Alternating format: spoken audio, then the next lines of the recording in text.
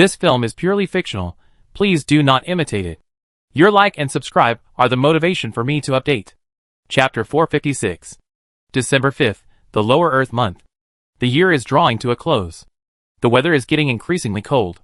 Several days of heavy snow have covered the entire hilly area in white. The frigid weather is perfect for staying at home. Civilians in various countries prepare supplies in advance before the cold weather arrives to minimize going out. Even adventurers will reduce the frequency of accepting quests.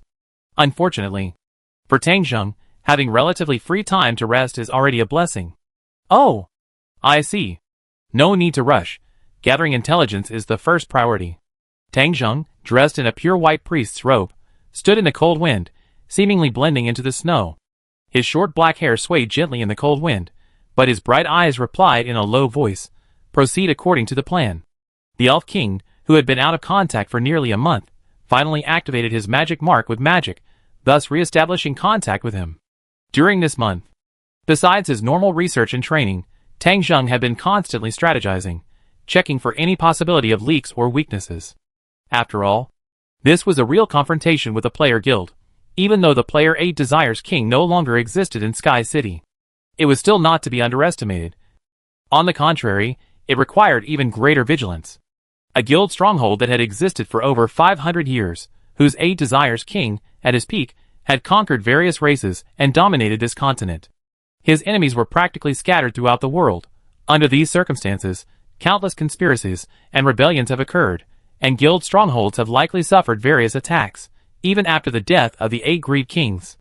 The true Dragon King's forces probably also probed or attacked Sky City. After all, the hatred between the two sides is etched into their very bones. However, Sky City still exists unscathed in the southern desert, the best silent proof of this. The world-class item Alluring Beauty is a strong guarantee, and the identity of the Elf King is an opportunity. Tang Zheng's exhaled air quickly dissipated into white mist in the cold wind. Even so, there are still many unknowns, making it a rather risky move. For me, it's quite risky, but in this world, there's no such thing as gaining without taking risks. Tang Zheng didn't have any unrealistic ideas. Sky City was one of the top forces he knew of in this world. If in the future, it were to confront the Great Tomb of Nazarick or the true Dragon King, Sky City requires cooperation and even the use of borrowed forces. Under these circumstances, he needs to use the Elf King to make contact and gather intelligence.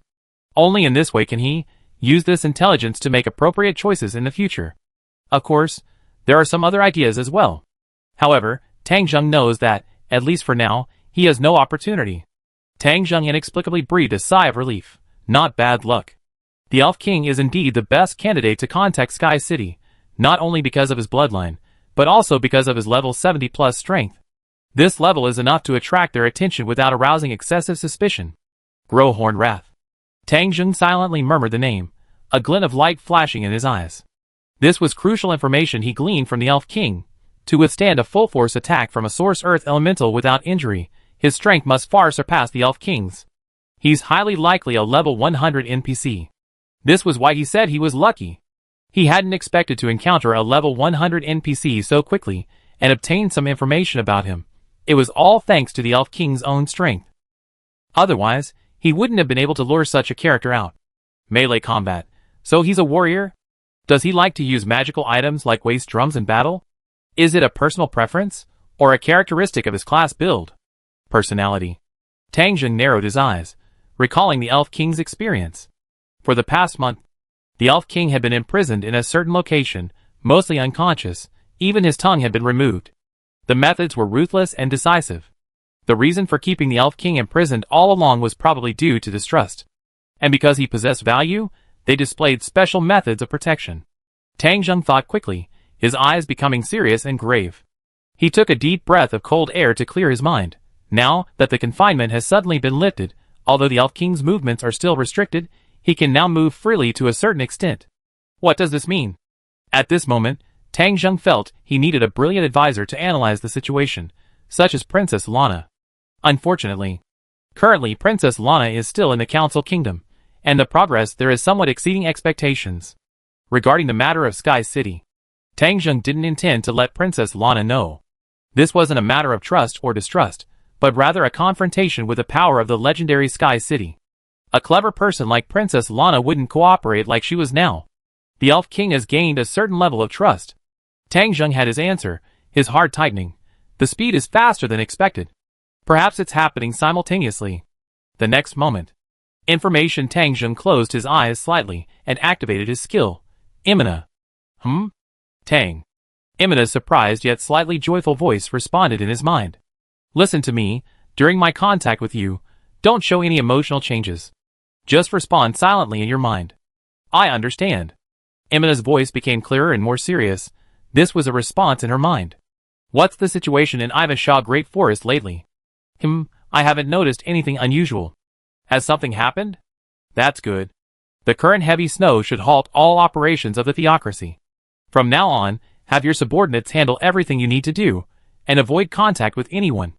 Especially that forest elf, Liz, whom you rescued before. She be under your personal supervision, just like you, and forbidden from any movement. In short, assume there's an enemy secretly monitoring your every move. Although Imina didn't know what had happened, she realized something serious had occurred and quickly replied with a grave expression, I understand. Cut off communication. Tang Zheng turned his head, gazing at the location of the Ivashaw Great Forest, his eyes flickering silently.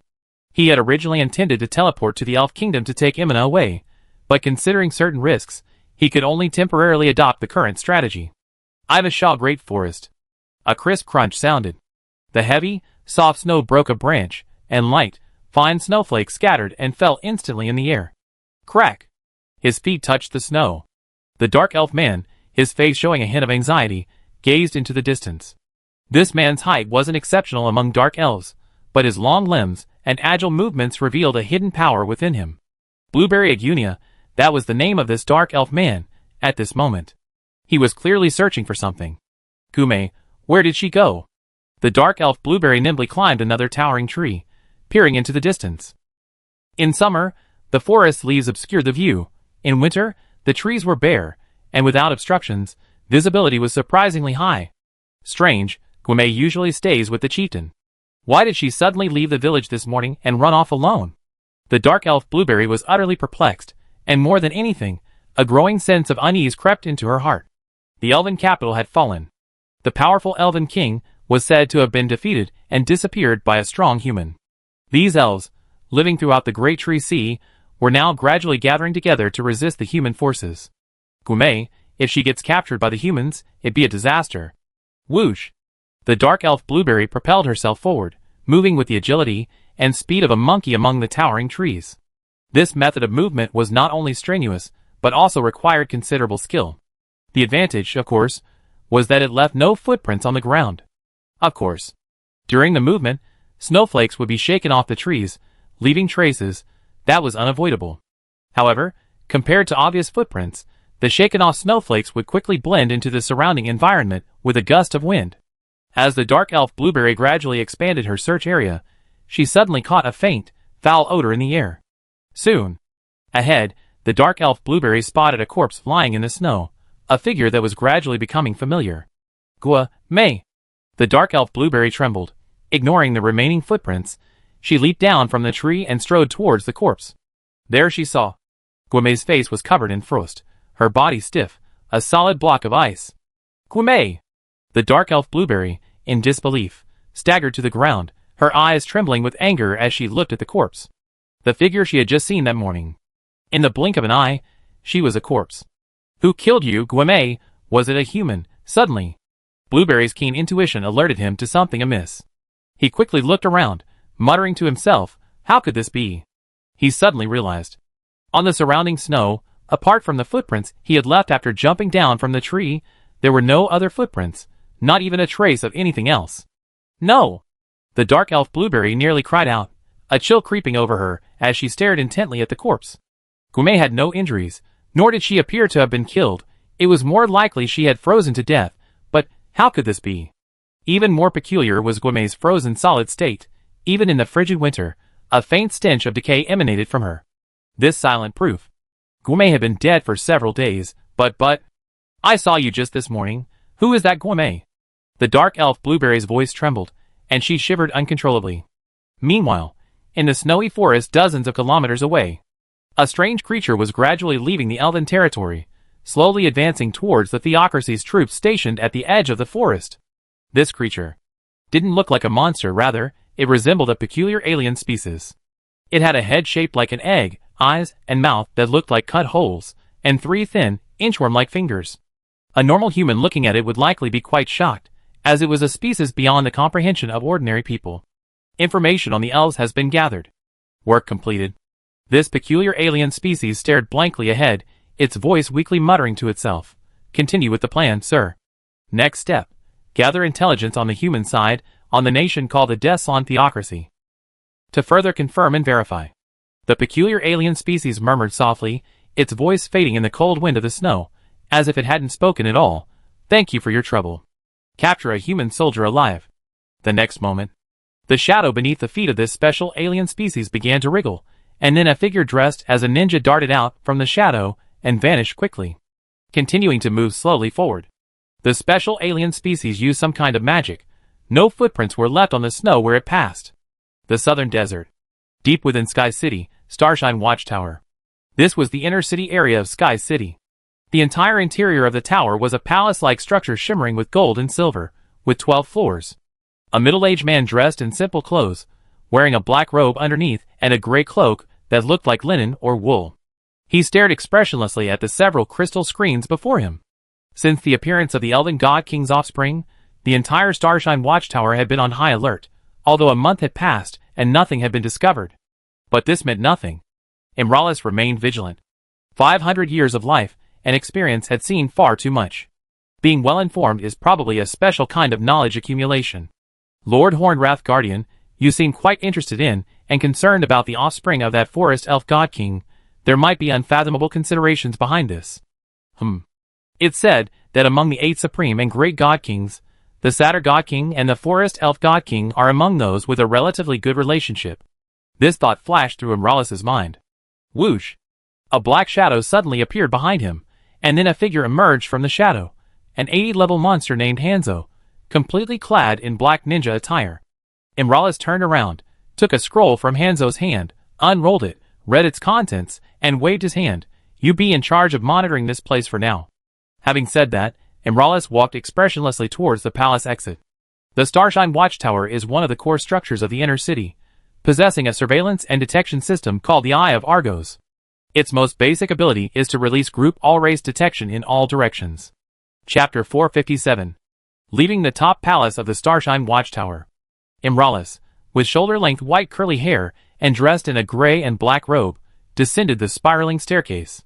His footsteps seemed measured with a ruler. Every step, every distance and angle, even the sound of his footsteps, was identical.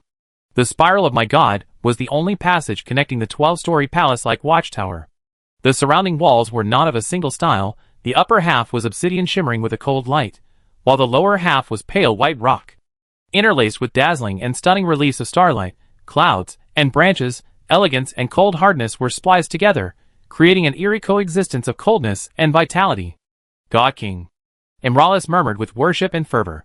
He had seen this watchtower countless times, a seamless masterpiece sculpted from a single piece. Yet, he still couldn't fathom how the God Kings had built it. Only the might of the Supreme God King can prevail. Imralis quickened his pace. Several guardians awaited him. There was a special item called the Guild Ring, which allowed free movement throughout the entire Sky City. It could also freely enter the Star Watchtower, which could detect and manipulate a portion of Sky City's power. Originally, only the 8 Supreme and Great God Kings possessed it, however. Imralis recalled something, his shoulders trembling, the seed of fear hidden within him sprouting instantly. As an automaton race, Imralis possessed a natural resistance to mental nullification, and should not be affected by emotions such as fear. However, that horrific upheaval was also a disaster, destroying everything. Imralis suppressed his chaotic thoughts. In short, the Guild Ring is currently only allowed to be worn by the Guardians, and there's a rule that it must be removed upon leaving Sky City. This is because of the turmoil caused by negligence in the past. Even among the many upheavals, that trouble didn't even rank high, but it was still etched in his memory. Therefore, despite his special status, he didn't have this honor.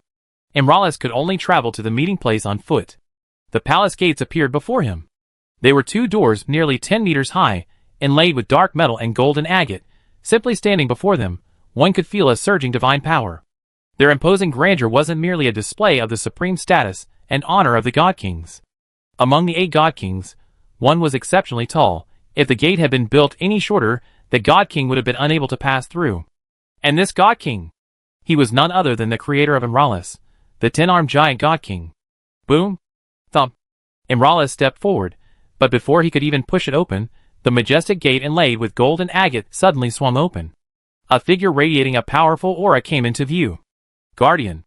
Imralis quickly stepped aside, his spine maintaining a perfect 15-degree angle, enough to show reverence without appearing obsequious. A calm yet dignified response rang out. This guardian, with his powerful aura, strode away without pausing for a moment. Imralis waited until the other person had walked a distance before rising again, suppressing his doubts, and entering the conference hall.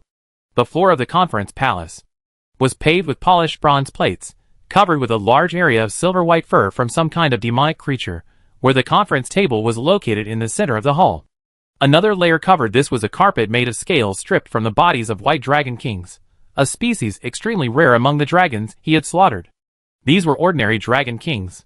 True dragon kings were extremely valuable, their entire bodies were treasures. Even the most extravagant person wouldn't use a true dragon king's scales as a carpet. Those arrogant dragons only deserved to be trampled underfoot by the God Kings. This thought flashed through Imralis's mind. Seeing the only figure in the conference hall, he quickly stepped forward. Guardian. Imralis bowed respectfully in return. Oh, it's the butler. Grohornwrath leaned back in his chair, holding a crystal glass filled with crimson liquid. He raised his right hand in greeting. How did things go? Butler was Imralis's nickname. The 10-armed God King liked to call him that, and over time, the Guardians followed suit. Imralis believed this was an unparalleled honor. Among the many races in this world, the meaning of butler was similar, representing a living symbol of an ancient and rigid hierarchy. It wasn't just the identity of a manager assisting their master, but also carried the connotation of guardian. This is the intelligence that has been relayed back. Butler Imralis stepped forward, his movements precise and humble, handing over the scroll containing the intelligence, then took a step back. Just in case, a total of 2 level 80 Hanzo mercenaries and a low-ranking dual-stage phantom were deployed this time. Grohornfury set down the crystal goblet, leaned forward, and unrolled the scroll.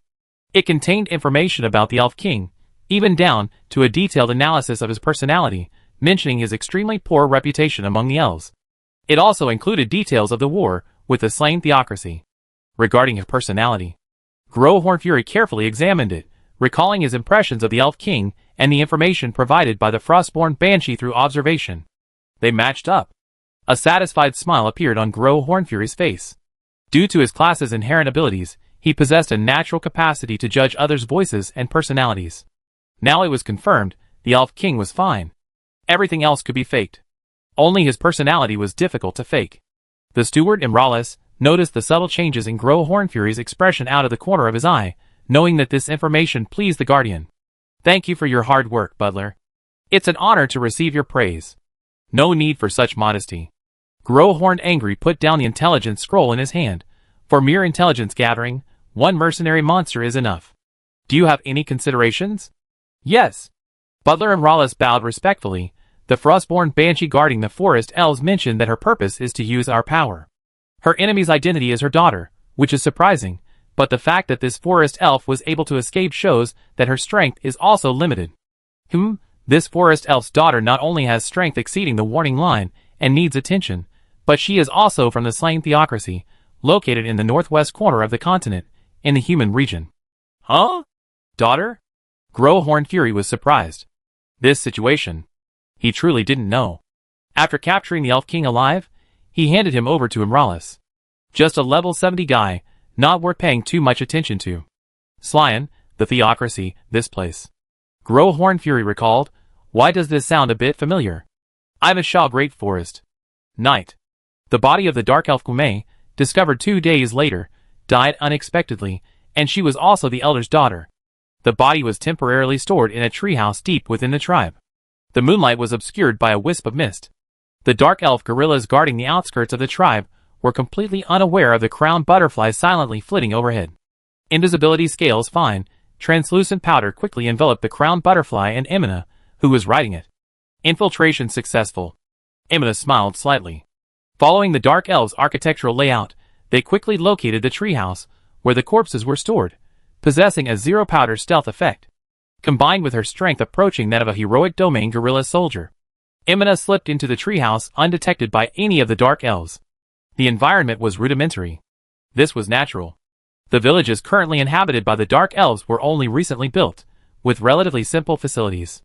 This included not only the Dark Elves, but also the other elven villages in the Great Tree Sea, faced with the fierce humans of the theocracy. The scattered elves were naturally no match for the army, so under Emina's leadership, they gradually gathered together. In the center of the room lay a wooden bed made of lush green leaves and branches, upon which lay a pale, frozen corpse. Emina couldn't fathom how the Dark Elves had managed to find tender green leaves in the dead of winter. Thank goodness it's winter. Emina sniffed the lingering stench of decay in the cabin, her nose wrinkling as if to block out the nauseating smell. I'm sorry, Miss Guimay, for disturbing you under these circumstances. After confirming she hadn't been discovered, Emina activated her magic mark and waited patiently. 1 minute. 2 minutes. Just as Emina was wondering whether to activate the magic mark again, the spot beside her was empty. Tang Zheng, having deactivated ninjutsu concealment, appeared out of nowhere, clearly having arrived earlier. You, when did you get here? Emina reflexively took a step back, startled. Her eyes narrowed, and she whispered fearfully, Could you have told me? Her stealthy actions, coupled with this sudden appearance, made Emina think, you can scare someone to death. Don't be nervous. Tang Zheng smiled easily. I already checked. Just relax. She's the anomaly you mentioned. Tang Zheng stared at the corpse of the Dark Elf, Guimay, his eyes narrowing almost imperceptibly. Yes. Emina became serious, stealing a glance at Tang Zheng's profile, her lips pursed, and she answered respectfully. Having witnessed Tang Zheng's true power, Emina placed herself in a lower position, even though he was the same as before. Explain in more detail, Tang Zheng said, stepping forward to examine the body closely. It's like this, Emina said. 2 days ago, the body of the Dark Elf Guimay was discovered. With her explanation, the entire sequence of events quickly became clear. Guimay, the Dark Elf, had clearly been dead for several days, yet she still appeared in the village and even interacted with many people. Someone was impersonating Guimay. The Dark Elves speculated that it was done by the theocracy.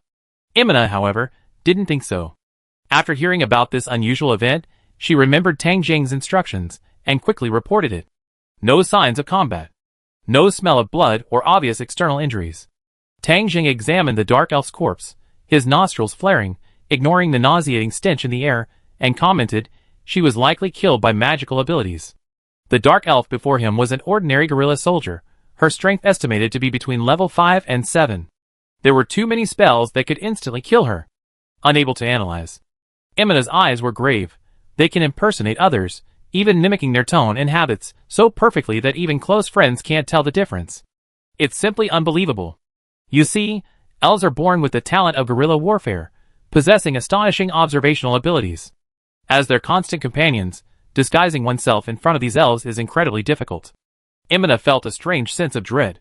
She felt that if the enemy were hiding right beside her, she probably wouldn't have noticed either. Tang, do you think that guy is still in the elven tribe? Emina asked in a tense, low voice. They should have left already. Huh? Emina was taken aback. The fact that the body was found already says something. Even if we can continue to change identities, it doesn't seem to make much sense. Tang Zheng shook his head. During the time of disguise, the Dark Elf tribe showed no other unusual activity, indicating that their purpose was to gather intelligence. A knowing glint flashed in Emina's amber eyes. This kind of enemy is too dangerous. Emina, with her experience as a former worker, was well aware of the trouble caused by such terrifying disguise abilities. The Dark Elf Guimay should have seen the imposter. Tang, you should be able to cast resurrection magic now? Emina's eyes lit up, as if she had thought of something. Resurrect this Dark Elf? That was indeed a method. Tang Zheng's gaze deepened slightly. Casting resurrection magic was a piece of cake for him. But, what if this corpse was intentionally discovered? Tang Zheng turned to look at Emina beside him, and spoke calmly. Emina's pupils contracted. Examine her carefully, Tang Zheng said. Emina's expression was tense. She stepped forward and reached out to touch the corpse of the Dark Elf Guimay. The body was still clothed, and to examine it properly, she would have to remove the clothes. Just as she was about to make a move, Emina paused, turning to look at Tang Zheng. She's a woman. Tang Zheng looked puzzled. Then he realized what she meant, his lips twitching slightly. He turned away, his back to the dark elf Guime's corpse. A rustling sound quickly came from behind him. The clothes on the body were probably frozen stiff, and Emina didn't want to cause too much damage, making the process difficult. Chapter 458. Emina's examination of the corpse was meticulous. This caused it to take longer, but thankfully it was late at night, and the Dark Elf tribe's guards wouldn't come to inspect the wooden hut where the body was stored. Tang Zheng stood with his back turned, his eyes thoughtful. The answer was obvious to him. The time when the Elf King was released from confinement matched the time when the Dark Elf Guime died. As expected, it was Sky City's doing. An unusual level of caution, actually sending people directly to the Great Tree Sea to gather information on the Elf King. Is it to further confirm his identity? Tang Zheng was slightly alarmed, but at the same time, he noticed an important situation. At least it shows that Sky City attaches a certain amount of importance to the Elf King. But that imposter, after leaving the Elf Kingdom, did he return to the southern Great Desert? Or did he have other purposes? This was what Tang Zheng was most concerned about now. And this answer, it needs further confirmation using the corpse of this dark elf. The impersonator, having gathered intelligence on the Elf King, returned to the southern desert. Would leaving behind a corpse have been pointless? We can't be hasty. If that's his personality, further speculation would be laughable. Therefore, Emina's examination results are crucial. This is... Emina suddenly noticed something, speaking in a low voice in surprise, followed by a rustling sound. A wound? Tang Zheng's gaze was like needles. What did you find? I'm not quite sure you come and take a look. Emina's slightly hesitant voice rang out. Tang Zheng turned to look at the corpse of the dark elf, Guime, whose abdomen was exposed to the air. Emina gently pressed her finger against the frozen, hardened navel. There's a tiny wound here. It's invisible under normal observation, especially inside the navel. Only by squeezing can this wound become visible. Emina paused, then, using more concise language, raised a finger. It was probably a long, sharp weapon, inserted into this dark elf's body through the navel. But there are much simpler ways to kill. Why go through all this trouble? Emina's eyebrows shot up, somewhat bewildered. Troublesome? Tang Zheng's eyes flashed with understanding. The only explanation is to cover up some act. Cover up? Emina. This dark elf's abdomen is flat, and there's no pain on her face, so it must have been done after death. Her internal organs may be missing. Tang Zheng's voice had become calm. Emina's eyes widened, a mixture of disbelief and confusion in her voice. How did you know? I didn't expect you to leave such a trap on purpose. Tang Zheng sighed softly, then, addressing Emina's question, explained, whether it's healing magic or resurrection magic, after the spell ends, the recipient's body will return to its initial state. For example, cutting a piece of flesh from a monster. With healing magic, the wound will heal, and the cut flesh will disappear. There's no such thing as infinite regeneration. Resurrection magic works the same way.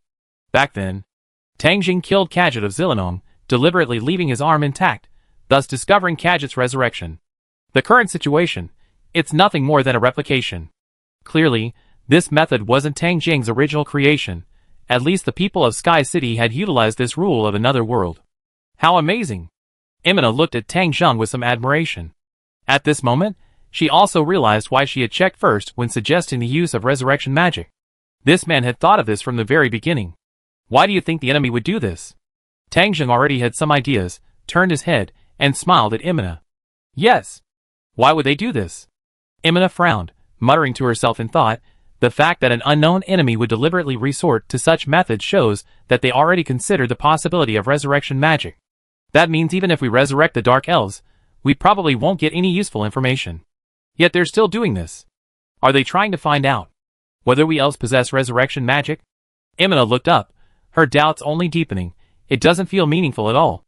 Until this moment. Emina unconsciously pursed her lips, feeling as if her heart was being gripped by an invisible force, cold sweat breaking out on her forehead. An unknown enemy is terrifying. And an enemy whose motives are completely unfathomable fills her with an inexplicable fear, as if shrouded in an invisible darkness. She suddenly realized. Why was Tang Zheng so serious before? This was completely different from their previous experiences in the kingdom and the empire. No. The enemy doesn't want to know if the elves possess resurrection magic. Tang Zheng shook his head. The elves living in the Great Tree Sea are natural gorillas. Even those elves with magical talent are mostly proficient in druid magic. Don't forget, they already gathered intelligence here. They already know whether the elves possess resurrection magic. Heh. Tang Zheng chuckled softly, his voice carrying a special emotion, like a hunter discovering his prey. What they want to confirm is whether this war between the Great Tree Sea Elves and the Slan Theocracy might be a ruse. They haven't left. Their next target is the Slan Theocracy. Tang Zheng's eyes flashed with a sharp light. Imina opened her mouth, her eyes filled with even more intense admiration. Hide and seek? Tang Zheng smiled slightly. I loved playing hide and seek when I was a kid. Knowing where someone is hiding is enough. The unknown enemy is terrifying. But once that veil of unknown is lifted, then let's have a contest. A cold, razor-sharp glint flashed in Tang Zheng's eyes. Which will get you the information you want and leave, or will I find you first? As far as he knew, there was a monster called Double Illusion, capable of reading the surface thoughts of those they were talking to and those around them, extracting information from the transformed character, and performing an act. During the transformation process, it was a special ability belonging to the mental manipulation system. However, for figures like Captain Godman and Zetsu Zetsumai, the information Double Illusion could glean was extremely limited. In the entire Theocracy, only 4 people knew part of Tang Zheng's information. Besides the 2 Godmen, there were only the 4 Elements and Clementine. As long as these 2 remained in a safe area, Tang Zheng didn't need to worry about his information being leaked. Furthermore, the transformation of the Double Illusion is imitation and performance. The mental manipulation techniques possessed by this monster only read surface thoughts, not actual memories. Simply put, no matter how similar, a fake is still a fake. We can't directly conclude it's a double illusion. Perhaps there are other monsters that can transform or imitate. Tang Zheng's figure flickered and disappeared into the elven tree. Meanwhile, the Council Kingdom. The kingdom's delegation, led by Princess Lana, finally concluded its month-long journey to other countries. Currently, Princess Lana and her party have left the Council Kingdom's central capital, Mitria, and are resting in a city near the border. Chapter 459. The Inn. This inn, with its name and decor, easily aroused suspicion in outsiders. The owner was a snake man. Princess Lana and her companions wanted to find another inn, but they had no choice, as this was the only one in the city. The most spacious room on the 3rd floor. The room was filled with luxurious, stately furniture, somewhat savage in style. The walls were adorned with fangs and hides of wild beasts and monsters. Swish, swish, steam billowed from the teapot. The fragrant black tea was poured into the exquisite teacups before him. Clem carried the teapot with precise and efficient movements. He no longer cared whether the inn was worthy of the princess, because 2 groups that could be called heroes had silently infiltrated the inn and entered the rooms. I'm sorry to have kept you waiting, everyone, Clem said sternly, carrying cups of black tea to the guests in the room. He knew his expression was a bit stiff. As the princess's servant, such an expression was indeed inappropriate, but the more nervous he was, the more likely he was to have a stern face. Clem tried to force a smile, but what came out was a tense and awkward expression. Oh, it's tea brewed by the little virgin. Kegren looked at the teacup placed in front of him, letting out a hearty laugh, deliberately sizing up Clem. I'm going to have a good taste of it. Clem felt extremely uncomfortable, but forced himself to remain calm and continued serving the tea. Tina and Tia smiled slightly. Klein walked to the opposite side of the sofa, where a lazy man sat with his legs spread apart, arms bare, reclining on the sofa. Yawning, looking languid. Click! Clem gently set down his teacup, then carefully retreated behind Princess Lana, standing ramrod straight. Ah, the taste of home. The languid man chuckled, casually picking up his teacup and taking a sip, then looked at Clem. Your tea brewing technique is a bit stiff, you need more practice. I heard you're a virgin. Shall I introduce you? The demi-human women here are quite charming. Yes. Clem responded immediately, then realized what he said, hastily raising his hands to his chest and stammering, No, no. Everyone present was of high status. Apart from Her Highness the Princess and her guards, Reyna and Gazef, the rest were divided into 2 groups. All were heroic figures. They were also 2 of the kingdom's 3 steel-class adventurer teams, Azure Rose and Crimson Dewdrop. Your Excellency Aziz. Clem has already tried his best. Please don't be too harsh on him in this regard. Princess Lana gently placed her hands on her knees and spoke softly. Besides, this child is still very innocent. The princess. Clem's eyes instantly reddened, a surge of emotions rising within him. Naturally, the princess wouldn't travel without maids, but the situation inside the house was special, and not suitable for ordinary maids to know. As a guard, Clem had temporarily taken on the role of a servant. Uncle. A strand of slightly curled golden hair swayed gently across Lagis's forehead as he spoke, his voice slightly more forceful. He was reminding Aziz not to be impolite. After all, Clem was, after all, the princess's guard.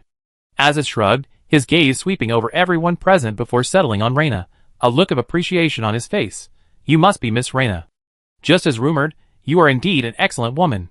Reyna gave the seemingly frivolous fellow a cold glance, then looked away, completely ignoring him. This scene, at the sight of everyone present, except for Princess Lana, caused slight emotional shifts. Even Iberia subconsciously glanced at Lagis, lowering her head slightly as if in thought. It was truly unexpected. This guy was actually the leader of a steel-rank adventurer, and a relative of the demon captain? It's quite surprising that the two of you are here, Princess Lana said, pausing the delicate atmosphere. Could you explain? Crimson Dewdrop was already stationed in the Council Kingdom, so her presence here wasn't unexpected, but Azure Rose's appearance alongside her. That's truly unexpected. Of course, it's because the two princes are worried about your safety. Aziz casually shifted his position, resting one arm behind his head. My two brothers? Princess Lana's face showed surprise. No wonder you're called Golden. Aziz remained languid, but his gaze became more serious. Truly remarkable, Your Highness Lana. Even the people of the Empire probably didn't expect that those high and mighty dragon kings would be persuaded by you. I'm really curious how you did it. Princess Lana's demeanor was natural and elegant, and she gave a slight bow. You flatter me too much, Lord Aziz. Clearly, she had no intention of explaining. It's like this, Lana, Lagis began, her tone much more concise and relaxed given their close friendship. We're here because His Highness the First Prince and the Second Prince, on behalf of the Adventurers Guild, issued a request for us to protect you back to the kingdom. The success of this meeting exceeded everyone's expectations. The two princes were worried that the Empire might take some crazy actions. Lagis paused here.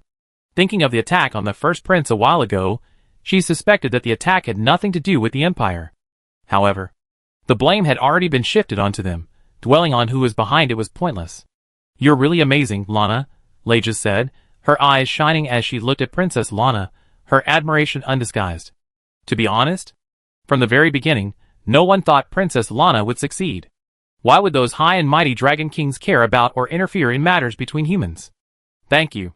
Princess Lana blushed, looking embarrassed. You're amazing too, Lagis. I haven't even congratulated you on becoming a steel-rank adventurer yet. Yawn. Aziz opened his mouth and let out a long yawn. Could you two talk about compliments later? Uncle. A vein bulged on Lagis's forehead. Don't keep looking around like that. Huh? So that's how you see me, my dear niece? Aziz replied. Shut up. Lagis immediately interrupted. Don't say such disgusting things. By the way, you provided Lana with the information about the Dragon King, didn't you? So, you should know the Platinum Dragon King? After all, you already established your adventurer's base in the Council Kingdom. Aziz raised an eyebrow. Sort of. Uh-huh. Lagis's voice cracked with anger. You actually concealed such an important matter. Do you know Lana has been neglected here for a month? Seeing Lagis shifting the blame onto him. You can't just say things like that. Aziz corrected. Knowing someone is knowing them, being familiar with them is another matter. Like our Golden Princess, everyone in the capital knows of her existence. If she appeared on the street, many people would recognize her. However, Aziz raised his arm, shaking a finger. Even a princess wouldn't recognize everyone who greets her. I seen the Platinum Dragon King, but that doesn't mean the Platinum Dragon King has seen me. Faced with this barrage of rebuttals, Lagis's emerald green eyes widened in surprise, speechless for a moment. Excuse me. Suddenly, a neutral voice, devoid of emotion or gender, rang out. Everyone looked in the direction of the voice. Iberia sat up straight, her crimson eyes behind the white mask meeting the faces of everyone present, especially Princess Lana, who remained smiling. Is the Council of Kings truly a good ally? To coil a serpent atop a scepter, even with its intimidating power, makes it easier to suffer a backlash. The air fell silent. Princess Lana's face showed a sorrowful expression, seemingly a choice made out of utter helplessness. However, deep within Princess Lana's gaze lay a detached indifference. The kingdom's loss was insignificant in her eyes. Important. She accomplished the first task Tang entrusted to her. December 15th, Lower Earth Month. Princess Lana's delegation encountered several attacks on their return journey. Fortunately, they were protected by two teams of steel-rank adventurers, as well as Renas and Gazef. Thus, they returned to the capital safely. Hillis region. Trying to negotiate with a tiger for its skin, Tang Zheng exclaimed sincerely. This wasn't a self-assessment, but rather an assessment of the alliance formed between the kingdom and the council. The so-called alliance was an alliance formed by two sides of roughly equal strength. The gap between the kingdom and the council was so vast that it was impossible to assess. Even though Tang Zheng was the one who pushed this forward, to be honest, Tang Zheng was equally surprised. He hadn't expected Princess Lana to actually succeed. The council was ruled by 5 dragon kings and a platinum dragon king.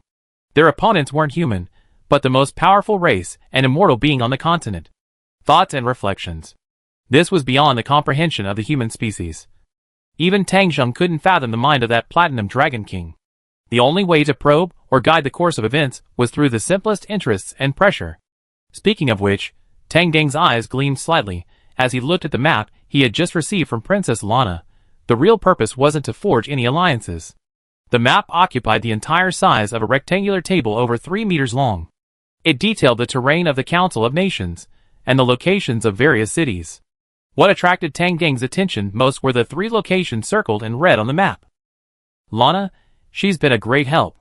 Tang Zheng murmured to himself. Even though I overestimated her, I still realize I underestimated her a bit.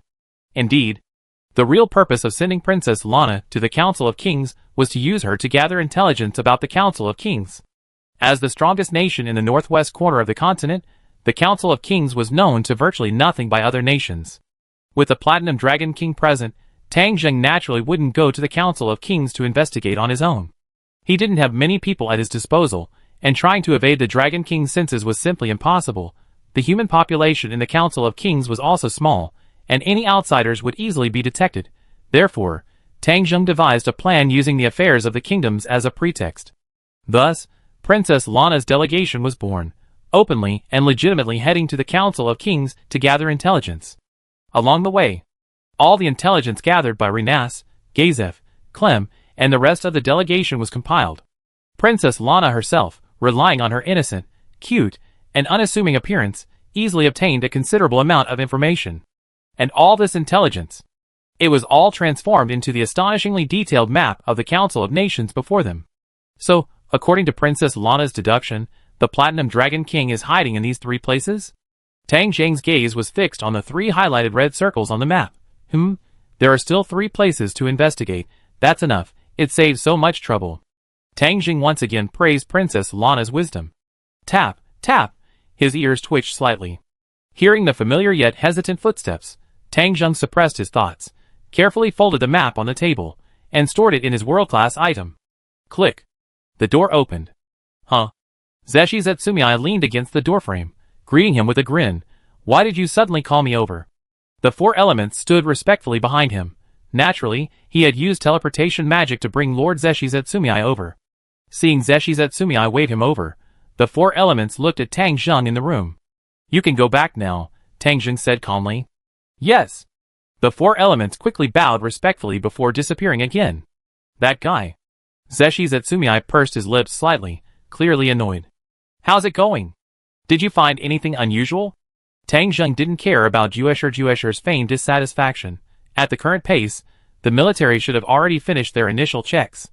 Juesher crossed his arms, shook his head, and his white braid tied behind his head swayed. Not in the military. Or perhaps the checks weren't thorough enough. Or maybe they already infiltrated the slain theocracy through some means. Tang Zheng frowned. He had been paying close attention ever since discovering Sky City's actions. Looks interesting. Seeing Tang Zheng's interested expression, Juesher licked his lips, his eyes burning with desire. Someone I can imitate.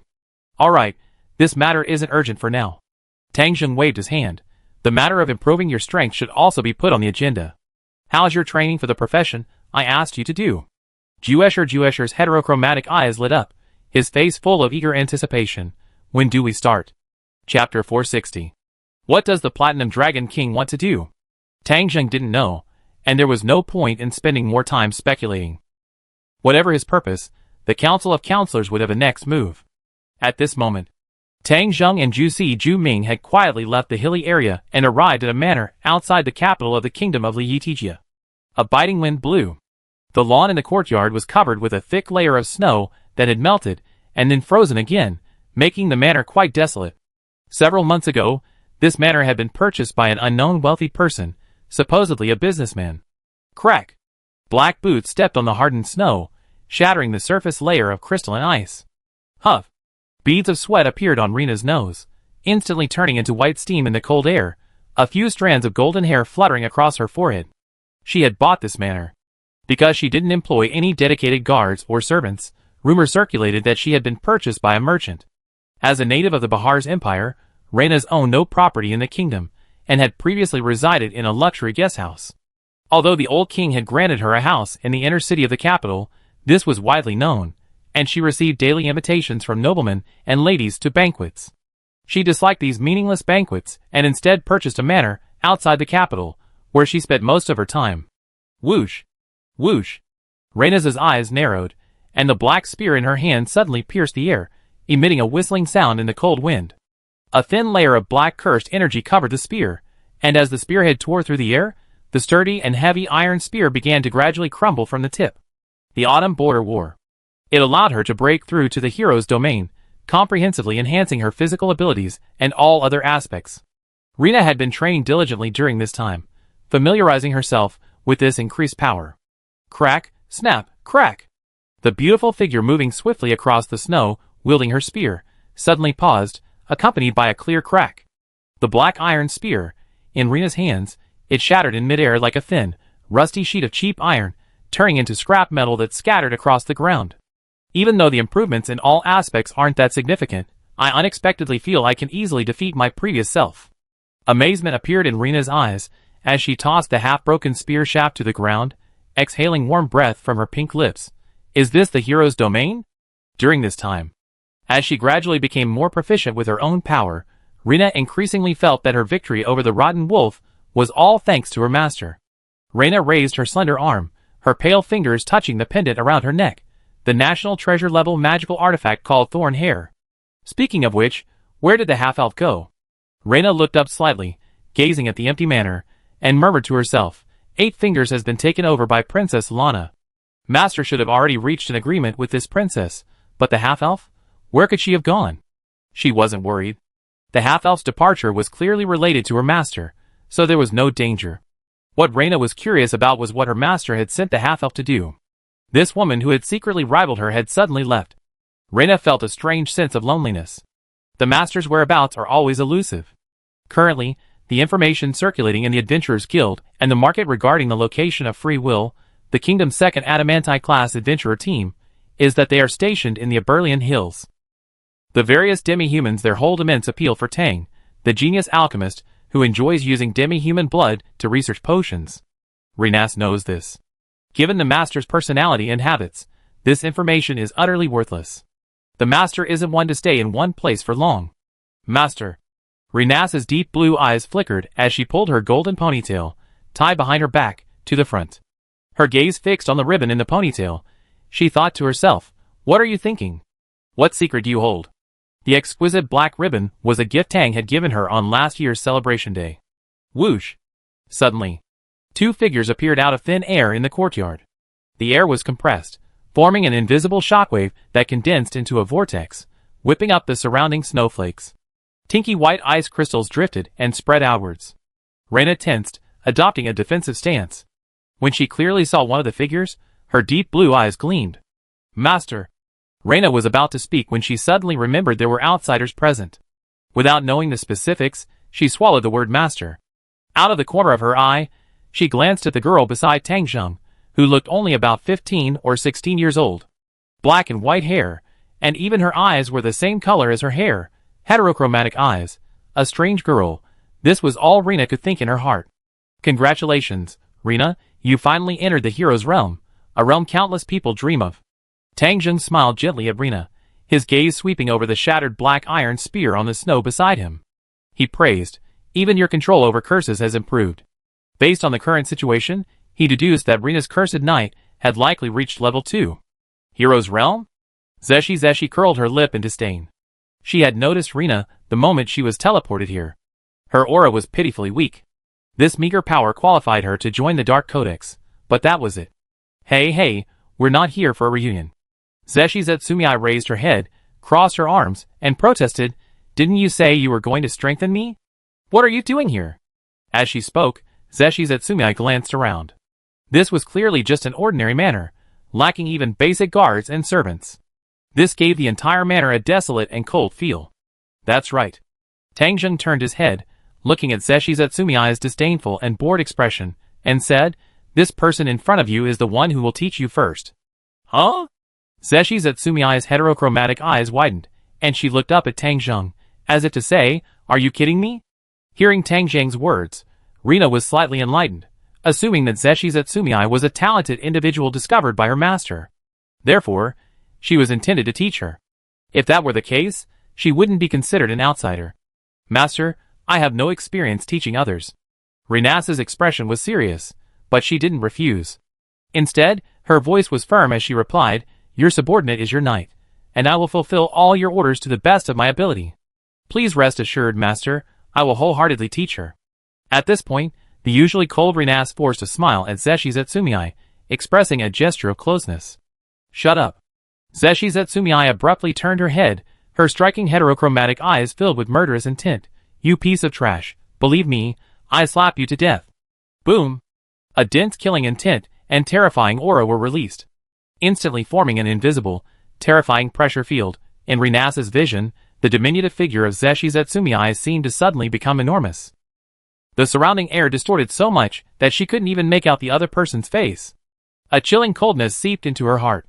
Rina instantly broke out in a cold sweat, unable to control her breathing, a deathly shadow seeming to engulf her. At this moment, Rina felt she was no longer facing an ordinary girl, but an indescribable, invincible monster. What is happening? I'm a hero who has stepped into the hero's realm. Why? Rina's mind went blank, her body stiffened. As a hero, she didn't even have the courage, or the ability to resist. And this was only due to the influence of the other person's aura. "You're the one who should shut up."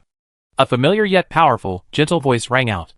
The terrifying aura and pressure vanished instantly. Huff. Rina's stiff body regained consciousness, panting heavily. Her shoulders swayed, and she staggered to her knees. Drip. Sweat dripped down her cheeks and chin, wetting the snow on the ground. Rina slowly raised her head, and saw her master's hand pressed against the terrifying girl's head. "Don't be so arrogant." Tang Zheng pressed down on Zeshi Zetsumii's head with one hand, his black and white hair covering his fingers, his tone coldly reminding her, "I wasn't joking. Strength doesn't mean understanding your profession, technique, knowledge, awareness, beliefs, etc. It doesn't mean you be stronger than the weaklings you speak of. You only possess superior bloodline, which makes you strong." Feeling the warm hand pressing on her head, Zeshi Zetsumii's nape trembled almost imperceptibly, and an unnatural blush appeared on her displeased face. "Let go of my hand." Zeshi, holding Tang Zheng's hand, abandoned her usual deliberately sweet tone, instead protesting loudly, and somewhat unnaturally, "Do you know how much effort it took to style this hair?" Despite her obvious dislike, Zeshi only verbally protested, neither shaking off his hand nor attempting to slap it away. Not far away, Rina's deep blue eyes stared blankly at the girl opposite her. That terrifying, monstrous girl, in front of her master, though shouting and yelling, truly acted like a normal girl. Such a monster. Rina's lips trembled slightly, her swan-like neck twitching a few times. In the normal understanding of this world, only another, even more terrifying monster could subdue a monster. "She is my knight," Tang Zheng said solemnly, raising his hand that had been pressing on Zeshi Zetsumii's head. "Furthermore, as your next instructor, even if I cannot be your true teacher, you must still show her the appropriate respect, Miss Zeshi." Tang Zheng somewhat agreed with Zeshi Zetsumii's hair theory. He recalled his school days in his previous life. Hair was probably the most taboo subject, a deep-seated resentment. Zeshi Zetsumii was over 200 years old. According to her elven bloodline, she wasn't actually that old. Women at this age probably liked to dress up. Tang Zheng felt he needed to show some respect in this regard. "Ah, that Reina." Zeshi Zetsumii's voice became sweet and light again, whether she had genuinely forgotten Reina's name or was deliberately drawing out the words. "Reina. Oh, Reina, I didn't mean it just now." The little interlude ended. Rina and Zeshi Zetsumii stood on the training ground. "Rina, just attack this Miss Zeshi with all your might using the power of the Cursed Knight," Tang Zheng said from a short distance away, giving a signal and reminding her again, "Miss Zeshi, you are not allowed to dodge or counterattack any of Rinas's attacks from now on." "I understand." Zeshi Zetsumii waved her hand rather boredly. The absolute difference in strength made her believe that Rinas couldn't possibly hurt her. Attack freely. "I understand." Rinas exhaled, her eyes gradually hardening. Value. It had always been what she valued most. Upon entering the hero's realm, Rinas believed she had finally reached the same level as her master. Now she realized it was just laughable self-righteousness. For a brief moment, she felt lost and powerless, wondering if she, this so-called guardian knight, truly had any value. Then, an unwilling will broke through her confusion. "Then show greater value, Rinas." "I'm going!" Rinas raised her black spear, roared, and her golden ponytail danced in the air like a golden streak of light as she charged towards Zeshi Zetsumii. Dark wave. A dark curse, like a thick fog, erupted from Rinas's body, forming black energy that swept over Zeshi Zetsumii. The black spear, enveloped in the curse energy, transformed into sharp black starlight. "Huh?" Zeshi Zetsumii's previously lazy gaze shifted slightly. The black energy caused her body to stiffen. A movement-impeding technique? Bang! The black spear pierced fiercely into Zeshi Zetsumii's chest. In Zeshi Zetsumii's eyes, what wasn't a particularly powerful blow generated an explosive force the moment it touched her body. Without any obstruction, she took the full force of the blow. She staggered. Zeshi Zetsumii's upper body leaned slightly backward, taking 2 steps back. She used her left foot to stop herself, looking down at her chest. Her clothes were torn at her chest, revealing her fair skin underneath. There was a clear red mark where the weapon had struck. "It hurts a little." Zeshi Zetsumii suddenly looked up, staring at Rinas, a smile curving her lips. "Interesting." Completely unharmed, Rinas's pupils trembled. "A monster." "Continue." A leisurely voice came from not far away.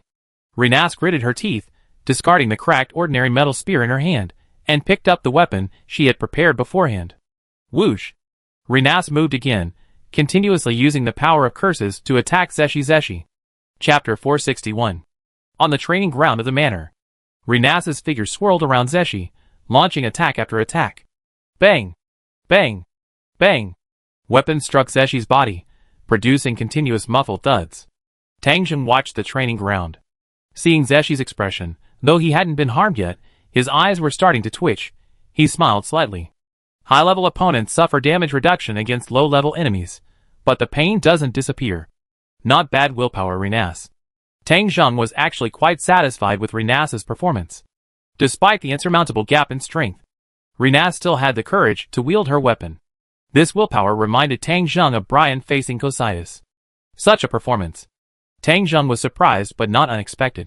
Rinas was different from Brian. The betrayal of her family, and the curse of disfigurement had subjected her to unimaginable torment.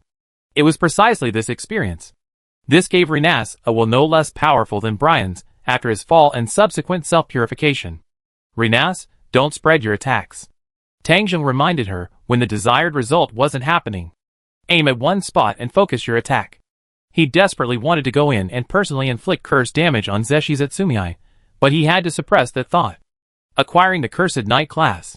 Tangjung didn't have a normal way to acquire the class. He could only imitate Rinas's process. That's right. It was about inflicting curse damage on Zeshi Zetsumii. Using the power and influence of the curse, he attempted to activate the Cursed Knight ability in Zeshi Zetsumii. The influence of the curse doesn't necessarily grant a class. Linus's acquisition of Cursed Knight had an element of luck involved. Tangjung pondered his plan. However, Ju Ming is different. She already possesses the degraded version of Valkyrie. With such a class, there's a relatively high probability of activating the Cursed Knight class. Ju Ming absolutely needs to activate this class. Without the prerequisite class, Valkyrie will remain a degraded class. Tang Jing's special classes all have prerequisite classes. For example, Valkyrie Curse Knight, Magic Transcender Mad Mage, World Connector, and Primal Chanter prerequisite Dragon Transcender. Otherwise, his special classes would also become degraded. Ha ha ha. Zeshi Zetsumii suddenly let out a suppressed laugh, his lips twitching as he instinctively raised his hand to grab at Rinas, who rushed towards him before she could react. A guy like you actually managed to hurt me. Be proud. 5th tier Magic Sand Domain. Whoosh. A blue magic circle appeared out of thin air beneath Zeshi Zetsumii's feet, followed by a torrent of quicksand that enveloped him. binding him in place. Bang! Renas finally reacted, pushing off the ground and quickly retreating, creating distance between them. Tang Zheng looked at the panting Renas, nodded to her after confirming she was unharmed, and then released the binding spell Sand Domain. That's enough for today. Huh? Zhu Ming's excitement vanished as if doused with cold water, blaming himself for his earlier actions. Just now I understand. Tang Zheng seemed to understand, offering no blame. Zhu Ming's quiet, unwavering stance, allowing Reina to attack for so long, was already beyond his expectations. You must both be wondering. Tang Zheng knew that Zhu Ming and Reina probably still didn't understand why they had acted this way. Take a look at the wound. There it was. On Zhu Ming's chest, there was a shallow, fingertip-sized wound, oozing a trickle of blood. Upon closer inspection, one could see subtle black curse energy emanating from the outer layer of this shallow wound. What kind of wound is this? Zhu Ming glanced at it, casually raising his palm towards the wound. Minor injury healing. A holy magical light was released, covering the wound. She possessed the priesthood, having chosen it specifically to master healing magic for use when injured in battle. The light faded. Huh? Juesher's eyes widened in surprise. It was just a tiny wound, the size of a thumb, which she could normally heal on its own without healing magic. But now, casting healing magic hadn't healed it at all. This was clearly abnormal. This is the Cursed Knight, Tang Zheng explained. It's a class that can manipulate curse power for attacks. The Black Knight, one of the 13 heroes, possessed this class. His powerful curses couldn't be healed by low-level healing magic. Juesher wasn't stupid. He was gradually realizing what was happening. You want me to acquire this profession? Juesher asked, glancing at Reina with a hint of surprise. That's right. Tang Zheng nodded. To acquire this profession, you must first come into contact with the curse, triggering it through the power of the curse. This profession is crucial to you. Is this what you need to ask Reina about? This process is also beneficial to Reina, allowing her to more skillfully master the power of the Cursed Knight, and even level up. In fact, Tang Zheng could also use this profession to inflict significant curse damage on Juesher, but he didn't intend to reveal his warrior's abilities. The so-called trump card is a power unknown to outsiders. For the next few days, Tang Zheng and the other two stayed in Reina's manor. Juesher seemed to be less affected by the curse's power due to his high level and strong resistance in various aspects. Reina could only painstakingly inflict several more wounds on Juesher. December 20th, the second month of the lunar calendar. Yilantir. As the year drew to a close, the air grew even colder, yet the streets became bustling with activity. Commoners, adventurers, and nobles residing in the city all began preparing supplies for the New Year's Day of prayer. Noon. The sky darkened. A fast-moving dark cloud obscured the sun, and the lively atmosphere in the central square of Yilantir paused. The shadow blocking the sunlight gradually widened. In the square, some people looked up, squinting at the sky. Some were already preparing to cover their goods. The recent heavy snowfall suggested another possible snowfall. The dark clouds in the sky began to grow larger. Some noticed that the clouds weren't moving slowly like normal clouds, but rather at an abnormally fast pace. A buzzing, booming, first came a low, humming sound, then grew louder, like a gale or thunder. The air seemed to thicken. Countless figures in the square felt a strange unease, a palpitation rising from within. Ordinary people couldn't describe it. Adventurers, however, knew exactly what this feeling was. It was the body's natural reaction to encountering a powerful monster. The cloud lowered in height. The outline appeared. It wasn't a cloud. Nearly 50 meters long, its two pairs of wings spread, making it appear even larger. The enormous shadow it cast, blocking out the sun, enveloped the entire square. Covered in azure scales, with spiraling horns atop its head, its wings flapped gently, its posture elegant yet majestic. Silence. Dead silence. A clang. An adventurer's eyes widened, his hand loosening its grip on his weapon, the short sword falling to the stone pavement with a crisp clatter. This sound was like a chain reaction. The plaza instantly erupted into chaos, filled with panicked, suppressed screams. A dragon. A real dragon. A dragon king that existed only in legends, even in the tales of bards. This was a mobile calamity capable of easily destroying the fortified city of Yilantir. No one knew why the other party had appeared. Princess Lana's mission to the Council of Nations, while not exactly a secret, was not something ordinary people could know. Most of the people either fled in panic or knelt on the ground praying. The Azure Dragon King. Stilia Myron Silk, one of the 5 lifetime counselors of the Council of Nations. A weak, inferior race. The Azure Dragon King's cold, amber-colored vertical pupils swept across the chaotic human city below, offering his assessment. Dragon wings unfurled. A shadow slowly passed over Yulantir, and the cold winter sun once again shone on the earth. The dragon's figure gradually turned into a black dot and disappeared into the horizon.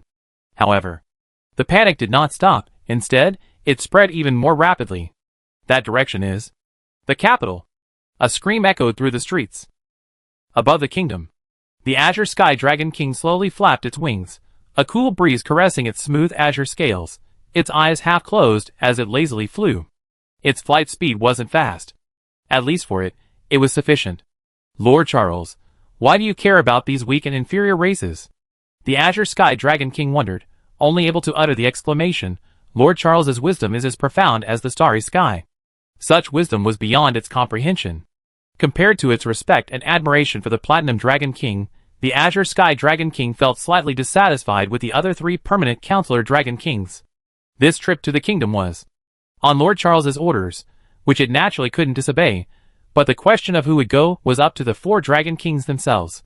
The Obsidian Dragon King was the strongest, and since the other Dragon Kings refused with a firm attitude, the other 3 Dragon Kings had no choice. The Diamond Dragon King paid with a batch of precious and beautiful ores as payment. That guy always managed to find incredibly valuable veins, leaving only the Azure Dragon King and the Worm Dragon King, and the result? I also hate winter, the Azure Dragon King thought to himself, though winter didn't really affect it. The Worm Dragon King feared the cold, and spent most of its winter sleeping underground, reminding it of the ancient Red Dragon, who also hated winter. And then, there were the eccentric Frost Dragons, who lived in the Angelicia Mountains, and established their own family. It felt slightly curious about these 2 fellow dragons. They hadn't had any contact before. Neither the ancient Red Dragon nor the Frost Dragon could be called a Dragon King among the dragons. Their status was naturally lower than its own. This time, leaving the Council Kingdom, it made a detour to the Angelicia Mountains, and did see the Frost Dragon family, but didn't find the ancient Red Dragon. The Azure Sky Dragon King's thoughts drifted slightly. He realized he wasn't particularly concerned about this trip to the kingdom. It was precisely because he had taken such a long detour that the Azure Sky Dragon King had passed over Yulantir. His flight path was undisguised. The Azure Sky Dragon King had even deliberately lowered its altitude, allowing ordinary people to see its majestic form. This was a reward. With an unspoken arrogance, the towns and villages in the Azure Sky Dragon King's path descended into chaos. The royal capital, Rias. The moment the Azure Sky Dragon King's figure appeared in this ancient royal capital, the entire city erupted in commotion. The guards on the city walls screamed in utter terror. Dragon? Dragon! Run! The entire capital seemed to plunge into the apocalypse in an instant. Faced with the legendary dragons, not only ordinary people, but even elite soldiers and adventurous ninjas felt no will to resist.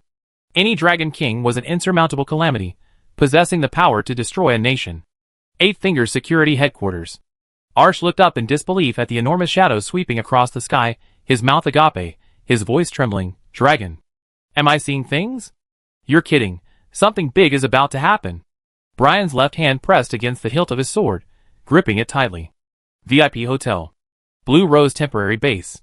Kegrin, Tina, Tia, and Iveria stood silently before the huge glass window, gazing at the sky. Where's the demon leader? Tina asked hoarsely. Tia, in the royal city, I suppose. A brief silence fell.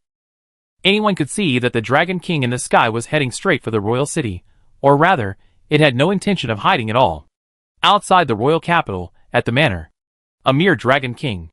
Zeshi's heterochromatic eyes coldly stared at the sky, revealing sharp canines, his anger bordering on neurotic. How arrogant. Should I kill it? Tangjing didn't respond, calmly glancing at the sky. He knew Zeshi was emotionally unstable at the moment, and the reason for its anger wasn't the suddenly appearing Dragon King. It was because the Cursed Knight class hadn't made any progress recently. Should we take a second approach? Tangjung frowned slightly, turning to Renas beside him. Renas, go back to Princess Lana's side first. This Dragon King's direction should be towards the royal city. I need to know its purpose in appearing in the kingdom. Has the Platinum Dragon King finally made a move? Princess Lana had only just returned from the Council Kingdom. Was it impatient? Or was it plotting something deeper? Chapter 462. The air grew increasingly oppressive. Crack! Queen Lambusa III's expression stiffened slightly. Her withered fingers unconsciously clenched, making a soft crack sound as they rubbed against the scepter in her hand. Her expensive, heavy brown and white sheepskin cloak, which possessed a weak magical effect and provided warmth in winter, now seemed to have lost its insulating properties. Queen Lambusa III felt a chill run through her entire body. The Dragon King, who loved glittering treasures, ignoring those priceless magical gems, this was a dangerous sign. The Azure Sky Dragon King remained silent, calmly surveying the weak and inferior humans below, taking in their emotions.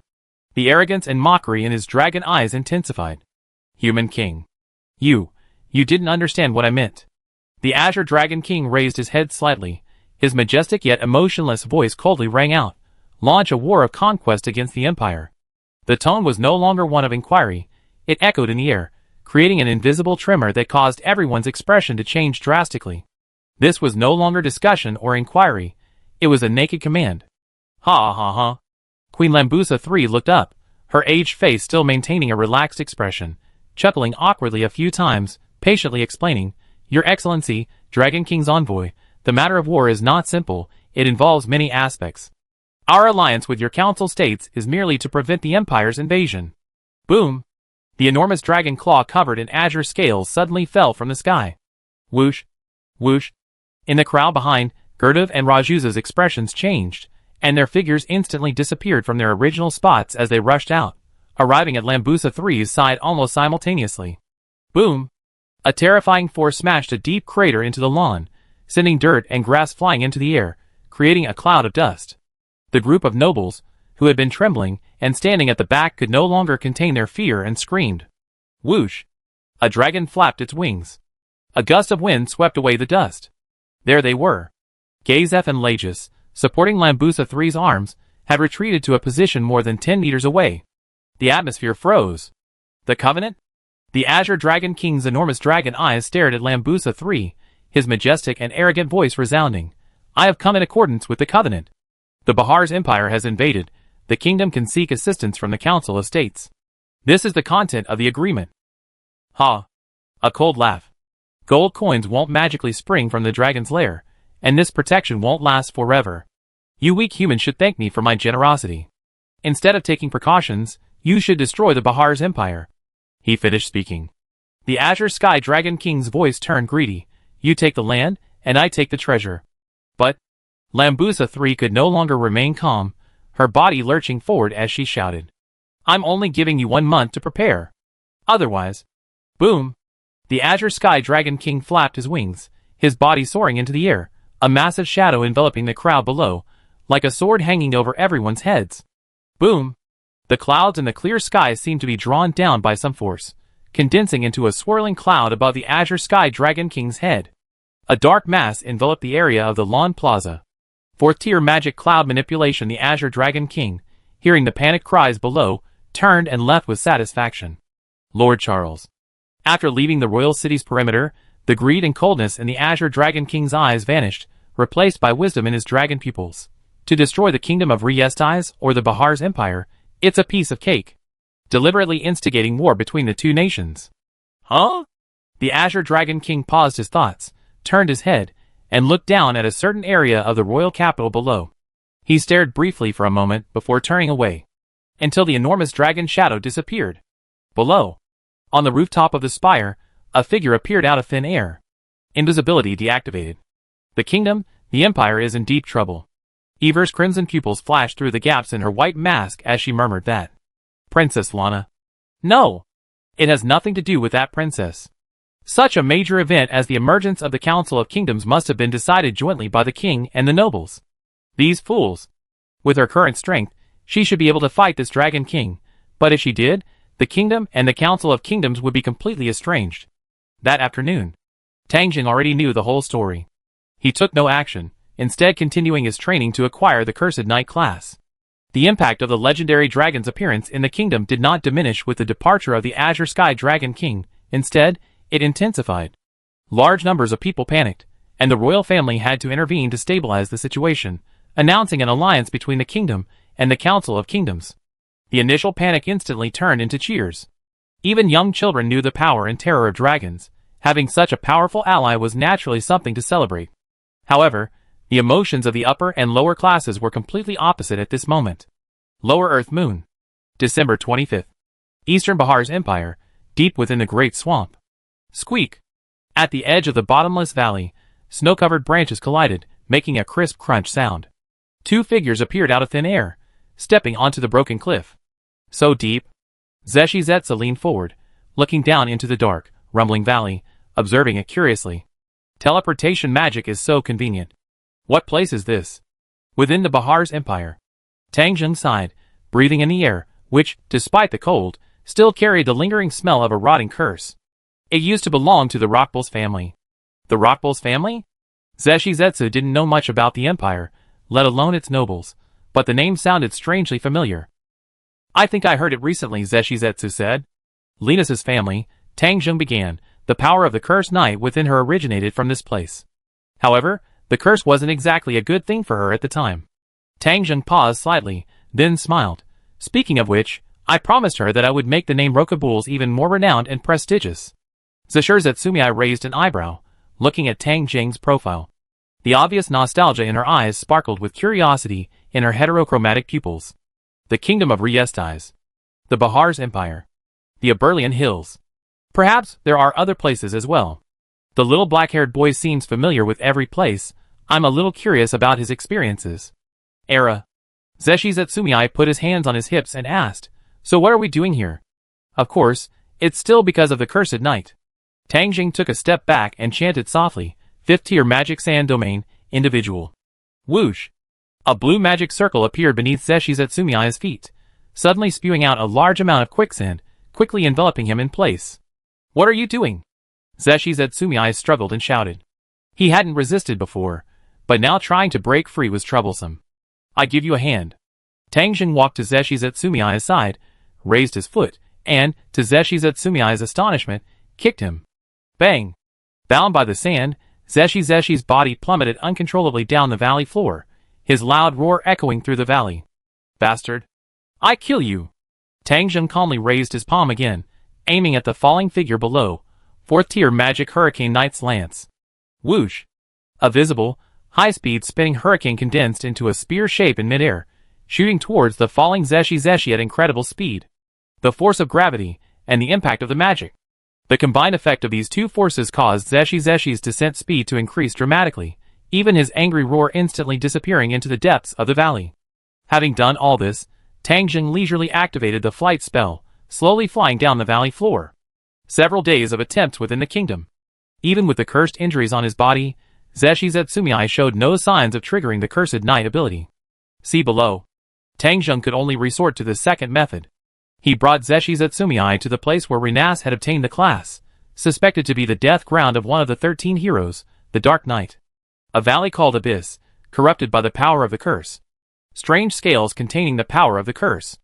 Already devoured by flesh armor, but that scale had been in the depths of the valley for hundreds of years, and the corruption of the cursed power had long since permeated this land.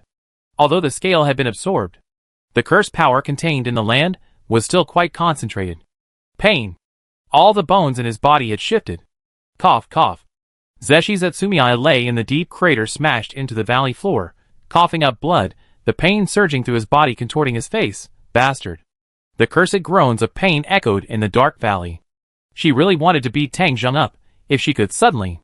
A bright flash of flame illuminated the bottom of the dark valley. The Archangel of Flame, radiating a faint, shimmering white light, wielding a great sword engulfed in flames, swiftly descended from the sky. It stopped above the realm of death and death. Following this was the voice that greeted her desire to beat the guy up. I went a little too hard. You're not dead, are you? Tang Zheng slowly descended from midair, speaking apologetically, but his tone held no remorse. You always have to pay a price to become stronger, don't you? Thump! Tang Zheng's feet landed steadily on the uneven, rocky valley floor, clearly sensing the intense, noticeably cursed aura emanating from within. Possessing the night vision passive ability of Dragon Clan Transcendor, Tang Zheng could clearly see everything around him even in the depths of a dark valley. However, Zhe Ming lacked this ability, so he summoned a flame archangel to use as a light source. You bastard! Blood trickled from the corner of Zhe Ming's mouth with each word.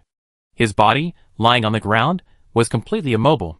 His lips twitched in pain as he viciously snarled, it'd be best, that it really makes me stronger. Sand Domain not only had binding abilities, but also silenced, blinded, and distracted effects. This meant that Zhe Ming was completely unable to use martial arts or skills to defend himself during his fall. He essentially took all the damage from the crash. Relax. Tang Jingguang stared at the injuries on Zhe Tsumiai's body, not offering any treatment. Instead, he carefully observed her condition and comforted her. Even if you were dead, I could revive you. Cough. Zhe Tsumiai's lips twitched again, and she couldn't help but cough up a mouthful of blood. It was probably from anger. If she didn't know for sure that Tang Zheng had no hostility whatsoever, she would most likely suspect that the so-called becoming stronger was just an excuse to lure her into lowering her guard. The injuries are serious. Tang Ning's eyes lit up. Before this, Tang Zheng hadn't healed the cursed injuries that Renas had inflicted on Zhe Tsumiai. Now, Zhe Tsumiai had suffered severe injuries, and her resistance and stamina had dropped to a dangerous level. In this weakened state, the cursed wounds that had previously been ineffective against Zhe Tsumiai were now clearly active, and the injuries were slowly spreading outwards. This place also has an influence. Tang Zheng's heart stirred slightly. He also possessed the Cursed Night class, and he could sense the trace amounts of cursed energy flowing in the air, converging towards Juesher's location. Seeing the injuries are serious, Juesher's hoarse voice echoed in the darkness. Heal. With me here, nothing will happen to you. However, now is not the time for treatment. Focus on sensing the curse on your wounds. Tang Zheng rejected the suggestion of treatment, his tone serious and earnest. When you can sense the cursed power on your wounds, that's when you acquire the Cursed Night class. I know you don't have a clear understanding of this class right now, and you even doubt the conclusion that even if you master it, your strength improvement will be limited. However, once you truly master this class, you know that the strength improvement I'm talking about isn't the ordinary improvement you imagine. This time, Juesher didn't respond, remaining lying in the pit in long silence. Are you here? I always been here. Hee, good. For the next while. Zhe Ming lay in the pit, severely injured. The cursed wounds, originally only the size of a finger, had gradually expanded to the size of a palm. A putrid, foul stench emanated from these wounds. To Tang Jing's surprise, given Zhe Ming's personality, he didn't go berserk or become depressed. Instead, he remained remarkably energetic. A crimson light shone forth. The Archangel of Flames, like a lamp continuously emitting light and heat, remained silently suspended in the air. Every so often, the summoning spell would be dispelled. Tang Zheng would then summon it again, since it didn't consume much magic power anyway. This is disgusting. What have you been feeding me these past few days? Juesher, cheeks puffed out, chewed on the unpalatable food in her mouth, muttering loudly in dissatisfaction. Can't you give me some normal food? No. Tang Zheng sat down beside the pit, picked up a piece of roasted lizard meat that still smelled rotten, and stuffed it into Juesher's mouth, saying calmly, "These cursed lizard monsters are becoming rare in this valley." After all, when Tang Zheng first came to this valley, he killed a large portion of them, and now there are very few left. Juesher could only protest loudly while eating the disgusting lizard monster meat. These past few days had been nothing short of torture for her. Not only was she severely injured, lying on the ground unable to move, with large areas of her wounds rotting due to the curse, but even the food she ate was tainted with cursed power. However, although Zatsuki outwardly expressed her dissatisfaction, she wasn't actually that resistant. In fact, she felt a strange sense of peace deep inside. The environment was pitch black. Her mother's insults, the relentless beatings during training, these seemed to gradually blend into the scene before her, yet were also distinctly different. Open your mouth. Tang Jing picked up a piece of meat and spoke calmly. It tastes awful. Zatsuki turned her head away and opened her mouth. Chapter 463. Tang Zheng wasn't idle. While Juesher was adapting to the curse's power, he searched deep within the cliff for areas with a higher concentration of curse energy. Previously, he couldn't effectively utilize it. Now, Tang Zheng planned to set up the Death Spiral modified to draw upon the curse energy in this valley. Renas also possessed the Cursed Night class, so she could naturally utilize the curse energy here as well. However, he couldn't guarantee whether the remaining curse energy would satisfy the needs of both Renas and Juesher. Resources are ultimately limited. Tang Jing shook his head, making this cold choice. With the helpless belief of using good steel where it's needed most, Tang Zheng could only prioritize increasing Juesher's strength, since she already possessed the Valkyrie class. Even if Renas leveled up her Cursed Knight to the maximum, due to the limitations of humanity, there was still a high probability that she wouldn't be able to truly activate Valkyrie. 3 days passed in the blink of an eye. Zeshi Zetsumiya's life force grew increasingly weak. Severely injured and without effective healing, her wounds were corroded and infected by the power of the curse. Even the food she ate contained curse toxins. She was on the verge of death. The pain, the weakness is lessening. Zeshi Zetsumiya's fading consciousness suddenly felt a release in her body, as if a surge of strength had appeared out of nowhere. A final burst of energy before death? If I die like this, after I'm resurrected, will I have to go through this again? Damn it, I don't want to be in this state. This is a form of torture. Even with a relaxed mindset, Zeshi Zetsumiya's body, stimulated by the impending death, gradually exhibited a self-preservation-like stress response. Huh? Tang Jing's gaze paused, his first notice being that the decaying, cursed wounds on Zeshi Zetsumiya's body had stopped corroding. Time passed slowly. A faint white light emanated from Zeshi Zetsumiya's body. The power of Valkyrie? Tang Jing immediately noticed the peculiar fluctuation of the class's aura, a smile appearing on his face. It's done. No, it should be considered half successful. At this moment, Zeshi Zetsumiya's state wasn't one of true mastery of the Cursed Knight, but rather somewhat similar to Renas's initial state. If she truly mastered the class, the decaying wounds caused by the curse should disappear. 6th-tier magic grade healing. Whoosh! A dazzling holy light instantly illuminated the dark valley, the magic transforming into a pure pillar of holy energy, enveloping the near-death Zeshi Zetsumiya. Star-like points of light rapidly healed the wounds, in a single breath. With a loud bang, Ju Ming, pale-faced, leaped from the pit, landing steadily on its edge. Accelerate the flow of water. A cold voice rang out. Ju Ming pushed off with both legs, transforming into a blur, and raised his fist, slamming it towards Tang Jing. Skull wall thud. A wall composed of numerous low-level undead skeletons rapidly rose from the ground, blocking Tang Jing's path. Boom. Ju Ming's punch blasted a large hole in the skull wall, but it didn't completely destroy the entire wall. Roar! Ah! Roar!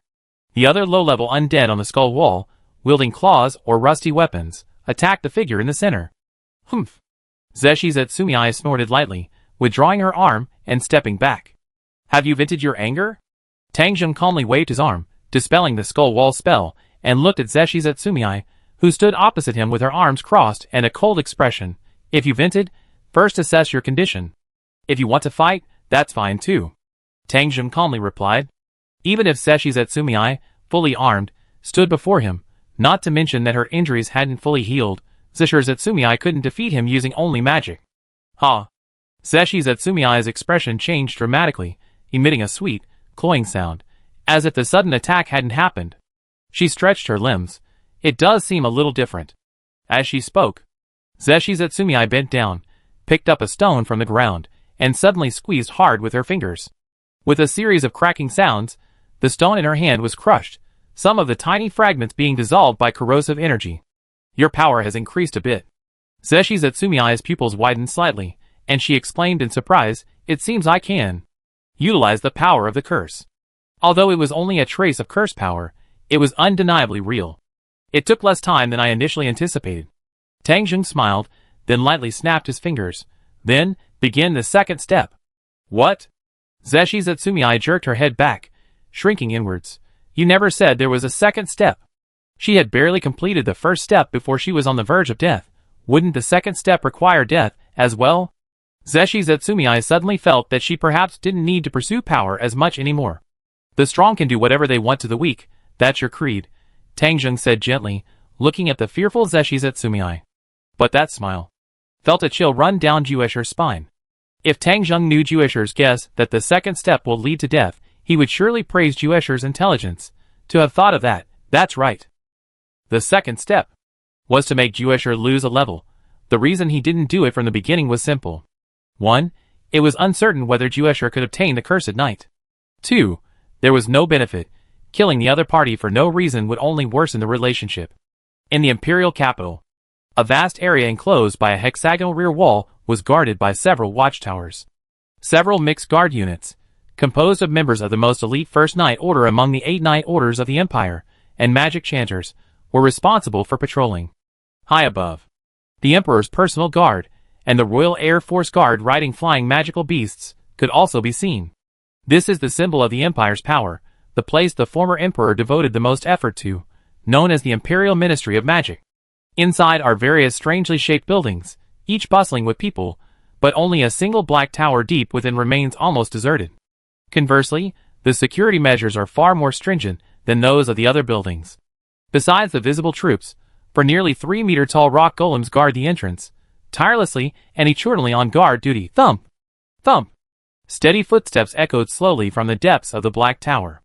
The guards at the entrance, seeing the familiar footsteps, all showed expressions of awe and reverence, immediately bowing their heads. A white light flickered.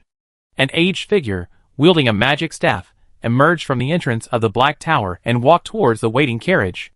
It was an extremely luxurious carriage, pulled by an 8-legged magical beast, and driven by 2 elite-looking warriors. The carriage roof. It had been clearly modified to accommodate a 4-person formation of magic casters and archers, providing heightened security for the surrounding area. Such luxurious and high-level measures. In the entire Bahar's empire, probably only 2 people were qualified and possessed this authority.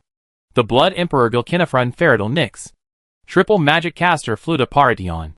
The old man before him, wielding a magic staff, was naturally not the Blood Emperor.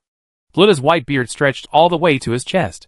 Emerging from the deepest part of the tower, he expressionlessly boarded the carriage. Rolling, the wheels turned.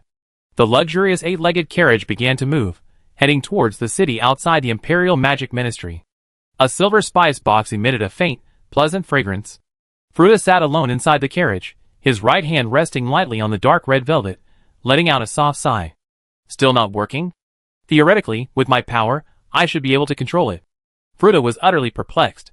The Death Knight imprisoned deep within the deepest tower was a power he had always desired to control. If he could succeed, he would far surpass Rigurit, the necromancer among the 13 heroes. In reality, Fruta didn't have an excessive desire for power. His true wish was to glimpse the abyss of magic. Flutter's withered fingers involuntarily tightened, gripping the warm, dark red velvet blanket in his hands. El Unidio, the name flashed through his mind. It was the capital city of the nation established by the 8 Greed Kings in the southern desert, the last remaining city. A feeling of resentment rose within Flutter, as if a black flame burned within him. The 13 heroes. The heroes of the past. Flutter believed that with his current strength, he was already on par with them. But why? Why were only they permitted entry, while he was shut out? What was it about him that made him inferior to them? Anger and resentment surged within him. Flutter was filled with jealousy, jealous that the 13 heroes had the opportunity to glimpse the abyss of magic. Sigh. Flutter's deep resentment ultimately transformed into a soft sigh. He lowered his head, looking at his graying beard. Thinking of the young disciples and apprentices surrounding him, a surge of resentment rose within him once more. He was already very old. In the practice of mental magic chanters, there was a power called celestial arts. He had used this forbidden magic to halt his aging. However, even with the level of magic he possessed, stopping the aging process, a power beyond ordinary comprehension, was still far too difficult. He could only force its use through a magical ritual. This caused the originally perfect magic, capable of granting immortality, to become distorted. He was still aging. The longer it went on, the more severe the imperfect distortion of the magic would become. A soft thud. The luxurious carriage jolted slightly. It had probably hit a pebble or an uneven patch of road. Fruta snapped out of his reverie, thinking this to himself, and slightly raised his head, preparing to look out the double-layered silk-draped window. The next moment, Fruta's eyes widened, and he abruptly gripped his magic staff, the long lifespan having instilled in him a calm composure. This was probably the effect he was in now. Even though he was utterly terrified, Fruta's eyelids twitched slightly. This tiny movement was barely noticeable on his wrinkled face. Besides him, sitting calmly opposite him, a figure had appeared out of nowhere. The person wore a red magic robe and a pure white mask, with occasional flashes of blue light. This proved that the mask was a magical artifact. When did they appear? Absolutely no clue. 2 elite warriors were driving the carriage, with 4 highly vigilant guards atop it. As a result, even the magical artifacts on his person didn't react. Fruta, no longer concerned with reprimanding the 6 guards, briefly stiffened before speaking calmly. Who are you? It was impossible to determine when the other party had boarded the carriage. This meant that information from the Imperial Ministry of Magic and the Black Tower might have been leaked. I noticed you were deep in thought. I hope I didn't disturb you. Tang Zheng said softly, leaning against the carriage. Lord Fruta. The second step of the training plan for the absolute death technique was temporarily completed. Resetting one's profession was no simple matter, especially for people from another world. Tang Zheng had already conducted several experiments and discovered that if someone consistently trained in a particular profession for a period before death, then upon resurrection, there's a very high probability that the profession they trained in before death will cause them to drop a level. Zhe Ming's profession system is chaotic, and Tang Zheng's plan is to build a priest-warrior system centered around the Valkyrie. Therefore, the professions that need to be prioritized for elimination are the 3 assassin-oriented professions: bandit, assassin, and executioner.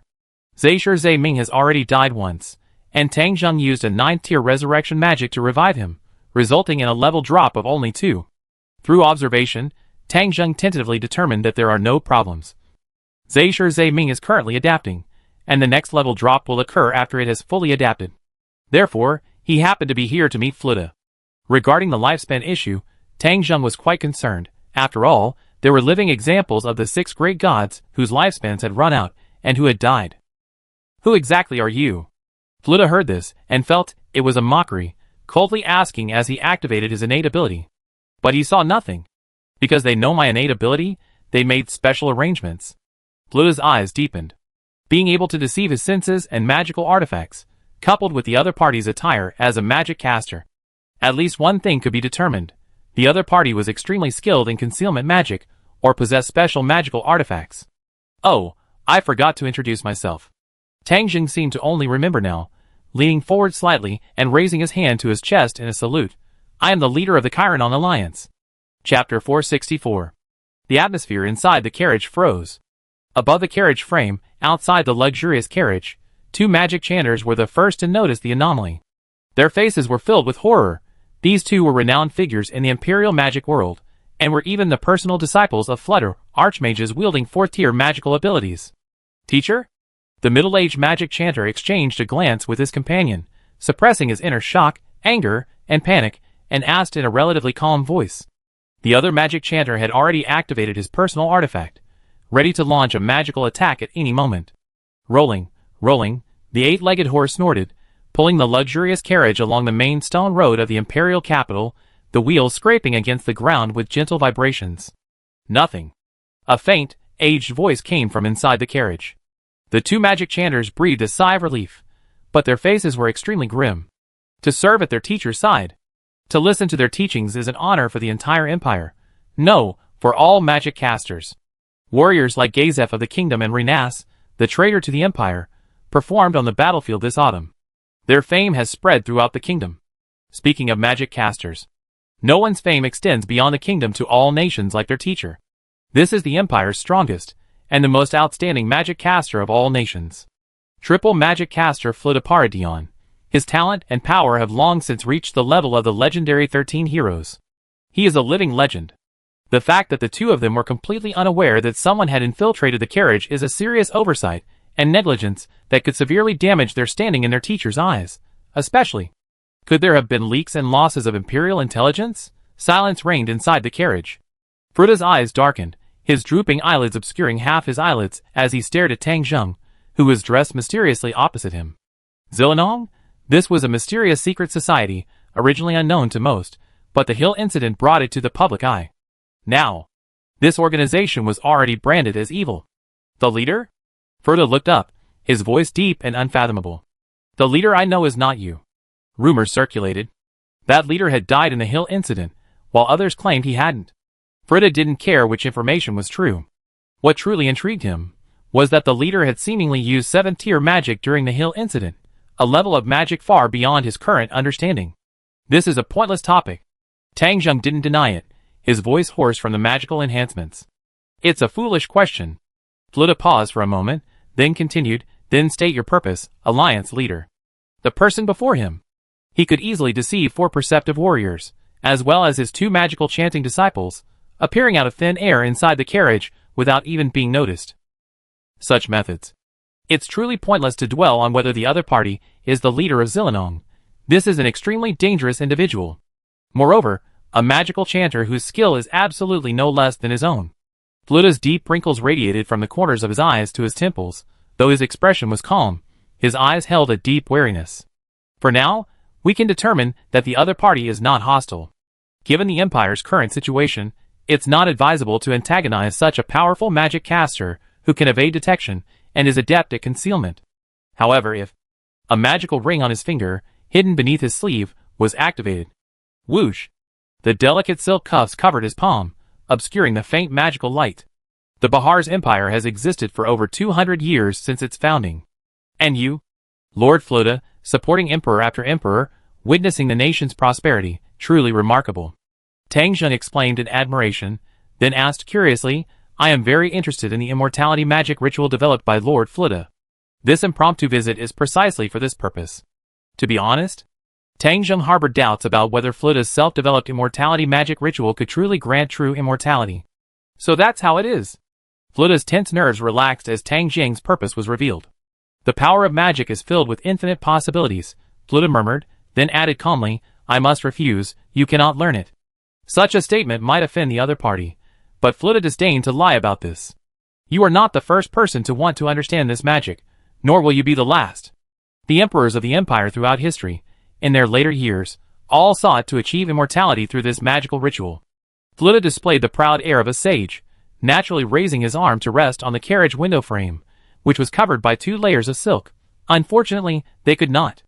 The prerequisite for using this magical ritual is mastery of 3 magic systems: physical magic, mental magic, and faith magic. And that's just the most basic requirement.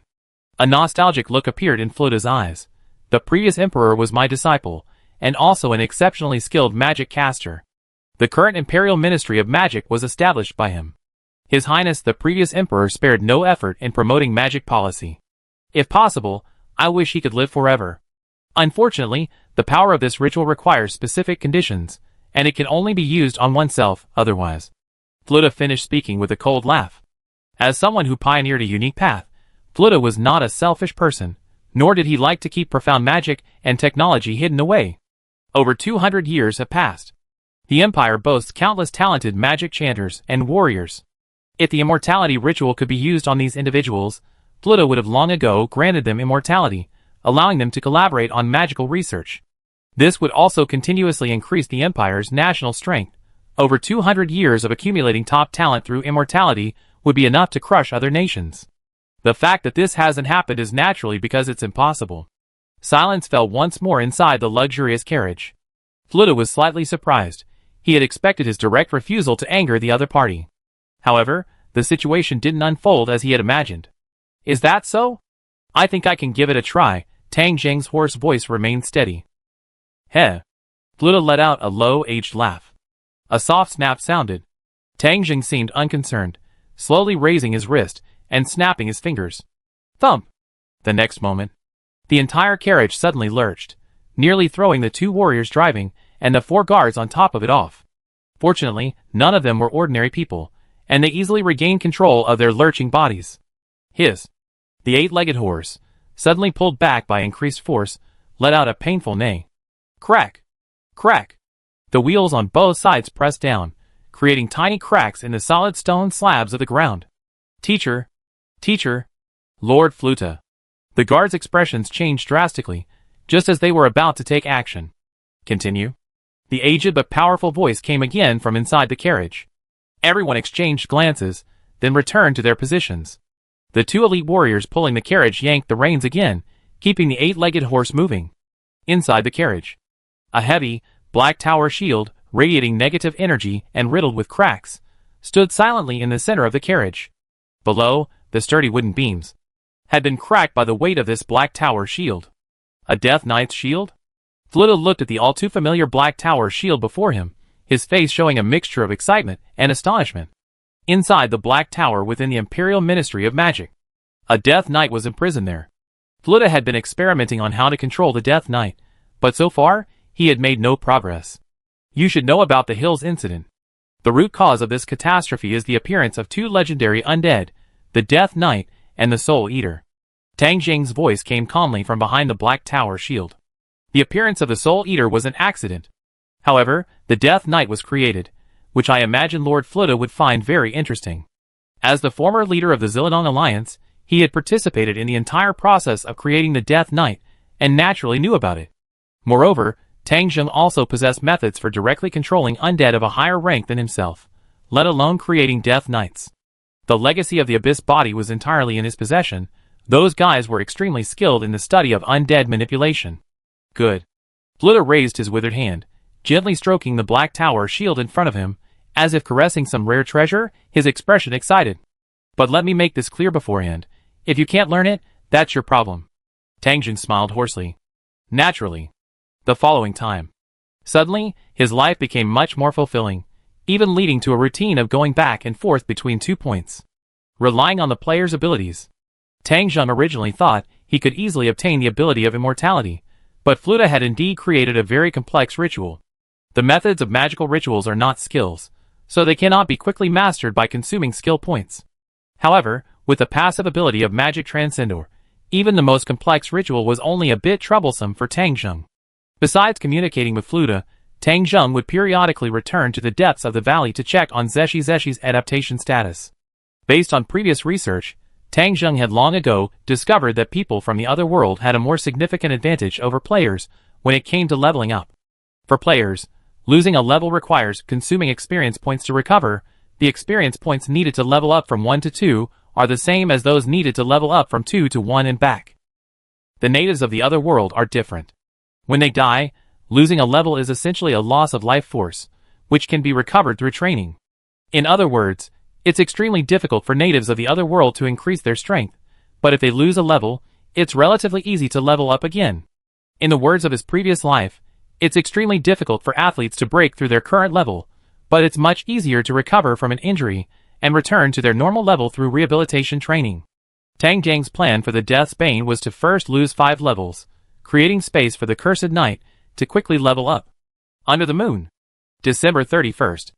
As the year drew to a close, the class reset phase for Juesher was complete, reducing his level from 88 to 82. Theoretically, only a 5-level drop was needed. However, even with the highest tier Resurrection Magic 9 tier True Resurrection, 2 levels would still be lost after Resurrection. The only class Tang Zheng could guarantee was that Juesher would reset one of the following: Bandit, Assassin, or Executioner. As for which one, and how many levels each would lose, Tang Zheng couldn't be certain. Slyan Theocracy Capital City. Deep within the underground palace. Step. Juesher, in his black boots, trod on the smooth stone slabs, toying with a brand new 9-linked ring toy in his hands. Footsteps echoed intermittently through the empty, palace-style corridor. You're finally back. A voice, seemingly relieved, came from the end of the corridor. Oh! Zeshi looked up, saw the captain of the divine beings at the end of the corridor, nodded casually in response, then lowered his head again, continuing to play with the 9-linked rings in his hand. The clinking and clanging of the metal rings continued. The captain of the divine beings looked at this scene with slight helplessness. Zeshi had been gone for half a month. If it weren't for his cover, the high priests would have discovered Zeshi's disappearance long ago. This was also why Tang Zheng had Zeshi return to the Holy Kingdom. Firstly, the absence had been too long. Secondly, with the end of the year approaching, the high priests of the Holy Kingdom would inevitably have contact with the divine beings. The captain of the divine beings narrowed his dark red pupils. Whether it was his imagination or not, he vaguely sensed that Zeshi's aura was somewhat weakened. He knew that Zetsumiai's disappearance was related to that mysterious and terrifying man. Zetsumiai was enthusiastically disassembling the 9-linked rings when he stopped abruptly as he passed Captain Shinran. Oh dear! Zetsumiai reached into his pocket and pulled out a small wooden gift box, tossing it to Captain Shinran. I almost forgot. Thump! A gift? Captain Shinran caught it with one hand, looking at Zetsumiai with a mixture of confusion and surprise. He had known the man for so long, and this was the first time he had received a gift from him. He gave it to you. Zetsumiai continued walking without turning back, his voice languid, waving his hand dismissively. Also, let me tell you, Happy New Year, ha, what a strange greeting. Captain Shinran stared blankly at the gift box in his hand, a rare look of bewilderment on his face. That man. Chapter 465. The moonlight shimmered. On the New Year's Day of prayer, the capital was filled with laughter and merriment. At the glass window of the VIP hotel, Linus held a delicate porcelain bowl of water in her hand, leaning against the curtains, her deep blue eyes gazing at the street outside. It was nearly midnight. Outside, many nobles could still be seen, their figures tipsy, and the sounds of luxurious carriages and horses' hooves could be heard. Ignorance is also a kind of happiness. Linus calmly observed these figures, commenting softly, taking a sip of water to dispel the taste of alcohol from her lips. Princess Lana, was it intentional or unintentional? As the annual day of prayer, even though Linus disliked the hypocritical and polite aristocratic banquets, she had no choice but to attend the court banquet hosted by King Lambusa III. After the tedious banquet ended, since her purchased estate was located outside the capital, quite far away, she decided to stay temporarily at the VIP hotel. This court banquet was far more than just the usual eulogies. All 6 noble marquises within the kingdom were invited. It also included powerful figures like Gazef and Reynas. The primary purpose was to discuss and respond to the pressure from the Azure Dragon King and the council of the kingdom behind him. The atmosphere inside the banquet was far more oppressive. Those nobles outside the guest house, who could laugh, were the ones who knew absolutely nothing. Reynas pondered briefly, then shook her head. Too lazy to speculate on the thoughts of that monstrous golden princess, she didn't care how the kingdom should deal with this situation. From the very beginning, her purpose in coming to the kingdom was to acquire a force she could freely control and to increase her fame. She had largely achieved these goals. Whether the kingdom could withstand the Council of Nations, Reyna didn't know, but she knew one thing. The kingdom wouldn't be destroyed by the Council of Nations. Because that man wouldn't allow that to happen. She raised her head. Reyna looked through the glass window at the fairly clear night sky, a half-moon reflected in her eyes, and sighed softly. An atmosphere of loneliness emerged. Last year on prayer day, she had that foul-mouthed Imina arguing with her. This year, she was all alone in the capital. Whoosh! A figure appeared out of thin air in the room. Teleportation magic is useful, but if you teleport to too many places, you can sometimes get confused. Tang Zheng felt the warmth of the room, patted the snowflakes off the white priest's robe, and looked at Reyna. So you're at your esteemed hotel. I thought you were at the manor. During this time, he had been using teleportation magic to move around, so he hadn't consciously sensed Reyna's location and instinctively teleported to the manor. As a result, he come all this way for nothing. Master? Reyna's lips parted slightly, her tone tinged with surprise. Looks like you already eaten. Are you still hungry? Tang Jing asked with a smile. He could smell the alcohol on Reynas, clearly indicating she just attended a banquet favored by nobles. A little? Reynas raised a hand to touch her slender, flat stomach, smiling brightly. Then let's go. Where to? You wanted to see Imina, so of course we're going to her. A fleeting ripple appeared. Tang Zheng and Reyna disappeared from the VIP hotel room. Deep within the Ivan Shaw Great Forest. Crescent Lake. This was originally the capital of the Elf Kingdom, but after the Elf King fled and the capital was captured, it was temporarily controlled and occupied by the Slan Theocracy. However, now, the Theocracy's troops have left, and the Elven Alliance has reclaimed this place. Currently, the Elven Alliance, led by Imina, is negotiating with the Slan Theocracy's frontline troops. The war, which has lasted for months, has been extremely fruitful for the Theocracy, especially with the Elf King, a huge threat, defeated by the ruthless and desperate, fleeing in disarray to this place. This is the greatest victory in a centuries-long war. Continuing to fight is pointless. A village of strangely shaped treehouses lies deep within Crescent Lake, inside a massive, bloated tree. Reynas, her face full of curiosity, tapped and stroked the treehouse, a structure completely different from human architecture, yet surprisingly spacious. Every now. How was this treehouse built? She asked. It was built using the magic of the Forest Elves priests. Imina's proud voice came from behind. Magic? Reynas wasn't disappointed by the answer. Instead, she became even more interested. Could this kind of magic be widely adopted? Simply using magic to transform a large tree into a habitable treehouse space. If it could be applied to human habitation, it could save a lot of resources, and was definitely worth promoting. No, Imina's expected disapproval rang out.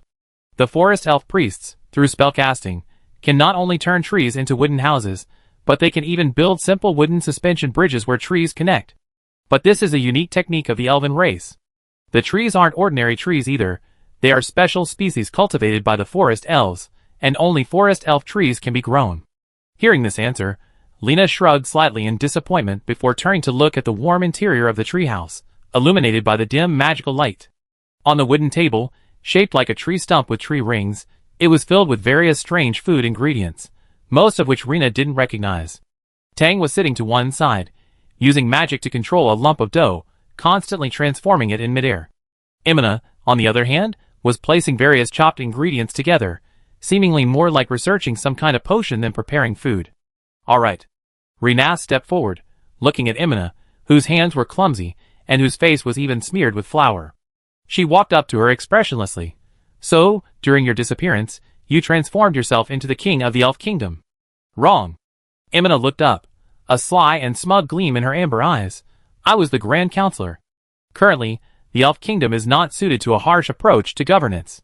Therefore, at Tang's suggestion, we adopted the council system of the council kingdoms, with council members elected by the chiefs or leaders of each elven tribe, to jointly rule the current elf kingdom.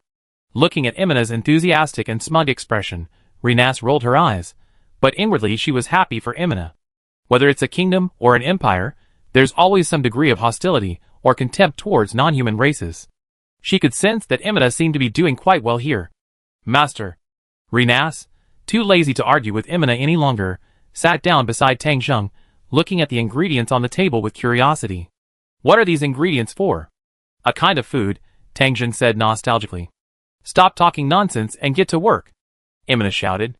Inside the treehouse, the chaotic and noisy sounds of Renas and Imina occasionally rang out. It finally took more than an hour. Amidst the aroma and rising steam, food that Renas and Imina had never seen before was placed before them. Not much different in appearance, Renas said, looking down curiously. Dough that looks like meat filling. Bread, hot pastries? Imina asked. The food placed before them was delicate and small, shaped like a crescent moon, with small, crescent-shaped protrusions on top. A thin, translucent dough wraps around a meat filling whose color shines through. Lena and Imina looked at Tang Zheng curiously. The appearance of this food, its cooking method unlike anything they knew, suggested it wasn't from the kingdom or empire. It's a cooking method I heard of by chance. I wanted to try it today to celebrate the new year, Tang Zheng said softly, smiling at them. So far, it looks pretty good. Imina breathed a sigh of relief. She had been worried it wouldn't turn out well. Master, Lena's tucked a strand of golden hair behind her ear. Does this food have a name? A name? The word dumplings that Tang Zheng was about to say had already been replaced by Crescent Moon's secret box. He even paused slightly, a fleeting look of helplessness crossing his face after uttering the name. Unconsciously, he had developed a habit of subconsciously hiding anything that might reveal his personal information. A beautiful name. It fits the crescent lake nearby perfectly. What are you doing? Of course, we're going to dig in. Delicious. Heh, that's natural. All the ingredients are specialties from the Iva Shah Great Forest. The flour is made from the roots of the silverleaf yam, which grows parasitically under tree roots, carefully ground. The water is made from morning dew, and the juice of flower moss. And the filling is jade mushrooms, cloud flower venison, royal jelly, and so on. Indeed, it was quite good. As Tang Zheng chewed, savoring the aroma spreading in his mouth, his expression remained unchanged. This wasn't the flavor that lingered in his mind. It wasn't so much the taste that he missed, but rather the feeling. No wonder the taste was so strange, Tang Zheng said casually, swallowing the food in his mouth. Lena and Imina paused in their argument. But it's not bad, Tang Zheng added. Lena and Imina immediately smiled. He had been spending time with them, because, being near the end of the year, they were the first to follow him. Of course. Tang Zheng hadn't forgotten the others either.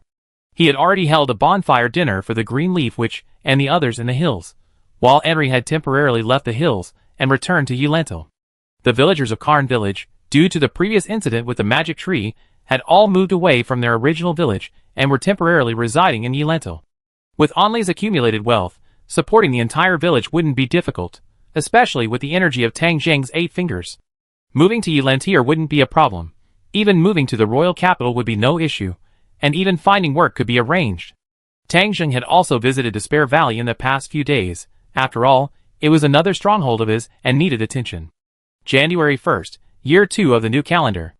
0:01 a.m. Tang Zheng stood before the wooden window of the treehouse, looking at the snow-covered jungle, muttering to himself, closer still. A thought struck him. His attribute panel appeared. He saw a new class, Sage, added to the class list. This was a result of his recent exchange with Yeruda. Tang Zheng hadn't been particularly interested in this class initially. His current class composition included not only magic and warrior classes, but also the assassin class of a ninja. His class types were already quite mixed. This led Tang Zheng to have little desire to take on this profession. However, during his conversation with Fluta, he discovered that Fluta's ability to achieve immortality wasn't solely due to the ritual. It was highly likely related to sages. Otherwise, Fluta could easily perform the immortality magic ritual on others, instead of relying solely on himself. After taking on this profession, Tang Zheng realized he might have underestimated it. Profession, Sage. Rank, High Tier Profession. Ability Effect, Passive Additional System, Sage Arts. Through observation and ancient meditation, harmonizing his own energy with nature, he finally comprehended the unique techniques of the Sage profession. Sage Arts. Yin-Yang Flow. The rising and setting of the sun and moon, the shifting of yin and yang, allow you to perceive that everything in the world has two sides. Applying this to your magic, you can switch your magic to either a yin or yang stance. Ancient Wisdom of Mutual Generation. When alternating between different elemental techniques, after completing a single cycle, the power of the next cycle increases by 15% for the 4 elements and 20% for the 5 elements. The effect is cancelled if interrupted. Circulation of the body. Through comprehension, achieve a subtle balance between your physical body and a higher spiritual level. Each level increase in your class reduces mana consumption by 1 point, maximum 5 points. Active, Class Skill. Level 5. Magic Harmony of Heaven and Man, Unending Life. When your health is at full, continuing to heal will overflow the healing amount, which will be converted into a transparent shield equal to 50% of your current health. Note, each level increases HP, MP, Magic Attack, and Magic Defense by 15 points. Introduction. Magic is a brutal command. Magic is an elegant resonance, following the cycle of yin and yang, drawing power from the natural world. This is not plunder, but an ancient art. For passive abilities, this isn't an ordinary high-level class. It belongs to the level of Cursed Knight or Ninja. Yin-Yang Flow and Ancient Wisdom of Mutual Generation. These two passive abilities clearly lean the immortal class towards a manipulative magic class. Tang Zheng's eyes showed a look of recollection. If I remember correctly, among mental magic casters, there are also classes like Onmyoji, which also possess independent yin and yang attributes. Could it be a template? Tang Zheng thought to himself, but he was quite concerned about the class's 4 passive abilities. Unlike the simple and easy-to-understand passives of Cursed Knight and Ninja, the passive information for Immortal is significantly more complex. In a game, this would at most be just a superficial description, but in this real otherworld, the passive information reveals much more than a simple introduction. Fluta's ability to research the longevity magic ritual, granting himself immortality, is likely closely related to the Immortal passive ability. Tang Zheng thought silently. Master. Tang. Tang Zheng pulled himself out of his thoughts and turned to look behind him. Happy New Year. Happy New Year. Renas and Emina stepped forward, exchanged a glance, and simultaneously pulled out gifts they had prepared beforehand, handing them over. Happy New Year, Tang Zheng chuckled. Chapter 466. The joy of welcoming the new year quickly faded, and a somber atmosphere gradually enveloped the Bahar's empire and the Riestai's kingdom. This was naturally due to the heavy pressure brought by the Council of Nations.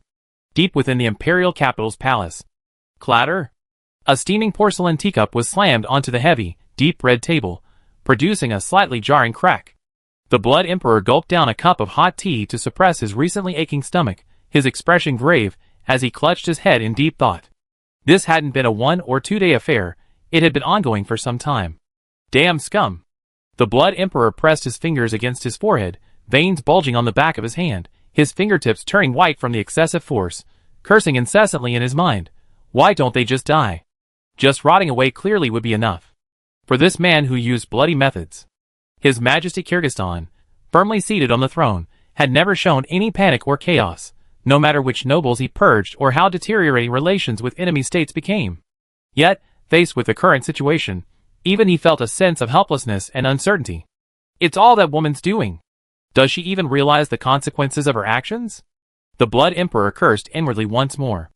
Magical curses could kill, but the Blood Emperor possessed no such power. Moreover, even if he did now, it would be meaningless, compared to the losses incurred recently. Truly insignificant. The Blood Emperor, who had previously been troubled by this, now realized it was a trivial matter. The 4 knights, representing the Empire's military might, all perished on the battlefield last autumn, though they have since been resurrected and retrained. The decline of the nation's military power is an undeniable fact, but compared to the immediate trouble. Clang, clang. Bloodshot veins appeared in the whites of the Blood Emperor's eyes as he tapped his fingers incessantly on the table. The council's intervention doesn't feel like a spur-of-the-moment decision.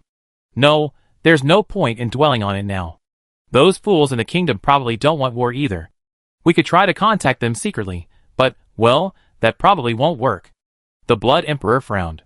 Through intelligence from spies and Marquis Brumlack, one of the 6 noble families, he clearly knew that the kingdom was also wavering. Even the Blood Emperor had detailed information about all the disputes that occurred at the kingdom's court banquet on the night of its prayer day. How ridiculous. A noble family, one of the 6 great marquises of an enemy nation, could actually be bought off with money and benefits, becoming a hidden traitor. Whether King Lambusa III wants war or not, under pressure from the Azure Dragon King, war will likely be the only option. The Blood Emperor, after careful consideration, arrived at the scenario he least wanted to face. He didn't care about the kingdom, but he couldn't help but care about the Dragon King, who only existed in legends and stories. This being, practically a walking natural disaster, possessed the power to easily destroy a small country. Could the Empire stand against him? The Blood Emperor's hands clenched unconsciously, cold sweat beating on his forehead. The only person he could think of to fight against him was Elder Fluda. But he had already inquired beforehand, and the old man's answer was quite subtle. Simply put, the chances of victory were slim. The only piece of good news recently was that the old man was communicating with the leader of the evil secret society Zillinong. Given the old man's level of attention, the leader's strength should be as rumored. If he could win him over, it still wouldn't work. What good would defeating the Azure Dragon King do? The council still possessed 4 such Dragon Kings. Ugh. The Blood Emperor raised his hand to press his abdomen. The stomach pain suddenly intensified, and cold sweat poured down his forehead. He seemed to see the scene of the Empire's destruction. Ding. Ding. A restrained knock sounded at the door. A secretary respectfully entered from outside, deliberately slowing both his breathing and his steps. As someone assisting with government affairs, the secretary was naturally aware of His Majesty's extremely poor mood lately. Your Majesty, the secretary began, bowing slightly, then, no need for formalities, a waste of time. The Blood Emperor composed himself, regaining his composure, and waved his hand, saying calmly, speak plainly. Yes, Your Majesty. The secretary paused, then quickly replied, we have made contact with merchants from that country. They have also brought some very good goods to the capital. A glint of light flashed in the Blood Emperor's eyes. The stomach pain subsided considerably, and even his tense nerves seemed to relax. This was undoubtedly the best news in a short time. That country naturally referred to the slain theocracy. If there was truly a nation on the human side capable of counterbalancing the Council of Nations, then only the slain theocracy could do so. I understand. Arrange it as soon as possible. The Blood Emperor's voice held a hint of excitement. Yes.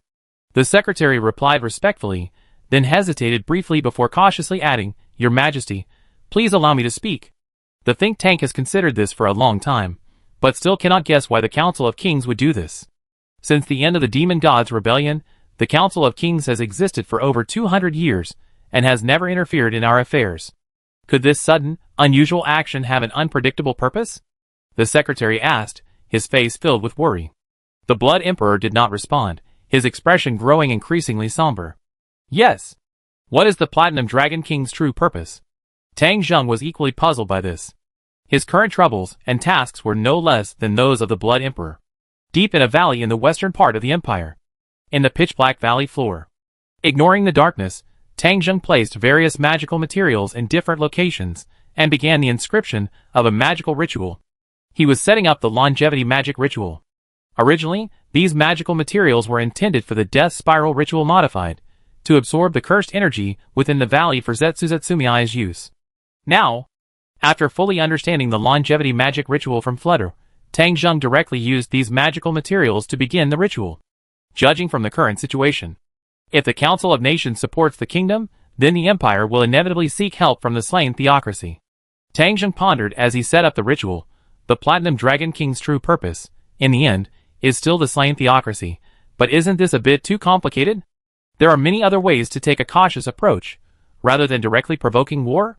Tang Zheng understood the Platinum Dragon King's target, but he couldn't immediately deduce its specific purpose. The northwest corner of the continent where humanity currently resides appears peaceful, but in reality, it has already changed under Tang Zheng's influence to varying degrees. The Dark Dragon King had contact with the Platinum Dragon King and knew about the prophecy of the dragon race's destruction that Tang Zheng had deliberately leaked.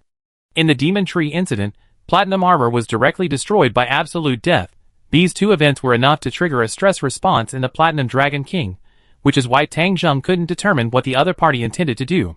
Besides, whether the unknown enemy dispatched from Floating City is still hiding within the Slan Church or has already left. Tang Zheng couldn't determine this either, and could only proceed with gradual screening and observation. Until these two matters are settled, we shouldn't act rashly. That should be the best strategy. Tang Zheng placed the last magical material in his hand at the core of the ritual. A deep blue magical light illuminated the complex magic circle, and he exclaimed, "Setting up is complete." To be able to research a magical ritual utilizing 3 magic systems, Lord Fluta is truly remarkable. In his conversation with Fluta, the latter didn't deliberately conceal anything, but rather seemed to be sharing everything he knew, probably believing that others couldn't learn it. In Tang Zheng's view, Fluta and the undead of the Abyss body belonged to the same type of magical chanter. Compared to the pursuit of power, he placed greater emphasis on the acquisition and application of knowledge. This improved Tang Zheng's perception of Fluta considerably.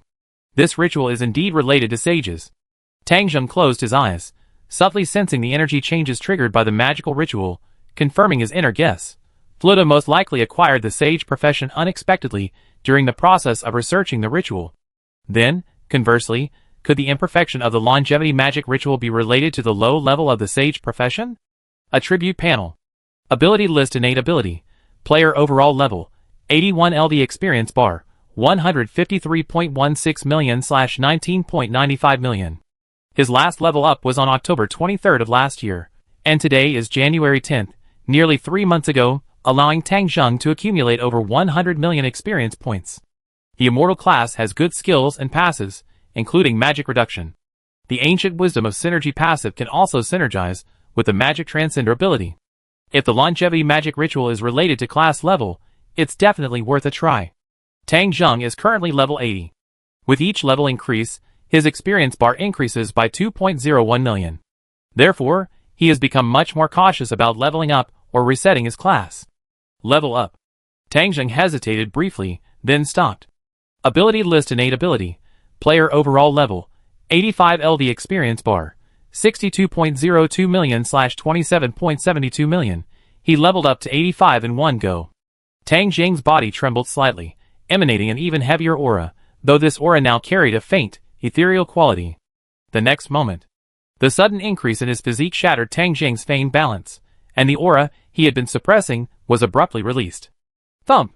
A terrifying pressure surged forth from Tang Zheng's body, violently impacting the surroundings like a dragon's might, instantly making the air incredibly oppressive. Following this was a sacred aura, which remained steadfast and unyielding even under the heavy dragon's might. Whoosh! The air around Tang Zheng suddenly distorted again, a third wave of aura emanating from the depths and vastness of magic. 3 completely different auras. They combine harmoniously, like 3 legs standing in a tripod. Concealing aura specialization.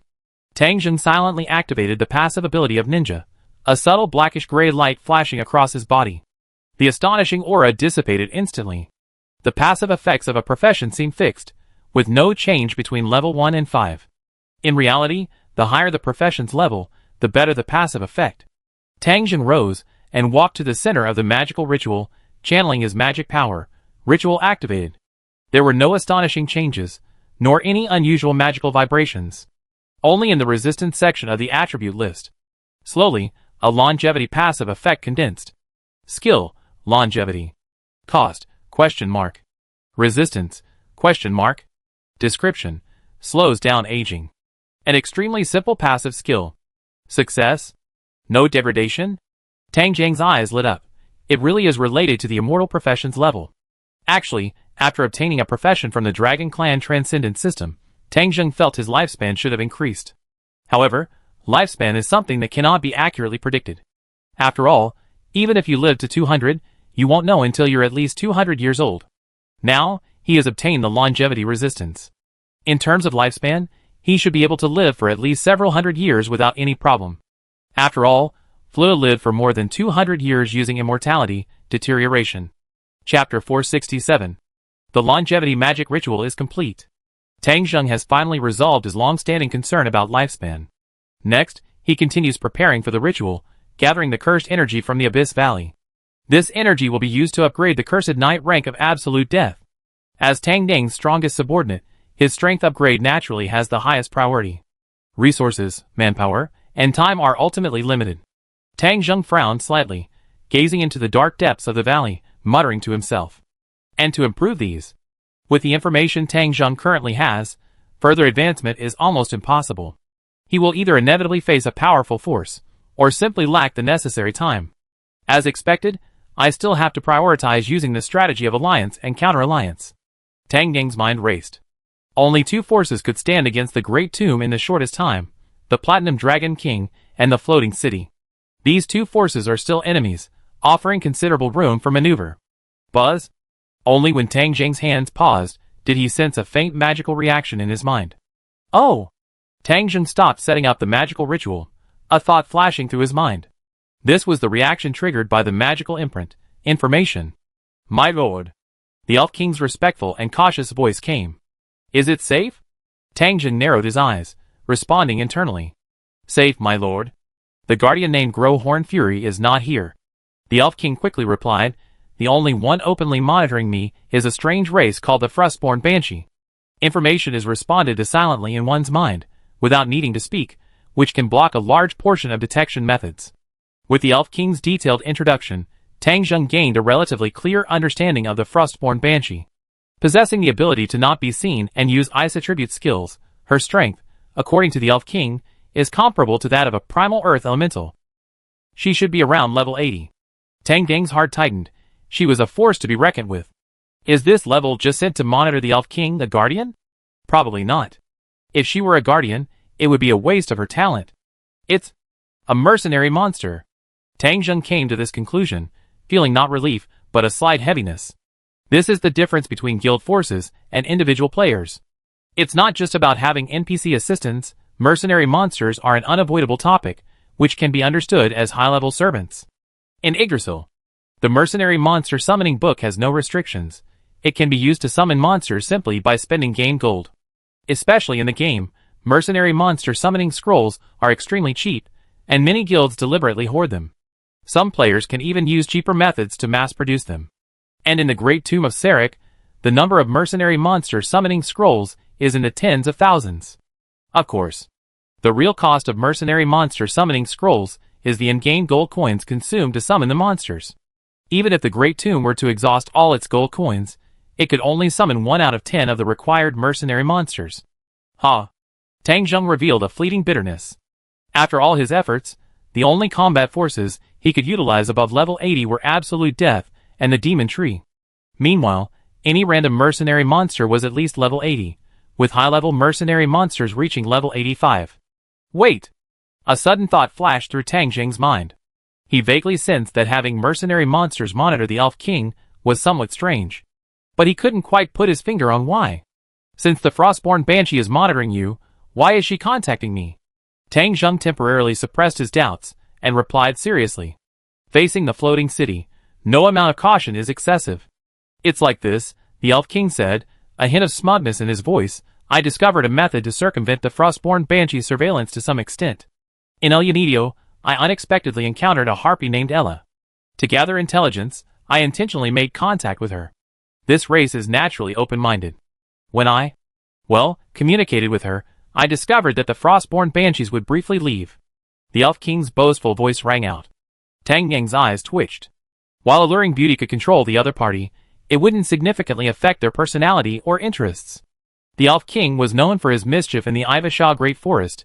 It was unexpected that he could still do such a thing in the floating city, with a secret hidden within him.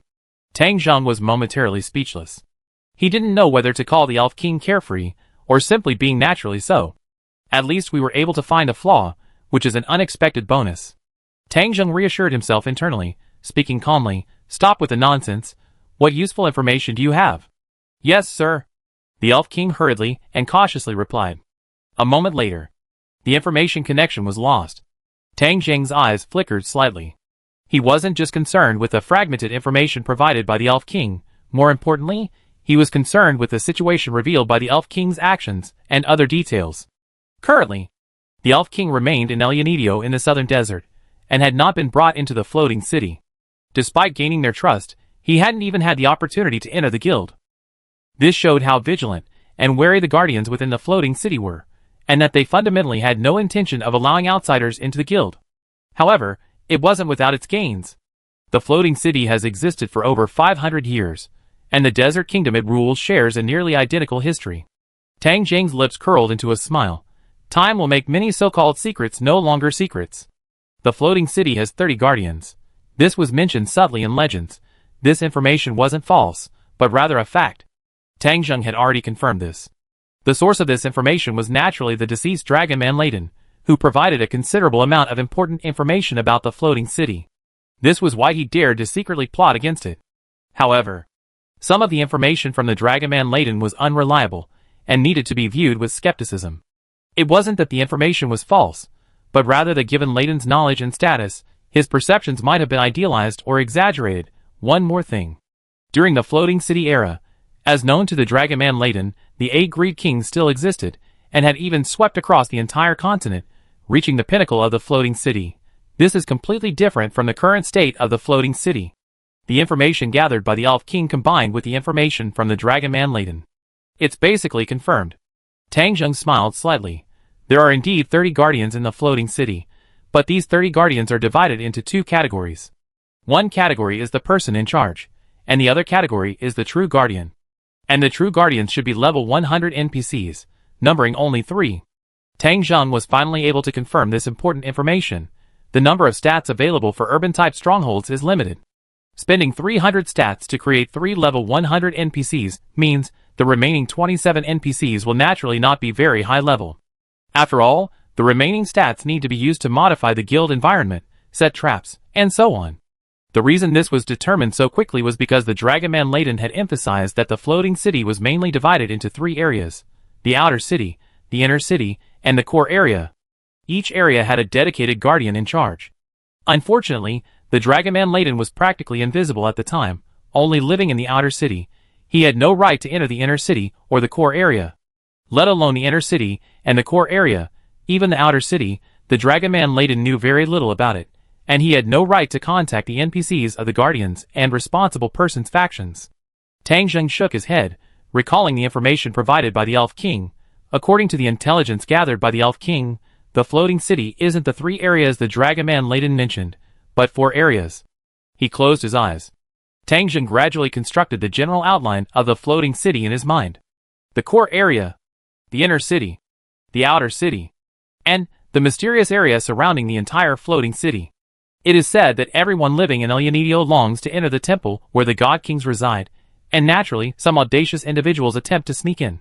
The result, without a doubt, is failure. The air gradually grew quiet. Suddenly, Tang Jing abruptly opened his eyes.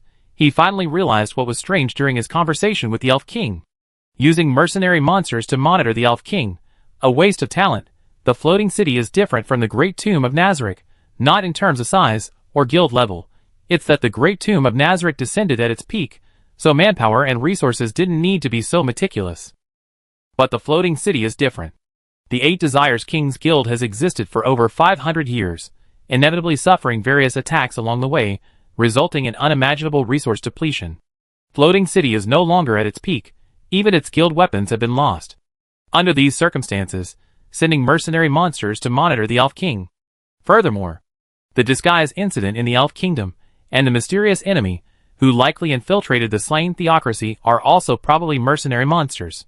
This series of events, connected together, not only demonstrates the caution of floating city, but also, manpower is limited. Tang Jing slowly uttered these 4 words. Limited to the point. Forced to use mercenary monsters. You must know.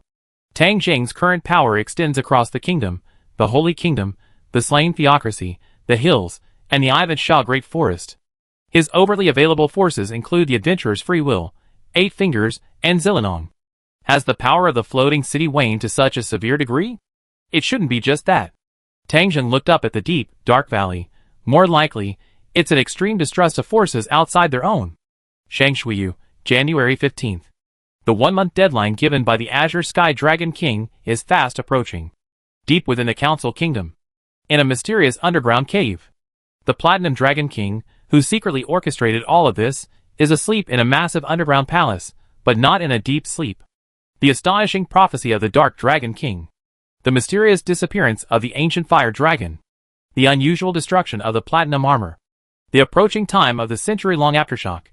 This series of events made the Platinum Dragon King vaguely sense that this century-long aftershock was likely extraordinary.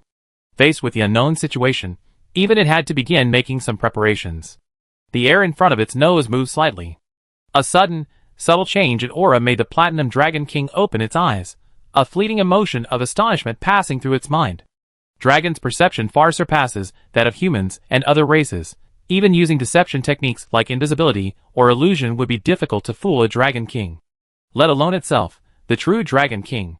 Its amber pupils gazed at a certain spot ahead, a slight smile appearing in its eyes. Long time no see. The Platinum Dragon King gazed ahead, where stood a majestic-looking old human woman with a sword at her waist. Her wrinkled face and white hair spoke of her great age, yet she was unusually healthy, standing ramrod straight, a posture unlike that of a normal elderly person. In short, there was something strange about her. The Platinum Dragon King compared the woman before him to the figure in his memory. The changes were not obvious, but the woman's expression was somewhat fierce. "You knew I would come, didn't you?" The old human woman's face darkened further, her tone becoming more strained, though clearly intentionally. "Seeing you should be a happy thing, but you wouldn't be so cruel as to use that to lure me here, would you?" Her helpless and troubled tone echoed softly in the hall. "I'm truly sorry." The Platinum Dragon King opened its mouth, revealing its fangs, its massive body emitting a soft voice. "I knew you would come, old friend, but I didn't expect you to come so soon." "Old friend?" The human old woman's voice held a hint of inexplicable resentment and complex emotion. She turned to look at a suit of platinum armor displayed in the hall. "My friend should be the empty, battered suit." Has it been repaired?" In the human old woman's memory, the scars on that platinum armor were still vivid, and the Platinum Dragon King seemed to have no intention of repairing it.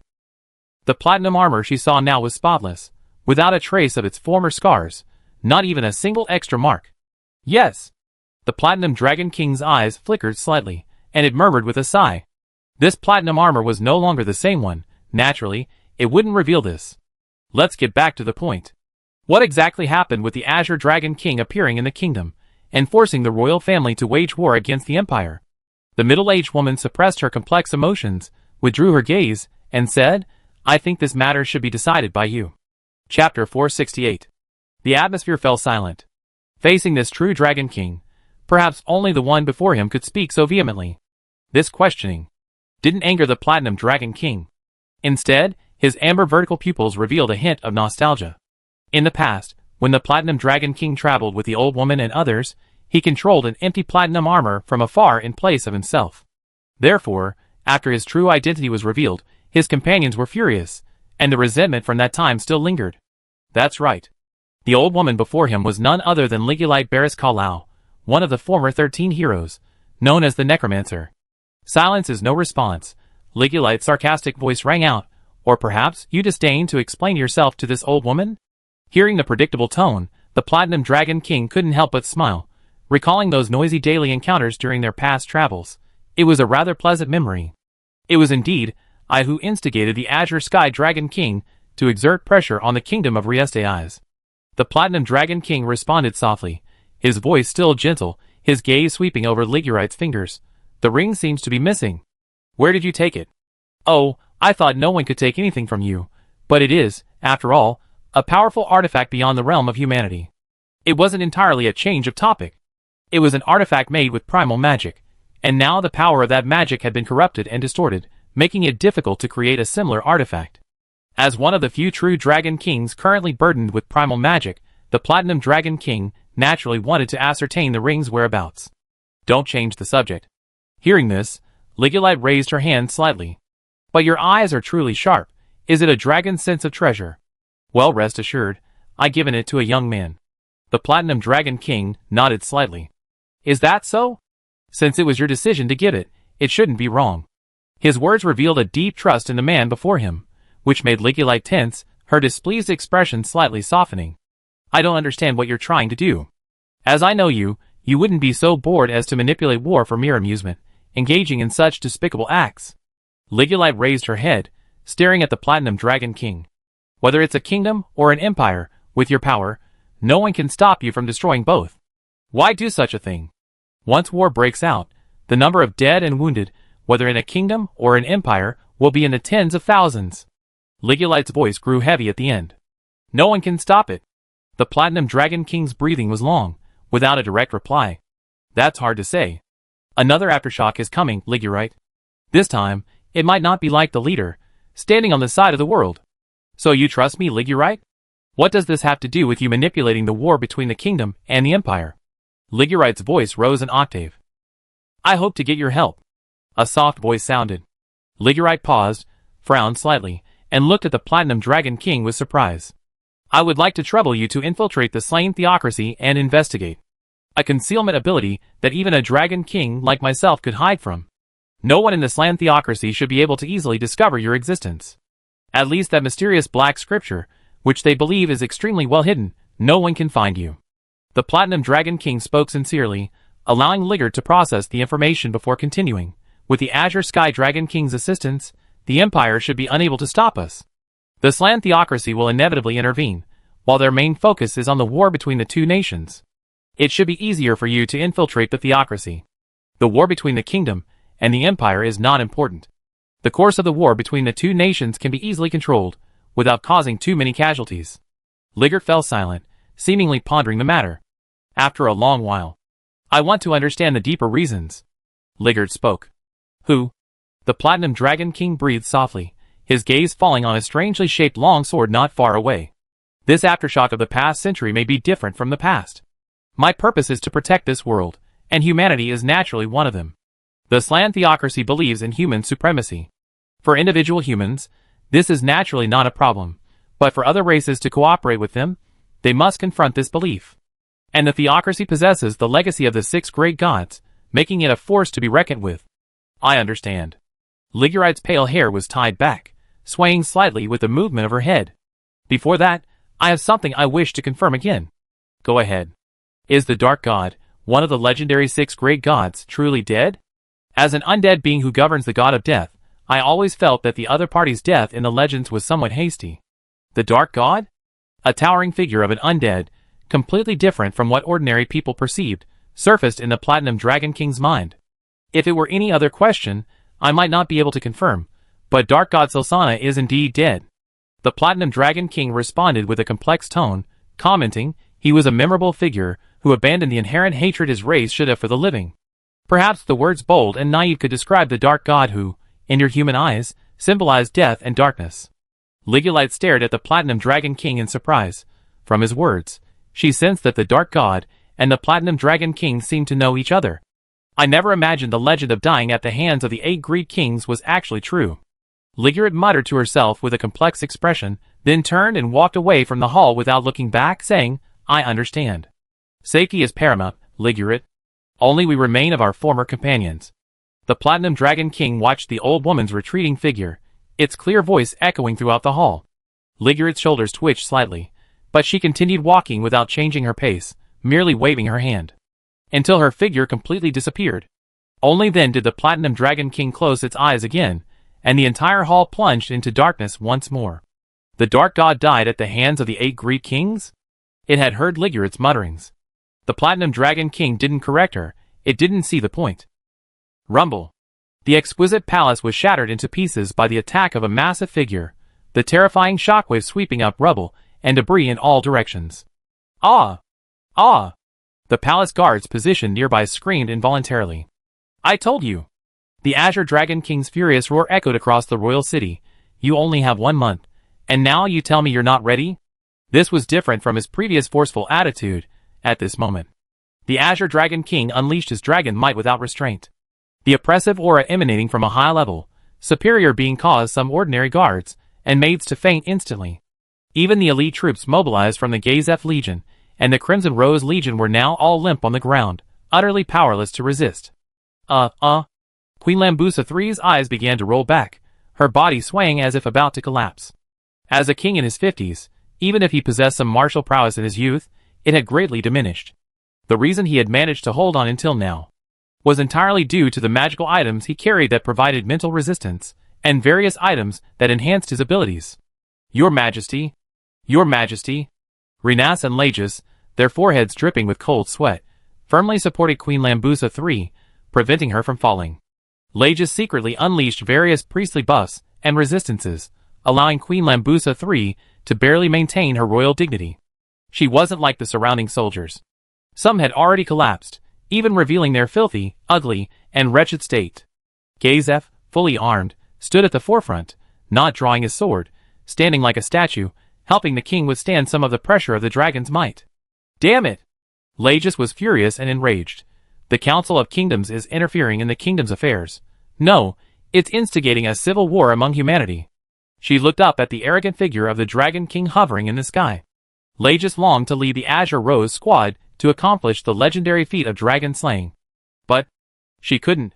The Azure Dragon King was backed by the Council of Kingdoms, not an independent monster.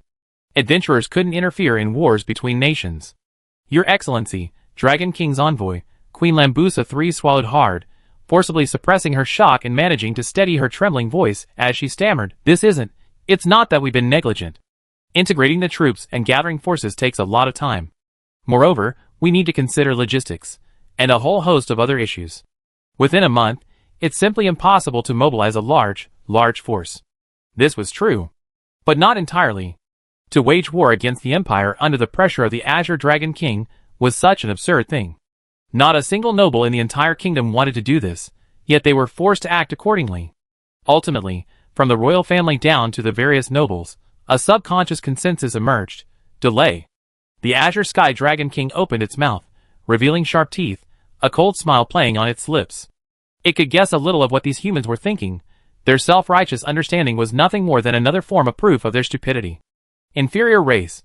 Human King, you still haven't figured one thing out.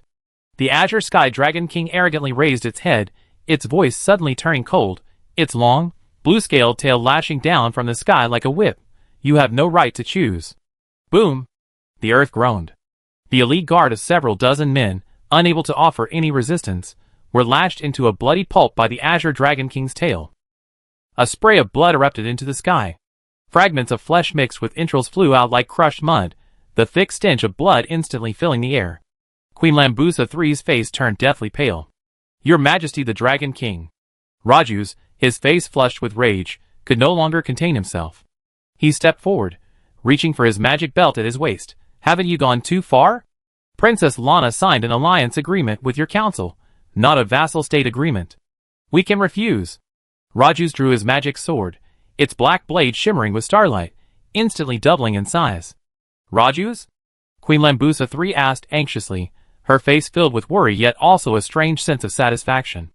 Rajus spoke everything he wanted to say. Oh!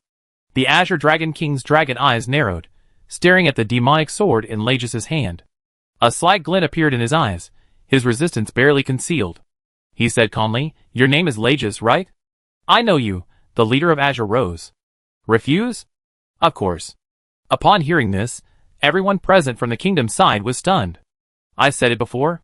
You never understood one thing from beginning to end. Allowing you to attack the Empire is my favor.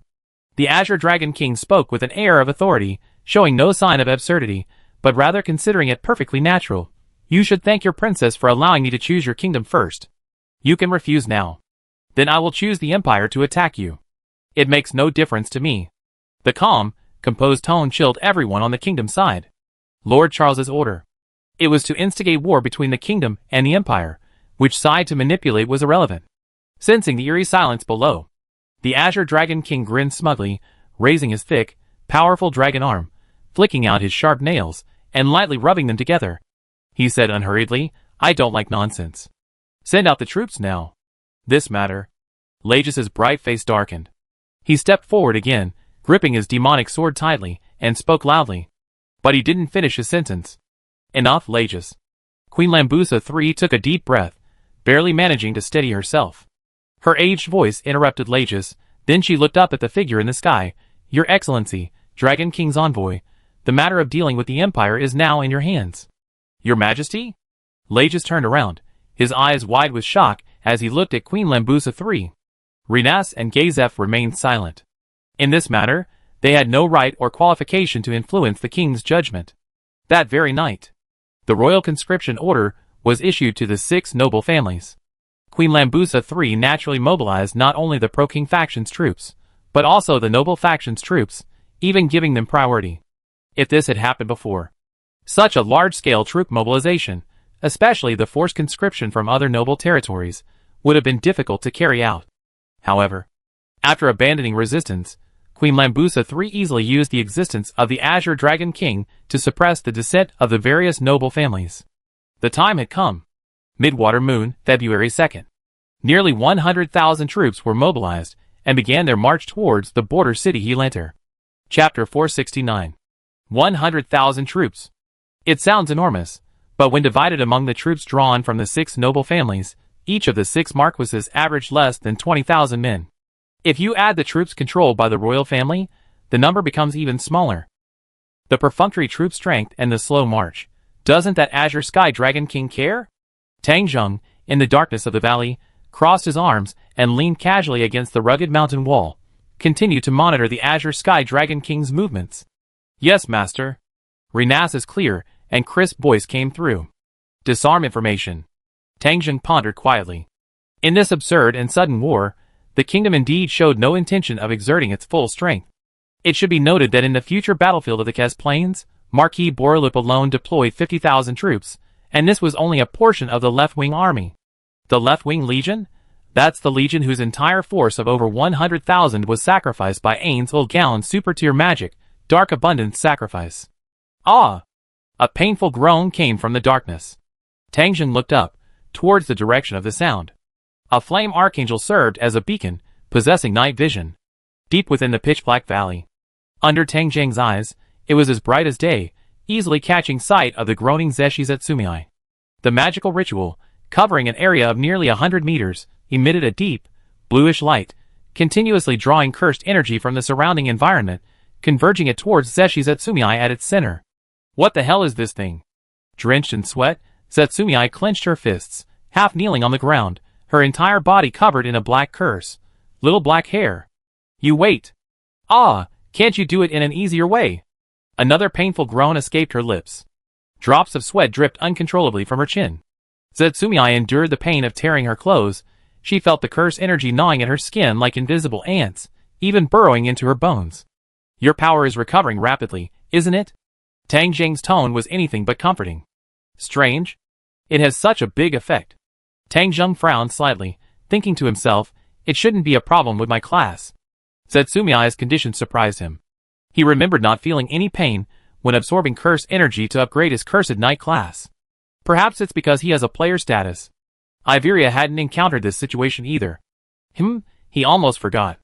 The undead are immortals, absorbing negative energy that resonates with them. Moreover, as immortals, they lack the negative states of normal living beings. Curse energy is negative energy, forcibly infusing it into the life-or-death struggle of a living being like Juesher. The pain should be considered normal, right? Tang Zheng chuckled awkwardly, casually grabbing at the air and pulling a vial from his inventory, tossing it towards Juesher. Drink this directly, it will alleviate the pain. Juesher stared, his heterochromatic eyes bloodshot, catching the vial and gulping it down. The pain throughout his body immediately lessened considerably. You bastard, why didn't you take it out sooner? Ahem. Tang Zheng shrugged. This potion was just prepared. It was one of several potions Enfield had recently made, a pain-relieving potion made from herbs with a similar numbing effect. Oh, I see. Zeshi Zetsumii's angry voice suddenly turned sweet. Then thank you, Lord Tang. You're welcome, Tang Zheng replied. Zeshur Zetsumii's eyelids twitched. She closed her mouth, sat cross-legged, and carefully sensed the changes within herself. She had endured a lot of painful training during this period, if it could be called training. The black-haired girl wasn't lying. She really was getting stronger. His strength should have been greatly reduced due to death, but now he feels stronger than before? Truly amazing. And this way of absorbing cursed energy? How did he manage to do that? He can actually become stronger through such a special method. Zeshi Zetsumii marveled inwardly, ultimately attributing it to Tang Zheng, his heart pounding with excitement, as expected of the man who could easily defeat me, Lord Crown. The cursed energy gathered even more intensely. After nearly a month of continuous cursed energy infusion, Zeshi Zetsumii's aura had gradually recovered. Almost there. Tang Zheng sensed Zeshi Zetsumii's aura, feeling both satisfied and somewhat surprised. The cursed energy that has permeated this valley is quite sufficient. There shouldn't be any problem. He had originally thought that the cursed energy in the valley wouldn't be enough for Zeshi Zetsumai to raise Cursed Night to its maximum level. Tang Zheng had even planned to secretly activate his own cursed energy in the infusion ritual. The result is unnecessary. Who exactly owns that enormous, grayish-black scale? The cursed energy leaking from the scale alone shouldn't be enough to pollute this valley so severely. Tang Zheng had initially suspected it was a scale from the Dark Dragon King, or even the Decaying Pavilion Dragon King, but he had long since ruled it out. He had seen the Dark Dragon King before, although not in its true form, he could still identify it through the golem clone. Over 200 years ago, the Decaying Pavilion Dragon King had already transformed into an undead, and there are no records of it appearing in the northwest corner of the continent. There's another, even more important piece of evidence. One of the 13 heroes, the Black Knight, died here. Speaking of which, the 13 heroes weren't just human. Even excluding those deliberately erased by the theocracy, there were elves, dwarves, giants, and other races. Based on normal lifespans, these people should be alive by now. Tang Zheng's heart stirred, realizing something he had previously overlooked. So far, of the 13 heroes who have survived, besides the Platinum Dragon King disguised as the Silver Knight, only the Necromancer Ligurite remains. How did the 13 heroes die? Tang Zheng's eyes suddenly narrowed. He remembered the tree spirit pines telling him something. The first time the demon tree was defeated and sealed was done by the 13 heroes, who made a pact to defeat the world-destroying demon tree again. The tree spirit pines witnessed this scene. In the legends, there is also the distorted tree man story. You must know. The demon tree broke free of its seal in this era, and since the 13 heroes made this pact, this means they survived until now, and never imagined they die. The Platinum Dragon King? This thought immediately flashed through Tang Zheng's mind, then he shook his head. Low probability. It's possible that player Rick died at the hands of the Platinum Dragon King. The hatred between the 8 Greed Kings and the Dragon Clan runs too deep. The Platinum Dragon King has a reason to act. To also deal with the other 13 heroes would be too blatant. Moreover, Liguli is still alive, and has a close relationship with the Platinum Dragon King, making this possibility even lower. Boom! Suddenly, a surging aura appeared, and the cursed energy drawn by the magic device stopped at that moment. What is this? Juesher's entire body glowed with a white light, her face filled with disbelief as she felt the sudden surge of powerful energy within her, leaving her somewhat bewildered. What's going on? The increase in strength by absorbing cursed energy to enhance the Cursed Night was quite significant, already surprising her. But in that instant, it was as if she had broken through some kind of bottleneck, her strength increasing far beyond her expectations. Zeshi Zetsumai was certain that she hadn't fully recovered to her previous level, but her overall strength was far superior. In the darkness, Zeshi Zetsumai sensed some kind of information, quickly calmed down, and carefully recomprehended it. A moment later, step. Zeshi Zetsumai flipped to her feet, clenched her fists, and casually swung them a few times. She looked up at Tang Zheng. You knew all along, didn't you? Oh! Tang Zheng smiled. You already sensed it. That's right. You should know better than most that certain rare professions possess trump cards that can decide the outcome of battle. And regarding the trump card you possess, I happen to have fairly detailed information. From the last battle onwards, I was certain you hadn't truly mastered the power of that profession, otherwise the battle wouldn't have ended so easily. Zeshi felt the sudden surge of power within her, and the corners of her mouth gradually turned upward. I did guess a little. I just didn't expect it to be a unique method of power enhancement. Zeshi crouched slightly, pinching the hems of her trousers with both hands, performing a somewhat unconventional noblewoman's bow, her tone tinged with fervor. Thank you for your generosity, my lord. The next moment, Zeshi lightly leaped on the spot, stretching her limbs. A sudden change. It was like transforming from a noble lady into a savage village woman, a stark and utterly different experience. What are you doing? Tang Zheng asked, somewhat surprised. I was really unwilling to accept my defeat last time, sir. Zetsumai stretched her limbs, doing what seemed like a warm-up, her face glowing with a sickly light as she looked at Tang Zheng with excited, fiery intensity. So, could you fight me again? This isn't just a simple challenge, but proof that I become stronger, sir. A string of respectful terms, and a rapid tone revealed Zetsumai's extreme agitation. Faced with this abrupt request, Tang Zheng wasn't sure if Zetsumai genuinely wanted to demonstrate her strength, or if she was preparing to get revenge for her recent grueling training. Alright. Facing her burning, heterochromatic gaze, Tang Zheng shrugged and smiled. Don't cry, okay? Bang! Zeshi stopped leaping, his feet firmly planted on the ground. He tilted his head back. I'm not a child. Whoosh! He lifted the hem of his robe. 2 magic belts hung from Zeshi's waist. He ran his hands over the items. Clang! Clang! A crisp, heavy sound rang out instantly. A set of pure white full-body armor, radiating a soft glow and adorned with golden patterns, appeared beside Zeshi. One of the 6 great gods, Wind God Glorious Angel Cat Meow, the divine artifact-level full-body armor Radiant Dawn of Light, following closely behind. A matching golden long sword and shield appeared simultaneously at his feet. Legendary item Radiant Holy Golden Sword, legendary item Dawn Wall Golden Shield. Seeing this scene, Tang Zheng paused briefly, then chuckled at the smug look on Jueming's face. You were prepared all along. Of course. Jueming made no attempt to hide his smugness. In fact, his expression grew even more triumphant. Last time, I was easily defeated by you, sir. Besides my own carelessness, it was also because I wasn't fully armed. This time, with a swift and agile movement, Jueming equipped himself completely. This time, I'm fully armed. As he donned his gear, Jueming seemed like a radiant angel, his weapons emitting a soft, shimmering white light that illuminated the surrounding darkness. I'm going! Jueming seemed determined not to give Tang Zheng any chance to react. Bang! Flowing water accelerates. Gale breaks through. Gale breaks through. The ground beneath Juesher's feet trembled, and her body transformed into a white streak of light, rushing forward. The distance between the two was already short. In the blink of an eye, Juesher had already rushed to within 5 meters of Tang Zheng. Such close proximity was extremely dangerous for a magic caster. Monster summoning Cerberus.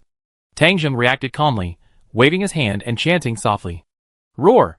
The massive figure of Cerberus instantly appeared, blocking Tang Zheng's path, baring its fangs and claws as it pounced on Juesher. Just as expected, Juesher's eyes lit up. The previous battle had also given her information about Tang Zheng. She quickly raised the Dawn Wall Golden Shield in her hand. Triple heaven. Whoosh! Golden light emanated from the Dawn Wall Golden Shield, transforming into 3 phantom shields that surrounded Juesher. The Cerberus's attack made contact with the shield's phantom first. At the moment of impact, the massive figure was uncontrollably deflected by the rotating shield. The 3 dog-headed forms showed astonishment. Zhe Ming and the Cerberus passed each other instantly, rushing towards Tang Zheng, a gleeful laugh ringing out. At this distance, you can't dodge, sir. Magic without incantation teleportation. Tang Zheng's figure vanished instantly, reappearing 100 meters behind Zhe Ming. Too smug. If you can't limit my teleportation ability, this battle will only repeat the outcome of the last one. A calm and composed voice came from behind. Roar! The Cerberus roared, turning around and pouncing on Zhe Ming again. Tang Zheng's eyes already showed interest. This time, Zhe Ming was clearly prepared, not using the cross-shaped scythe, but instead fully equipped with Wind God Glorious Angel Cat Meow. This combination. Are they planning to use the Chosen Knight's trump card? Tang Zheng grinned, thinking to himself, they're not telling the truth, Zeshi's Etsumii. Last time, when Tang Zheng encountered the 6 divine equipment sets, he had asked what the Chosen Knight's trump card was, and Zeshi's Etsumii's answer was ambiguous. In short, he didn't seem to understand. Regarding this answer, Tang Zheng didn't think much of it. Zeshi's Etsumii's innate ability allowed him to unleash a trump card, but the specific effects were unknown. He could only figure it out himself. Now it seemed he wasn't as clueless as he claimed. Judging from their usual use of the Death Bell, a trump card that can decide the outcome of a battle, the Chosen Knight's trump card. Tang Zheng quickly pondered, it shouldn't be the type to instantly decide the outcome. Chapter 470. Tang Zheng's speculation about the Chosen Knight trump card, while not leaning towards something similar to Death Bell, wasn't entirely impossible. Choosing the Wind God Glorious Angel Cat Meow weapon, Juesher must have considered tactical countermeasures. Tang Zheng's lips curled slightly, finding it increasingly interesting. At least, tank-like equipment can withstand high-intensity magic damage and last longer. Whoosh! A 3-headed hellhound, the size of a small house, charged at Juesher like a raging bull. Summoned monsters possess a certain degree of self-awareness. Their existence is to protect the summoner, yet it was easily bypassed by the enemy before it. This was its mistake. Roar! Roar! Roar! The three heads of the hellhound opened their blood-red maws, their crimson eyes fixed on Jewisher, before its entire body crashed down like a mountain. A fierce aura surged forth. Zeshi Zetsumiai's voice boomed, raising the Dawn Wall golden shield in his hand and thrusting it forward. Get out of my way, you ugly thing. Thump! The Cerberus clashed again, with the three rotating shields surrounding Zeshi Zetsumiai. The heavy impact echoed through the valley. Hiss! Hiss! Zeshi Zetsumiai's black boots scraped against the ground, but he didn't attack the Cerberus. To conserve energy, wasting time and energy on summoning monsters would be foolish. Far away, Tang Zheng's eyes flashed, thinking to himself, the effect of the shields, I see. 9th tier magic Crimson Nova. Crimson Lotus Flame suddenly ignited Zeshi and Cerberus, instantly turning them into crimson fireballs. The scorching heat and flames illuminated the dark valley. A shield skill called Triple Heaven. It summons a three-sided rotating shield, which can not only block physical attacks but also deflect them. Tang Zheng recalled the changes caused by Cerberus's attack. However, there should be a certain limit. Cerberus's continuous attacks caused the shield's color to fade slightly. Also, the recoil from the attacks couldn't be negated. Whoosh! Suddenly, a figure shot up from within the crimson fireballs. Flight ha ha ha! Behind the armor of Jewisher, blue energy-patterned wings unfurled, and flames erupted as he soared into the air. That ugly three-headed dog doesn't possess the ability to fly, sir. Jewisher, midair, let out a hearty laugh. The Crimson Nova flames left only faint marks on the divine-grade armor. Crimson Nova Earth, Tang Zheng chanted, smiling faintly. Warriors with the ability to fly are indeed a bit more troublesome. Boom! Under the passive ability of elemental transformation, Crimson Nova, the strongest single-target fire magic, transformed into a cloud of brownish-gray quicksand, bombarding Jewisher's body. The light of dawn will surely reside in the heart. Jewisher shouted, activating his armor skill, Unyielding Oath. A bright white light flashed on the surface of the armor. Ju Ming withstood the magical attack head-on, charging towards Tang Zheng. Crimson Nova Wind, a high-speed spinning device, formed from condensed wind elemental energy, slammed into Ju Ming in midair like a tornado. Ju Ming wasn't significantly affected, his body only swayed briefly. Crimson Nova Water, a large water sphere, appeared out of thin air, enveloping him. The pure water flow not only inflicted the drowning debuff, but also affected the speed of enemies within the sphere. Combo complete, Tang Zheng murmured. The Immortal class's passive skill, Ancient Wisdom of Synergy, increases the power of any subsequent use of 4-elemental magic by 15% after completing a 4-elemental combo. Achieving this isn't difficult for a normal player, but it's not easy either. The caster must master 4-elemental magics, and choose the appropriate spell based on the enemy, further increasing the difficulty. Tang Zheng, however, didn't need to go through all that trouble. Elemental Attribute Change allows you to replace elemental magic with any 4 elemental attributes. The same elemental magic can be used as 4 different elements, however. Tang Zheng frowned almost imperceptibly. Super Slash. Zeshi Zetsumiai's body remained completely unaffected as she rapidly swung her brilliant holy golden sword. These spells, why are they all weaker than the last? Is Master holding back? The giant water sphere was cleaved in two. Zeshi Zetsumiai broke free from the magic's effects, her gaze, excited and fervent, once again blazing from behind her mask. The magic's power has indeed weakened. Tang Zheng had also anticipated this. Crimson Nova was the strongest single-target fire magic, but its power became only average after being transformed into one of the other 3 attributes. In other words, it lost the fire magic bonus. It seems that not all elemental magic is suitable for transformation into other elements. This thought flashed through Tang Zheng's mind quickly, his hands moving without slowing down. You're too smug now. 10th rank magic, 7th Imperial Sensor Fire. This magic was originally a wide area lightning magic, but now, as the magic was activated, above, 7 magic circles, each about 1 meter in size, appeared scattered in midair, emitting a dazzling red light. Boom! Boom! Each magic circle erupted with pillars of scorching fire at an astonishingly high temperature, instantly turning a large area into a sea of fire. Zhe Ming was immediately engulfed in flames. The astonishing heat transmitted through his armor, making his skin scalding hot. The power of this magic is completely different from before. The air before Zeshi Zetsumiai's eyes distorted due to the intense heat. She activated her armor's ability again, Grace of Courage. This skill simultaneously increases physical and magical resistance. Magic resistance enhancement. Magic resistance super enhancement. 2 martial arts techniques activated. Zeshur no longer hesitated. A series of magical attacks was enough for her to reach Tang Zheng. She swung her radiant holy golden sword. Heretical Judgment. Heretical Conviction.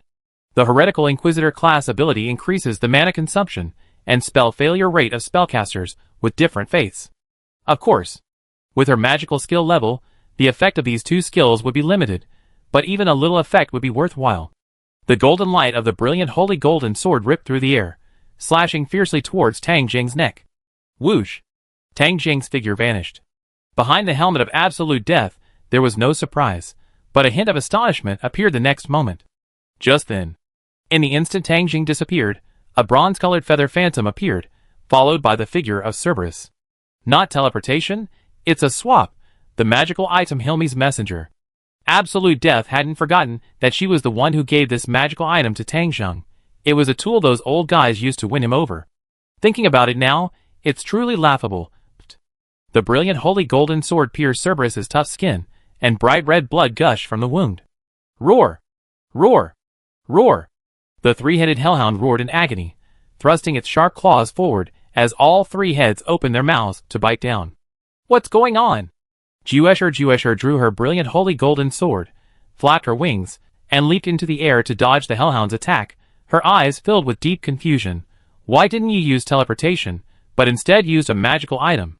Tang Jing's ability to dodge her attack was expected, but the fact that he didn't use teleportation and instead used a magical item to exchange attacks was unexpected. She wanted to think further. A large-scale attack appeared in the sky again. 7th Imperial Sensor Earth, a magic circle radiating brown light appeared. Before the attack even landed, more magic circles radiating elemental light appeared in the sky. Magic without chanting 7th Sensor Wind 14 magic circles, densely packed, appeared in the sky. Seeing this, a chill ran down Zeshi's spine, his pupils dilated, and his previously composed expression turned blank. This is too exaggerated. Boom! A wide-range attack combining earth and wind elements, like a torrent, crashed through the air. The valley within the attack range was instantly reduced to ruins. Huge plumes of dust rose into the sky, and flying debris and deafening roars filled the air. 100 meters away. 7th Sensor seems quite powerful when used for elemental conversion. Tang Jing looked towards the ruins, a slight smirk playing on his lips, and muttered to himself with satisfaction. Then, recalling his earlier method of dodging the attack, combo attacks are indeed not suitable for one-on-one combat. Indeed, only through combat can one more quickly discover easily overlooked areas.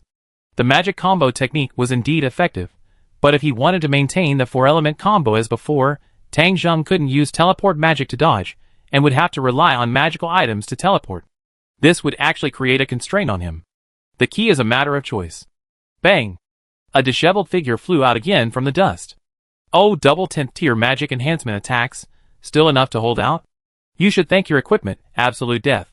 Tang Zheng looked ahead and smiled. If that's all you have, then you just keep getting beaten up. In a battle of firepower, no class can compare to a magic caster. Without the equipment of the 6 great gods, the series of magical attacks just now would have been enough to incapacitate Zeshi. As expected of you, sir. You're really strong, even though you don't have any decent equipment. Zeshi, enduring the pain in his body, grinned. Even as a magic caster, I don't have a basic magic staff. However, underestimating me will only lead to trouble. I originally planned to deplete your magic power before attacking, but now I have to do it ahead of schedule. Tang Zheng's smile deepened, and he opened his arms. Being prepared is good? Let me see your skills, Zeshi. Tang Zheng let out a hearty laugh, staring directly at the figure floating in the air. Come on. Then. I'm going. Zeshi roared, raising the Dawn Wall golden shield in his hand, and pointing it at the sky. Dawn Judgment. A dense holy light erupted from the shield. In an instant, at the 4 corners of Tang Zheng's location, east, west, south, and north, simultaneously materialized crosses over 3 meters tall, radiating a sacred aura. The clanging of chains echoed from the 4 massive crosses, followed by lightning-fast attacks aimed at Tang Zheng in the center. A trump card? Not really, more like an equipment skill. Tang Zheng was somewhat surprised. He hadn't expected a legendary item to possess such a powerful and impressive skill, high-level teleportation. He vaguely sensed that this skill might have a control effect, so he decided to use a higher-level teleportation spell. Tang Zhang's magical powers surged, his body swayed slightly, but he remained standing in place. The teleportation failed. No, was it a forced delay? The light emanating from the four crosses intensified. Clang! Thick chains bound Tang Zhang simultaneously from four directions, but in the instant the chains tightened, they seemed to become illusory, actually passing right through Tang Zhang's body. Not bound? Movement resistance? Such an ability? Zeshi Zetsumiai's expression changed slightly. He quickly raised the brilliant holy golden sword in his right hand, and forcefully struck the Dawn Wall golden shield with the blade, but delaying the spell's activation time is enough. This is a move that can only be used when wearing all three pieces of equipment simultaneously. Judgment Reflection. Whoosh! Zeshi Zetsumiai flipped his wrist, pointing the brilliant holy golden sword at Tang Zhang, and roared, "All the magical damage you just received, I return it all to you. Take it." A blinding beam of light, mixed with elemental energy, erupted from the brilliant holy golden sword, blasting towards them with astonishing power. Boom! Debris flew everywhere, and the mountain walls on both sides shook. The terrifying energy blasted a crater tens of meters wide where Tang Zhang stood, and the mountain wall on one side was also severely damaged by the aftershocks. Zeshi Zetsumiai stared intently at the crater. As the dust settled, this move converts the damage received into an attack before unleashing it. Tang Zhang appeared in sight, accompanied by that familiar voice. What a troublesome method. Don't joke around. Zeshi's hands trembled, whether from excitement or overexcitement, it was hard to tell. You're completely unharmed. Tang Zhang stood unscathed in the center of the pit, except for his torn clothes. No! He wasn't unharmed. A glance at his attribute panel revealed that his magic power had dropped by nearly 200 points out of nowhere. 5th tier magic damage transfer. A unique magic from another world, developed by the Destroyer Kingdom, it converts damage received into a loss of magic power. Chapter 471. Zhe Ming's black and white eyes widened to their limit as she hovered in midair, tightly gripping the Dawn Wall golden shield and the glorious holy golden sword. Too powerful. That long-planned method specifically designed to counter magic casters had completely failed. Even a minor injury would have been better. How did she manage to tear her clothes? She couldn't figure it out. Zhe Ming even hesitated about her next move, a sense of bewilderment and fear rising deep within her. Whoosh! The effect of dawn judgment dissipated. The 3-meter-high cross of light that had sealed off the area vanished into specks of light, along with the forced delay of the magic. Whoosh! Tang Zhang's higher-level teleportation was reactivated, his figure disappearing and reappearing 100 meters to his left. As he regained his footing, Tang Zhang prepared to release defensive magic, only to find that Zhe Ming's attack hadn't followed immediately. Ha! Did it intimidate you? The deliberately prepared tactics failed to work, which would inevitably put some psychological pressure on the opponent. Tang Zhang couldn't see the expression on Juesher's face, clad in full armor, but he could sense this change from the opponent's slightly slower attack rhythm. He took away nearly 200 MP from me in one go. That attack was quite powerful, and it was both magical and physical damage. Tang Zhang was actually just as surprised. You see, his physical and magical defense stats were quite high. No wonder tank-type equipment is so effective. He converts a portion of the damage he takes into his own attacks to counterattack. No wonder Juesher has been actively taking the damage from magic. The elemental magic he unleashed wasn't of ordinary power. It was enhanced through a series of passive class buffs. It wouldn't be an exaggeration to call it elemental specialization. The ability to withstand this barrage of elemental attacks, amplified by his equipment, made Tang Zhang increasingly cautious. True combat. It's not just a clash of strength, but also a battle of wits and intelligence. This world isn't your average shonen manga. Even with a level 100 combat power, or a dragon with even higher stats, victory against an opponent of equal strength isn't guaranteed. The complex and varied class structures, the countless skills and spells, the unique trump cards of special classes, artifact-level items, pay-to-win items, world-class items, and more, the course of battle is never easily predicted. Too many factors influence the outcome. 7th Imperial Censer Water. Tang Zhang withdrew his plan to release defensive magic and continued his 4-elemental cyclical attack, reminding her, if you keep spacing out, you die. Thud. 7 magic circles radiating sky-blue light bloomed above Zeshi's head, their light suddenly contracting. Instantly, a massive column of water, like a tornado, slammed down with overwhelming force. Ah! Zeshi quickly snapped out of her fearful daze, her mouth agape, biting her lip hard. Blood mixed with pain spread in her mouth as she laughed maniacally. I haven't given up. Sir! This is the battle I've been waiting for. Please, unleash your power. The failure of her carefully laid plans left her momentarily bewildered. This feeling had never occurred to her before. Yes, her previous opponents were all too weak, fighting a true powerhouse. Wasn't that what she always longed for? Why fear? She should be excited. Even as she kept thinking this, Zeshi Zetsumei knew her fear hadn't vanished. To break free from this fear, she needed a more forceful counterattack. To regain her confidence, in that case. Impure Impact Shield. Zeshi Zetsumei roared. A crimson-black energy wave rapidly spread from her, neutralizing the 7th Imperial Sensor Water spell. The astonishing fluctuations of the 10th tier spell dissipated. Ha ha ha. Zeshi Zetsumei burst into high-pitched laughter in midair, her previous fear completely gone. She looked down with burning fervor. My lord, you should know the power of this move, right? No matter how strong the attack, it's useless against me. Her words clearly carried a hidden agenda. She had gained this new ability thanks to Tang Zheng, but she couldn't accurately judge whether Tang Zheng fully understood the skill's usage and effects. Therefore, she used a bit of linguistic skill. So you finally used it? Tang Zheng showed no surprise, instead smiling as he spoke. Zhe Ming's heart sank. Speaking of which, sir. Zhe Ming recalled something, holding the Dawn Wall golden shield to his chest as he spoke. During the last battle, the magic he used was very similar to this move. Hearing this question, which seemed designed to stall for time. That's right, the effect is similar. Tang Zheng didn't continue his attack, casually admitting, even some warriors' techniques, within the complexities of magic, possess similar spells. It's a pity. Zhe Ming's knowledge of the magical realm was too limited. In her understanding, various types of magical entities were indeed capable of extraordinary feats. That's precisely why she had to consider guarding against various unknown spells when fighting against magic casters. How shameless. Zhe Ming's annoyed shout echoed through the air, showing no doubt about Tang Zheng's answer. Suddenly, I've been tricked, sir. A smirk appeared on Zhe Ming's lips beneath her mask as she abruptly raised her hand, pointing it upwards. I don't know what kind of magic that is, but since the effect is similar, we can consider it to be on the same level. I don't understand magic, but I do know one thing. The more powerful a technique, the more limitations it has. Whoosh! Ripples appeared in the air, and a massive war spear, over 3 meters long, appeared above Zhe Ming's raised hand. The massive spearhead exuded a serene aura, and in the darkness, the entire spear shone with a dazzling silver light, exceptionally beautiful. Serene throwing gun. The moment Juesher shouted the skill, the massive 3-meter-long war god's spear vanished instantly. Thud.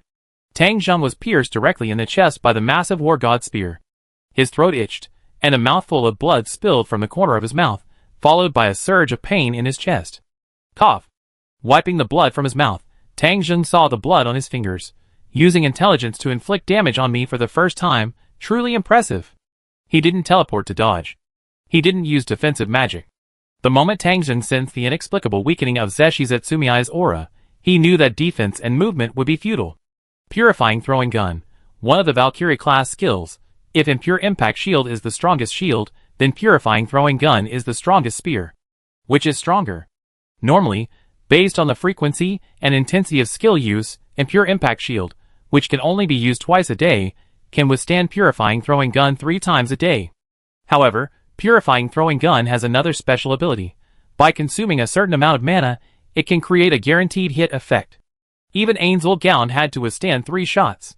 Zeshi Zetsumei's casual question was actually a judgment on whether to consume additional mana to create a guaranteed hit, rather than having it blocked. Success? A sickly glow appeared on Zeshi's face. This was the first time she had injured Tang Zheng in the battle so far. Her body involuntarily leaned back, like a small animal waiting for praise, and she excitedly shouted, "My lord! I didn't disappoint you." Tang Zheng's face lit up with a bright smile. The pain in his chest made him feel a surge of excitement as well, fighting until now. Finally, you piqued my interest, Zeshi. Now prepare for the real battle. Angel Summoning Judgment Throne Angel. Magic without chanting composite element summoning Blizzard Elemental Spirit. Divine Light transformed into a bronze gear angel with 6 pairs of wings, a silver sheen floating on its chest, and several eyes. Elemental energy condensed into a ball, releasing a chilling aura. The elemental spirit's entire body was composed of rapidly spinning white snowflakes. Both summoned monsters possessed the ability to fly. Upon appearing, they released a terrifying pressure that spread forward. Purifying Throwing Gun. Poof! The silvery light vanished instantly. A jolt ran down his shoulder. Tang Jing felt another sharp pain in his chest, taking a step back. The impact wasn't particularly strong. Essentially an energy attack, the purifying throwing gun dissipated as a phantom after hitting its target. Whoosh! Whoosh! The Judgment Seraph and the Blizzard Elemental Spirit charged towards Death's End in unison. Two extremely high-level monsters. Zeshi Zetsumiai's pupils contracted, his heart skipped a beat. Incredible. Although I already guessed that you possessed high-level angel summoning. I never expected you could also summon elemental monsters. It's simply beyond reason. 3 summoning methods seemed unbelievable. In fact, besides Tang Jing, Shaltia also possessed 3 methods of summoning monsters: undead summoning, monster summoning, and familiar summoning. They weren't used much in the battle against Ainsul Gaon, partly due to magical power considerations, and partly because level 70 monsters had limited effectiveness. Akira possessed the superior exclusion technique, which countered summoning magic. Heroic Spirit Soul. Zeshi Zetsumiai roared. A dazzling white light surged from his body, then transformed into a pure white figure beside him, identical to Zeshi Zetsumiai's attire. Whoosh, whoosh. In an instant, the 4 figures collided in midair. It should be able to hold them off for a while, but that's enough. Tang Jing looked up at the sky and narrowed his eyes slightly. 9th tier magic storm. A raging storm appeared out of nowhere, followed by a torrential downpour that instantly enveloped everyone present. The Heroic Spirit, the Archangel of Judgment, and the Blizzard Elemental Spirit were all affected simultaneously. The impact on Ju Ju Ming was relatively minor. The Radiant Dawn set of artifact-grade armor's class skill, Unyielding Oath, grants immunity to control effects. Whoosh! Super Sensing. Ju Ju Ming instantly shook off the monster and rushed towards Tang Jing's location, only to suddenly stop a short distance later. Disappeared, damn it. Another troublesome teleportation spell. Ju Ju Ming could only activate his martial arts to continue sensing Tang Jing's location. 4th tier spell Vibration Perception. Tang Jing used this spell to lock onto Ju Ju Ming, who was moving rapidly through the storm. Whenever the opponent approached, he teleported away. 6th tier spell Weather Manipulation. Tang Jing's spell continued. Boom! A dark cloud rapidly gathered high above the storm's reach, followed by flashes of lightning as streaks of blue lightning struck down from it. The lightning, carried by the rain, launched a full-scale attack on everyone within the storm's area. 8th tier magic elemental aspect, Wind. This magic grants the caster temporary resistance to elemental spirits. In the rain, blue lightning pierced through Tang Jing's body. From a distance, it was clearly visible that blue sparks of electricity flickered continuously within the storm's area. What should you do now? After unleashing a series of spells, Tang Jing calmly sensed the deathly destiny darting wildly within the storm. He occasionally added a few more lightning-based attacks. Completely crushed. Soaked in the rain, blue sparks crackled on his armor, as a numbing sensation spread throughout his body. His face was filled with resentment. I can't win at all. A dejected and powerless mutter echoed in his ears. There was still one last resort, though he would still lose, but I don't want to be looked down upon. Zetsuki suddenly looked up, a brief twitch of his head, and gripped the radiant holy golden sword tightly. Innate ability activated. Buzz! The entire world seemed to freeze for a moment. No, it was just an illusion. A faint point of light appeared first on Zetsuki's chest, then its energy surged rapidly, not transforming into a divine weapon. It remained a blazing point of light, but like a newly born star, an indescribable, purifying light emanated from it. Sacrifice is the bridge to redemption, Zetsuki declared, his eyes burning with fervor. The entire world seemed to light up. Storm dissipated. The Archangel of Judgment, Cerberus, and the Blizzard element also vanished. Impure Impact Shield. Tang Jing activated his skill the instant he sensed the anomaly. The light faded. Didn't work? The effect of elemental aspect disappeared? Tang Jing raised his hands, feeling the changes in his body, a hint of confusion in his eyes. He wasn't injured, that was certain. Whoosh! Whoosh! The sound of air being torn apart rang out. I'm going! Zeshi roared, charging forward with a heroic spirit. Tang Jing raised an eyebrow and chuckled. A moment later, Zeshi lay limply on the ground, his dawn-walled golden shield and glorious holy golden sword lying nearby. What exactly is that trump card? Tang Jing stood beside Zeshi Zetsumiai, arms crossed, and asked curiously, It's not an offensive trump card, is it? It's a support type? Cough, cough. It's a negative. Zeshi Zetsumiai's weak voice rang out. Chapter 472. Deep in the valley. Ruins were everywhere, with craters of all sizes scattered about, and rubble and broken rocks littering the ground. It really hurt so much. Zeshi lay in a crater, his body arched backward.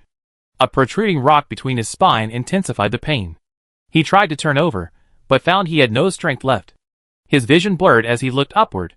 Although I'm no match for him, this kind of battle is exhilarating. It's amazing. Crack! Tang Jing's footsteps made a soft sound on the rubble.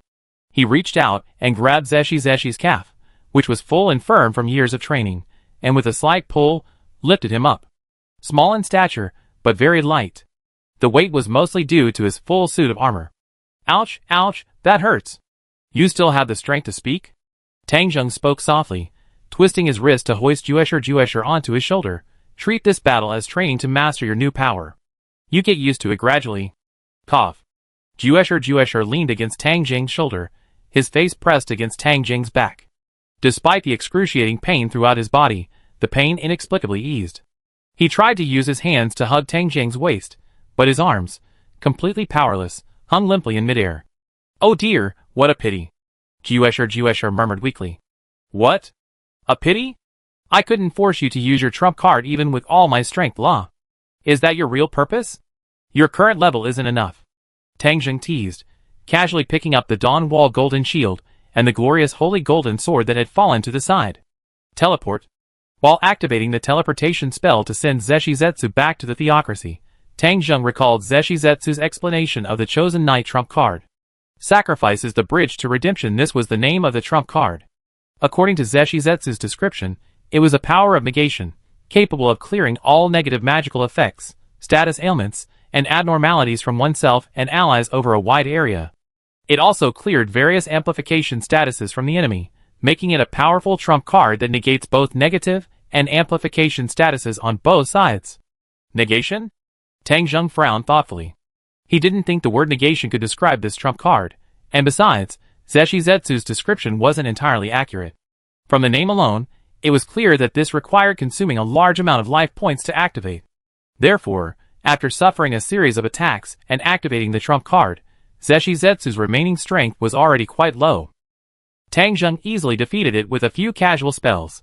The only slightly troublesome element was the heroic spirit soul, but since it only inherited stats and lacked various martial arts techniques and moves, it wasn't difficult to deal with.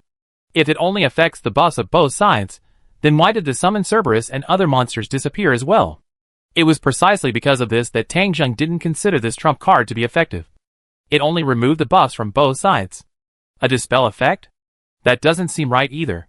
If it's dispel, it should only be effective on summoned creatures, and I didn't feel any forceful effect during the process. I see. It's not a denial, not a dispel, it's a removal. Based on the situation during the battle, the word disarm quickly came to Tang Jing's mind. He possessed multiple special professions. His understanding of trump cards was naturally the deepest. These moves, known as ace attacks, were not complex. In fact, the more powerful the move, the simpler its information, like instant death. If blocked, it's ineffective, if not, death. Simple and clear. Heroic spirit soul, death is the end of all life, minor calamity, goddess Kali's Psi elemental annihilation day, river of souls backflow, etc. These killer moves he knew were all simple and brutal in effect. Golden Law was slightly more complex, but it was still just the true Dragon King's application of his true names and bloodline power, such as gold, platinum, and eternal darkness. Tang Jing wasn't a true Dragon King, but only possessed a true Dragon King's heart, which granted him a dragon-type profession. Naturally, his development of this skill was slow. According to the meaning of absolute death, Chosen Knight killer move could accurately remove all negative buffs from allies, remove buffs from enemies, and dispel summon monsters. Too complicated? Ultimately, the true effect of sacrifice is the bridge to redemption is to make all enemy skills and magic automatically cancel out. Whether a magic caster or a warrior, after using magic and skills, they can choose to cancel them. This trump card acquires this cancellation right, canceling all magic and skills released by the enemy on their own. Force cancellation. After understanding how this trump card works, Tang's expression became more serious, and he internally commented, truly worthy of being a special class for tanks. This isn't an offensive trump card, it's purely support-oriented, unsuitable even for the early or late stages of battle. Its true power is unleashed during intense battles against bosses or other players. Of course.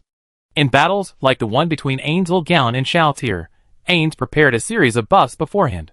Having this trump card at that moment allows for immediate activation, removing all of the opponent's buffs and wasting mana. However, such situations where you can watch someone stack buffs are rare, encounters are more common. As for the clash between trump cards, Tang Zheng couldn't be certain, only able to speculate based on the timing of their activation and their inherent mechanics. Xiaoshuiwe, January 28th.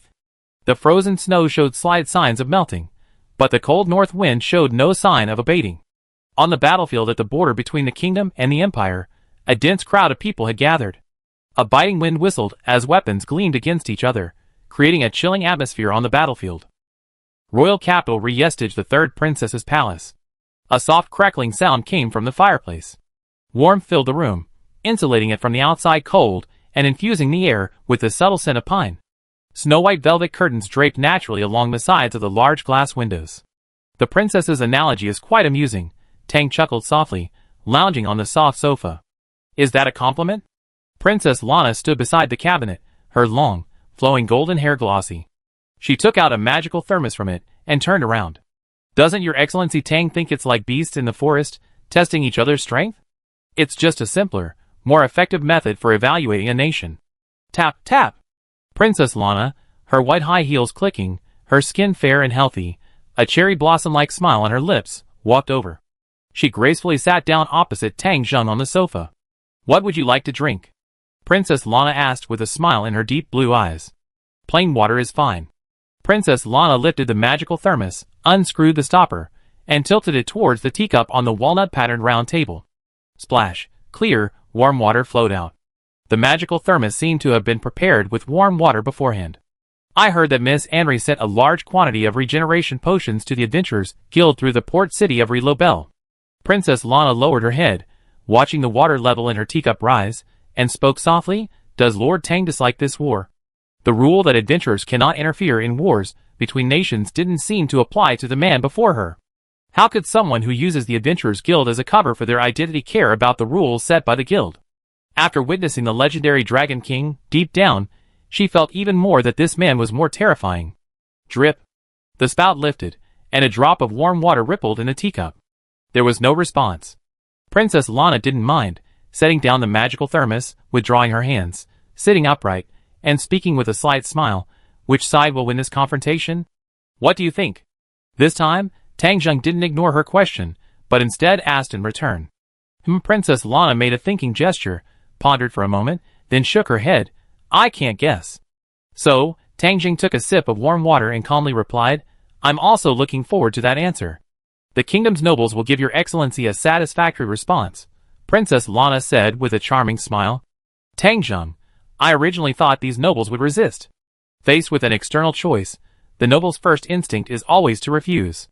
Princess Lana's eyes crinkled as she smiled, but once they actually made their choice, their nature will be more inclined than anyone else to kiss the Dragon King's toes. The border battlefield. On the reddish-brown earth, two armies stood facing each other, neither launching the first attack at the Empire's headquarters. The atmosphere inside the tent was unusually oppressive and heavy. Several generals sat in their respective positions, their faces grim, and no one spoke. A long silence.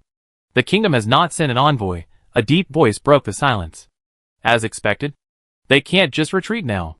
The war between the two nations has a long history, but before each conflict, both sides would send envoys to negotiate. These negotiations, it's really just a matter of proposing conditions the other side could never accept, like a child's game, or perhaps a facade of war. Every negotiation ends in failure, and then the two sides go to war. This has been the usual practice. This time, the kingdom didn't send an envoy, meaning even the unrealistic possibility of a retreat is non-existent. It further illustrates one point. The actual commander of the kingdom's army is that Azure Dragon King. Did you win? What nonsense are you spouting? This is demoralizing the army. But that Dragon King. Shut up. Bang. A heavy slam on the table silenced everyone. This isn't our concern. We're only facing the kingdom's army. The imperial general at the head of the table, his weathered face revealing a ruthless glint in his eyes, spoke coldly. What I need now is for you to come up with a strategy. The generals exchanged glances. How about waiting for the enemy to tire themselves out? That's right. The old practices are no longer applicable. We just need to wait for the kingdom to attack. Meanwhile, compared to the solemn and tense atmosphere on the imperial side, the atmosphere within the kingdom's headquarters was much more relaxed. No one wanted to go to war with the empire, at least. That's what everyone thought at first. After realizing they couldn't refuse the Azure Dragon King, many nobles began to realize that this war wasn't unwinnable. The kingdom couldn't resist the Azure Dragon King. Judging others by their own standards, the nobles didn't believe the empire could withstand the Azure Dragon King. If the empire was destined to lose, then the vast lands, the glory of conquering a nation, the spoils of war, and so on. It would be a profit far beyond anyone's imagination. Understand this.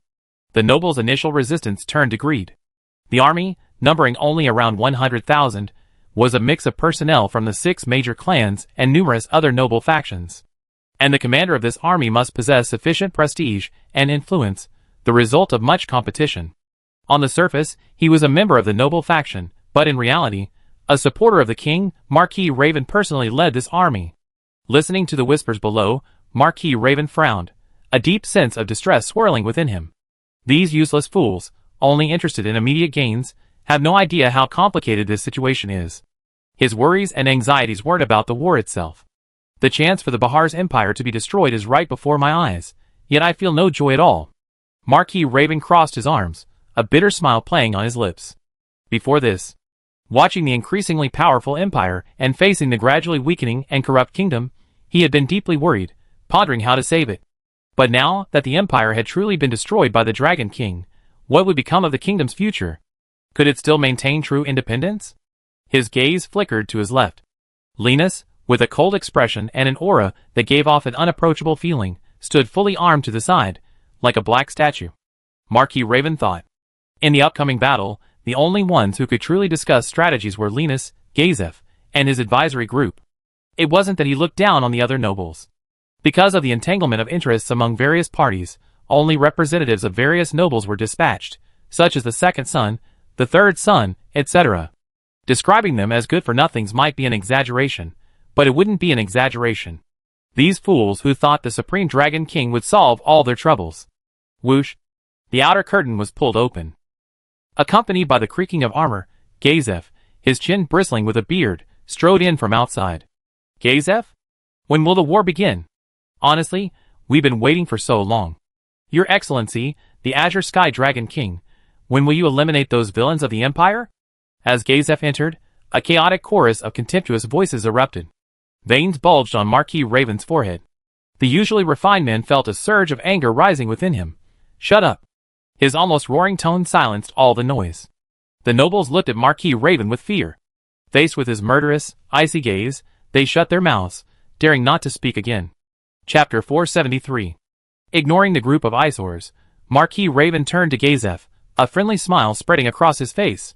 Your Excellency Dragon King, what are your specific plans? He lowered his voice, his tone becoming respectful, as he had heard the dragons possess powerful innate senses. He wasn't sure if the Azure Sky Dragon King could hear him here, so he had to be careful. It orders us to send troops immediately, Gazef replied with a sigh. Is that so? Marquis Raven seemed to have expected this. He showed no surprise at the answer. Instead, the other nobles in the room erupted in an uproar. The noise that had just subsided rose again, even more intensely. Shut up! Marquis Raven roared, his eyes sweeping fiercely over the group. What do you think this place is? Who do you think you are? How the Supreme Dragon King acts is none of our business. The current situation. This reminded him of his youngest son, who loved to lie on the manor's lawn watching 2 ant colonies fight. For the ants, his son could easily decide the winner with a simple helping hand, but how could a group of ants interfere with the thoughts of a being high above them? Then proceed as planned. Marquis Raven raised a hand to his forehead and waved to the crowd below. With His Excellency the Azure Dragon King as our backer, there's no need to delay any longer. Let's move out. The order was given. On the battlefield of the reddish-brown earth, the kingdom's forces numbered around 100,000, divided into 3 battle formations, 30,000 on the left flank, 30,000 on the right flank, and nearly 40,000 in the center. In addition, there were 1,000 elite troops each from the Gazef Legion and the Crimson Rose Legion. Ha! Ha! The 30,000 infantry on the left flank moved first. Every soldier raised a nearly 3-meter-long spear, forming a moving forest of spears, advancing towards the Empire. Such a commotion! It was immediately received by the Empire, and the frontline battalion commanders and division commanders reported it up the chain of command. They did indeed move first. Advancing in spear formation, what a foolish move. That Marquis Raven thought he had some skill, but it turns out his level is just SOSO. Cynical comments echoed within the Imperial headquarters. Spear formations are not suitable for offensive operations, but rather for defense. This formation was originally prepared by the kingdom to counter the Empire's heavy cavalry. The dense formations, coupled with the heavy weapons, lacked the ability to counter rapid enemy movements. They were only suitable for defending against enemy charges. Drawing troops from the various nobles, and then integrating them into the army was too rushed. There was no time to train formations. We could only use the methods we were best at. Someone offered a rational assessment. The kingdom and the Empire were completely different in various systems. Especially in their armies, the Imperial army was structured with generals appointed from the commanders of various regiments, below whom were division commanders and battalion commanders, forming a fairly stable organizational structure. The kingdom, on the other hand, was led by individual nobles who either commanded troops themselves or provided them with manpower, and each unit acted according to its own factional ideology. The fact that Marquis Raven could control a chaotic force of 100,000 men in a short time speaks volumes about his skill and ability. Since the kingdom's actions are as predicted, then proceed with the battle plan. The commander-in-chief's commanding voice rang out, issuing the final decision. Yes, General. Yes, General. Yes, General. The resounding cries of obedience echoed. The battle cries of battle erupted. 30,000 kingdom soldiers began their charge towards the Empire's formation. Long iron spears, gleaming with a sharp, cold light, pierced the frigid air as they advanced. Comparing the overall troop numbers of both sides, the kingdom clearly held the advantage, as the Empire had only deployed 60,000 troops. While numerical superiority was a disadvantage, the kingdom's army consisted almost entirely of peasants, whereas the Empire's army comprised professional soldiers. The kingdom's conscripted soldiers were farmers from various noble territories. Essentially, they were simply farmers being given arms. The Empire, on the other hand, invested time and resources in training its soldiers, which explained why wars between the Empire and the kingdom over the years had always been small-scale conflicts. For the Blood Emperor, the goal was achieved simply by sending the kingdom's peasants to the battlefield. The Empire would not deliberately expend the time and money it had spent training soldiers unless absolutely necessary. The kingdom's left wing has reached the center of the battlefield. Prepare the archers. Don't worry about arrow losses. Fire the first 3 waves simultaneously, then fire randomly starting from the 4th wave. Magic support units, prepare. Move to 300m position and apply magical buffs to the archers. The orders were issued rapidly and methodically. The air seemed to tear apart. Whoosh, whoosh. Short, high-pitched sounds, seemingly piercing eardrums, shot out from the Imperial ranks, transforming into a sky full of black shadows. The arrows continued to rub against each other, vibrating with a teeth-grinding buzz. Thud. An arrow traced a curved arc through the air, piercing the forehead of a fearful, bewildered kingdom soldier. Ah! Ah! No! In an instant, the kingdom's left flank suffered over 1,000 casualties. Don't stop. Charge. Whoever beheads an Imperial soldier will be rewarded with 3 silver coins. The commander's roar echoed from the rear. Fear of the nobles, and the lure of money immediately spurred the terrified soldiers to pick up their weapons again and charge once more. However, the once relatively orderly formation was now showing signs of disarray. The Imperial magic force. Numbering only about 20, their commander was a 30-year-old exceptional talent capable of wielding second-tier magic. Pah! These kingdom people are truly stingy. A magic chanter, aided by magic, heard the kingdom commander's encouraging words. Our Imperial soldiers' heads are only worth 3 silver coins. That's incredibly stingy. Corrupt nobles. Our entire force of 60,000 men is worth less than 15,000 gold coins. Damn it! I slaughter them. A group of magic chanters roared angrily. Before the 2 armies even truly clashed, the losses of the left flank had already skyrocketed. By the time they reached the Imperial cavalry, the casualties were approaching 3,000. The war had barely begun when heavy casualties had already occurred. The nobles of the kingdom were completely unconcerned. Marquis Raven was equally calm. Facing a defending side, the attacking side would naturally suffer more casualties, which was within a reasonable range. High above the kingdom's headquarters, Marquis Raven and his men surveyed the battlefield, now clashing, analyzing the Imperial soldiers' strength and deployment, preparing for the second wave of attack. Sigh. Gazef's brow furrowed deeply, a sigh escaping his lips. This act of testing lives left him utterly powerless. He was now immensely famous, yet he couldn't change the nobles' contempt for him, nor did he have the right to interfere in their decisions. Marquis Raven, this formation isn't suitable for an attack. Long spears will prematurely deplete our stamina. Gazef paused for a moment, finally speaking. Continuing like this will only increase our casualties. Marquis Raven nodded calmly in agreement, his eyes inscrutable. A very foolish attack, isn't it? Lord Gazef, can you predict what countermeasures the Imperial side will take? A silence fell. Gazef was somewhat taken aback. He hadn't expected Marquis Raven himself to call it a very foolish attack. Your Excellency, very direct.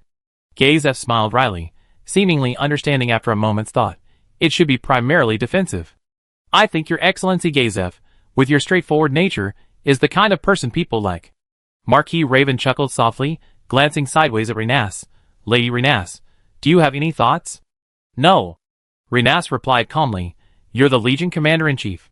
Whatever needs to be done, just let me do it. Faced with this indifference, Marquis Raven shrugged, a slight smile playing on his resolute face, unconcerned. She had investigated Renas. Aside from being close to Princess Lana, she treated everyone else coldly, even skipping banquets. This was quite offensive. Marquis Raven, however, saw it as a wise move, avoiding unnecessary trouble. A proactive attack is foolish, but we have no choice. Marquis Raven withdrew his gaze, and looked back at the battlefield. The Empire would definitely adopt a defensive strategy. They might even continue to defend, leaving their kingdom with no choice but to keep attacking. The pressure on the Azure Dragon King wasn't just from the Empire. 3 days. 3 days at most. Marquis Raven gritted his teeth and spoke in a low voice. Renas and Gazef were both intelligent. They understood that the 3-day deadline was a signal from Marquis Raven to the Dragon King. The third princess's palace. Tang Zheng and Princess Lana's conversation continued.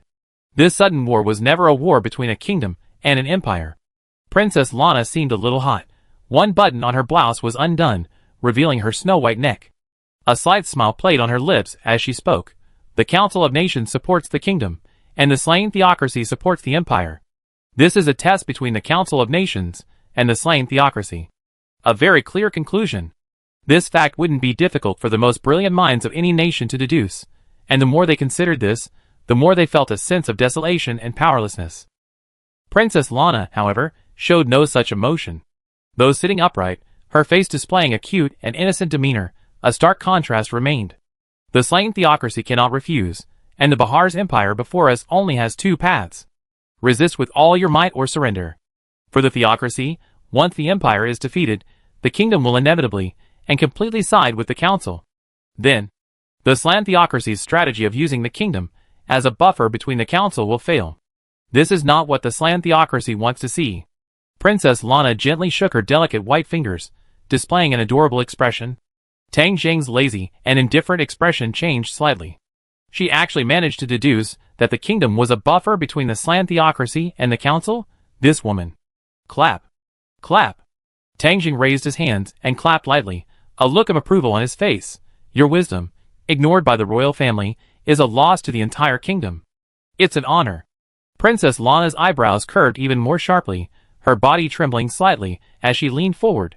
Such a deduction, Your Excellency Tang, is also capable of considering. However, there was ultimately a fatal oversight, which Tang Zheng knew better than Princess Lana. If the kingdom is backed by the Council of Kings, then behind the Council of Kings is the Platinum Dragon King. Princess Lana was unaware of the differences between the Platinum Dragon King and the other Dragon Kings. Therefore, she viewed the Council of Kings as a whole. Making inferences based on the Council of Kings as a whole versus based on the Platinum Dragon King as an individual will yield huge discrepancies. This wasn't Princess Lana's fault, but rather a miscalculation of intelligence. Oh, 3 days? Tang Zheng's eyes flickered. He wasn't wary of Princess Lana, nodded slightly, and muttered to himself. Princess Lana's shoulders twitched. She knew this was Renas, on the battlefield, relaying information to Tang Zheng. What a convenient ability. Princess Lana picked up the teacup on the table, took an elegant sip. It was the same warm water as Tang Zheng's, and thought to herself. After listening to Renas's report on the situation at the front lines, Tang Jiang's gaze met Princess Lana's slightly resentful eyes. Your Highness, have you made any new discoveries? Tang Jiang asked with a smile. It's not about that. I'm just a little sad that Your Excellency Tang doesn't really consider me one of your own. The coldness and indifference Princess Lana displayed when analyzing the situation vanished, revealing her innocent princess persona, even though she went to that dangerous place, the Council Kingdom, on behalf of Your Excellency Tang. Tang Jiang remembered that Princess Lana had a profession as an actress, apparently at level 4. He hadn't known the acting skills required for this profession before. Now, he truly felt it from Princess Lana's performance. Ha ha ha. Tang Jiang laughed. He didn't need to delve into Princess Lana's sudden question. He simply asked in return, Why do you say that? Your Excellency gave Renas a gift for Prayer Day, but not me. Isn't that a bit unfair?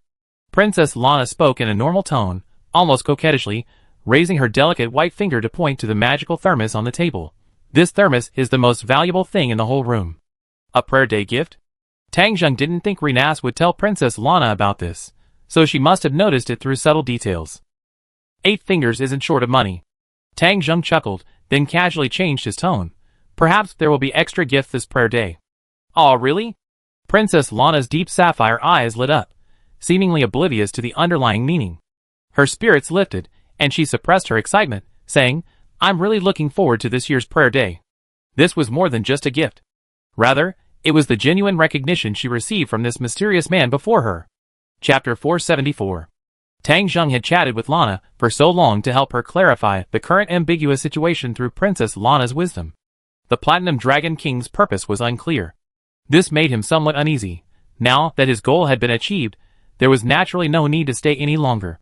He rose to leave. Your Excellency Tang. Princess Lana stood up behind him, placing her hands on her chest, and suddenly spoke. I believe the Council of Kings has more than one purpose. Tang Jiang paused, looking again at Princess Lana's beautiful face, his gaze shifting slightly, and nodded to signal her to continue. Perhaps. The war between the kingdom and the empire is not only a test of the slain theocracy, but also a test of other unknown forces. Saying the word unknown, Princess Lana glanced at Tang Jiang. In fact, this is just a veiled attempt to attract attention. There are other covert operations underway. Tang Jiang's pupils narrowed slightly. He suddenly realized that he had indeed focused too much attention on the battlefield between the kingdom and the empire. 3 days passed in the blink of an eye. January 31st, upper water moon. On the battlefield at the border of the Kes Plains, the air was thick with the stench of blood. The reddish-brown earth, stained with blood, appeared even more vibrant. Broken arrows, spears, leather armor, and other weapons lay scattered haphazardly in the center of the battlefield. 3 days had passed. The kingdom side had launched more than 10 attacks, all of which had been repelled by the empire. The entire left-wing army had suffered nearly 8,000 casualties. The actual number of casualties should have been even higher. However, Rena, the elite legion led by Gazef, gathered the wounded from the battlefield and, with all their might, treated them. A total of about 2,200 men survived. Kingdom headquarters. Free Will Marquis Raven looked at the casualty report in his hand, raised his hands to lightly press his temples, his eyes filled with helplessness. I really don't know how to evaluate this. Was it helping or hindering? The soldiers received effective treatment and survived the battlefield, thanks to the Adventurers Guild's proactive sale of regeneration potions. The low price and excellent effects allowed those soldiers whose injuries weren't too serious to survive. Marquis Raven had already investigated. This large batch of potions was entirely from free will. The timing of their appearance coincided perfectly with the kingdom's troop mobilization. Those stingy and greedy nobles naturally wouldn't spend money on these ordinary soldiers, even if the price was only a few copper coins. But the Empire also had regeneration potions. That's natural. The Adventurers Guild is a transnational organization. If the kingdom's Adventurers Guild can sell them, the Empire's Adventurers Guild can naturally do the same. In contrast, to prevent unnecessary mutiny, the nobles of the kingdom had no choice but to reluctantly spend money to purchase regeneration potions from the Adventurers Guild. Adventurers cannot interfere in wars between nations. Marquis Raven smiled slightly and sighed softly. Yet they interfere in this way? What a pity. Even a steel-rank adventurer team cannot influence that high and mighty dragon. He had heard much about the kingdom's second steel-rank adventurer team. Their leader was a genius in alchemy, even though they were adventurers from the kingdom. However, they weren't stationed domestically, but rather permanently stationed in the hilly region teeming with demi-humans. Various rumors circulated about this situation. For example, The female demi-human in the adventurer's party was a princess of some race within the hills, who had chosen Tang, the leader, as her husband. Or perhaps it was royal suppression. Of course, this was nonsense. However, the conflict between free will and Azure Rose, coupled with leader Lagis's noble status, made such speculations not entirely unreasonable. Shaking his head, Marquis Raven set aside the casualty report in his hand. These trivial matters couldn't affect the overall situation. Your Excellency, a middle-aged man in his 30s stood respectfully to the side, speaking respectfully only after Marquis Raven had finished reading the report. This is the third day. The left-wing legion's new offensive is about to begin. This middle-aged man was one of the members of Marquis Raven's personal think tank. Who? Marquis Raven let out a long breath, his expression turning serious. He muttered to himself, these casualties are enough as leverage. Once the offensive ends, order Gazef and Renas to come with me to meet His Excellency the Azure Sky Dragon King. Yes, Your Excellency. The middle-aged man bowed respectfully. The reason for the continuous attacks, and even the deliberate waiting of 3 days, was to inflict sufficient casualties. That's right. It was ruthless, but unavoidable. The Azure Sky Dragon King showed no intention of intervening. Only by demonstrating sufficient casualties, yet still failing to breach the Imperial defenses, could they request the Azure Sky Dragon King's assistance. This wasn't an act. It was shameful, but the kingdom truly couldn't breach the Empire's defenses, so there was no deception. The battlefield. Clang. The sound of weapons clashing. The soldiers of the left wing raised their spears once more, charging towards the Empire's lines. They had already lost a third of their forces. Under normal circumstances, the entire left wing should have been on the verge of collapse. The fact that there hadn't been a mutiny was a testament to their skillful command, but the result was quite the opposite. The Empire, having achieved a great victory and repelled more than 10 kingdom attacks, was visibly demoralized. The key. The Azure Dragon King. This was no longer a secret. The Empire could only defend. As for offense? Facing the legendary mobile calamity, even the most elite soldiers would waver and be filled with fear. A heavy, dejected atmosphere permeated the Empire's positions. The soldiers numbly raised their shields, preparing to meet the kingdom's offensive.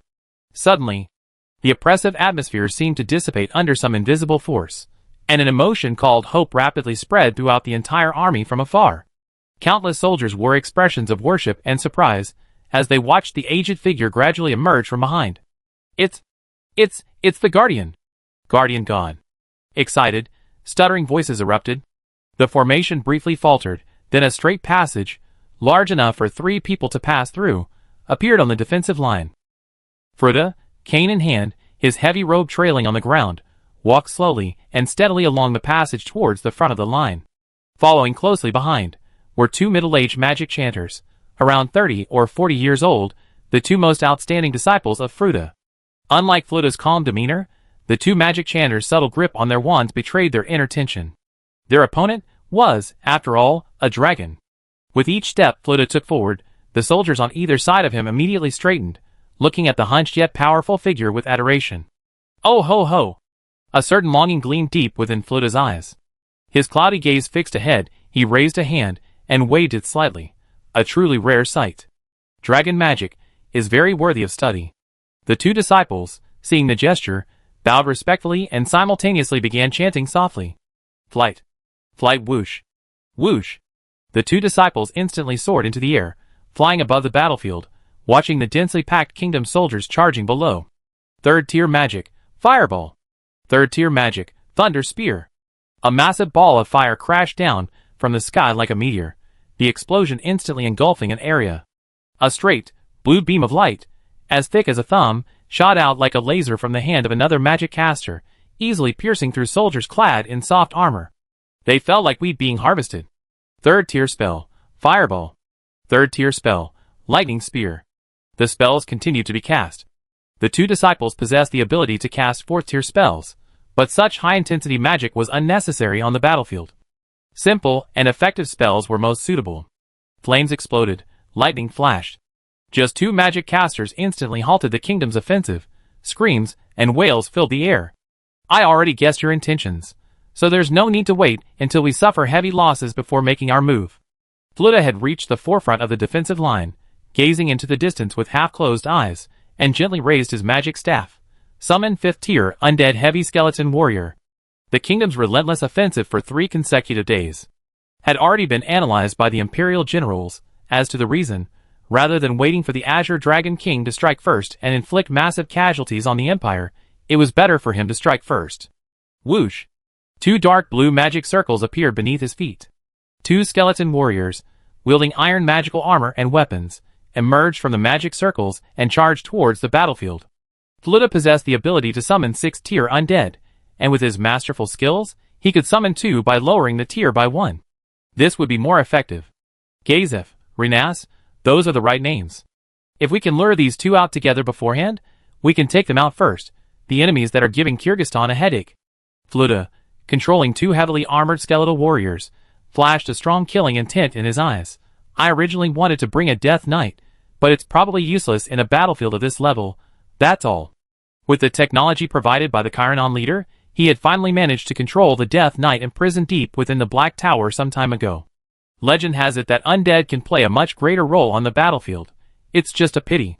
This time, the opponent isn't a kingdom, but a Dragon King. Furthermore, the theocracy probably doesn't want to see a large number of humans transformed into undead. Fluda could only abandon that idea. Help! It's an undead. Run! The left flank of the Legion was in complete chaos. 2 magic casters were bombarding them from above, while 2 powerful 5th-tier undead were below. This was simply not something ordinary soldiers could withstand. The heavily armored skeletal knights were like wolves among sheep. A single collision, a swing of their weapons, could easily claim dozens of lives. Such a situation. Rena and Gazef, positioned at the rear, both paled simultaneously. The undead are tireless, unaffected by injury, and lack the strength of the heroic realm. Given enough time, these 2 heavily armored skeletal knights could easily slaughter this left-wing army of over 20,000. Lady Renas, Lady Gazef, the Marquis orders you 2 to deal with those 2 undead first. Hurried footsteps sounded from behind. To meet the Azure Sky Dragon King, he will go alone. Flowing water accelerate. Flowing water accelerate. Before the panting messenger could reach them, Renas and Gazef had already drawn their weapons and charged into the battlefield. 2 figures moved swiftly across the reddish-brown battlefield. Due to Renas's influence, Gazef's daily training had become even more diligent, resulting in him being several times stronger than in the original story, benefiting from the level boost of the Origin Ring. Wearing several national treasure-level magical artifacts, his strength was no less than that of a warrior in the heroic realm. I take care of the one to the left front, Rena shouted sharply. Okay, be careful. Gazef yelled back, slamming his foot into the ground and shifting to the right. Clang! The black spear pierced the air, clashing with the long sword in the heavily armored bone warrior's hand. Retreat! Renas's eyes flashed with ruthlessness. She grabbed a common soldier in front of her and threw him behind her, simultaneously unleashing a flurry of thrusts. Rapid thrusts. Her spear blurred into a blur, launching a series of rapid thrusts at the heavily armored skeletal warrior. Clang! Clang! Clang! Heavy, intense sparks flew between their weapons. The heavily armored skeletal warrior was forced back by this barrage of attacks, nearly losing his balance and falling to the ground. Power up! Power up super! 2 flashes of blue light emanated from Renas. Seeing the heavily armored skeletal warrior had lost his footing, she pressed her advantage. Powerful strike. Against the undead, the Cursed Knight's curse abilities were ineffective. Only brute force physical attacks would suffice. Crack! A thunderclap sounded out of nowhere. A dragon-shaped bolt of lightning, as thick as an arm, streaked across the sky like a streak of light, its blinding blue flash catching Renas's eye.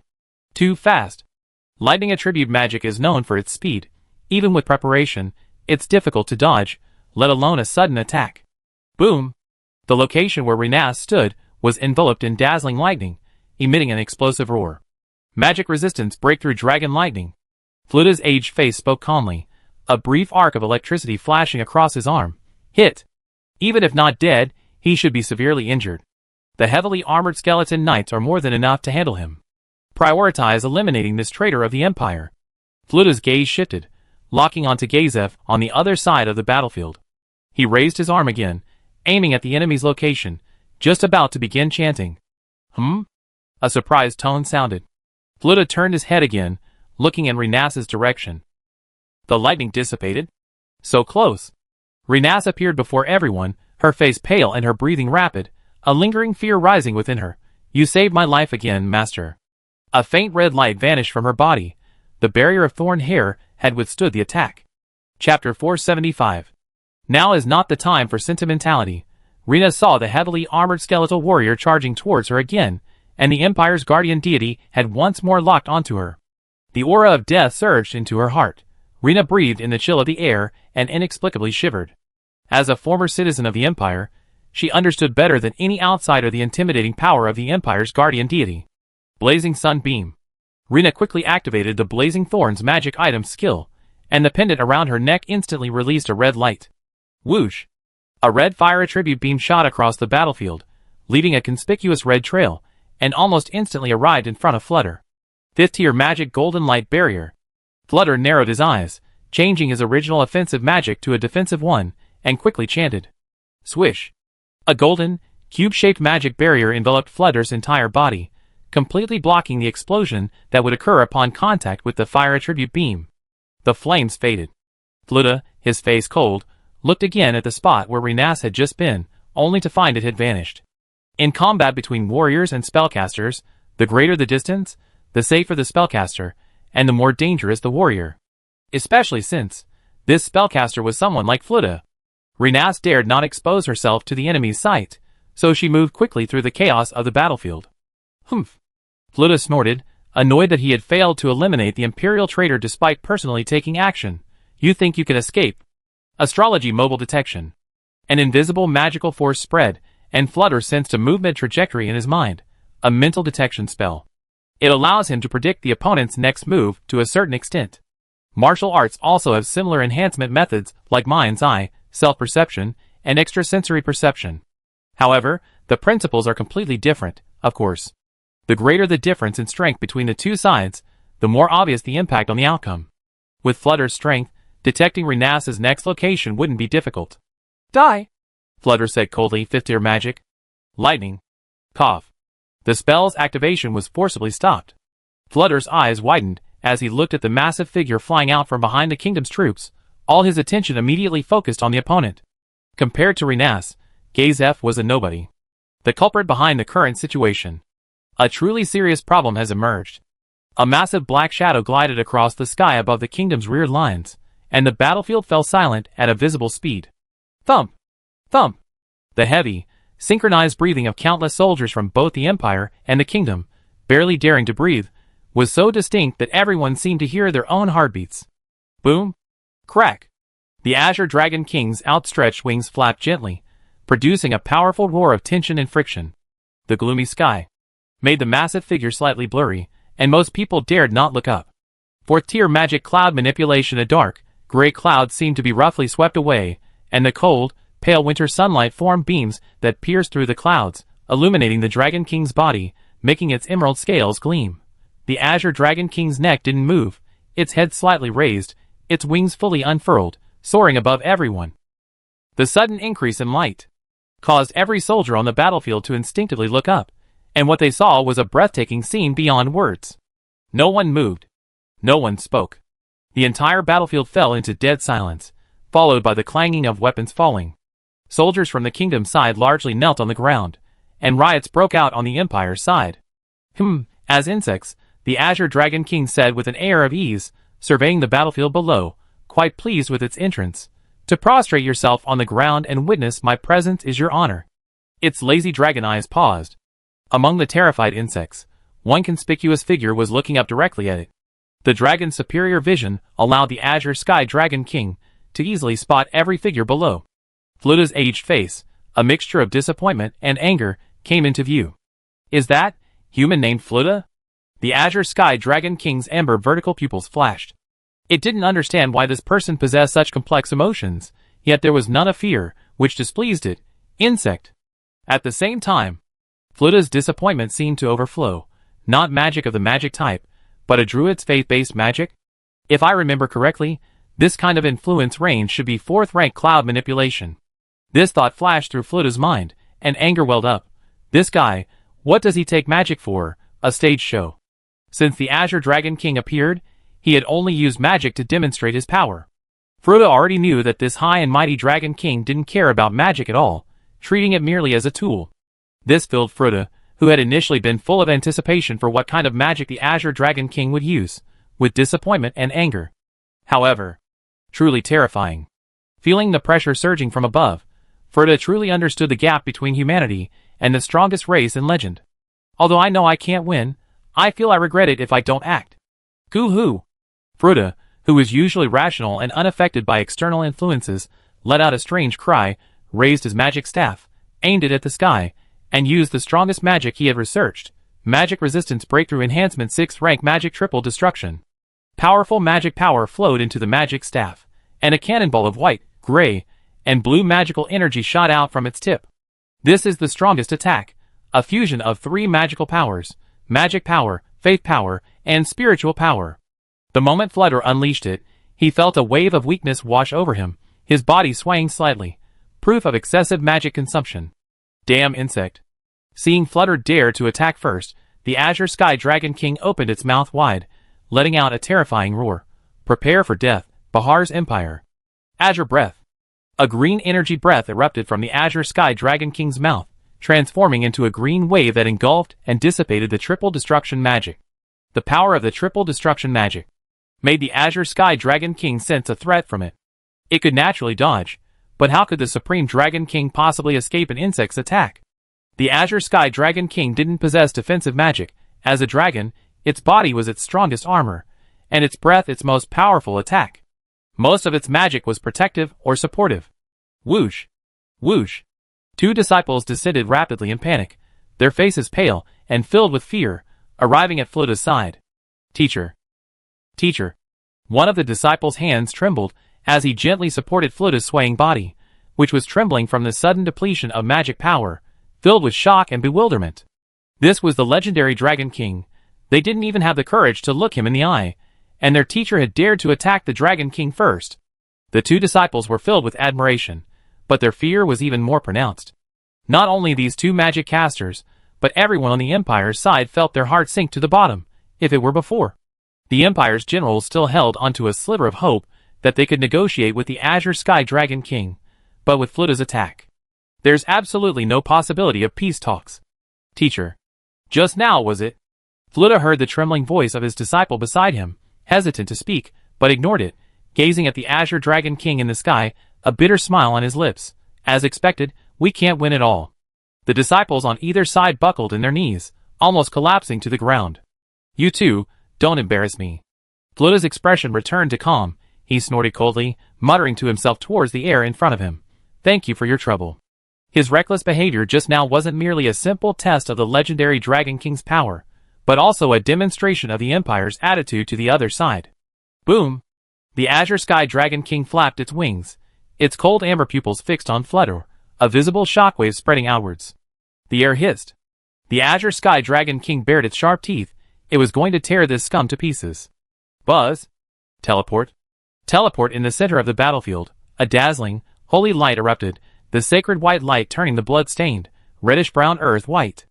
A faint, fragrant scent also spread from the battlefield, inexplicably invigorating everyone. 2 angels, their wings fused with radiant light, appeared in everyone's sight, holding scepters symbolizing royal power. They were headless and feetless, their appearance bizarre. Yet, it immediately gave the impression of being a sacred object, its purifying power instantly dispelling the bloodshed of the battlefield. The 7th-ranked Angel Radiant Archangel.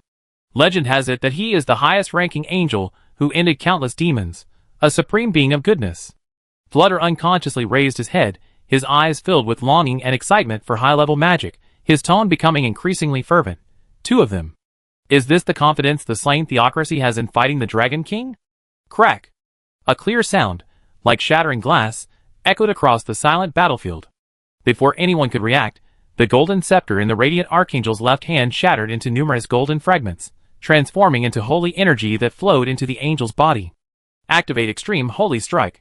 A pure blue-white light, like an open parasol, appeared above the Azure Dragon King's head. The attack was incredibly fast. Almost the instant the Radiant Archangel appeared on the battlefield, the skill was activated. Roar! The Azure Sky Dragon King's amber vertical pupils contracted, the muscles in his neck and shoulders tensed, and he violently swung his head, narrowly avoiding the attack, letting out a sharp roar. Human. Crack! A familiar sound of shattering.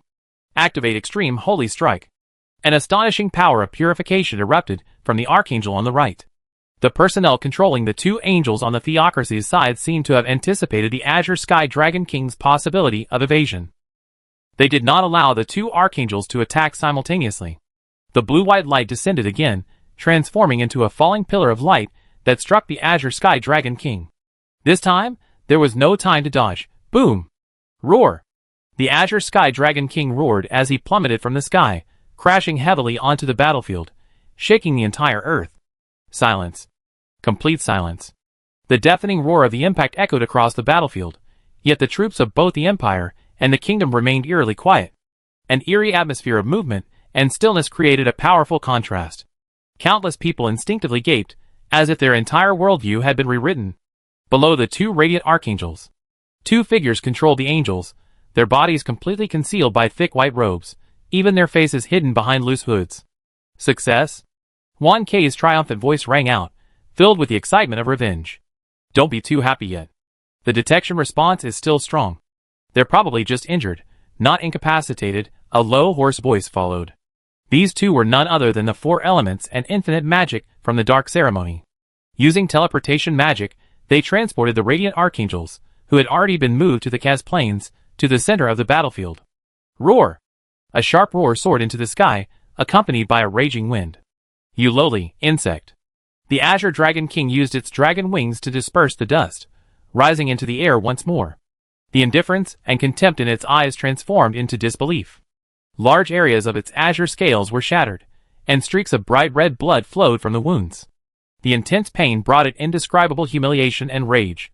Humans had actually managed to injure it. Die, all of you! The Azure Dragon King roared like thunder, its fury exploding. Die, all of you! Boom! Boom!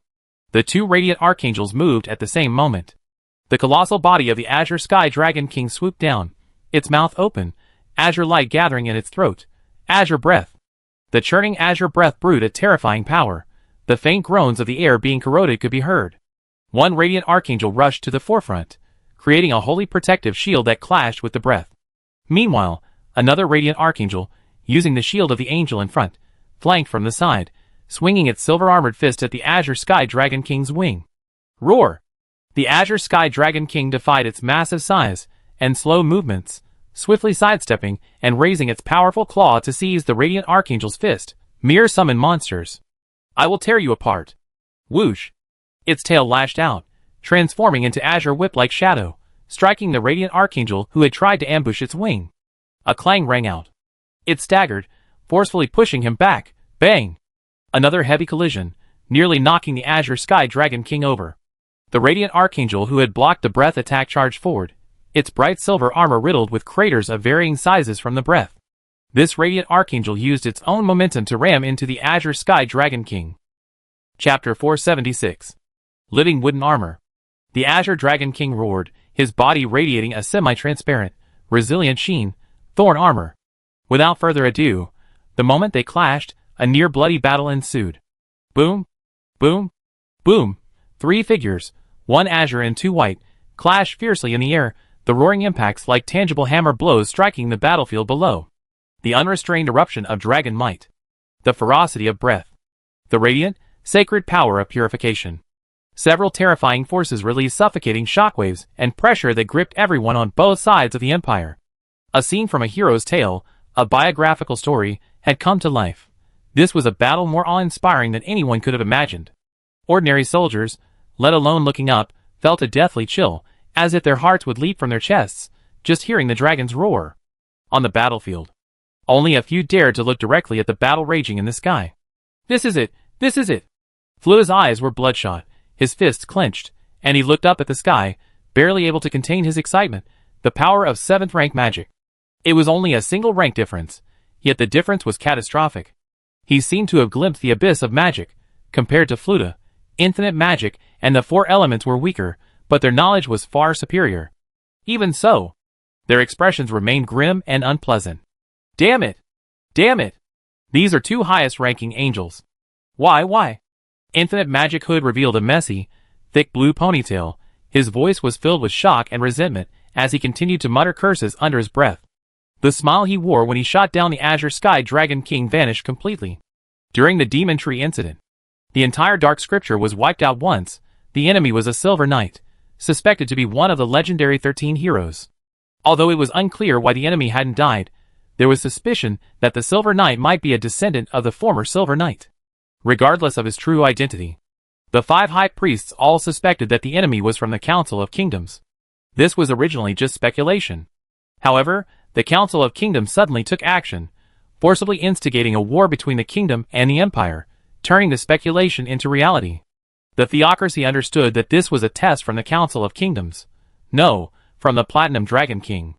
And precisely because of this, the theocracy had to demonstrate sufficient strength and power to curb this spying. Surprised? The 4 elements raised their heads, speaking hoarsely. Since the high priest has said 2 eternal angels, they already realize that a single archangel of radiance cannot defeat the Dragon King. The battle in the sky. Even the member of the Dark Scripture, Infinite Magic, felt fear upon witnessing it. The 4 elements, however, remained much calmer, for he had seen far more terrifying battles, merely the aftershocks. Those were several times more powerful than the battle before him. Boom! The rumbling in the air continued, the situation not complicated. The Azure Dragon King, fighting 2 against 1, still managed to maintain a certain advantage against the powerful attacks of 2 Radiant Archangels. The Radiant Archangels, after all, were summoned demons, inherently weaker, and their fighting style was more rigid and lacking in flexibility. Before the 2 4 elements had even reacted, someone else had already become anxious. You 2 from the Holy Kingdom, this old man is here to help you.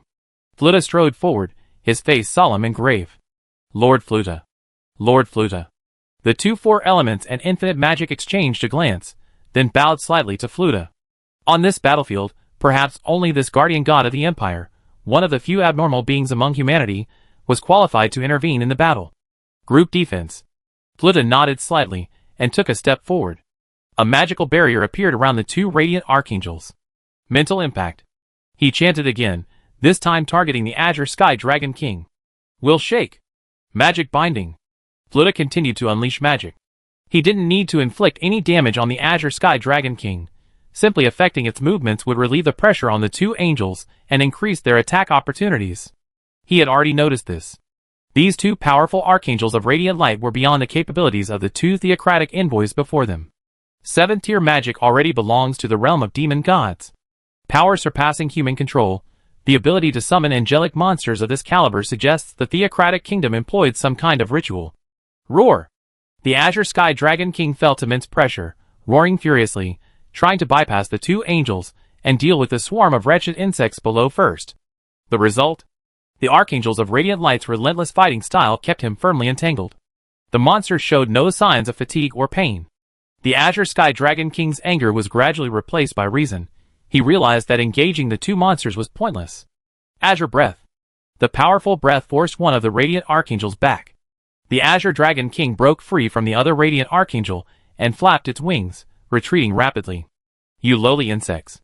The Azure Dragon King ceased its pursuit of the 2 angels, retreating while declaring in a judgmental tone, when the summoning time for the angelic demons ends, I will grant you eternal slumber, awaiting your death.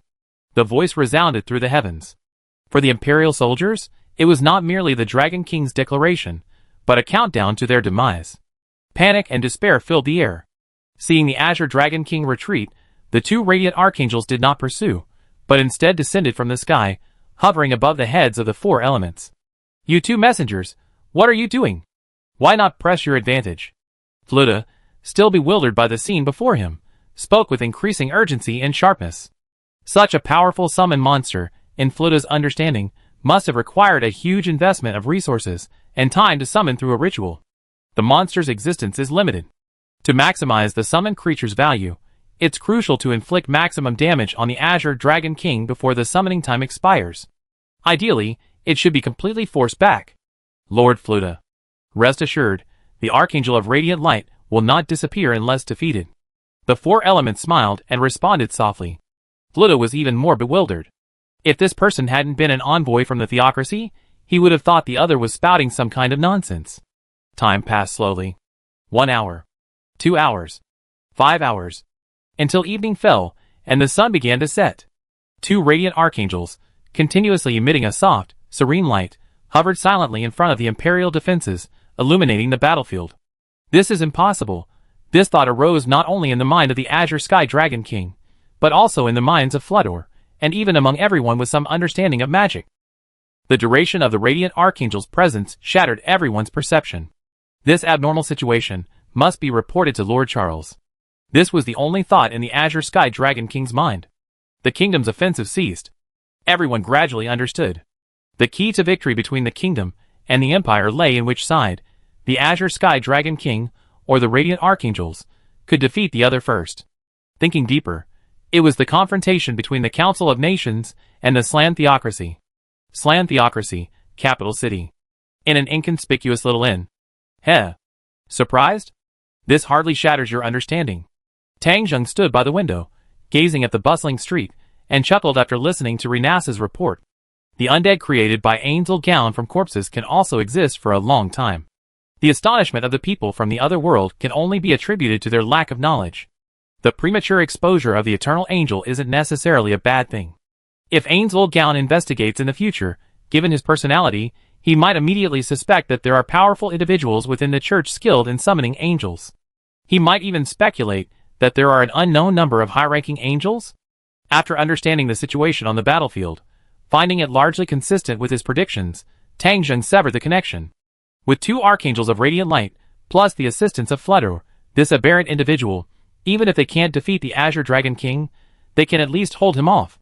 If the Council of England wants to continue testing the theocracy, they can only send another Dragon King or use other methods to break the balance.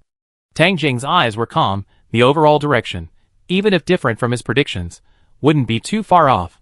The theocracy also has corresponding countermeasures. He raised his hands and stretched. Speaking of which, Dark God Silsana's class construction is the same as Bone King's. The opponent should also be able to create a large number of long-lasting undead through corpses, so why isn't there any in the theocracy? Even the theocracy's records and scriptures don't contain this information. Tang Zheng lowered his arms, crossed them, and frowned slightly. He still had no answer to this question. The theocracy had no secrets from him anymore. At least so far, he hadn't discovered any powerful undead within the theocracy. Of course. Except for that level 50 or so NPC red mummy cat from one of the 6 major guilds. He couldn't figure it out. Tang Zheng wasn't one to dwell on things, so he simply put it aside for the time being and focused on the matter at hand. Princess Lana's unexpected reminder made him realize. Besides manipulating the war between the kingdom and the empire, and openly probing the theocracy, the Platinum Dragon King might have other plans. Tang Zheng's appearance in the theocracy was to secretly investigate this matter. His current strength improvement had reached a bottleneck. To advance further, he needed time and professional intelligence. Zhong Xuewe. February 7th. The border battlefield remained deadlocked, and the Azure Sky Dragon King showed no intention of launching an offensive. The kingdoms and the empire's armies remained stationed on the battlefield, continuing their confrontation. Tang Zheng, on the other hand, mobilized the captain of the Divine Man team. He commanded the intelligence specialists Astrological Thousand Miles and Dark Scripture to secretly search the entire church capital. Unfortunately, they found nothing in this seemingly calm, yet turbulent situation. Evening. The western sunset was brilliantly lit. In a small village less than 10 kilometers from the capital of the slain theocracy. Creak, creak. The joints of the wooden door made a noise from the excessive friction of the parts. An old pastor named Paul, with trembling, aged hands, closed the wooden gate of the church and hunched his back as he returned home. Along the way, many villagers greeted him warmly. Occasionally, someone would jokingly say that the church needs a new successor. Normally, Pastor Paul would respond with a smile, but in recent days, his responses to the villagers had become much less frequent. The villagers unanimously agreed that old Pastor Paul's hearing was getting worse. Click. The door opened and closed. Old Pastor Paul lived alone. His room was sparsely furnished. Aside from the unusually clean spot where the statues of the 6 great gods stood, the other corners were rather cluttered. The magical perpetual lamp activated. Old Pastor Paul's hunched back straightened instantly, and the aura of old age emanating from him vanished without a trace. He didn't want to turn on the magic lamp. But without it, he would stand out among the surrounding villagers. He was certainly not an inferior human, nor was he the real old Pastor Paul. He came from the great and sublime land, the floating city where the god kings who ruled the world resided. The old pastor, Paul, disguised as a double phantom, looked increasingly anxious and hesitant. Under the perpetual lamp, his shadow suddenly lengthened. Immediately afterward, two level 80 mercenary monsters, Hanzo, emerged from the shadow, standing on either side of the double phantom. The intelligence gathering is complete. Why haven't you made your move? The two Hanzos spoke simultaneously, one after the other, like twins. All three were mercenary monsters, with the double phantom only around level 40, far lower than the two Hanzos. However, from this simple conversation, the double phantom clearly held a higher status, and the stronger Hanzos were clearly subordinate to it. You understand nothing. The double phantom was equally anxious. After gathering detailed information about the Elf King from the Ivashah Great Forest, one of the Hanzos had left to relay the information back. The double phantom, however, had infiltrated again into the Theocracy's forces stationed in the Elf Kingdom's forest to conduct a second verification of the intelligence. They thought it would be over soon. But the departing Hanzo returned, bringing with him a new mission assigned by the Guardian, Lord Hornfury. The capital is the stronghold of the slain Theocracy. This means it's the core area. The 6 legendary gods of this country are beings only slightly inferior to the Supreme and Great God Kings. The double phantom's voice carried a hint of tension and fear, even if they are already dead.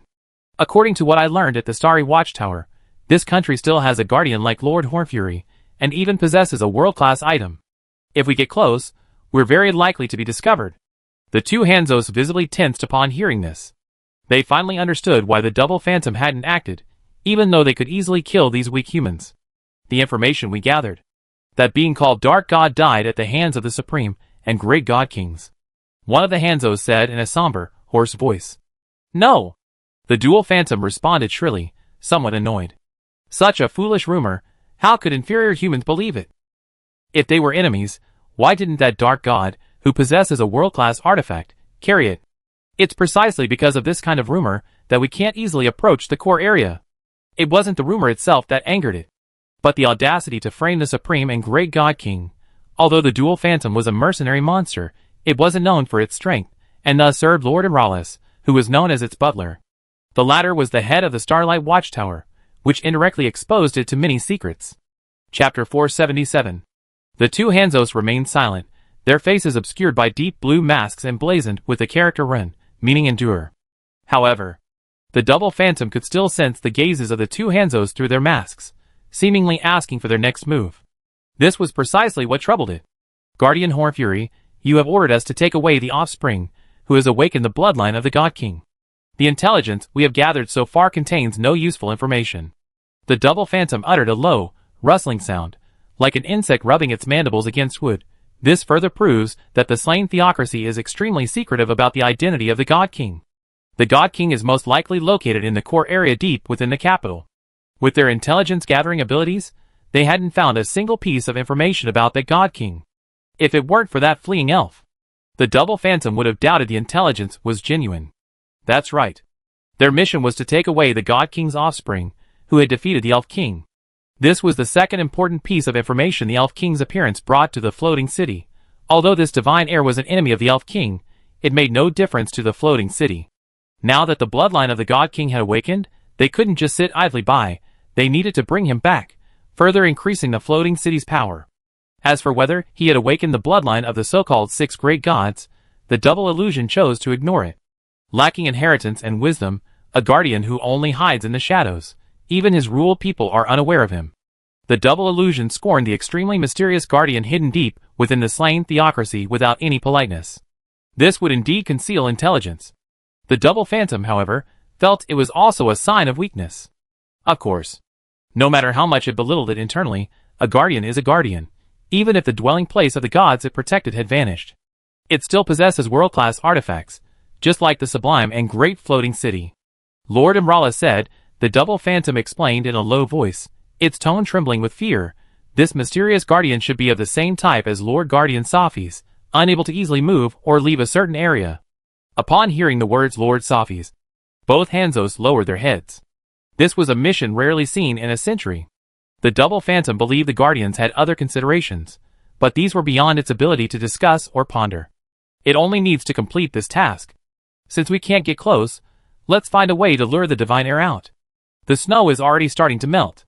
A portion of the Slan Theocracy's main force stationed in the Ivashah Great Forest is returning to the Theocracy. The dual phantom seemed to have thought of something, its eyes shining. It's said that the highest-ranking priest in the theocracy will personally greet us. This is our chance. Yes. Yes.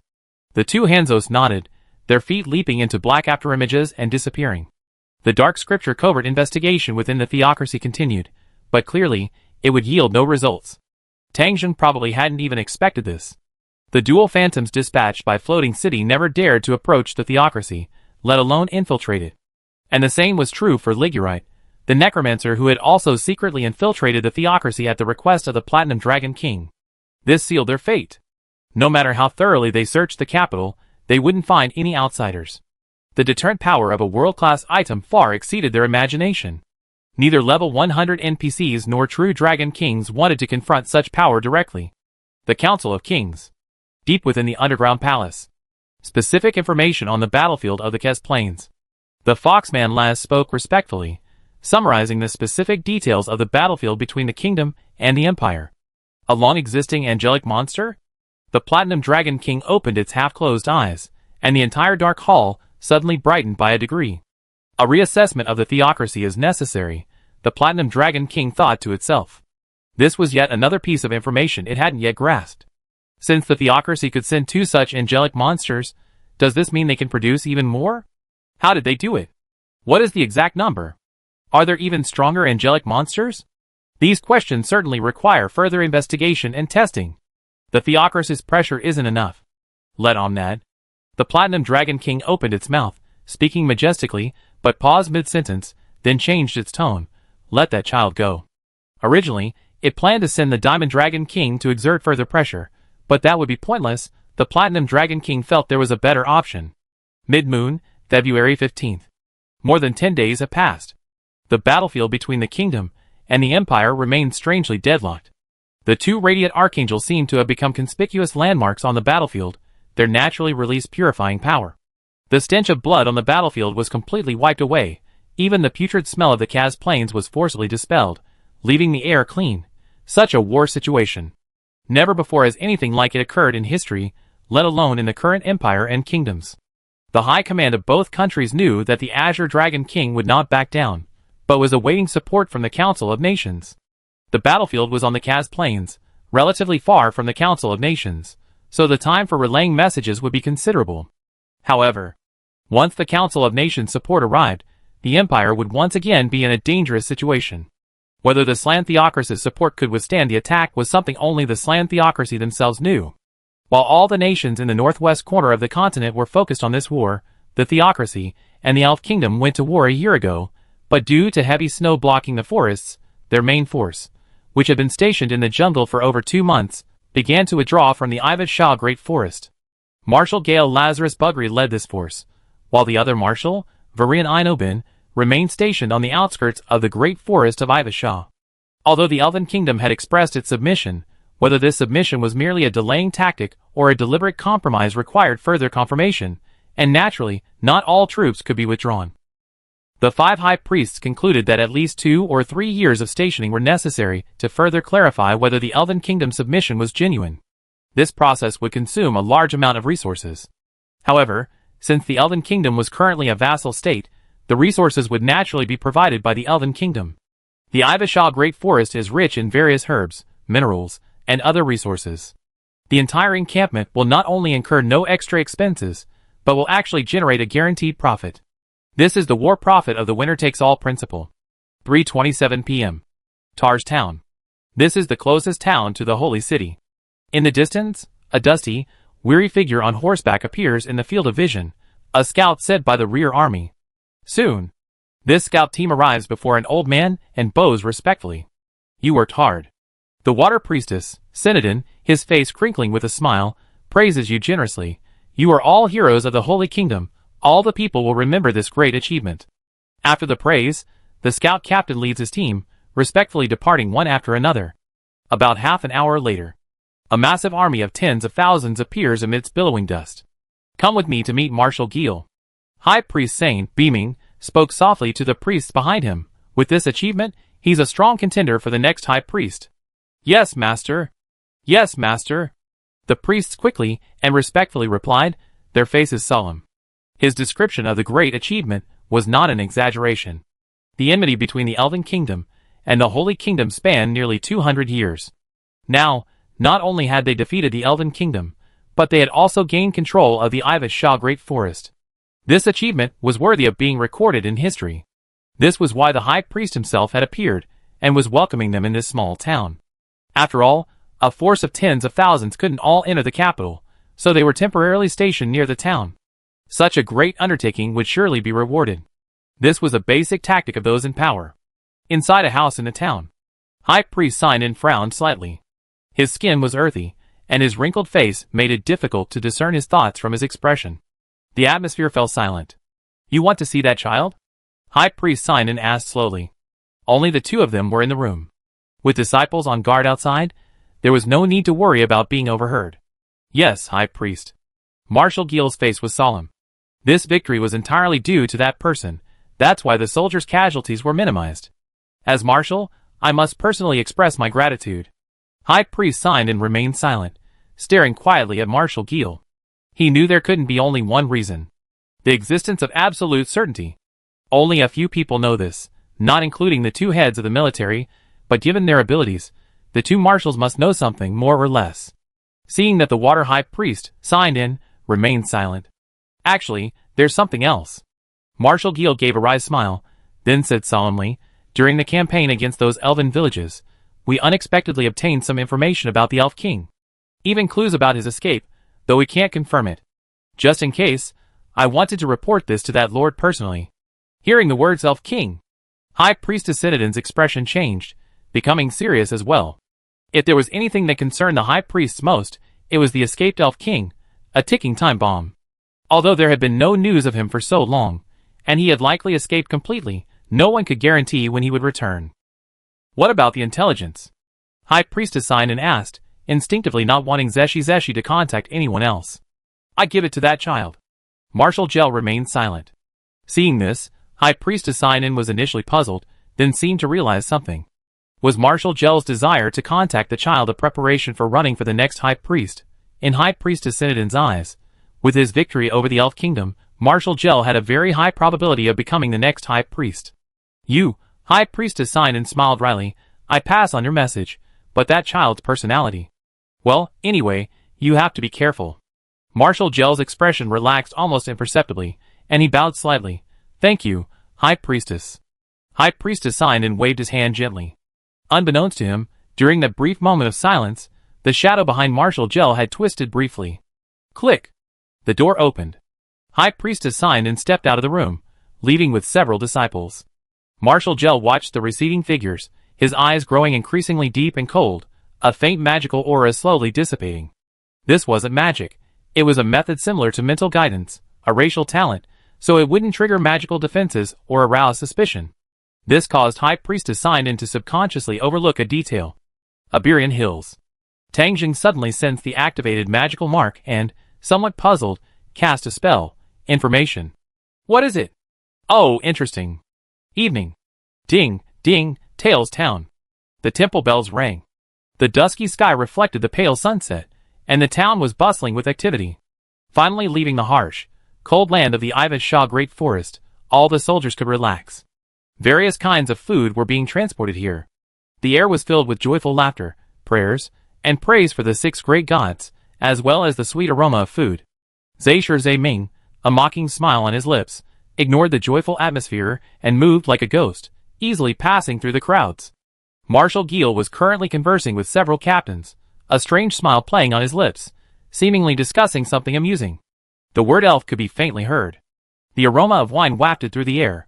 The captains were slightly intoxicated. A thud. A pair of black ankle boots landed on the table where they were sitting. The sudden scene startled the captains. A mixture of drunkenness and anger welled up inside them, as they looked up and shouted, "Where did this insolent fellow come from? Who are you?" "Oh, right."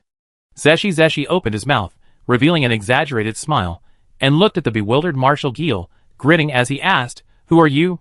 Marshal Gil, upon seeing Zeshi, seemed to finally react, nervously scanning his surroundings before hurriedly saying, "My lord, how could you appear before so many people? I take you."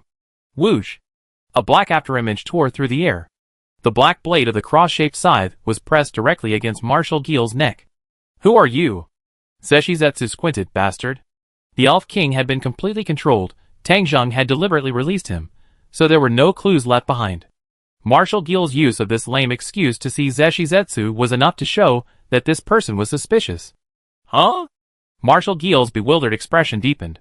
While the soldiers and officers present were all stunned by this sudden turn of events, in an inconspicuous corner, Ligulet, completely shrouded in a black robe, stood in the shadows, seemingly unseen by the numerous soldiers around her. What happened? Internal strife? Ligulet asked in surprise. Who is this girl? That man is Marshal Gil. How dared he lay a hand on him? Wait. What does this girl look like? Ligulet's expression changed as she compared her appearance to the one described to her by the Platinum Dragon King in her mind, realizing that this was the divine being she needed to investigate closely. Chapter 478. The celebratory atmosphere of the victory banquet suddenly froze. All the soldiers looked towards that conspicuous spot, their faces filled with anger and fury. Get down here. Do you know what you're doing, brat? Ah, madness. May God protect him. Bastard. May God's light no longer shine upon this man. A series of angry curses and shouts rang out. A girl who seemed to have appeared out of nowhere dared to point a weapon at their marshal. Oh God. This little girl and her family are doomed. As countless soldiers thought this, some stood up, wanting to drive Jusher Ju Ming off the table. This matter. Marshal Gur was somewhat at a loss for words, a contradictory feeling of wanting to speak, but being unable to due to some restriction. Please, put the weapon down first. Such a conflicted and tense expression. It was as if he knew Zatsuki Zatsumiai's identity, but couldn't reveal it due to the need to protect information from gods and others, hence his seemingly normal demeanor. Seeing this, Zatsuki Zatsumiai slightly tilted his head, his grip on the cross-shaped scythe loosening slightly, thinking to himself, am I overthinking things? And in that instant, from the shadow beneath Marshal Gel's feet, two black afterimages suddenly shot out, moving with incredible speed, as if they had already appeared on either side of Zatsuki Zatsumiai's body. A chilling killing intent erupted in an instant. Whoosh! Whoosh! For arms gleaming with metallic light, in the deep night, transformed into black blades of afterimages, instantly slicing through the light in the air. Absolute kill double shadow. Absolute kill double shadow. The attack of the demon Hanzo was as precise as a scalpel. Two arms attacked Zeshi Zatsumiai, targeting her chest and back near her heart, while another demon, Hanzo, attacked her neck and throat. It was too fast. Zeshi Zatsumiai's irises dilated, instinctively defending, but she could only block the two arms. Cough. Crack. Zeshi Zatsumiai's face instantly turned crimson, a large amount of blood and bits of flesh gushing from her throat. Her facial muscles twitched in agony, but she couldn't utter a sound.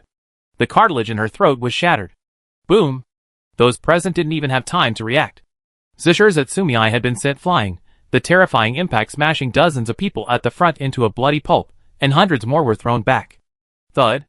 Accompanied by screams and a deafening roar, Zeshi Zatsumiai crashed into a group of soldiers celebrating their victory. Take me there. Marshal Gil's face twisted in a grimace as he spoke quickly. As he spoke, a long sword was already in his hand. With a sweeping motion, the officers and generals of the theocracy at the dinner table were beheaded in disbelief. A bunch of insects, Marshal Gil cursed viciously. He didn't know how his identity had been revealed. He had originally intended to capture Zeshi in a secluded place. Thinking about that now was pointless. Such a commotion would soon attract the attention of the mysterious guardian deep within the theocracy. He had to leave quickly. One of the demons, Hanzo, grabbed the double phantom, and together with another demon, Hanzo, rushed towards Zeshi's location. Two black afterimages moved swiftly. Boom! A powerful impact erupted from the ruins. Zeshi Zatsumiai, his mouth slicing open and dripping with blood, rose from the dust, his eyes blazing with intense killing intent and madness. I kill you all. But the words didn't escape his lips. His throat was bruised, rendering him unable to speak. Every time he opened his mouth, blood gushed out. The double phantom, carried on the shoulder of the demon Hanzo, looked up at Zeshi Zatsumiai, who had risen so quickly. As expected of a divine heir, who has awakened the bloodline of the God King. That kind of attack, and he hasn't lost his fighting ability. The double phantom, transformed into Marshal Gel, had an unnaturally distorted expression on his face, seemingly pleased by the power of the God King, the supreme and great God King. Whoosh! Thank goodness. The double phantom raised his arm, revealing a magic ring on his left hand, aimed it at Zeshi Zatsumiai, and activated it, I was prepared. 10th rank magic time stop. The magic ring emitted a faint blue light. The dual phantom's expression tensed as well. The next moment, the body of the absolute deathly life form froze in place, the expression on its face, and the blood flowing from the corner of its mouth frozen lifelike. Success? A feeling of relief welled up within him. The dual phantom's tense heart relaxed. This divine heir, as expected, lacked the equipment and special power to counteract the situation. Crack! The magic ring on its left hand developed numerous cracks, then shattered in midair. Crack! Another crack. The magic ring on its right hand shattered simultaneously. The dual phantom ignored the scene. It carried 2 magic rings and 1 magic necklace. Time stop ring replica, one-time use. Proficiency ring magic type, replica, one-time use. Treetop leap, replica. 3 times these one-time magic items are a unique technology of the floating city, capable of creating replicas of highest level, 41 to 50. The original time stop ring not only could cast time-based magic, but also possessed time resistance, making it a valuable time countermeasure item. The replica, however, was reduced to only being able to cast the time stop spell once. Because of this, in case of an accident, there's no need to worry about the replica item being lost or captured by the enemy. 3.5 seconds. The double phantom's voice was urgent, quickly giving a time. 2 demonic figures, Hanzo, had already appeared beside the motionless Zeshi, affected by time magic. They did not immediately attack. Tap! Tap!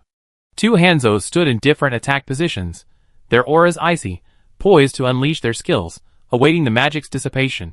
Time stop completely halts the opponent's movement, but simultaneously, all attacks during the stop are nullified. The user must calculate the skills in time to launch the attack. This is an essential skill for players to learn. 3.5 seconds passed in the blink of an eye. A calculated attack against an unsuspecting opponent. The instant Zetsu regained consciousness, the premeditated attack struck suddenly. Before he could react, he had already lost consciousness. Whoosh thud!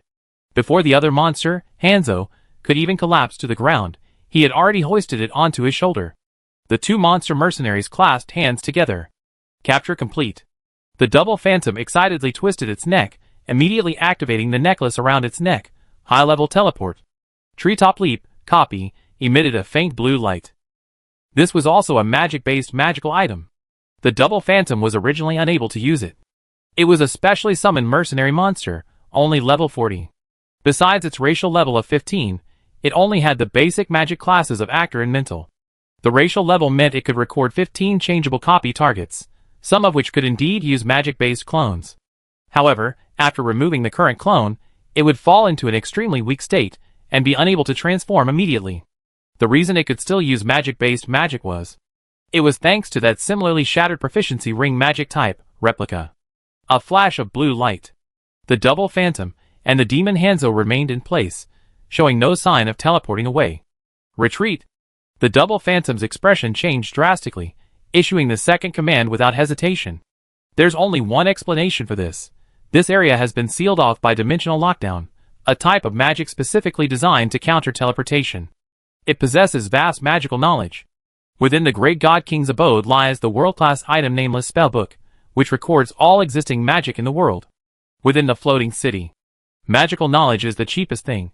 Anyone who wants to learn, even a monster mercenary like itself, can learn it through its leader. Whoosh, whoosh.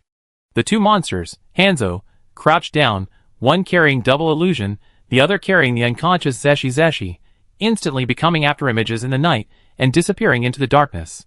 Hundreds of meters away, a cloud of gray mist trembled. 7th rank magic negative energy shield. The Godman captain and Tang Zheng, dressed in a white priest's robe and wearing a mask, emerged from the gray mist.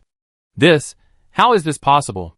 The Godman captain stared incredulously at Zeshi, who had been captured in just a few breaths, his face filled with astonishment. Who are they? Tang Zheng was too preoccupied to care about the Godman captain's jaw nearly dropping in shock. His brows furrowed deeply. Zeshi, sensing the anomaly, had notified him first. Just in case. Tang Zheng and Captain Shirin hid in the shadows. So clean and efficient. And that familiar demon mercenary Hanzo, he's from Floating City. Tang Zheng's heart skipped a beat, several thoughts flashing through his mind, while his eyes swept towards a corner ahead. Had they already left? He had originally intended to make a move, but instead discovered a third force besides Floating City. One of the former 13 heroes, Necromancer Ligurite. She was a member of the Platinum Dragon King. This situation had become complicated. Chase! Whoosh!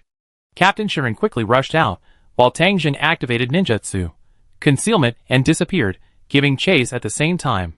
Whoosh! The figure of the demon Hanzo, shrouded in the night, seemed to blend completely into the darkness, leaving only faint afterimages in its wake. If it weren't for carrying Zeshi and Double Illusion on its shoulders, their speed could have increased even further. High-level teleportation. Double Illusion calculated the distance it needed to travel, and activated its magic necklace again. A faint blue magical light flickered. The surrounding scenery remained unchanged. The teleportation spell still hadn't taken effect. Double Illusion's heart sank completely. Dimensional lockdown had a range. As long as one left this range, the teleportation spell could be used normally. However, based on the demon Hanzo's speed, it should have already left the magic's range, yet the teleportation spell still failed. The Theocracy's people are following closely. Can you find out how many there are? Double Illusion's original image as martial gel began to fade, writhing painfully on the demon Hanzo's body. Judging from the voice. Just one. Hanzo's ears twitched a few times, responding quickly. The double phantom deactivated its clone transformation, reverting to its original form as a monster with a smooth, pink, egg-shaped head, devoid of lips, teeth, eyes, and tongue, only a dark, gaping hole. An overwhelming sense of weakness washed over it, causing the double phantom to almost collapse onto the back of the monster Hanzo. Let's get out of the Theocracy's territory first, the double phantom said, its weak voice still firm. I need to assess the second piece of information. Whoosh, whoosh, the sound of the wind rushing past the captain's ear. The wind whistled past, and as he sprinted after the enemy, he couldn't even see a shadow of them. If Tang Jing hadn't secretly reminded him, he probably would have lost them long ago. The Godman captain was only around level 70, and being a warrior, his movement speed was naturally inferior to the level 80 monster Hanzo. And master, why not just take action directly? The Godman captain asked himself, puzzled, as he ran quickly. He knew perfectly well. Tang Jing had left magical marks on each of them, allowing him to teleport directly to their side. There was no one around. The Godman captain couldn't sense Tang Jing's exact location, and could only communicate internally through information. No rush, a calm voice replied. The Godman captain opened his mouth, but could only continue the chase with his head down. At this moment, Tang Jing wasn't clumsily chasing on the ground like the Godman captain. Instead, he hovered high in the air, directly locking onto the location of the Double Illusion and the others. Whenever they were about to leave the range of Judgment Lockdown, he would cast a spell to completely lock their teleportation ability. Unable to use teleportation, I want to return to the southern Great Desert. I need to cross the Slan Theocracy, traverse the entire Ivan Shah Great Forest, and then cross the border region. Tang Jing's expression was serious and earnest. It's enough if we resolve this before entering the southern Great Desert. Before that, we need to gather more information. This sudden situation caught Tang Jing somewhat off guard. He needed to quickly determine if Floating City had only sent the 3 people in front of him. Also, Legulet had already left, and the Platinum Dragon King would soon learn about the situation in the Theocracy, and what their next move would be. He was also quite concerned. Floating City, Platinum Dragon King. Tang Jing frowned. Neither of these parties were easy to deal with or fool. The reason why Juesher was forcibly taken away, he could guess, but what Tang Jing hadn't expected was that Floating City had acted so quickly. After all, the other side has remained inactive for 200 years. The Bone King only has 2 years left before his descent. Such a short time should be extremely brief for a power that has existed for hundreds of years. Tang Jing's act of having the Elf King contact the Floating City was a preemptive arrangement, but the swift reaction was beyond expectation. Chapter 479. Chaos. The high command of the Slan Theocracy was in complete disarray. Shock, anger, confusion, and panic filled the hearts of the 5 high priests. The Theocracy's guardian deity, humanity's strongest trump card, Zeshi, had actually been captured. Each high priest who had just received the news felt like they were dreaming. But the stark reality before them threw even the usually composed and etiquette-conscious high priests into utter chaos. Zeshi's existence was of paramount importance, not merely a guarantee of military strength, but humanity's hope. His capture, in the eyes of the 5 high priests, almost represented the possible destruction of the Theocracy, and a sign of humanity's extinction. The high priests simultaneously worked to suppress the news, investigated the events, and prepared to order the Theocracy's second strongest fighting force, the Divine Man Captain, and the Dark Scripture, to pursue and investigate the result. The godlike captain has disappeared too. This second piece of news, utterly devastating, caused High Priest Senadin of the Water to nearly faint on the spot. If one were to describe it in words, the emotions of the High Priests at this moment could only be summed up as the sky has fallen. High Priest Senadin of the Water quickly realized that the capture of Zeshi was very likely related to Marshal Gil. No, it was definitely related. Traitor. Traitor. The most heinous criminal of the theocracy. High Priest Senadin of the Water recovered from his dizziness, trembling as he raised a finger and uttered a shrill curse. The other 4 high priests then finally understood what had happened. The atmosphere became oppressive. The mighty marshal of the theocracy.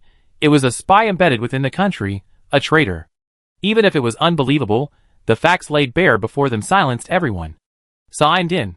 You old codger, you must take responsibility for this. If you hadn't relayed the traitor's message, how could the child have been so easily deceived? Whether Marshal Gil is a traitor or not is still up for debate. I don't understand.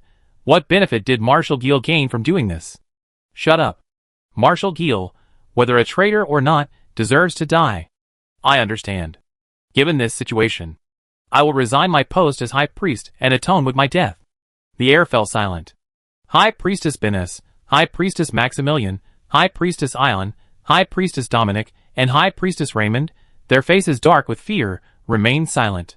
Faced with the potential destruction of the Holy Kingdom and the extinction of humanity, even if High Priestess Sinon were to commit suicide, it wouldn't be enough to undo the calamity that would shame the 6 great gods, who saved humanity, and whose grace has endured to this day, ending in their era. Bang! The conference room door was pushed open rapidly, making a harsh, heavy sound. Tenjo Tenge, dressed in ninja attire, strode into the conference room. This reckless and utterly impolite behavior would have been met with a reprimand long ago, but now. High Priestess Nagato quickly turned her head, her eyes filled with expectation and worry as she looked over. My esteemed High Priests. Tenjo Tenge figure appeared like a black phantom in an instant before the conference table, kneeling on one knee and speaking respectfully. High Priest Dominic's irritable voice rang out, interrupting, enough with these useless honorifics, nonsense. Astrological Horizons exploration magic has confirmed the locations of Lord Zishirzetsumii and the captain. Heavenly Realm also cut to the chase, speaking rapidly and seriously, the captain is in pursuit. There are 3 enemies, 2 are dressed as ninjas, and the third is not Marshal Gel, but an unknown alien species. A few sighs of relief were heard. This was the worst the High Priest had feared. Not only had Zishirzetsumii been captured, but the Godman captain had also been captured. The worst-case scenario hadn't occurred. While it's unclear why the godlike captain pursued them prematurely, now is not the time to dwell on that. Which direction did they go? South. South? Isn't that the Council of Kingdoms doing? High Priest Ion slammed his hand on the table, roaring anxiously, Black Scripture, move out immediately. Heaven and earth looked up, the mask covering the lower half of his face trembling, clearly hesitant. What are you still doing here? High Priest Benes, the usually benevolent woman, almost shouted anxiously. The enemy and the captain are moving too fast. They're already approaching our southern border. Heaven and earth hurriedly explained, even if everyone moves out now, we can't catch up. Infinite magic and the 4 elements, who possess teleportation magic, are all on the battlefield between the Empire and the Kingdom. Even if we send the message out now, it will take them at least a day to receive the intelligence. The voice of Tenjo Tenge trailed off at the end. Damn it! Dark High Priest Maximilian clenched his fist, his glasses gleaming coldly. At this time, we can only place our hopes on the Dark Ones. The key, who is the enemy?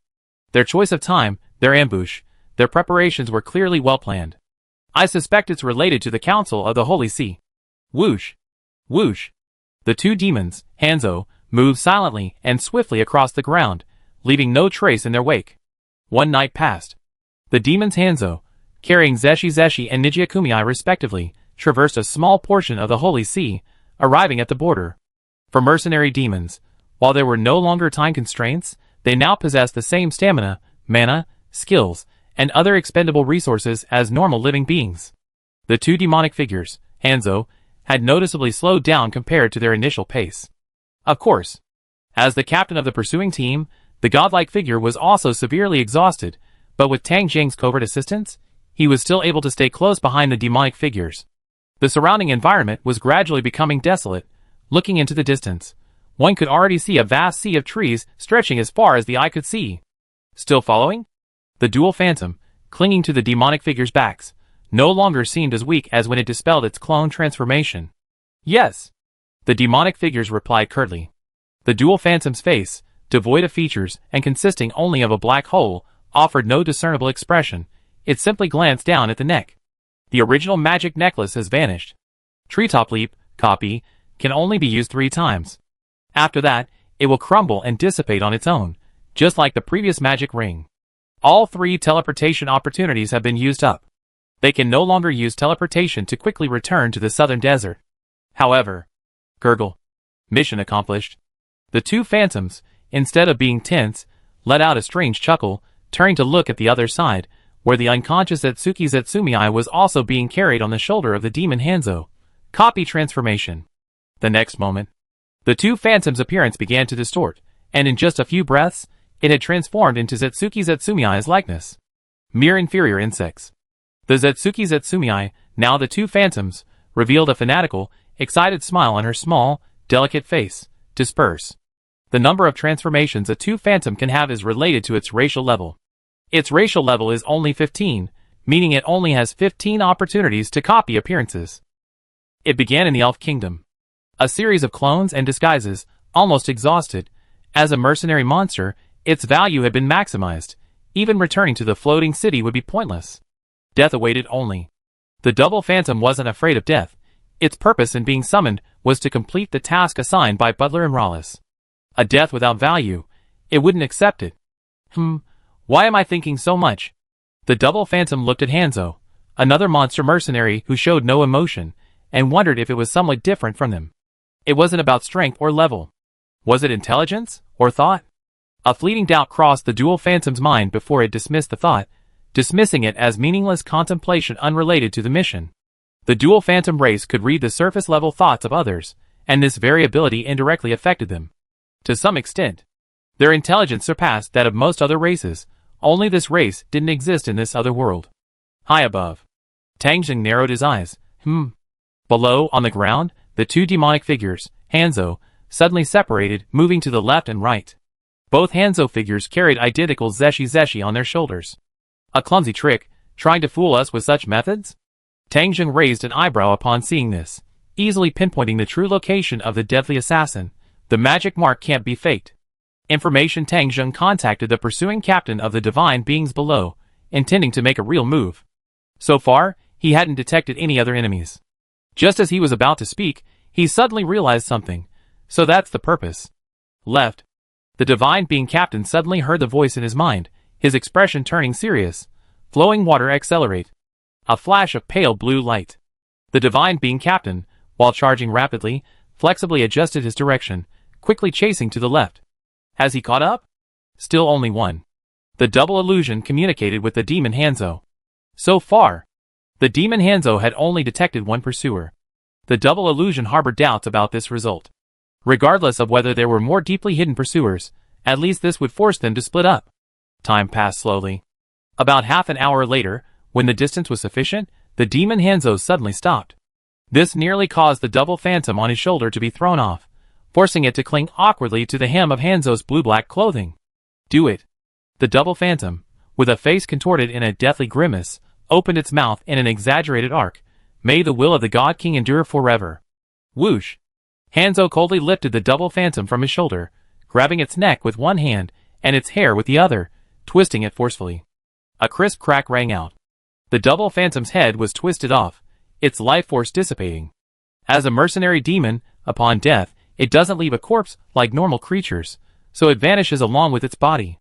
Having done all this, Hanzo turned without hesitation, pushing off the ground with both feet, intending to charge towards the pursuing Godman captain. Magic without chanting time stop. In an instant, the monster Hanzo froze in place. Tang Jing appeared out of thin air behind Hanzo, from a perspective the monster couldn't see. Due to the activation of the magic attack, the concealment was automatically cancelled. I was a little uncertain at first. Tang Jing sneered, observing his surroundings while silently calculating the time it would take for time stop to dissipate. 3.5 seconds passed. Magic without chanting breakthrough against resistance Crimson Nova. The monster Hanzo had barely regained his mobility when his entire body was engulfed in crimson lotus flames, turning into a fireball. The figure within the flames struggled to turn around. Magic without chanting. Breakthrough of resistance polar claw. Sharp, ice attribute claws pierced through the ball of flames, tearing the heavily wounded monster Hanzo apart. The attack, combining ice and fire elemental magic, left Hanzo barely able to struggle before he vanished completely. He could completely disguise himself as someone else. This matched his earlier deduction, a double illusion. Floating City true purpose wasn't a desperate gamble, but rather a test of the Theocracy's power. Tang Zheng looked at the empty ground, now only bearing traces of magic. 2 Hanzos, 1 double illusion, all monster mercenaries. This means Floating City was prepared from the beginning to sacrifice 3 monster mercenaries in this test. No wonder these 3 monster mercenaries dared not infiltrate the Theocracy's depths. Floating City understanding of the power left behind by the 6 great gods was likely very limited. I was originally thinking of using charm magic to interrogate him. Tang Zheng shook his head regretfully, thinking to himself, the strange behavior of the demon Hanzo killing the double illusion is not hard to deduce. By using the time of the double illusion's death, and the time when the demon Hanzo was subsequently killed, I can deduce the pursuer's strength, thereby further confirming the power of the Theocracy. He killed the demon Hanzo immediately. This was to give Floating City the illusion that the pursuer was extremely powerful. Shoo! Shoo! Accompanied by the sound of fine, dry wood rubbing together. The god captain arrived at this moment, paused upon seeing Tang Zheng, and scanned his surroundings, not finding the figure of Zeshi. This is... The god captain's breathing was a little rapid, as he hesitated before speaking. I did it intentionally. Tang Zheng said calmly. The one who took away Zeshi was a demon called Hanzo, similar to a ninja like Tenjo Tenge. He doesn't have the means to use teleportation magic, so there's no need to worry about losing him. The one who used magic was clearly the double illusion. Since it was dead, the remaining demon Hanzo could only escape by moving on foot. Tang Zheng could now easily teleport there. Sir, what should we do next? The captain of the Divine Man team breathed a slight sigh of relief, a smile appearing on his face. Wait. Tang Zheng. From beginning to end, what truly intimidated Floating City was never its apparent power, but rather a world-class item. It was also what the true Dragon King and the player forces cared about most. Chapter 480. Floating City Conference Palace. The air was stagnant, almost solid. Above the dome, a star map, like a reflection of the starry sky, emitted flickering, star-like light. The polished bronze floor reflected several figures within the palace. The conference table. Grohorn Fury, his feet on the white dragon scale carpet, leaned back in his chair, his body slightly tilted, one hand casually resting on the conference table. Behind him, standing respectfully, was a level 80 mercenary monster, the Frostborn Banshee, emanating a chilling aura like frost. This invisible chill could easily claim the life of an ordinary person. Across the conference table sat another figure. Short golden hair, about 1.8 meters tall, his appearance remarkably similar to a human, his body bulging with thick, steel-like muscles. A heavy, oppressive aura emanated from the 2 guardians, radiating a chilling pressure. The second guardian of the Floating City. Zen Dragonheart Liurikshan, behind him. Standing equally respectfully were 2 level 80 monster mercenaries, the Cloud Rift Warriors. The monsters were over 2 meters tall, clad in full-body armor shaped like howling wolves, and wielding massive swords the size of doors. In the entire hall, besides the 2 seated guardians and the 3 mercenary monsters, there stood another figure. Judging from his position, this person's status was second only to the guardians, above the monster mercenaries. The air was unusually silent. Butler Imrari watched the 2 guardians locked in combat, his gaze calm. In the hundreds of years that had passed, this was not the first time. He was already used to it. Why rashly contact the human nation where the dark god once resided? Liurikshan's eyes flashed with golden and blue lightning, his voice filled with anger as he said, "This will invite unknown hostility and trouble." I already said that. Grohorn's tone was impatient, his voice rising several decibels. This is an opportunity. You should have already seen the information about that elven heir. His elven kingdom, and that human nation have been at war for over 100 years. Don't you think there's a problem with that? This shows that the remaining power of the Dark God has weakened to the point of being unable to intervene in the war fought by the humanity it protects. I need to investigate how much power that mysterious guardian still possesses. Bang! Useless. Liurikshan slammed his hand on the table, the violent tremor echoing jarringly in the empty hall. Don't forget, even though the dwelling of the gods has collapsed, They still possess world-class items. It's just a low-level war. Even if that mysterious guardian doesn't intervene, it proves nothing. That's right. Butler and Rawless thought to himself. While he didn't think there was anything wrong with this probing, he did think Lord Hornfury's actions were slightly reckless. Apart from the primal magic wielded by the true Dragon King, only world-class items can counter the power of world-class items, especially when the opponent's world-class item information is completely unknown. Unless some trump cards are used, otherwise, such a probing, if it angers the opponent, will only provoke immense hostility. The key world-class items within the floating city are completely unusable.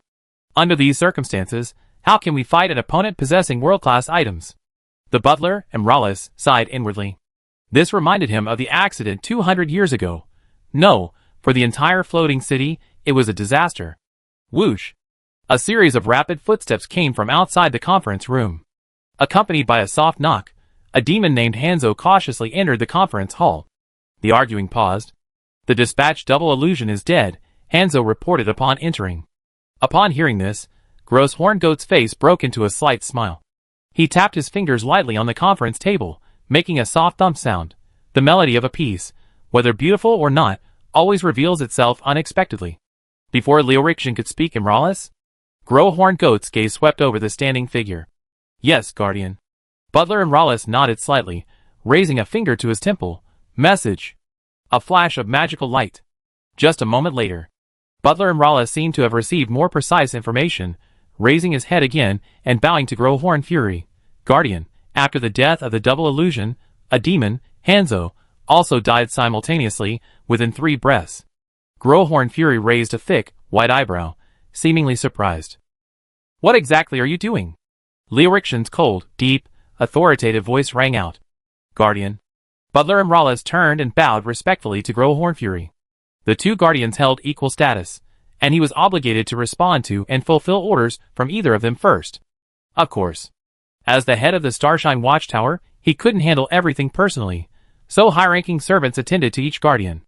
Leorixian was accompanied by an 80 LV Cloudbreaker warrior, while Gross Hornfury was accompanied by an 80 LV Frostborn Banshee. At this moment, only one Frostborn Banshee was with Gross Hornfury, as the other was monitoring and guarding the elven heir. Under normal circumstances, there were 2 high-ranking servants. This number was indeed inadequate, but for the highest-ranking guardians, it was a necessary measure, as the floating city was currently barely breaking even. Leaving aside other matters, food was a major issue. The servants maintaining the normal operation of each region are not undead creatures that don't need to breathe, sleep, or eat. The 3 mercenary monsters dispatched are all summoned by Mercenary's Pinnacle. They are the most suitable high-level servants, used and discarded immediately. In the plan, if they sense an insurmountable danger, all 3 mercenary monsters will immediately commit suicide. Butler and Rawless bowed slightly, then raised his head, his voice respectful and humble, explaining, due to the characteristics of mercenary monsters, once they die, they leave no corpse and cannot be resurrected. Therefore, even if the human nation realizes it has been invaded, it will be unable to determine which side it originated from. Leorixian already understood, glancing at Gross Hornfury opposite him, a flash of lightning appearing in his blue-gold pupils. Heh. Leorixian let out a cold laugh. This was the situation you expected, wasn't it? Hoping for a probably fruitless outcome. Gross Hornfury seemed a bit reckless. In reality, he had made all the necessary preparations, even anticipating the death of all 3 monsters. The current result was somewhat unexpected. One is still alive.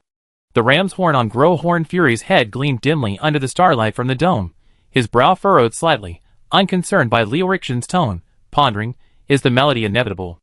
Or intentional? The number of monster mercenaries summoned by the mercenary hall is limited, meaning the number is fixed. Only when a monster mercenary dies will a new slot become available. Using the time difference between the deaths of the double phantom and the demon Hanzo to infer the enemy's strength is a subtle method.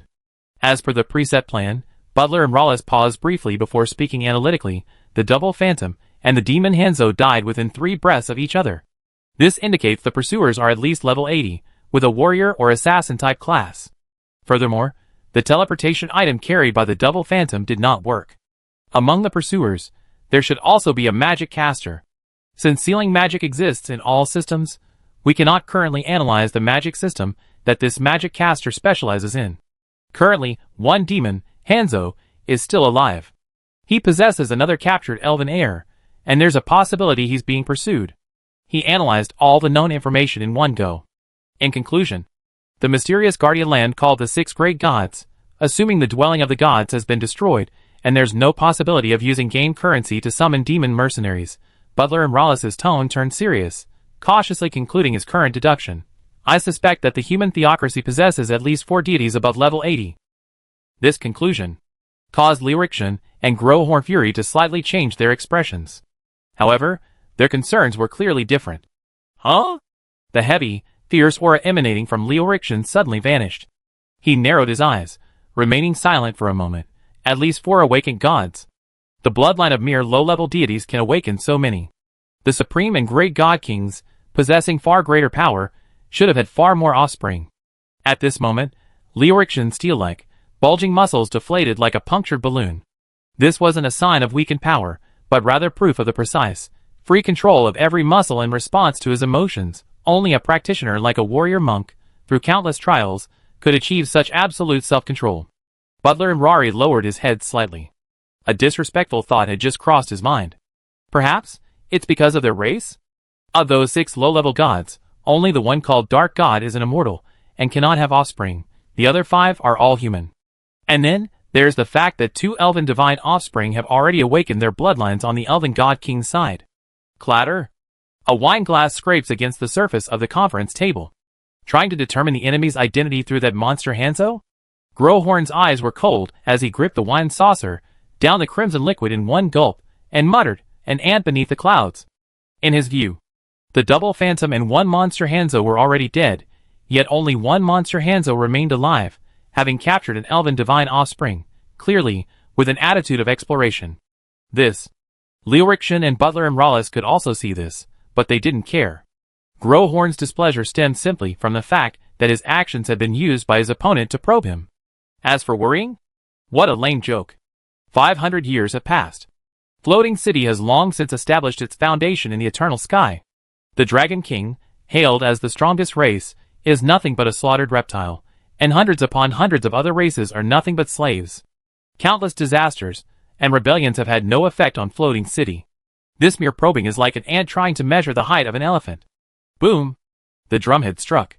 The supreme abode of the gods. Ah, the true sun that never sets. Grohorn Fury licked the crimson liquid from the corner of his mouth, letting out a fervent chant, then looked at Butler and Rawless with a chilling tone. Elven divine offspring, I want them. Those who step into the desert, die. Click. Butler and Rawless bowed, his back straight, right hand resting on his left shoulder, and said politely, "Yes, Guardian." The Council of Nations. Deep within the underground palace. Liguride's steps were somewhat hurried as she walked deeper underground. After leaving the slain theocracy, she repeatedly used teleportation magic to return. From afar, she could already see that enormous body, radiating a faint silver light, which calmed her fear. This time she didn't deliberately hide, so the moment she entered the palace, she was naturally discovered by the Platinum Dragon King. "What is it, old friend?" The Platinum Dragon King's gentle voice echoed in the empty hall. 8. Liguride's voice trembled slightly, the words barely escaping her throat. The 8 Desire Kings. In an instant, a violent, bottomless, terrifying aura, like the deep sea, instantly filled the entire hall. "Could you tell me in detail what you saw, old friend?" The Platinum Dragon King turned around and spoke solemnly. That terrifying aura vanished in an instant, like a bubble, as if it had never existed at all. Liguride thought she was hallucinating, but she knew perfectly well that it wasn't. Speaking of which, it was truly an extraordinary gain. Liguride's gaze shifted, looking at the Platinum Dragon King, and she spoke with a self-deprecating tone. "So many years have passed, yet I still feel deep fear in the face of him." Fear? The Platinum Dragon King's ember vertical pupils were deep. Faced with that evil, that filth that pollutes the world, fear is normal, old friend. Liguride sighed, and recounted everything she had seen in the Council Kingdom in detail. When she heard that the female deity who had destroyed the platinum armor had actually been captured, the Platinum Dragon King's calm emotion stirred again. Chapter 481. The Platinum Dragon King's breathing became long and deep. That's what happened. Liguride looked at the Platinum Dragon King, who was deep in thought. She could sense the slightly heavy atmosphere in the air. She had always believed that as long as one didn't limit themselves, this guy before her was the strongest being in the world. "I didn't expect that just a piece of news would make you so concerned." Ligulite had calmed down by now, reverting to her usual teasing tone, and asked casually, "Is it the floating city? Or that divine girl you care about? Or perhaps?" The Platinum Dragon King directly replied, "Both." Ligulite was taken aback, probably not expecting the Platinum Dragon King to respond so bluntly. However, for her, this wasn't exactly bad news in a way. Things happened somewhat suddenly. A deep sense of memory and doubt flashed in the Platinum Dragon King's amber vertical pupils. But why would Floating City capture a deity from the theocracy? Yes. Capture? Not kill. According to your account, the three who made the move had the opportunity and ability. I mean, old friend, are you sure you haven't misread it? At this moment, the Platinum Dragon King's astonishment far outweighed its surprise. It had fought the female deity from the theocracy before. Although there hadn't been a direct confrontation, she possessed powerful techniques far beyond its current comprehension. Alright. Even with the element of a surprise attack, it still couldn't explain why Floating City, which had been inactive for nearly 200 years, would suddenly act and capture a deity from the theocracy. A one-time use magical item. A somber look appeared on Ligulite's aged face, followed by a chilling glint of malice and hatred in her eyes. And that strange race dressed as ninjas, I'm absolutely certain. It's them. You haven't forgotten either, have you? After Captain Rick's death, Floating City dispatched a large number of those monsters to search for the captain's body. No.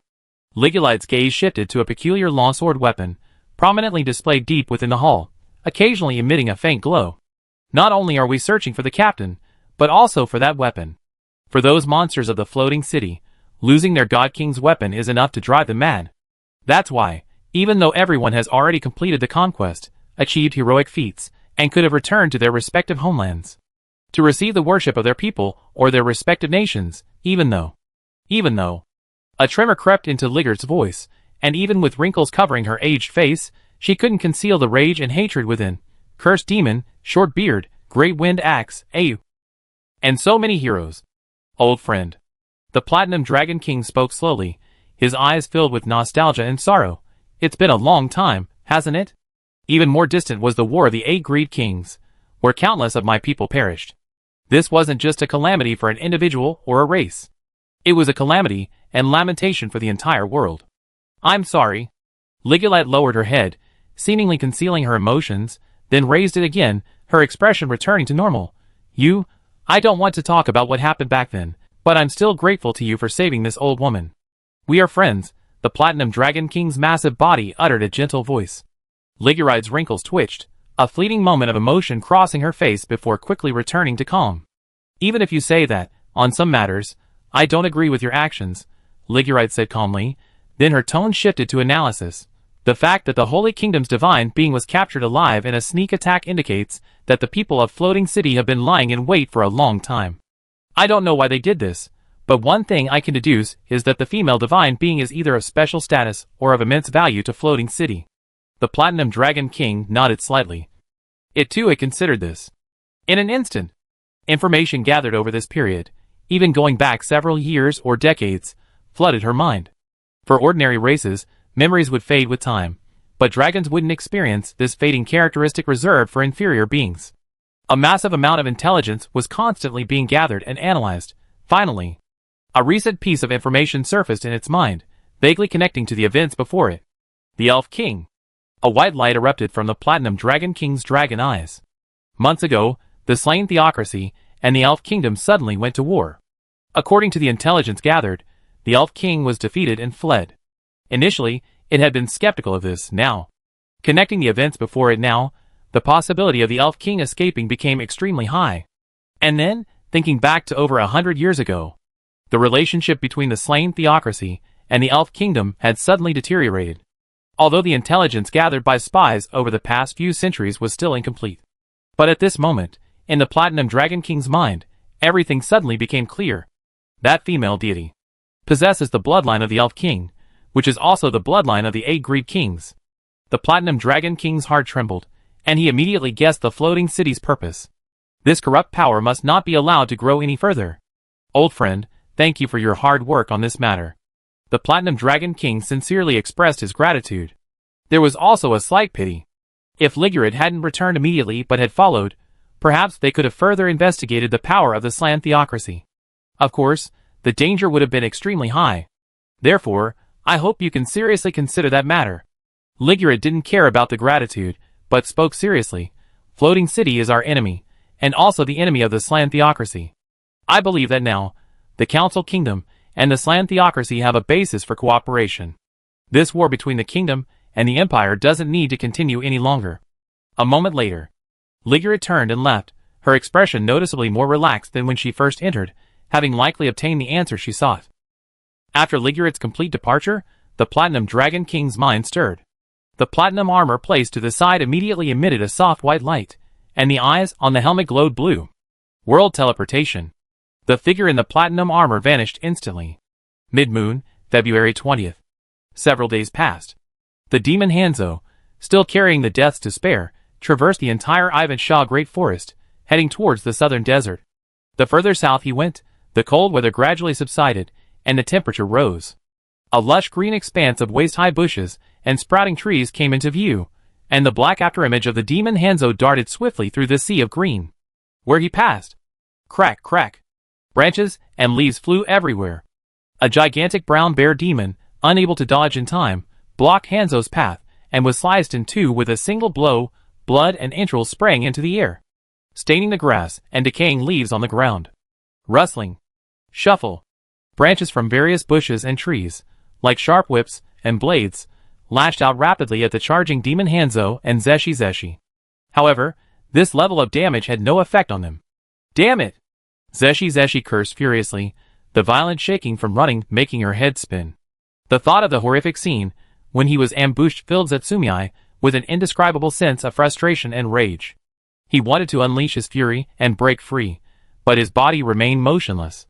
Not only his body, but all his limbs were completely numb.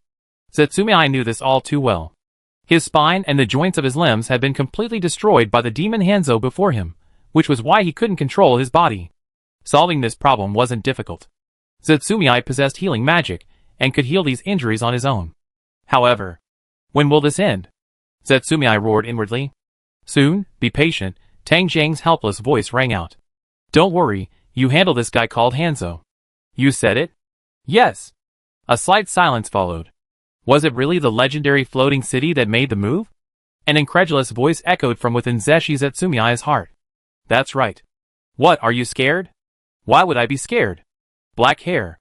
Under a large tree within the Ivanxia Great Forest, Captain Godman sat resting on a thick, blackened root that had emerged from the earth, occasionally glancing south. Meanwhile, 3 kilometers away, at another location, Tang Zheng remained invisible, receiving information about Zetsumei transmitted from his shadow clone. The one transmitting the information to Zetsumei wasn't Tang Zheng's main body, but a summoned shadow clone. This was to prevent unexpected detection. Tang Zheng, Captain Godman, and the shadow clone were located in different parts of the Ivanxia Great Forest. In short, caution was necessary. We're about to leave the Great Tree Sea area. Tang Zheng marveled at the monster mercenary's incredible speed, his eyes growing serious and cold. It's about time. We should prepare to make our move. He had waited until now without acting, to ascertain whether Floating City and the Platinum Dragon King would take any further action. At least so far. Tang Zheng hadn't detected anything unusual, so he needed to eliminate the monster Hanzo before he entered the southern Great Desert. According to the intelligence gathered from the Elf King, the southern Great Desert's area far exceeded the combined territory of the kingdom and the empire, and Floating City was located above El Unidu in the heart of the desert. Tang Zheng didn't believe the Floating City detection capabilities could cover the entire southern desert, but he also had no intention of entering its territory. Time passed slowly. In Tang Zheng's perception, Ju Ming, marked with a magic mark, was about to leave the forest's boundaries. Meanwhile, the figure in platinum armor hovered in the sky above the border between the Ivan Shah forest and the southern desert, its deep blue eyes fixed on the scene below. A high-altitude perspective. A blurry figure, like an ant, appeared in the field of vision. Whoosh! Found it! The platinum-armored figure paused, then transformed into a silver-white meteor, rapidly plummeting downwards. Deep in the forest, Tang Zheng was just about to activate a teleportation spell when Ju Ming's activation of the magic mark interrupted his casting. What's wrong? Something's coming from the sky. Tang Zheng was startled, instinctively looking up at the sky, but saw nothing, which was normal. He was deep in the forest, And the great tree sea was no small forest, so he couldn't see Zeshi Zetsumii. Above his location, Tang Yang's thoughts raced. His shadow clone, hidden in another direction, immediately sprang into action, abandoning the teleport spell and switching to flight, rapidly flying towards the border of the great tree sea. Meanwhile, Tang Zhou maintained contact with Zeshi Zetsumii. Boom! A streak of silvery white light slammed into the path of the demon Hanzo, instantly creating a large crater and producing a deafening roar. Dust billowed into the sky. The ground trembled. The demon Hanzo abruptly stopped, but before he could react, a silver spear pierced through the smoke and flew towards him. This attack was incredibly fast. In his normal state, Demon Hanzo could easily have dodged it. However, after running for so long, his stamina was affected, and the weight of the Death's Decree weapon, combined with the force of the sudden stop, slowed his dodge by a full beat. Whoosh! Just as the silver spear was about to strike, Demon Hanzo suddenly transformed into a black afterimage, vanishing like black mist. Shadowless kill in the blink of an eye. Demon Hanzo, carrying Death's Decree, teleported to a position about 10 meters to his left and front. Whoosh! The platinum armor flew out from the dust, and the other 3 weapons surrounding him also flew out simultaneously, blocking Demon Hanzo's 3 directions. Whoosh! Another sound of wind breaking. The silver spear, which had been dodged, turned in midair and thrust back. Just as Hanzo, the demon who had regained safety, found himself in perilous territory once more, a clearly pre-planned attack. It's you? Zeshi Zetsumii's eyes widened as she saw the figure blocking her way, her expression a mixture of surprise and astonishment. Hanzo turned his head, lifting the curtain in front of him to reveal a pale face with bloodshot eyes. He pressed his legs down, trying to dodge, but all 4 directions were blocked. Thump! In the moment of his stunned silence, Hanzo was struck simultaneously by 4 weapons, a spear, a katana, a giant hammer, and a great sword, each striking through his body. There was no scream. Only a silent struggle. Hanzo's body twisted and vanished into shadow. With a thud, Zeshi Zetsumii fell to the ground, tumbling several times along the uneven surface, his body contorted in a bizarre posture due to the loss of control over his limbs. Chapter 482. Looking at the scene, there was no trace of a corpse. Even the pierced chest didn't bleed. The demon Hanzo, along with his entire body, had completely vanished. As expected, it was that kind of special demon. Platinum Armor thought to himself, a flash of light emanating from his body, and the 4 weapons, a spear, a katana, a giant hammer, and a great sword, that emitted a soft white glow flew back and circled around him. The armor on his head rotated. His eyes, emitting a ghostly blue light, gazed in the direction of Zetsuki Zetsumii. Long time no see, Miss Goddess of the Theocracy. Platinum Armor's calm voice came from within his helmet, using a relatively gentle tone to express that he had no hostility. Inside the pit, Zetsuki Zetsumii lay sprawled on the ground, her spine and limbs completely destroyed, causing her hands to be pinned beneath her body and swung back, while her legs were bent in a fractured position. This posture lacked any grace whatsoever, even awkward wouldn't do it justice. This guy. He's not dead. Zeshi Zetsumii's face was grim, tinged with disbelief. She should have completely killed him using the Dark God's trump card, leaving not a trace of his body. How could resurrection magic revive him? No. Perhaps it was due to the long-term exposure to the Theocracy's information that she made this flawed analysis immediately. Zeshi Zetsumii quickly remembered that within resurrection magic existed 9th rank true resurrection, capable of resurrecting without a corpse. This information was given to her by the black-haired girl. Are there any faith-based magic chanters of this level within the reviewing nation? Strange. Even with that level of resurrection magic, the power would still decrease. Why does the platinum-armored figure before her seem unaffected, even stronger than when they first met? A sense of doubt welled up within her. Zeshi Zetsumii temporarily put these thoughts aside. Now was not the time to ponder such matters. 3rd tier spell healing from severe wounds. Zeshi Zetsumii quickly chanted in a low voice. Whoosh! A holy white light enveloped her entire body, healing her injuries. However, this level of healing magic would require several uses to fully recover. Thinking of this, Zeshi Zetsumii's breath hitched. Her heterochromatic black and white eyes were fixed on the slowly approaching platinum-armored figure, her heart pounding. She was ready to activate her trump card at any moment. Once the opponent attacked, she would immediately use Shield of Impure Impact to block the attack. If the distance was close enough, repelling it would be even better. She would also summon Soul of a Hero to defend against the opponent, creating time for healing. Little black hair. Demon Hanzo is dead. Zeshi Zetsumiai cried out anxiously in her heart while healing herself. You said you leave the guy to me to deal with. Looks like something went wrong. Tang Jing's gentle voice echoed in Zeshi Zetsumiai's mind. Be careful. Hearing that familiar and still gentle, calm voice, Zeshi Zetsumiai's anxiety and tension immediately dissipated, a slight grin revealing her sharp canines. She knew the information hadn't been cut off. However, even so, facing the Platinum Armor, who had easily defeated the Godman Captain and the entire Dark Codex, and even Little Black Hair, who had to be on high alert, it was impossible not to be nervous. Hearing Tang Jing's voice now, knowing that the other party had been monitoring this place, the panic and anxiety in her heart disappeared. Snap! The white-armored figure paused in her forward motion. She stood on the ground, her feet hovering, deliberately maintaining a relatively safe distance from Zeshi Zetsumiai, and stopped. Can you use healing magic? Then I don't need to use healing methods. A flash of dark blue light appeared in the white-armored figure's eyes, as she spoke again, proving with her actions, Miss Goddess of the Theocracy, I have no hostility towards you. Healing magic? Warrior? Is she a priest-warrior type? So, was the method used to kill that white-armored figure also some kind of priest-type technique? The white-armored figure analyzed in her mind. The guy I killed once. Zeshi Zetsumiai didn't hold back in exposing her weakness, her posture disheveled, yet she still let out a cold Don't lie to me. I don't believe that someone who has been killed would be without hostility. You're really hypocritical. The black-haired girl who had previously assisted her. This allowed her to master the true power of a Valkyrie.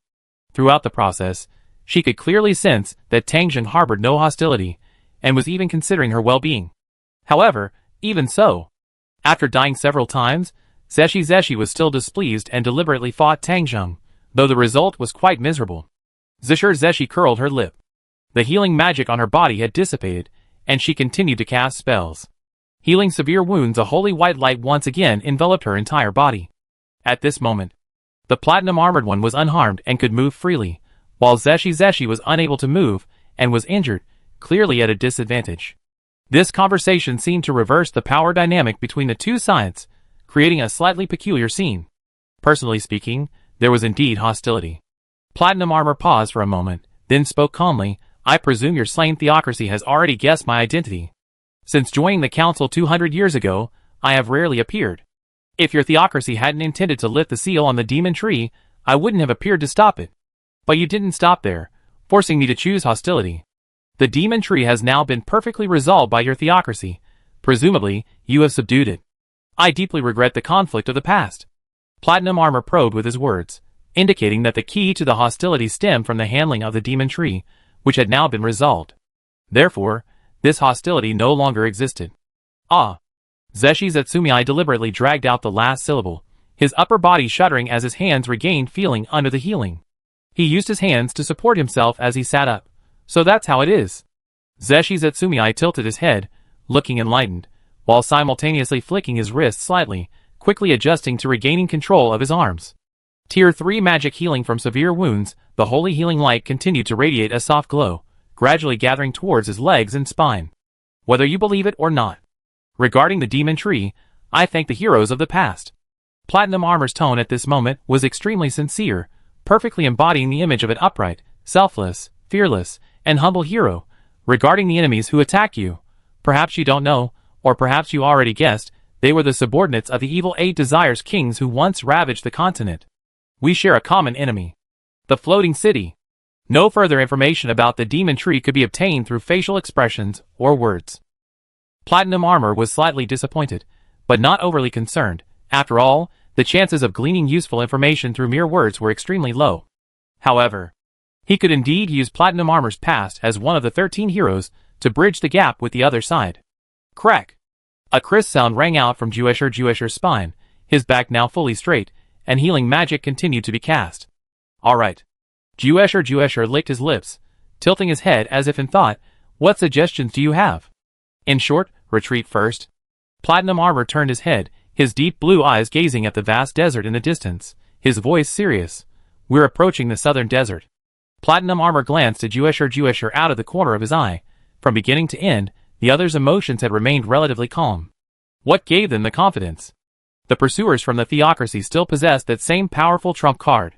The Platinum Armor's appearance here to rescue Zeshi Zeshi wasn't just to prevent Floating City from obtaining the power of the Elf King and Zeshi Zeshi, to further investigate the Theocracy's intelligence, to probe the demon tree information, thereby deducing the specific effects of that world-class item, to analyze the methods used by this female deity to eliminate the Platinum Armor.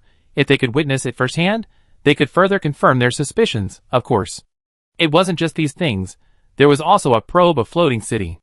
Next, the Platinum Armor remained silent, merely vigilantly observing her surroundings, seemingly waiting for Zeshi Zeshi's injuries to fully heal before leaving together. Seeing this, Zeshi Zetsumii didn't hold back, unleashing her full healing magic to heal her injuries. Time passed slowly.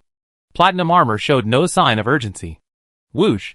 Zeshi Zetsumii, who had been crouching on the ground, suddenly flipped over, nimbly leaping out of the pit, her figure flashing.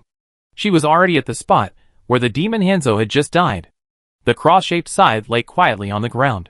After capturing Zeshi Zetsumii alive, the demon Hanzo had also taken this cross-shaped scythe with him. Platinum Armor noticed Zeshi Zetsumii's actions out of the corner of her eye, and a feeling of regret rose in her heart again.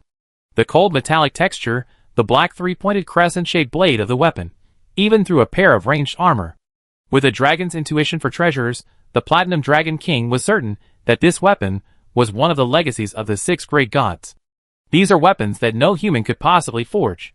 To maintain his relationship with this female deity, as one of the 13 heroes, he had to temporarily suppress his greed. Whoosh! Zeshi Zeshi gripped his cross-shaped scythe, casually swinging it. The blade whistled as it sliced through the air. He then raised his wrist and slung it over his shoulder. Having his weapon back, his sense of security increased significantly. Zeshi Zeshi then looked at the platinum-clad armor again, his hostility dissipating considerably, and he trusted the armorer's previous words more. At least, the armorer hadn't shown any hostility from beginning to end. We retreat? The platinum-clad armor nodded before speaking. Zishur Zeshi was about to reply when his expression froze, and he turned to look ahead. Whoosh, whoosh, a chilling aura emanated from the warm area near the desert, immediately alerting everyone to the anomaly. The next moment, a female figure, radiating chill, appeared before Zeshi Zeshi and Platinum Armor. The profound coldness contrasted sharply with the surrounding warmth, rapidly transforming into a large amount of frost mist due to the temperature difference. Frostborn Banshee, level 80. This was a humanoid demi-human monster with translucent, bluish-green skin, revealing frozen blood vessels that shimmered like crystals. Her long hair was composed of solidified ice threads, which swayed slowly in the windless air, shimmering with faint ice crystals. Located. The Frostborn Banshee's deep, emotionless, ice-blue eyes stared at Zeshi Zeshi and Platinum Armor, her mind racing. At the same moment, Floating City Starshine Watchtower. Serendipity location complete. Construct ranged magic attack. Eye of Argos activated. Activation complete, please evacuate. The Frostborn Banshee received the message at the same moment, her figure instantly transforming into a cloud of white mist and disappearing. The Floating City detection range covers most of the southern desert, but areas outside the desert are not within its detection or attack range. Therefore, the Frostborn Banshee is needed for location. From appearance to disappearance, the entire process takes less than 2 seconds. The two, Juesher and Baijin Kai, who had just taken a defensive stance, were visibly stunned as the Frostborn Banshee vanished again. Buzz, buzz, buzz, in an instant. A huge magic circle appeared above Juesher and Baijin Kai's heads, followed by a smaller one, and then another. 3 magic circles, radiating blue light, exuded terrifying magical energy. Attack begins. Activate Frost Scar. Which class? Skill simulation begins. Winter Echo activated. Ice Blade Dance activated. Eternal Blizzard activated. Boom! First, a piercing roar, like something rising from the abyss, descended from above, chilling everyone to the bone and restricting their movements. Immediately following, countless, densely packed ice blades instantly condensed in midair, enveloping the deathly despair and the platinum armor below. Countless white, cold lights crisscrossed in the air, transforming into deathly millstones. Finally, a large-scale blizzard enveloped the area, further intensifying the first 2 attacks. Looking into the distance, this once warm, desert-like region had been transformed into a snowfield. The magical light emanating from the 3 enormous magic circles in the sky gradually weakened, until the magic circles completely dissipated. The attacks on the ground also ceased. Not far away, 3 figures appeared at the edge of the attack range. Is that all? The Elf King raised his hand to his forehead, gazing at the snow where the attack had left its mark, an exaggerated expression on his face. Hiss, how terrifying. My lovely daughter, I hope she wasn't killed outright. I want to torture her properly. Oh, it doesn't matter if she's dead, as long as there's a corpse, she can be resurrected. This statement received no response from the other two figures. The Elf King seemed unconcerned, only craning his neck even further. Behind him, to his left and right, were two Frostborn Banshees. Boom! Boom! The two figures simultaneously tore through the hard snow and burst forth. Chapter 483. Primal Magic Light Armor Boom. The silver double-headed hammer shattered the hard snow layer, sending fine white ice crystals flying, rubbing against the soaring armor and producing a whoosh sound. A flash of white light. The platinum-clad figure hovered unharmed in midair, his deep blue eyes gazing at the figures in the distance. Only 3 people? A thought flashed through the platinum-clad figure's mind as he glanced at the equally charging figure, Zeshi. The opponent's exposed skin was covered with small red wounds, but these injuries were not serious. How could he withstand such a powerful attack? The platinum-clad figure had to retract his previous assessment of the opponent's combat strength and raise it to a new level. Hey! What was that just now? Such a grand display. The tiny cuts all over her body from the ice blade sent waves of pain and itchiness through her body, making her grimace and furrow her brow. This is the floating city? So domineering. Thump!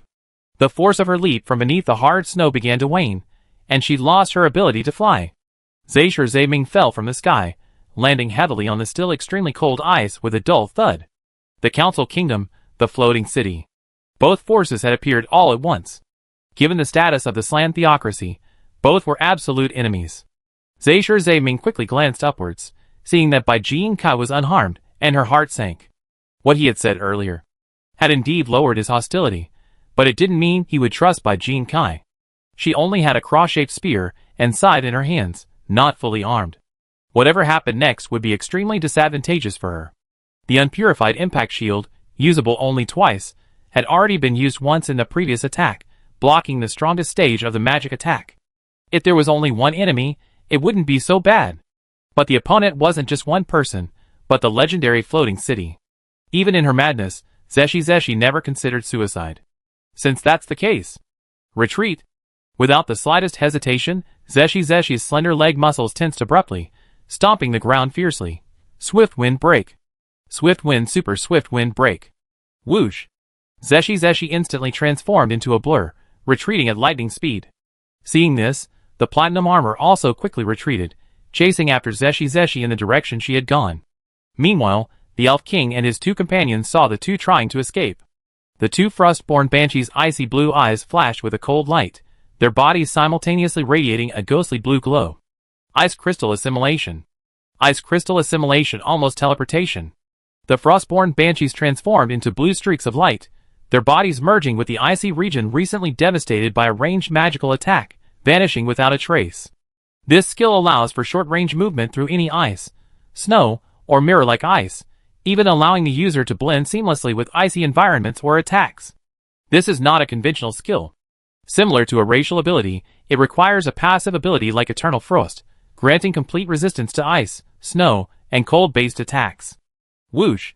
Whoosh! In the blink of an eye, two Frostborn Banshees materialized simultaneously, one in front of Platinum Armor, and the other in Death's Edge. Flowing water acceleration. Death's Edge's eyes narrowed, his running motion uninterrupted. Instead, he activated his martial skill, becoming even more agile. His black boots glided across the ice as he charged forward. Super slash. A nimble figure swayed left and right, causing the Frostborn Banshee blocking her path to instinctively turn her head, her eyes momentarily glazed over. Bang! A jolt ran beneath her feet.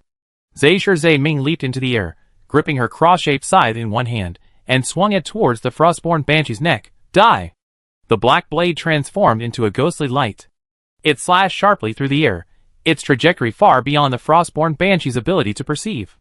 As a spellcaster-type monster mercenary, she naturally didn't intend to give Zeiming a chance to get close. Banshee scream ah.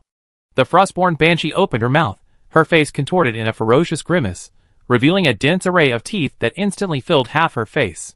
Boom! A visible sonic boom erupted from her mouth. Rings of sound transformed into shockwaves, causing the air to ripple and shift. Boom! The surrounding solid ice, under the piercing impact noise, cracked extensively, breaking apart layer by layer. The blasted-out sharp ice crystals formed a second layer of attack. Thud, thud, thud. The cross-shaped scythe collided with the numerous sharp ice crystals, producing a dense series of sounds, the black blade slicing through the shockwaves generated by the sound waves. The layers of shockwaves, while generating attacks, also indirectly created an air barrier. Clang! Clang! The continuous shockwaves caused the cross-shaped scythe to vibrate incessantly, the piercing noise severely straining and affecting Zetsu Shizumi's eardrums. Standing in midair, without any leverage, Zetsu Shizumi was thrown into the air by the shockwaves, quickly twisting her waist in midair before landing smoothly. Shut up. Pain desensitization. Enhanced magic resistance. Zetsuki's face contorted in frustration as he roared, the cross-shaped spear in his hand emitting a dark, eerie light. Come forth, Spartan undead. A blue magic circle appeared on the ice. 5 skeleton warriors, wielding shields and swords, emerged from the circle. These were undead equivalent to 5th-tier heavy-armored skeletal warriors. The cross-shaped scythe can summon 30 Spartan undead within 24 hours, with a maximum of 5 summoned at a time. The undead are completely resistant to sonic attacks, ignoring ear-piercing sonic waves. The 5 Spartan undead roared, brandishing their weapons, and charged towards the Frostborn Banshee. Seeing this, the Frostborn Banshee closed her blood-red maw, her face coldly sweeping over the Spartan undead, past them, and looking towards the retreating deathless blade. Summon ice servants. Crack! Crack! Crack! On the snow-covered ground within this area, humanoid creatures made of ice and snow materialized, first blocking the 5 charging Spartans. Icy gaze. The Frostborn Banshee's blue eyes stared intently at Zeshi, radiating an eerie, ghostly blue light. This was a gaze attack with the power to instill fear and mental shock. Zeshi's eyelids twitched. Her keen intuition immediately alerted her to something. She flicked her wrist, gripping her cross-shaped scythe, death mask. A sinister, terrifying mask-like phantom flashed across Zeshi's face. The ghostly blue gaze attack was nullified. Ice Spike. The Frostborn Banshee was about to unleash another skill. Evil Gaze. Zeshi moved even faster, retaliating without hesitation. A black eye appeared above her head, staring at the Frostborn Banshee. A flicker of black light. Fear flashed across the Frostborn Banshee's cold face, her body stiffening on the spot. Death Mask combined with Evil Gaze can produce an additional magical effect that enhances fearful gaze. The Frostborn Banshee has already fallen into a state of fear. This is naturally the best time to attack. However, Ju Ming didn't do so. There was still some distance between them, and the enemy was a floating city. Staying here would be foolish. Whoosh! Ju Ming's forward momentum halted again, and he leaped backward in fury. Bastard! Boom! A brownish-brown fist slammed into the spot where Ju Ming had just been standing, producing a huge booming sound. A massive earth elemental rushed in from behind. The Elf King stood on the earth elemental shoulder, arms crossed, looking arrogantly at Ju Ming. You bastard! This time, I behemoth smash you into a pulp. It was as if they were enemies meeting again, their eyes blazing with hatred. The Elf King roared through gritted teeth, and the earth elemental continued its attack, its massive fist slamming down on Death's edge. Boom! Boom! The continuous roars shook the surroundings. At this moment, the Frostborn Banshee also emerged from her state of fear, her icy blue eyes regaining consciousness. She raised her hands, and a large number of ice crystals floated around her. Get the hell out of my way! The Elf King noticed the Frostborn Banshee's movements, turned around, and shouted, I'm going to deal with this by myself. Don't get in my way! Faced with the Elf King's shouts, the Frostborn Banshee's icy blue eyes flickered. After a moment's hesitation, she turned and charged towards the platinum armor. A situation arose instantly. The Elf King was facing off against Zeshi, while 2 Frostborn Banshees were dealing with platinum armor. The Elf King? Why is he here? Zeshi's heterochromatic pupils narrowed as she dodged the attacks of the primal earth element while staring at the Elf King in disbelief. She remembered. The Elf King was defeated and captured alive by Tang Zheng, then controlled using the world-class item Alluring Beauty, and disappeared without a trace. Zeshi still harbored some resentment about not being able to kill her father with her own hands. Wait, so that's how it is. Zeshi looked at the Elf King before her, who appeared fierce, but was actually deliberately avoiding all attacks, and a look of realization flashed in her eyes. Little Black Hair actually used the Elf King as a spy for the floating city. That means Little Black Hair knows everything that's happening right now. Zeshi Zetsumiai's heart trembled, an indescribable emotion exploding in his mind. Too amazing. He made such a plan from the very beginning? Such wisdom. Truly worthy of you. Boom. The massive fist of the root earth elemental slammed into the ground again, frost and dust flying everywhere. It looked incredibly powerful. In reality, all the attacks were just for show. The Elf King was coordinating with the attacks, releasing magic from the sidelines, mostly spells like Sunburst, large-scale, dazzling, and capable of obscuring vision. Zashir Zetsumiai was slowly retreating towards the Ivashao Great Forest, coordinating with the Elf King's offensive. Meanwhile, Tang Zheng frowned, using the vision of his hidden shadow clone, looking at the battlefield with surprise and confusion. What exactly is he trying to do? Tang Zheng pondered, his mind relentlessly tormenting himself. His current concern wasn't for Jushi Ju Ming, but for Bai Jin Kai. From the moment Bai Jin Kai appeared and rescued Jushi Ju Ming, he had been consistently trying to curry favor with Jushi Ju Ming or the Slan Theocracy. His motives weren't hard to guess. If things continued this way, Tang Zheng wouldn't be puzzled. With Bai Jin Kai's abilities, showing even a fraction of his power would be enough to allow him to escape with Jushi Ju Ming, but Bai Jin Kai didn't do that. In fact, facing the attacks of the two Frostborn Banshees, he appeared to be retreating steadily. This wasn't normal. Whether he wanted to forge closer ties with Jushi Ju Ming or the Slan Theocracy, or simply didn't want Jushi Ju Ming to fall into the hands of the floating city, leaving this dangerous place quickly was the optimal solution. What is Bai Jin Kai waiting for? Tang Zheng's eyes grew deep and unfathomable. He gently raised his fingers, pressing them against his temples, his mind racing. Currently, the forces deployed by the floating city were relatively small, consisting mainly of ranged attacks and monster mercenaries. This was sufficient. However, from another perspective, the three guardians of the floating city showed no intention of leaving. Even the Elf King's orders were merely to capture and recall the dead. A flash of inspiration struck him. Suddenly, Tang Zheng's pupils dilated slightly. He seemed to know what the platinum armor was waiting for, but how could the platinum armor be so certain? Or is it conducting some kind of test? Floating City Starshine Watchtower top floor. The intelligence-based detection magic called Eye of God finally reacted, displaying the image through the crystal screen. Eye of God can generate an invisible, ethereal magical eye that flies to extremely distant locations for reconnaissance. Since the location of Zeshi and his companions is on the edge of the Great Southern Desert, this far exceeds the detection range of the floating city. They had no choice but to use this magic specifically for long-range detection. The weakness of this magic is that the magical eye has no HP. If attacked, the damage will be reflected back to the caster's identity. Furthermore, if countered by anti-reconnaissance magic, the opponent can use it to obtain the caster's location. However, this magic was not cast manually, but by the Eye of Argo's system of the Starry Sky Watchtower, so there is no damage reflection. As for anti-reconnaissance, the floating city is just above the center of the desert sky. I'm afraid you won't dare to come. The image on the crystal screen gradually became clear.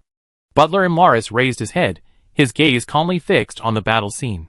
There were only two enemies, so aside from the initial ranged attack, the forces deployed were limited. His indifferent eyes first focused on the battle between the Elf King and the Elven Princes, showing considerable interest in these two elven progenitors.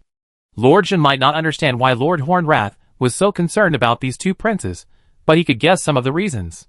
Lord Hornwrath, lifespan. Butler Imlaris thought silently, his gaze shifting to the other side. Upon seeing the platinum armor, he visibly froze, his pupils contracting in disbelief, and exclaimed excitedly, "It's him! It's him!"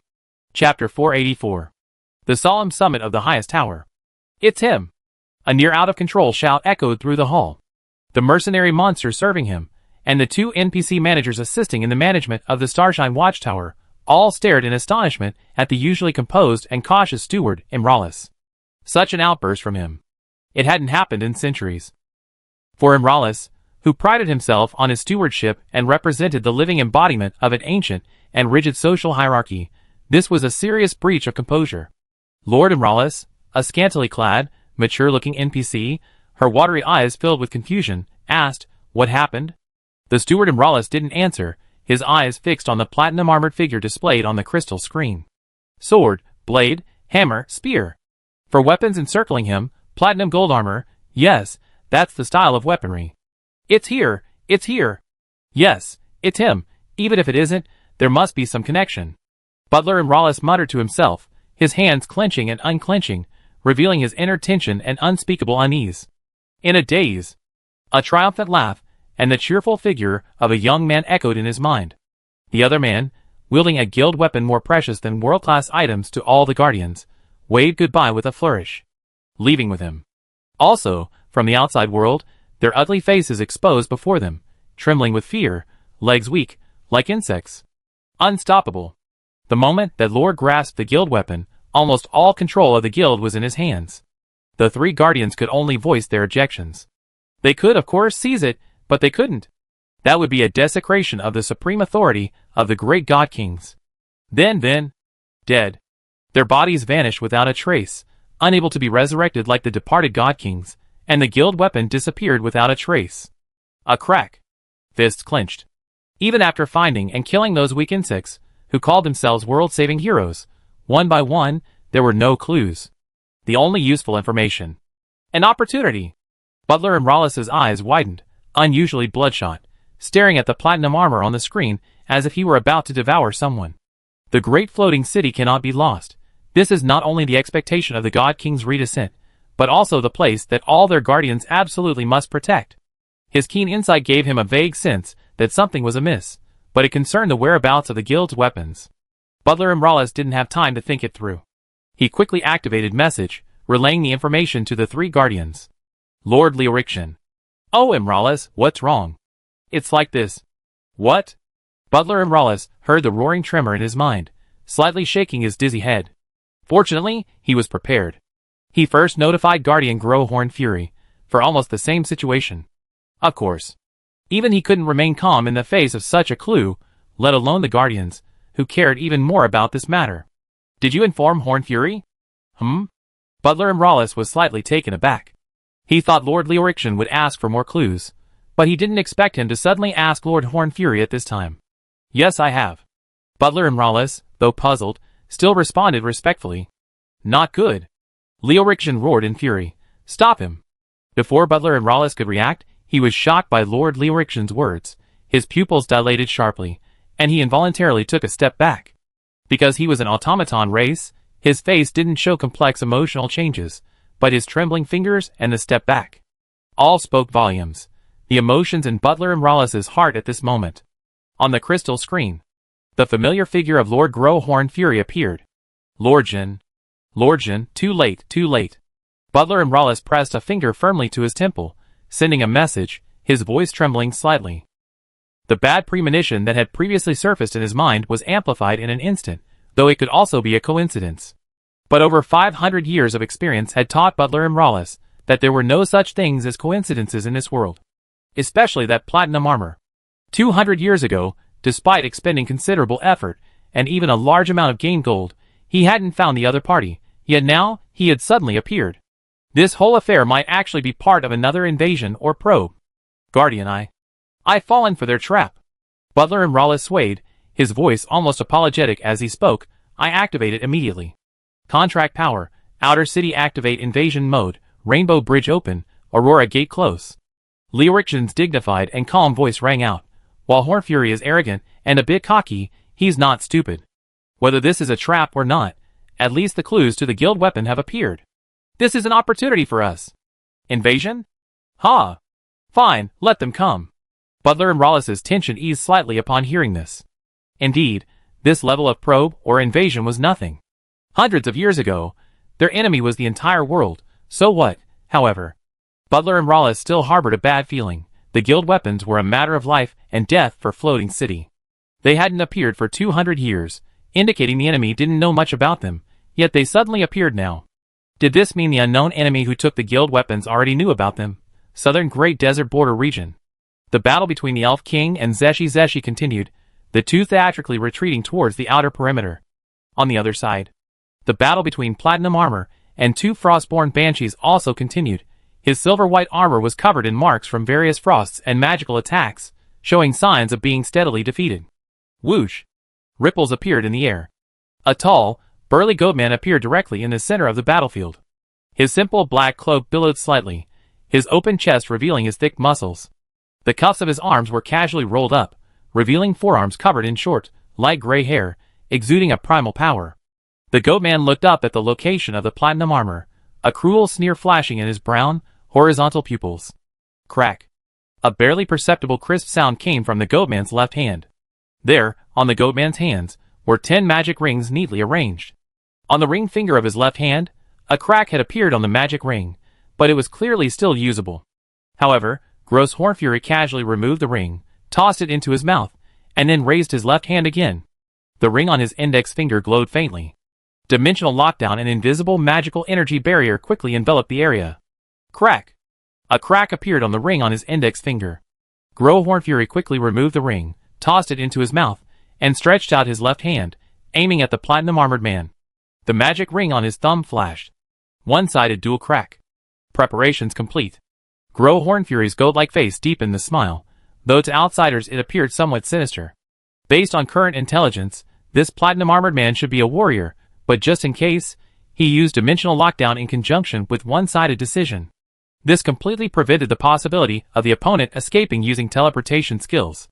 Gross Hornfury leisurely removed the magic ring from his thumb, stretched, and his gray-black spiral horns gleamed with a cold, metallic light. This constant removal of the magic ring was rather cumbersome. Unfortunately, he lacked the ability of the Supreme and Great God Kings.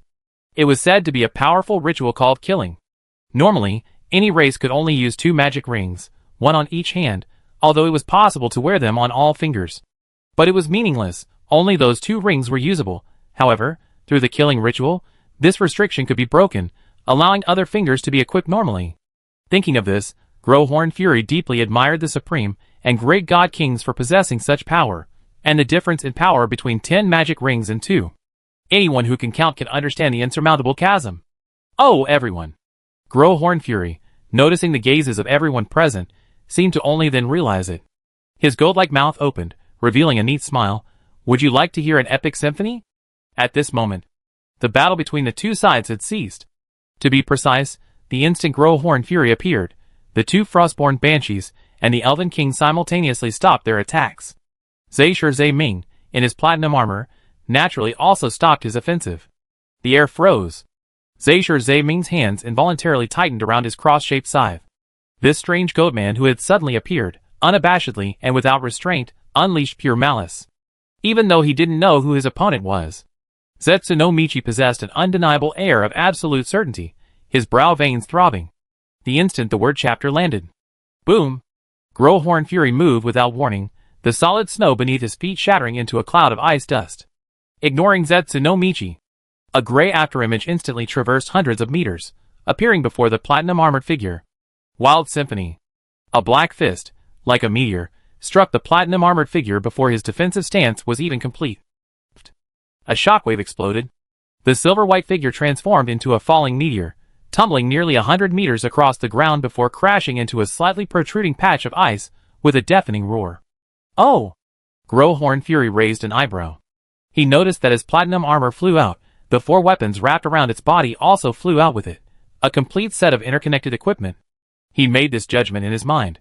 Gross Hornfury landed midair, his knees slightly bent, and he shot out like a spring. Whoosh! A silver-white spear flew out first from the ruins of the ice. Goat Strike Gross Hornfury easily dodged with a simple sidestep, reappearing in front of platinum armor, raising a simple straight punch. Regardless of whether this was a trap or not, it planned to defeat platinum armor first, torture it, and then investigate. Thud. Just then, the ice beneath Gross Hornfury's feet exploded, and a silver double-headed hammer flew out, smashing towards its chest. This was clearly a pre-calculated attack. Following the trajectory of the attack, the silver double-headed hammer would strike him first. Faced with such a petty trick, Gross Hornfury sneered inwardly, ignoring it completely. His armor was more than enough to withstand an attack of this level. However, bang! The silver double-headed hammer struck his abdomen. Gross Hornfury was startled, his body uncontrollably knocked back, the silver double-headed hammer even carrying him backward a distance. What was going on? Even if the attack had a knockback effect, his Goatman race had a certain resistance to knockback and movement-impeding effects.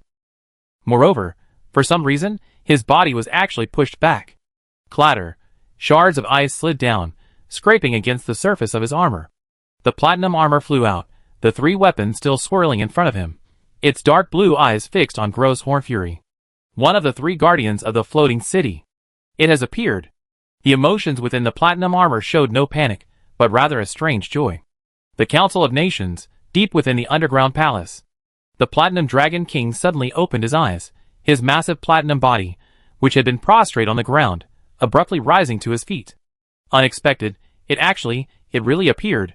A tone of disbelief and surprise rang out. The floating city. The opponent was the Platinum Dragon Kings, and indeed, the mortal enemy of all the existing true Dragon Kings. As the sole survivor of the 8 Greed Kings' extermination war, the Platinum Dragon King's hatred for it, his desire to destroy it, had never diminished in the slightest. Unfortunately, the previous extermination wars had failed, and now, even with all the true Dragon Kings united, their attack on the floating city still could not be breached. Originally, the intention was merely to use this incident as a simple test. Unexpectedly, it actually managed to draw out a guardian. Since losing the powerful magical artifact known as the guild weapon left behind by the 8 Greed Kings 200 years ago, these guardians have almost never left Floating City. This not only further confirms the value of the guild weapon, but also gave the Platinum Dragon King a thought, an opportunity. A perfect opportunity to weaken Floating City. Since receiving the message from the Dark Dragon King, the Platinum Dragon King had a vague feeling that this century-old aftershock was probably extraordinary. If an even more powerful enemy were to appear, it's not hard to guess what choices such a defiled entity as Floating City will make in the future. At least, the true Dragon Kings would never cooperate with them. There's a risk. The Platinum Dragon King raised his head, his amber vertical pupils radiating killing intent. The next moment, a surge of primordial magic erupted, world teleportation. Information leak? The true Dragon King and the Floating City were mortal enemies. There was no issue of leaks. Whoosh! A flash of white light, and he vanished. Ivashal Great Forest. Tang Zheng's previously composed expression became extremely grave with the appearance of Grohorn Fury. The situation had developed beyond initial expectations and predictions. He didn't understand why the group of guardians, who had displayed such caution through the Elf King, would appear under these circumstances. Before he could figure this out, Tang Zheng's eyes widened, staring in astonishment towards the south. His own vision was naturally obscured, but his shadow clone transmitted the scene from that direction. A giant platinum dragon charged into the area under dimensional lockdown. The Platinum Dragon King? What a joke. What on earth is going on? Tang Zheng finally understood what plans can't keep up with changes meant. Neither the Platinum Dragon King nor the Floating City would develop according to the ideal scenario. Next, what should we do? Tang Zheng prepared to immediately order Juesher to retreat. The appearance of the Platinum Dragon King was clearly not aimed at Juesher, this godlike being, Juesher. Retreat. Suddenly, a crazy thought flashed through his mind. The Platinum Dragon King had left the Council Kingdom, then. A trap? Possibly, but the probability was too low. The Platinum Dragon King had no possibility of cooperating with the Floating City. An opportunity! A ferocious look appeared on Tang Zheng's face as he quickly chanted, higher-level teleportation target. The Council Kingdom. Plans can't keep up with changes, so adjust quickly. He knew very well that according to the normal plan, even with the best efforts against the Great Tomb of Nazareth, he would barely be able to protect himself. Sometimes you have to take a gamble. Chapter 485. A flash of magical energy passed by. The air was compressed outward by some external force, and then a white figure appeared, only to vanish in an instant. The Council Kingdom. The central capital, Maitreya. The humid air near the sea filled this bustling metropolis, a melting pot of various races, with a comfortable, spring-like temperature. The sounds of carriage wheels rolling, and the bustling cries of vendors mingled together in a chaotic yet orderly fashion. Within the crowd, discussions about the ongoing war between the Empire and the Kingdom could be faintly heard. As the most powerful nation in the northwest corner of the continent, possessing several Dragon Kings, even with its diverse population, it hadn't experienced the chaotic multiracial situation seen in the Averley Hills. Peaceful. This word flashed through Tang Zheng's mind. He activated ninjutsu, concealment, becoming invisible and hovering in midair. He had never been to the Council Kingdom before. Normally, he couldn't appear here directly using teleportation magic. However, as early as half a year ago, when Princess Lana was sent as an envoy to the Council of Nations, Tang Zheng had specifically recorded the location of the magic mark. He didn't act immediately. Tang Zheng closed his eyes, using the vision of his shadow clone to sense the changing situation on the southern desert border. Information immediately proceed to the battlefield. Information protect Zeshi Zeshi. Information and pure impact shield is ready to be released at any time. 3 orders were issued methodically. The first message was for the Godman Captain, the second for the Elf King, and the third for Zeshi Zeshi. After the 3 messages were relayed, Tang Zheng finally looked up, standing in midair, his gaze sweeping over his surroundings. Even using ninjutsu to conceal myself immediately at the moment the teleportation ended, a trace of my presence was still leaked. This is the capital of the entire Council Kingdom, and so far, no investigators have appeared. It seems the Council Kingdom lacks powerful detection methods. Tang Zheng, slightly relieved after observing to avoid traps, thought, that makes sense. Dragon's perception is inherently powerful, far surpassing ordinary detection methods, so there's no need for special preparations. Tang Zheng knew his time was limited. He had to find the whereabouts of the guild weapon in Floating City as soon as possible. Otherwise, the Platinum Dragon King could return at any moment. Where is the guild weapon? Tang Zheng didn't know, but he knew its location. It must be where the Platinum Dragon King usually resided.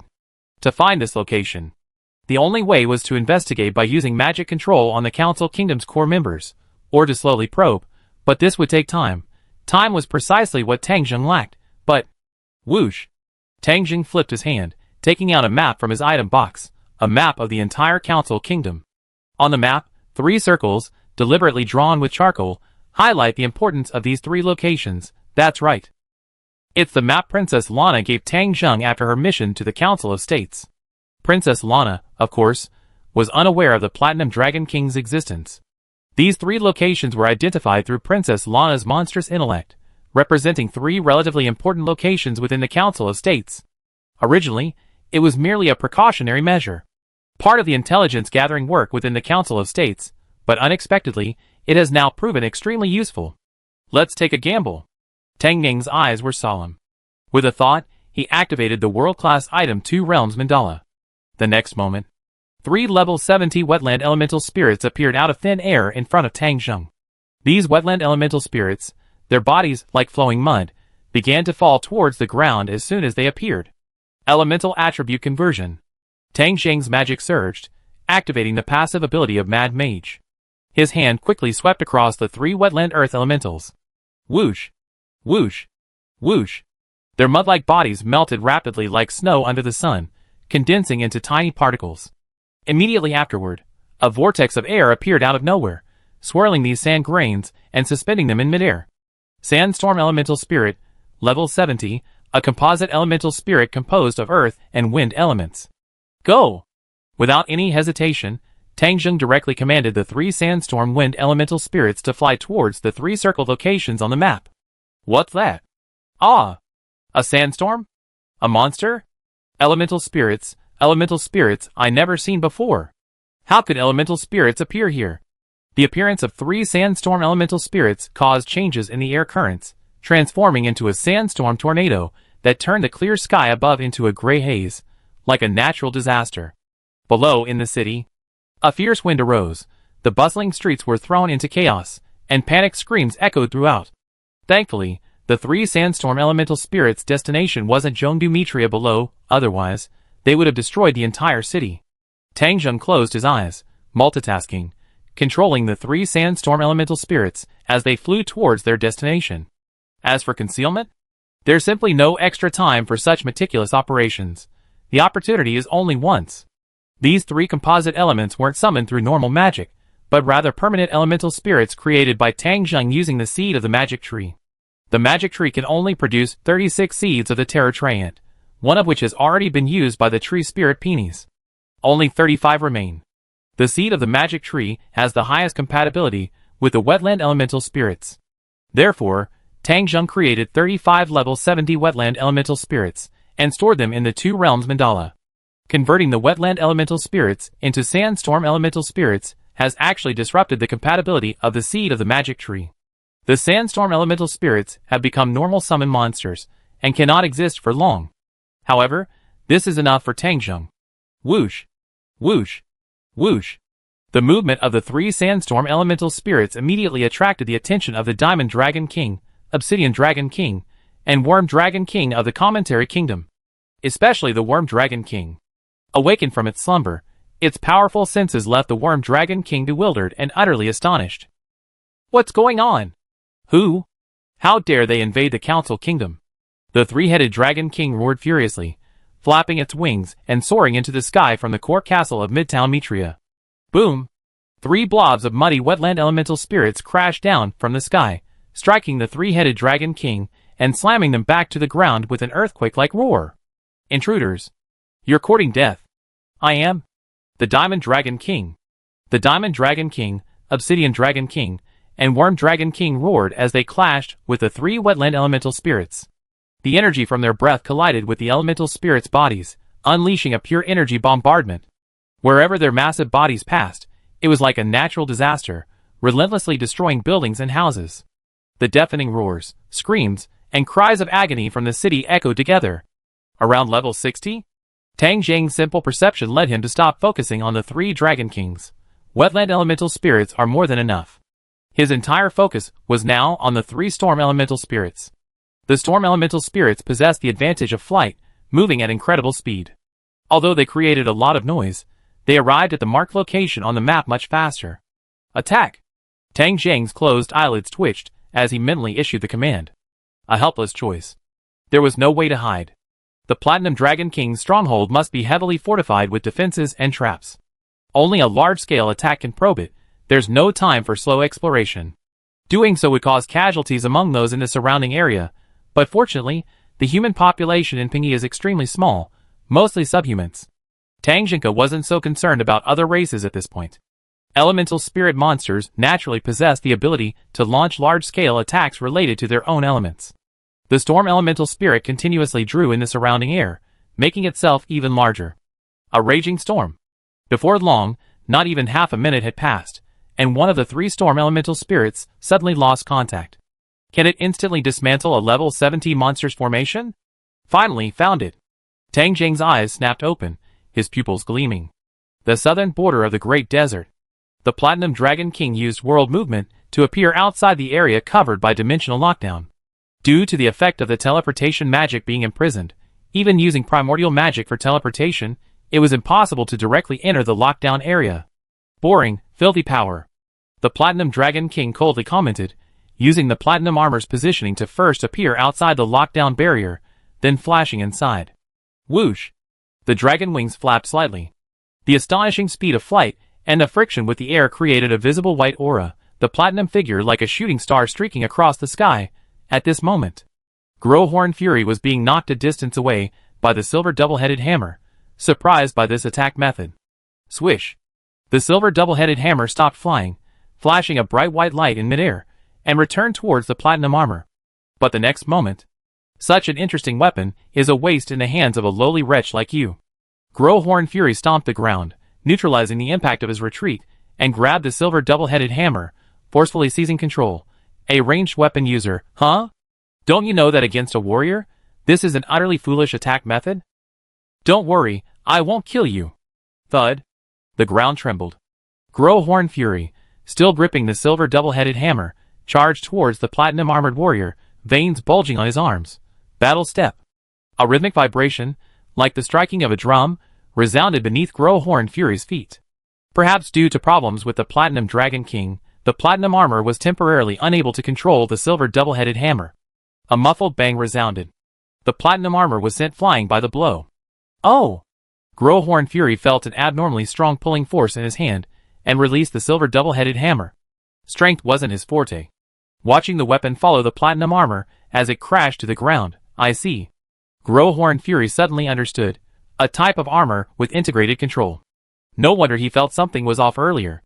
However, this level of equipment, and the defensive power the armor had just displayed, couldn't have been created by those inferior creatures. There was definitely something wrong. Growhorn's eyes grew even colder.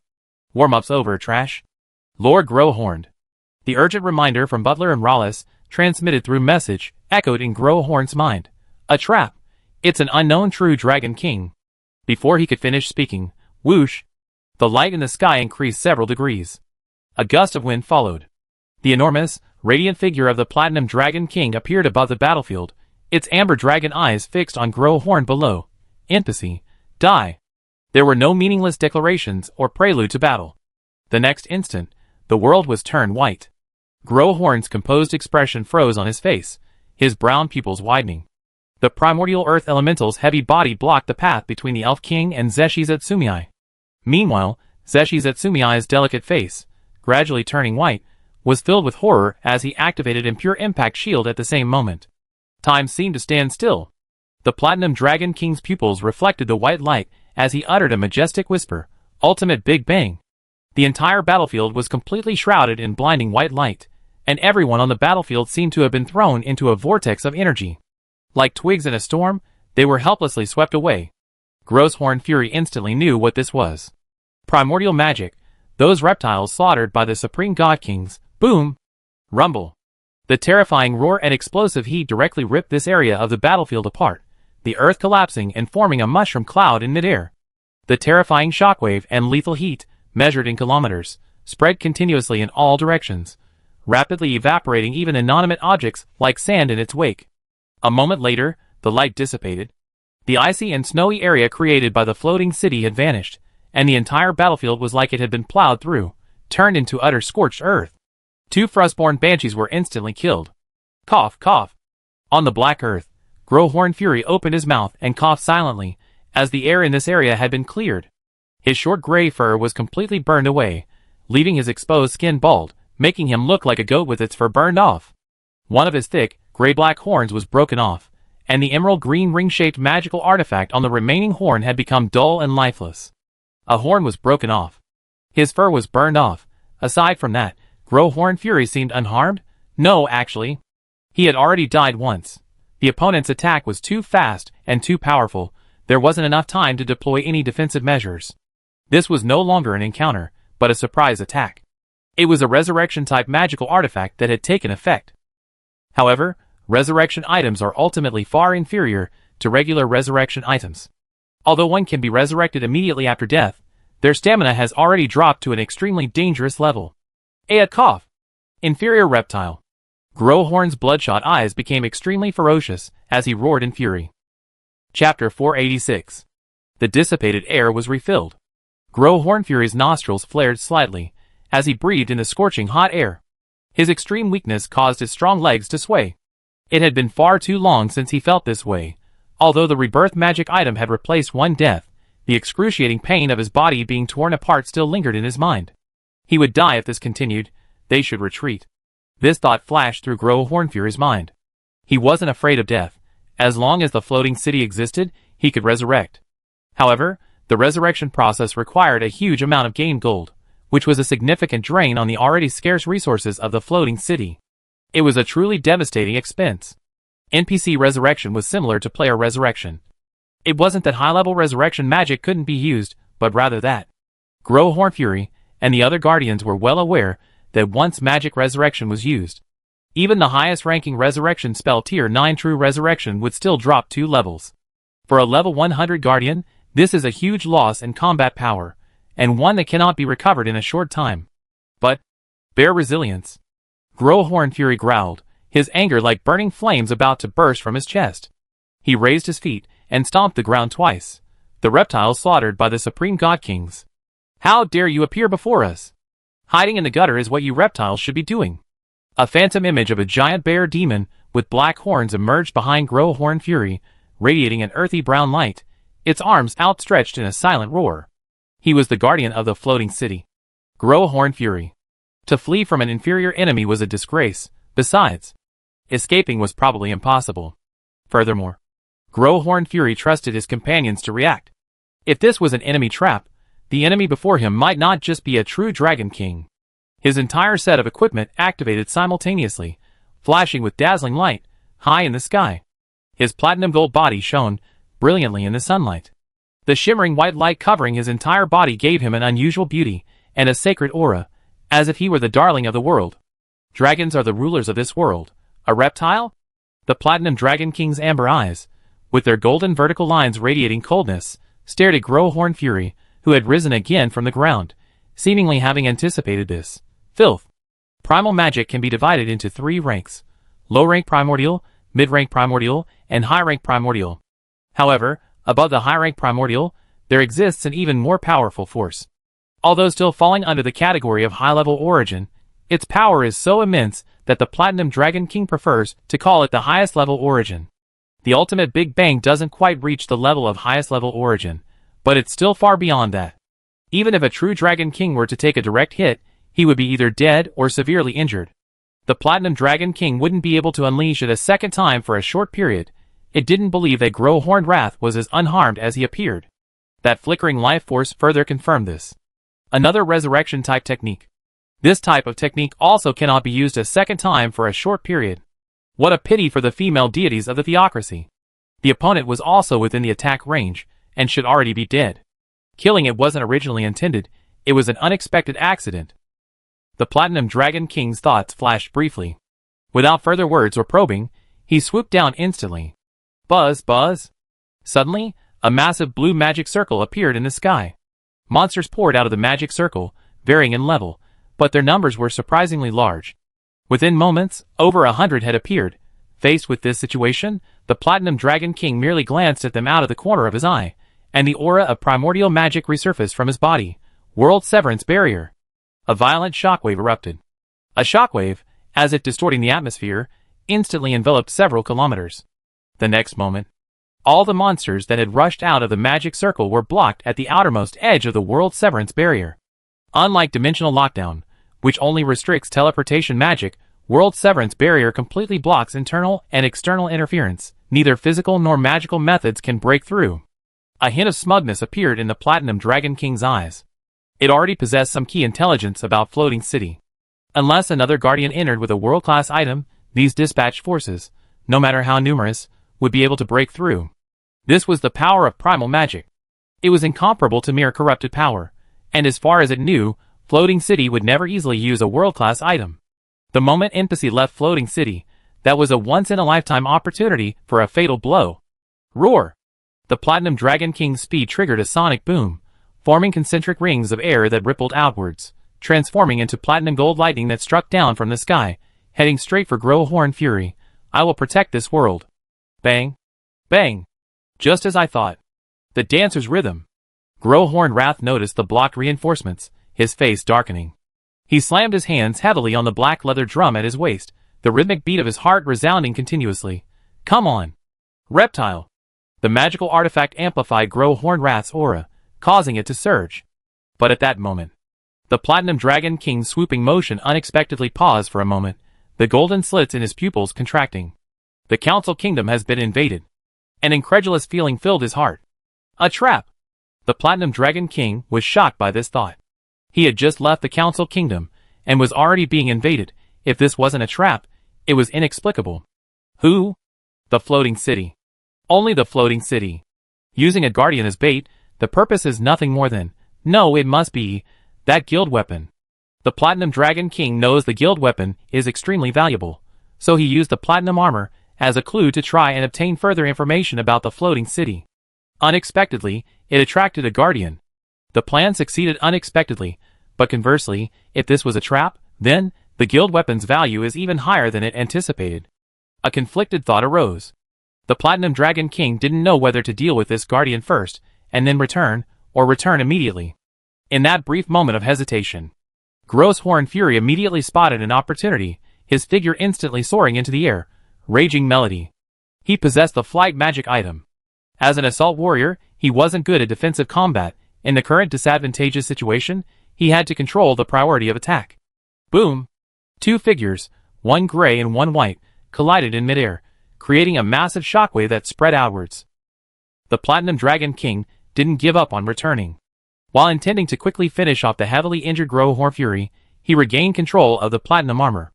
In a deep crater on the black, scorched earth a kilometer away, the Platinum Armor rose at an abnormal vertical angle, its armor riddled with wounds, its four weapons hovering precariously at its sides.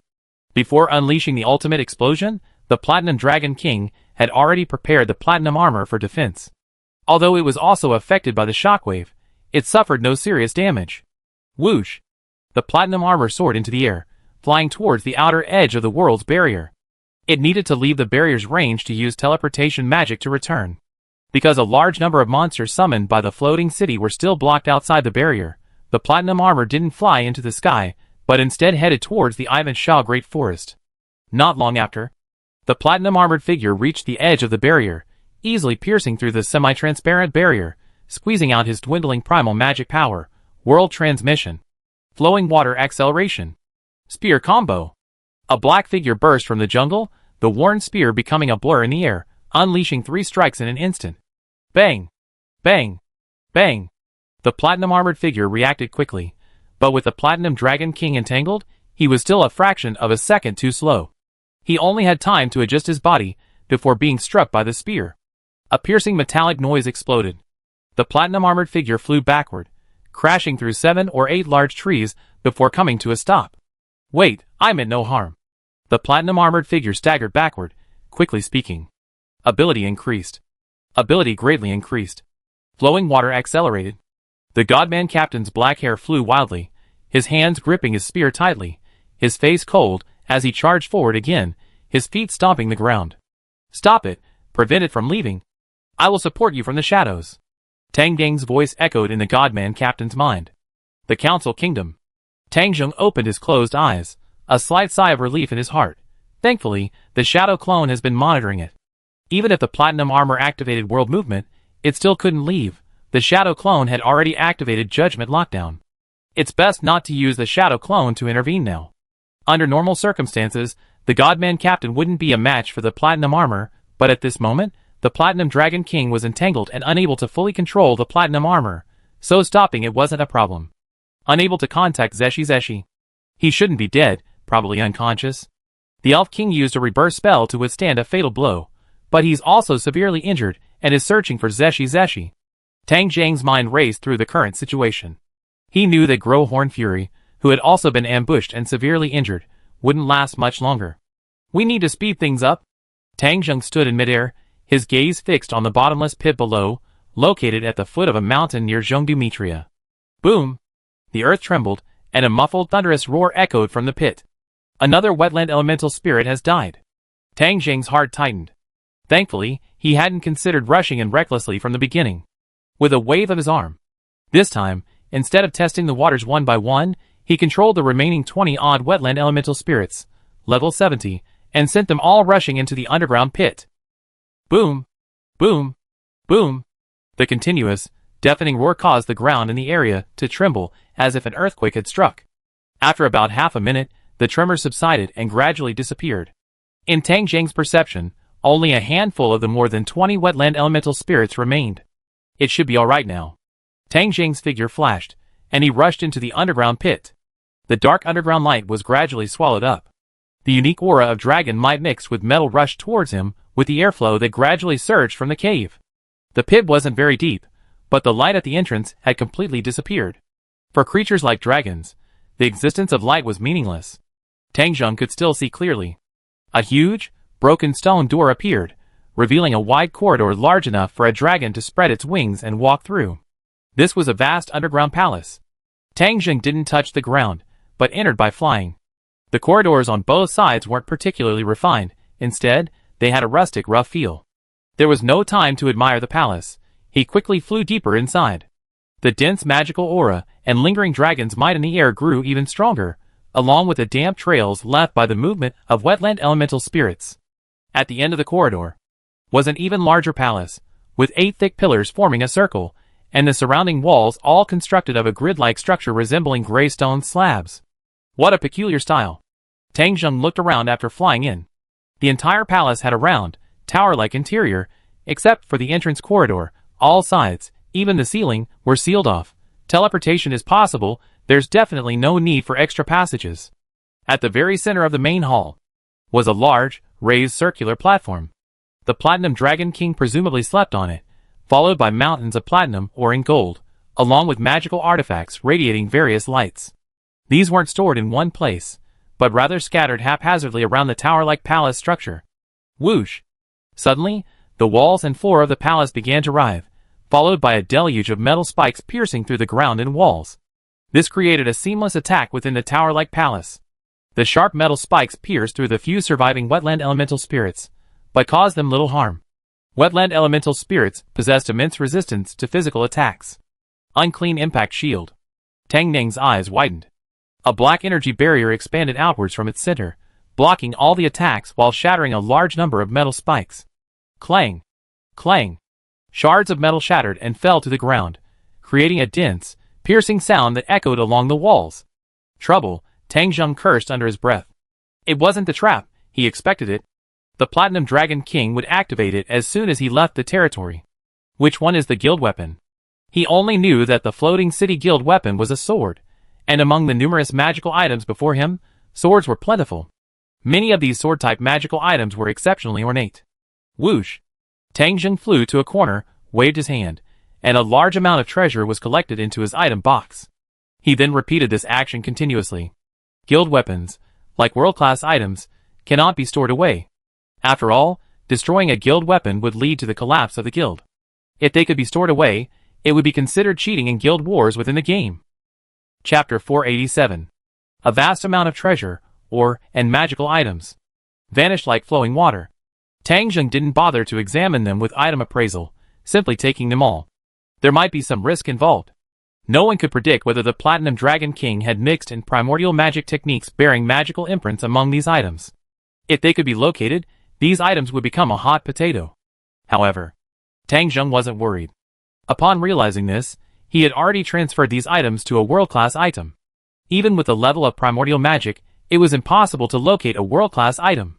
Two mandala items emitted golden Buddhist light, flashing within the massive cylindrical palace. Mountains of gold coins and ore vanished. Until a long sword, half a person's height, lay silently in the ground, without any change. Found it. Tang Zheng paused in his actions, then rushed forward excitedly.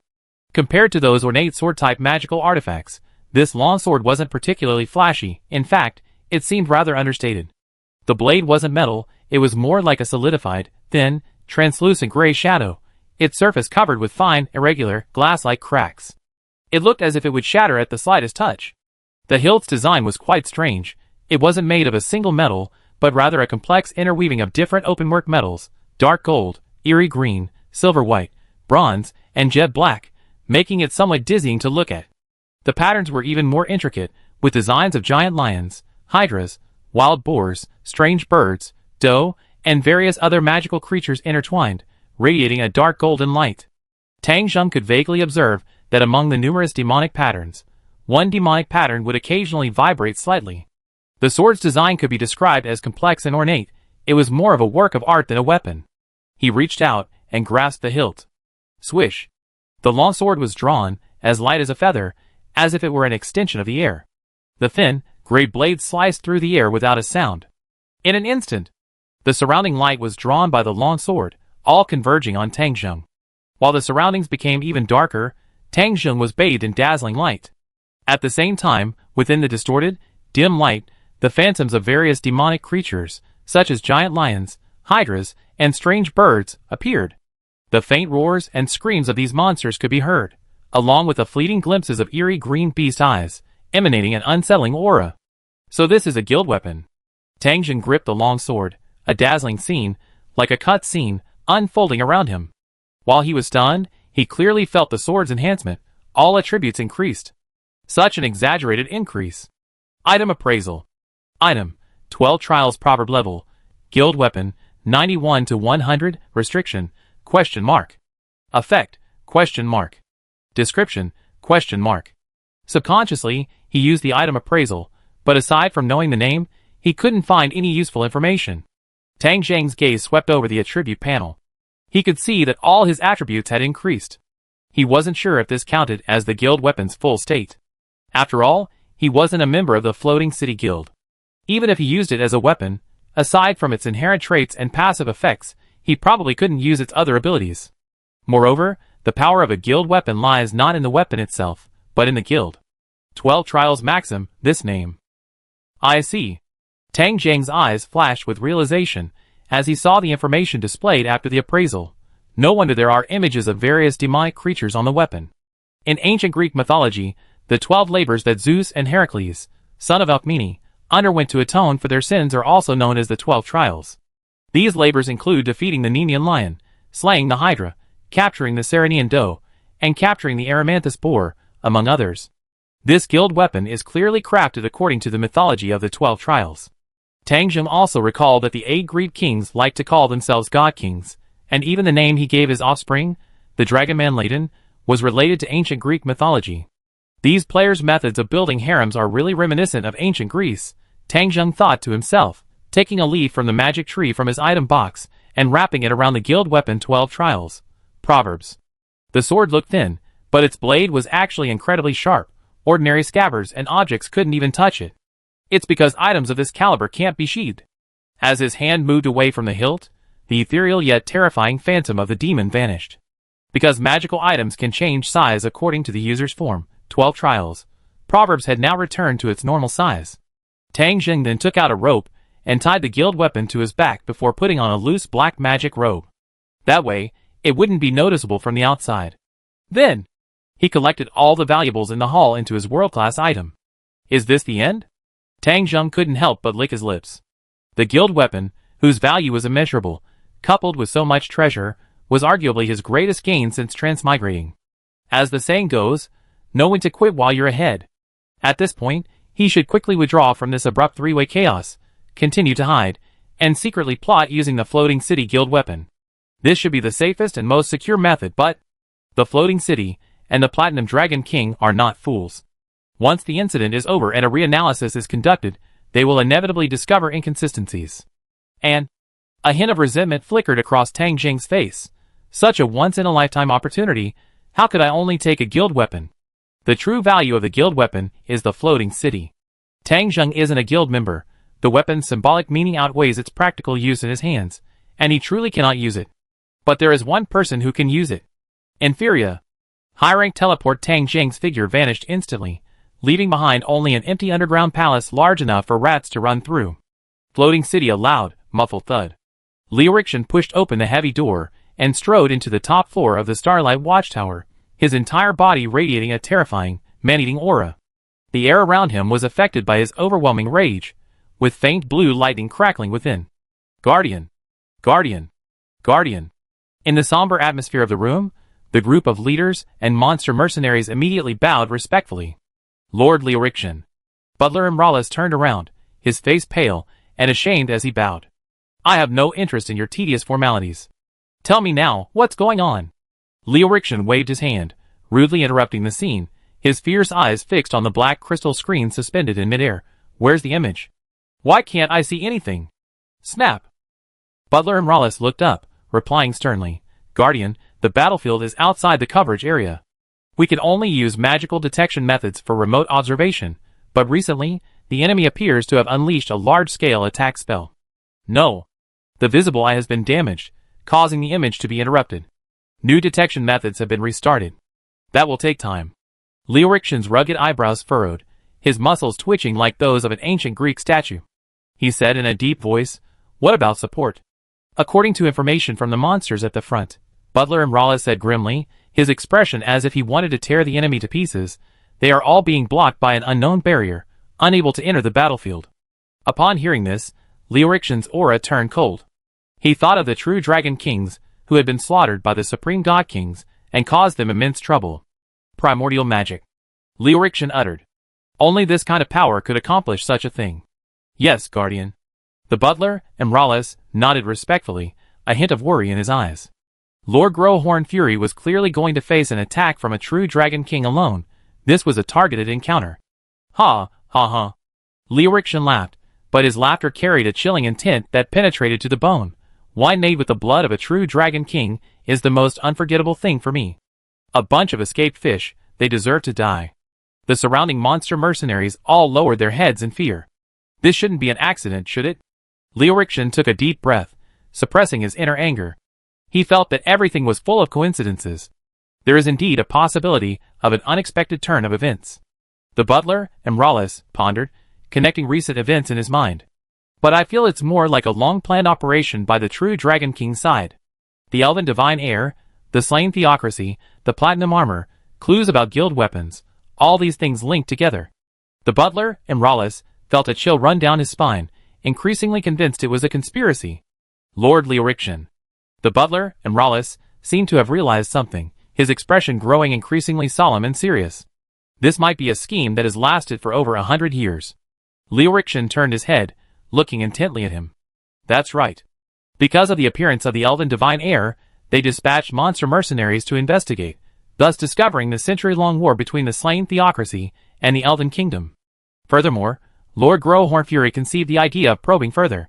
Butler and Rollis quickly explained his line of thought. Next, there's the clue related to the guild weapon, the appearance of that platinum armor, this interconnected situation. A shrewd strategist has appeared within the true Dragon King's camp. This is undoubtedly the most troublesome type of enemy. Whether the Elf King has problems, or is being manipulated is no longer relevant. This speculation reveals an important piece of information. The slain theocracy, inheriting the power of the 6 great gods, has very likely reached a cooperation agreement with the true Dragon King side. This century-long war with the Elf Kingdom was also a show of weakness to allow them to probe the floating city, preparing for today's surprise attack. This is incomprehensible to the short-lived race, but in the eyes of the long-lived race, such a century-long scheme is not problematic. Liu also considered this point.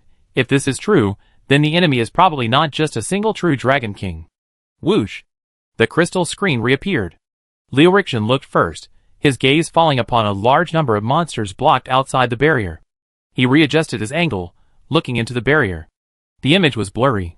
The world-shattering barrier also prevented the invisible eye from entering, allowing only a barely visible pair of figures engaged in battle. Suddenly, the atmosphere froze. A third figure burst into the blurry image. Liu, Butler and Rollis's heart sank completely, the thought of preparing the resurrection ritual already forming in his mind. The newly appeared third figure was clearly not one of theirs, the southern border of the Great Desert. On the battlefield. Aya! Growhorn Fury looked utterly wretched, his entire body stained crimson with blood.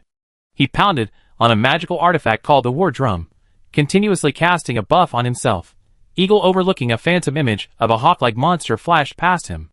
Growhorn Fury's dodges increased his speed further, his goat-like face revealing a defiant and hateful expression. Crawler. If you want to kill me, you pay a heavy price. Whoosh, whoosh. Growhorn Fury, wielding a weapon shaped like a goat's horn, moved so fast that several afterimages appeared as he continuously swung it around the Platinum Dragon King. Despite being near his physical limit, he continued his frenzied attack in midair. This was a dance called destruction. The will of the God Kings endures. Growhorn roared, determined to perish alongside any enemy who dared to defy the majesty of the floating city. Crawler? You are the vermin that taint this world. Though the Platinum Dragon King's body was enormous, it displayed terrifying agility, tearing the sky with its claws and unleashing catastrophic gales with its tail. In the reflection of its golden slits in its eyes, Growhorn was on its last breath. Die! The Platinum Dragon King's body trembled, primordial magic surged, and it opened its mouth. Primordial magic metal shard storm. A multitude of sharp, platinum gold metal shards, like shotgun pellets, launched a wide-range attack, the sharp fragments tearing through the air with a piercing sound. Like thousands of bees vibrating their wings, creating a deafening buzz, the magic contained a negative effect that impaired the enemy's hearing. No matter how fast Growhorn moved, it had no way to avoid this area of effect attack, and a trace of resentment appeared in its eyes. Damn it! As an assault-type warrior, the Dragon King, with its high defense and health, was his nemesis. From the start of the battle until now, he hadn't inflicted any noticeable damage on the Platinum Dragon King. Whoosh! Suddenly, ripples appeared in the air. A figure clad in a black magic robe appeared out of thin air in front of Growhorn Fury. Who? Both Growhorn Fury and the Platinum Dragon King were startled. Magic without incantation 9th rank storm. A raging storm appeared out of nowhere, instantly engulfing the area. Numerous metal fragments were blown off their tracks by the powerful gusts. Growhorn Fury's vision was briefly blurred by the storm. But the next moment, a terrifying burst of energy erupted from the Platinum Dragon King's mouth, forcibly dispelling the storm's power. Where is everyone? The Platinum Dragon King looked ahead at the empty space, spreading his senses but finding nothing. His amber dragon eyes were filled with gloom and uncertainty. Chapter 488. Whoosh! The barrier created by the World Severance Barrier, which covered several kilometers, dissipated in the air, along with the figure of the Platinum Dragon King. A loud bang echoed as weapons clashed. The sound reverberated among the trees in the jungle as two figures, one white and one black, separated. After forcibly repelling the Godman captain, the platinum-armored one's azure eyes flashed, ripples spreading around him, as he disappeared into the air. Damn it, they got away. The Godman captain rushed over instantly, but was still a step too late. Annoyed, he stomped his foot forcefully. Such a good opportunity for revenge. He hadn't forgotten the massacre of the entire Dark Holy Scripture. Having finally encountered someone severely injured, how could he not want to take advantage of their vulnerability? This wasn't taking advantage of someone in distress. It was revenge for his Holy Scripture comrades, who had died once before. Suddenly, a voice sounded in his mind. Understood. A hint of confusion flashed in the eyes of the godlike captain. Without any hesitation, he raised his worn-out spear, glanced towards the southern desert, and swiftly retreated, disappearing back into the depths of the Ivan Shah Great Forest. His figure vanished amidst the rustling leaves, at this moment. On the edge of the scorched desert stretching for several kilometers. Hundreds of strange monsters, densely packed, swept through the air, seemingly searching for something. Inside the Starshine Watchtower. How is this possible? Leoriction's furious voice rang out, staring at the crystal screen in shock and anger. Aside from the monsters he was searching for, he found nothing. Butler Imralis was equally incredulous. One of the three guardians, Lord Growhorn Fury, has vanished. Due to the barrier formed by primordial magic, remote detection methods could only vaguely discern a suddenly appearing black figure. It stopped the true Dragon King from fighting Lord Growhorn Fury. Then, they all disappeared one after another. Judging from its size, the intruder is likely human or demi-human. Why did it suddenly intervene in the battle? Is it a third party? Or is there a disagreement within the true Dragon King's side? Butler Imralis' mind raced with various thoughts. No! Now is not the time to ponder this. Imralis. Leoriction's usually composed and arrogant expression showed a rare hint of tension. Immediately ascertain Growhorn Fury's situation. The current situation. The result points to the possibility that Growhorn Fury has been captured alive by the enemy. This is a serious blunder, and an irreparable crisis that Floating City has never experienced since the departure of the Supreme God Kings. This is no longer just about the safety of Floating City, the safety of their comrades, and the possibility of numerous intelligence leaks. It is a disgrace, a provocation. A bunch of vermin crawling out of the gutter. Leoriction roared through gritted teeth, his entire body crackling with blue electricity. Yes! Butler Imralis was also unusually panicked, quickly raising his arm and pointing at the void, performing some kind of operation. Buzz! A mysterious white light emanated from the spot where his fingertip touched. Activate main power. Butler Imralis solemnly and sternly recited the prescribed code. A burst of light. A semi-transparent window, somewhat like a control interface yet entirely different, swiftly appeared in midair. The window contained several pages of tabs, densely packed with text. This was the core management system of the Floating City. Although rarely used, it required a considerable daily maintenance fee. As the steward, Imralis felt the pinch of these expenses, yet he had to maintain it. Especially now, with the guild's weapons lost. This management system not only displayed detailed information about the current operation of various locations within the Floating City, but also included the types and numbers of servants and monsters, as well as the devices for activating various traps, and so on. Swish. Swish. Steward Imralis, with a serious expression, raised a finger and swiped across the semi-transparent window, switching between interfaces. His creator, the supreme and great 10-armed giant God King, had once told him, with a sarcastic remark, before descending upon this world. As long as the God Kings wish, they can access the interface anytime, anywhere within the Floating City to view and operate it. However, after descending to this world, they can only operate it from the central hub at the top of the Starshine Watchtower. So annoying. I need to store the guild weapons. Every time I want to access the interface, I have to come to the Starshine Watchtower. Even with the guild ring that allows teleportation, it's too troublesome. Imralis, how about picking a bunny girl you like? A real sexy bunny girl, but too fragile. Oh right, you're an automaton race. You probably don't need that. Alright, I leave these troublesome matters to you from now on. His thoughts returned to the present. Butler Imralis skillfully brought up the personnel interface within the Floating City. Several interfaces were densely filled with blank name marks, representing those who had died. He sighed inwardly. These blank marks belonged to the former residents of the inner and outer cities of the Floating City, the backbone of the forces that accompanied the Supreme God Kings in conquering this world. Some had died multiple times and could not be resurrected, while many more had died of old age. These residents were all human, with finite lifespans. Though unwilling to admit it, Butler Imralis felt that death was a good thing. Otherwise, given the state of the floating city, it would be impossible to support so many people, inevitably leading to bankruptcy. Soon, the NPC list appeared. Ordered from highest to lowest level, the three guardians were naturally listed at the top.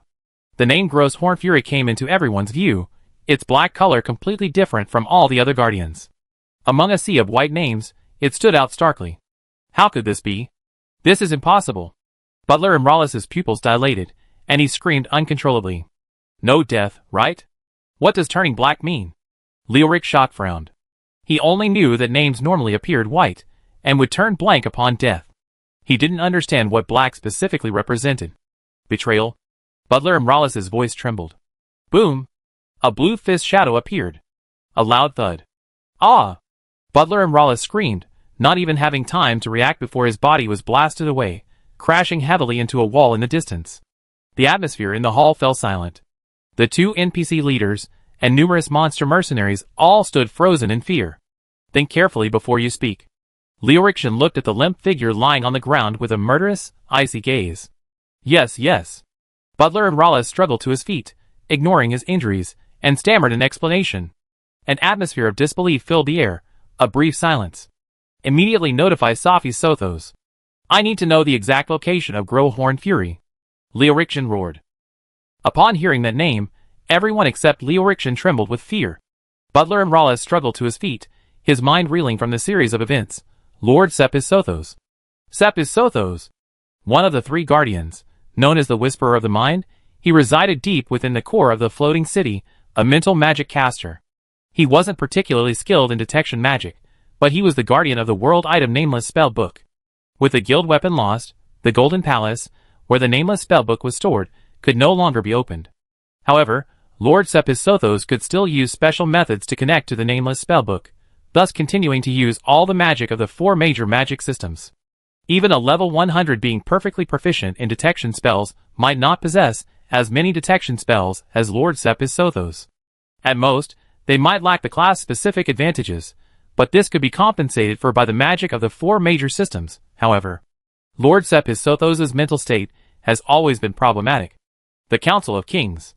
The Obsidian Dragon King, the Diamond Dragon King, and the Worm Dragon King trembled and lay prostrate on the ground, their usually haughty heads. Now, they wished they could bury themselves in the ruins. Only a true Dragon King, of even higher rank, could make such proud creatures as Dragon Kings lower their heads. Huff! Huff!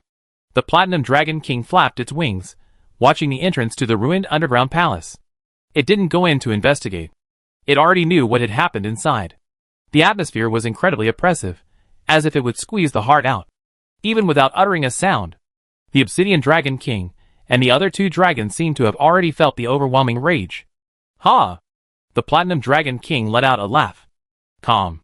No, this was another manifestation of extreme rage, as things stand now. It had been played. What it thought was an unexpected gain, and its carefully laid plans had ultimately become a powerful response to the enemy's machinations. A spellcaster who summons elemental monsters. 3 attack locations. All the treasure has vanished. The Platinum Dragon King replayed these pieces of information in its mind, deduced their meaning, its eyes gleaming with intense killing intent. These 3 pieces of information alone could deduce a great deal of important intelligence. 1. The intruder's specialty. 2. They had scouted the Council Kingdom beforehand, which was why they determined the location of the underground palace by attacking 3 locations. 3. The treasures gathered in the northwest corner of the continent over the past 200 years could be taken away all at once in such a short time, indicating an unusual storage method. There are many suspicious points. This attack on the floating city was indeed a well-thought-out action, but the opponent's ability to react so quickly suggests it wasn't a spur-of-the-moment decision, but rather a pre-planned one, especially point 3. The Platinum Dragon King doesn't believe magic could accomplish this, so the only possibility for storing such a vast amount of treasure is that was a world-class item. This reminded it of the black-robed figure who had appeared out of nowhere. There are only 2 ways to break through the world-severing barrier. One is a true Dragon King who also wields primal magic. The Platinum Dragon King suppressed its inner rage, its thoughts gradually becoming clearer. The other is possessing a world-class item. That black-robed figure, is he the one who invaded the Council of Nations? The key question was, who is this person? The person who rescued Grow Horn Fury, judging from appearances, should be from the floating city? The Platinum Dragon King rejected this idea. It couldn't make such a hasty conclusion. Based on its understanding of the floating city, it didn't recall such a person existing. Furthermore, the nameless spellbook abilities weren't related to this.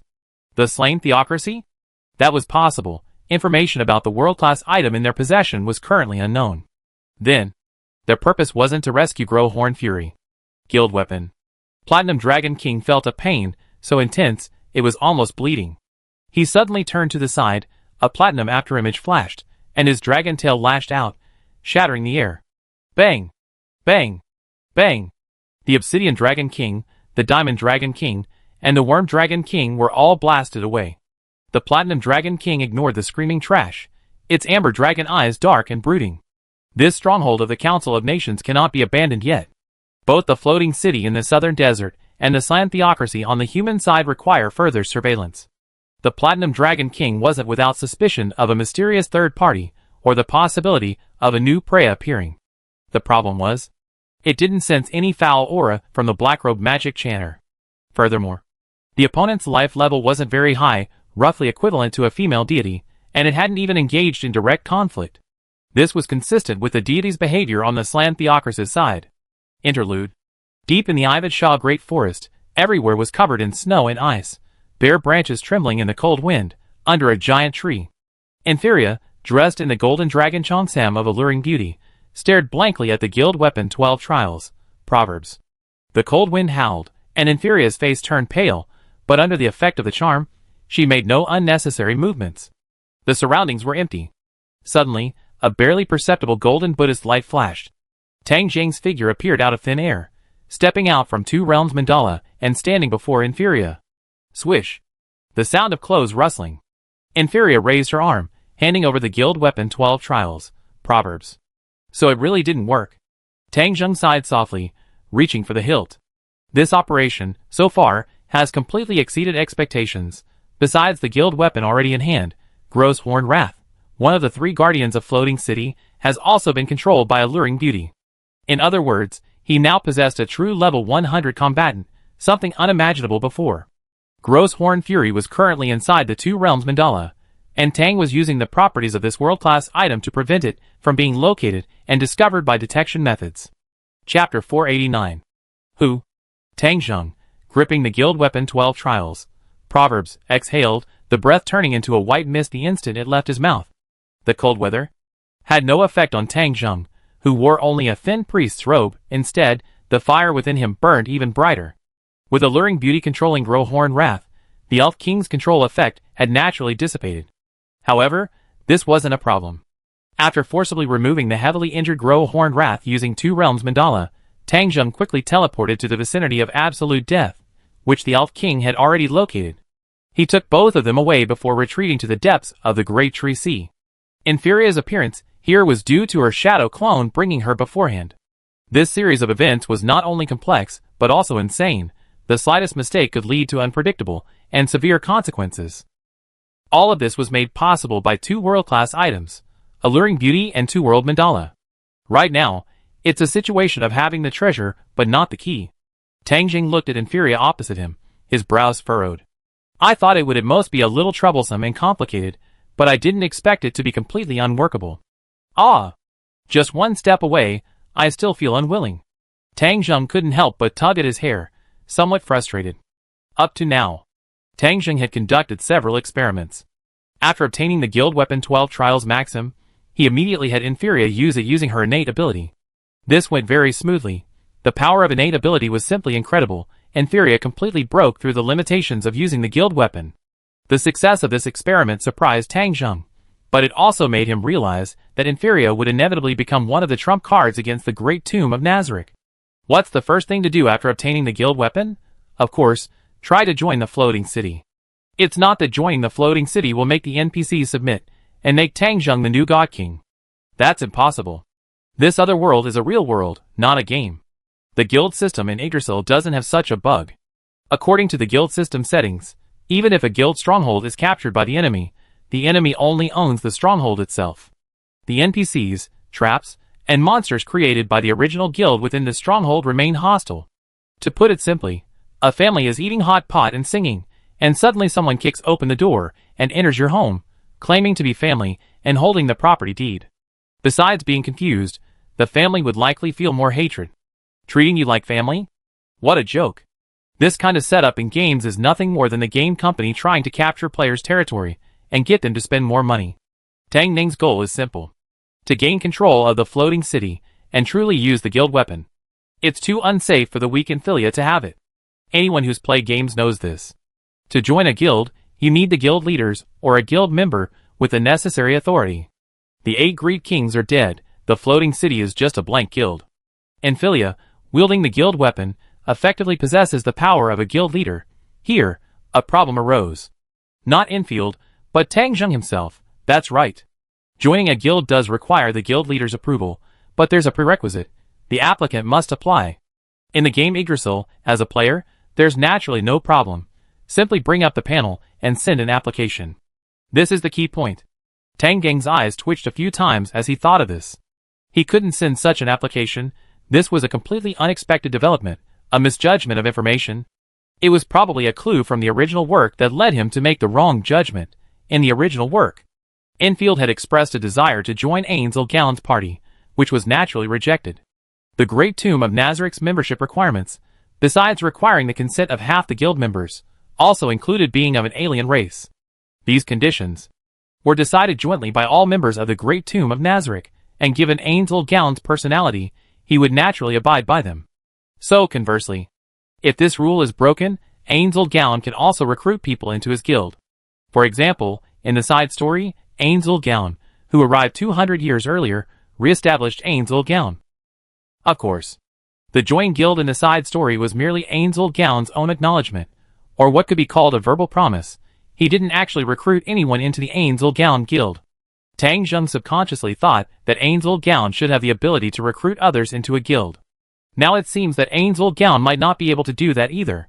However, given Ainsley Gallon's status as the sole supreme being, NPCs would probably treat anyone he acknowledged as a guild member as such. Unknown. It's not impossible. Ainsley Gallon possesses a genuine player panel from Yggdrasil. Whether Tang Zheng's player status differs due to his innate ability is something only contact with real players could reveal. The first objective failed. Tang Zheng could only adjust his mood and begin the second experiment. Alluring Beauty can only control one person, but he remembered that guild weapons possess the ability to modify NPC settings. With Growhorn Fury completely under control, modifying his settings would free up a spot for Alluring Beauty. However, Tang Zheng snapped out of his reverie, his brow furrowing again, and raised his arm, waving it. Whoosh! A shadow clone shrouded in a black robe and mask appeared. Take Inferia back to her place temporarily, Tang Zheng said. The shadow clone walked to Inferia's side, gently placed its hand on her shoulder, activated teleportation magic, and disappeared together. Whoosh! The air, which had seemingly contracted out of thin air, collapsed. The snowflakes on the ground swirled and scattered in Tang Zheng's dim vision. He turned to the side. He waved his hand again at the void before him. The air, like a calm lake, rippled with faint golden Buddhist light. The two, Captain Juesher and Captain Shenren, emerged from the ripples. That space, the demon tree was there. Captain Shenren's youthful face was filled with curiosity, shock, and undisguised awe. He cautiously looked at Tang Zheng, muttering to himself, what a terrifying man. No wonder he could subdue Juesher. In the report submitted to the Holy Kingdom's High Command regarding the Demon Tree incident, the report stated that the Demon Tree had been destroyed by Juesher and Captain Shenren. He knew the Demon Tree wasn't dead, just its whereabouts were unknown. He never expected this man to have it stored in another dimension. That was the Demon Tree. Records indicated nearly destroyed the world, known as the Destruction Dragon King. And another dimension. Is this truly a power achievable by humankind? If these were merely incomprehensible shocks, then the legendary guardian of the 8 Desires Kings had been controlled by this man. If such news spread, it would likely shake all of humanity. No, not just the northwest corner of the continent, but the entire world. He was actually fortunate enough to participate in this epic feat. The Godman Captain's lips trembled slightly, his gaze lowered, not daring to look directly at Tang Zheng, his body standing ramrod straight and respectful. Previously, he had only submitted to Tang Zheng because of his strength, for his own sake and the future of his theocracy. But now, he had no ulterior motives. The crown? Saving humanity? The Godman Captain popped out his chest. He suddenly felt honored to have joined this organization. Dad's screams were so pleasurable. Zeshi Zatsumii, her hands stained with blood, let out a slightly maniacal laugh. I couldn't twist his head off. What a disappointment. As she spoke, Zeshi Zatsumii looked expectantly at Tangjung. Having lost the control of alluring beauty, the Elf King naturally regained consciousness, and was thoroughly beaten by Zeshi Zatsumii within the alternate dimension of the world artifact. Sorry, the plan did indeed encounter an unexpected problem. Tangjung looked at Zeshi Zatsumii, whose eyes were bloodshot, and apologized. I made you suffer such pain. Without full armor, even with the Elf King's protection and the shield of impure impact, Zeshi was still near death, most of her body charred. Such pain. Tangjung felt responsible. Huh? Zeshi's pupils dilated in surprise. What are you talking about? Although I've been unlucky since joining your crown. She spoke with an indifferent attitude, yet her tone still betrayed a hint of concern. It was indeed true. Before meeting Tangjung, she had never been defeated. Her overwhelming power and crushing victories had made Zeshi crave a true opponent, a real battle. Tangjung smiled helplessly upon hearing this. In this world, there were indeed few who could defeat Zeshi, but the true Dragon King and the player forces were the only two. It's quite exciting to see so many powerful figures. The annoyance in Zeshi Zatsumii's eyes vanished with Tangjung's apology, replaced by an excited expression of enjoying the battle. The one who almost killed me was the Platinum Dragon King of the Council Kingdom, wasn't he? No wonder those old guys were always wary of him, saying things like even divine power couldn't withstand him. She didn't think the previous situation was Tangjung's fault. Who were the opponents? True Dragon Kings, Floating City. Even if Zeshi Zatsumii was arrogant, she knew she couldn't contend with these beings in that situation. The little black-haired girl not only successfully rescued them, but even outmaneuvered the Platinum Dragon King and Floating City. Compared to the mere pain of injury, this was far more incredible and unbelievable. Well, what do we do next? Juesher explained excitedly. Nothing needs to be done. Tangjung shook his head and said to Juesher and the other man, you two should return to the Slan Theocracy now. The situation there is probably in complete chaos. As for the reason for your safe return, it's already prepared. The sudden appearance of the Platinum Dragon King and his confrontation with Floating City allowed you two to escape. You could also pass on clues about the Platinum Armor's intention to cooperate. Ah. Juesher looked disappointed upon hearing this. Yes, sir. The God Captain nodded respectfully, then hesitated slightly, as if thinking of something. Isn't this reason a bit too lucky? Tangjung smiled slightly. The Council Kingdom was attacked, and the commotion was too great to hide. Those high priests should have received the news. Combined with the intelligence about the Platinum Dragon King's departure, they won't suspect anything. The God Captain was stunned. The Council Kingdom was attacked? He quickly realized that Tangjung had done this. You're amazing, Lord Crown. Captain Shinran's face flushed slightly, as he spoke with adoration. This gesture surprised Tangjung. It was the first time he heard someone address him, as Lord Crown, with such solemnity and seriousness. Even Zeshi sometimes used that term, but given his personality, he simply treated it as a form of address. Captain Shinran was different. Tangjung could sense Captain Shinran's recognition of the Crown organization, just as Li addressed him as Captain. That's all. Tangjung said with a sense of accomplishment, his expression remaining calm. You can go back on your own. I won't use teleportation magic to send you back. Yes, Lord Crown. The Godman Captain straightened his spine and quickly replied. He was actually a little curious why they didn't just control all the high priests and take control of the entire Slan Theocracy. Since it was all for humanity, letting the more powerful Lord Crown rule wouldn't be a problem. Curiosity aside, the Godman Captain believed that the Lord must have his own considerations. Wait a minute. Zeshi's gaze sharpened, as if he had discovered something, and he shouted at Tangjung, Are you doing something, hiding it from us? The Godman Captain looked up. Tangjung raised an eyebrow, somewhat surprised. He hadn't expected Zeshi to be so perceptive. Indeed, there is an operation. But you don't need to participate. Tangjung shook his head. Is it related to the Floating City? Zeshi licked his lips. Tangjung's eyes narrowed. The Godman Captain's body suddenly tensed. The atmosphere became quiet at that moment. Whoosh! A cold wind whistled through the dense forest, causing branches to collide and produce a sharp, bone flute-like sound. If you didn't have this idea, you should already be back in the hills or the Theocracy, not still stuck in this sea of trees. Zeshi grinned. What a crazy idea. Tangjung neither denied nor admitted it. Zeshi's smile widened. appearing neurotic, his heterochromatic eyes gleaming with fanaticism and seriousness. That's the floating city. Such an exciting thing. I will go. Lord Crown. The god captain suddenly raised his arm to his chest, in a knightly theocracy salute, and said, I'm willing to fight for you too. Tang Jing blinked. It was one thing for Zeshi to have such an idea. But for the god captain to have the same idea was a bit incomprehensible to Tang Jing. How come he hadn't noticed the other's somewhat immature nature before? The other guy wasn't that old. You will die, Tang Jing said. The captain of the Divine Man team blushed. With your cautious style, it's definitely not a situation where certain death is inevitable, otherwise you wouldn't have done this. Ju Ming crossed his arms, his reaction calm. He knew Tang Jing possessed resurrection magic. Even if they died, as long as Tang Jing survived, they could be resurrected. Two abnormal guys. Tang Jing glanced at Ju Ming, and the captain of the Divine Man team waved his hand towards the void in front of him, and golden ripples appeared on the surface of the air. Then let's go crazy together. He stepped forward. The three of them simultaneously entered the two-tier mandala. Tell me. Important information about the floating city. And the shortcut to invasion. Yes. Grohorn Wrath lowered his proud ramhorn head. Chapter 490. Whoosh. A semi-transparent, sharp wind blade attacked from the left front, its target Tang Jing, dressed as a magic caster. A spear phantom flashed. A crisp clang rang out. The divine captain simply raised his spear and flicked it upwards, striking the wind blade, which dissipated into fine gusts of wind in midair. Eliminate the intruders. The cloud giant warrior, his bare, solid chest exposed, his massive figure over 3 meters tall easily bypassed the smaller cloud giant sentries and charged forward. Giant axe slash.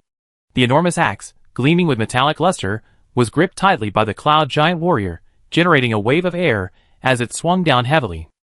It looked incredibly imposing. Too slow.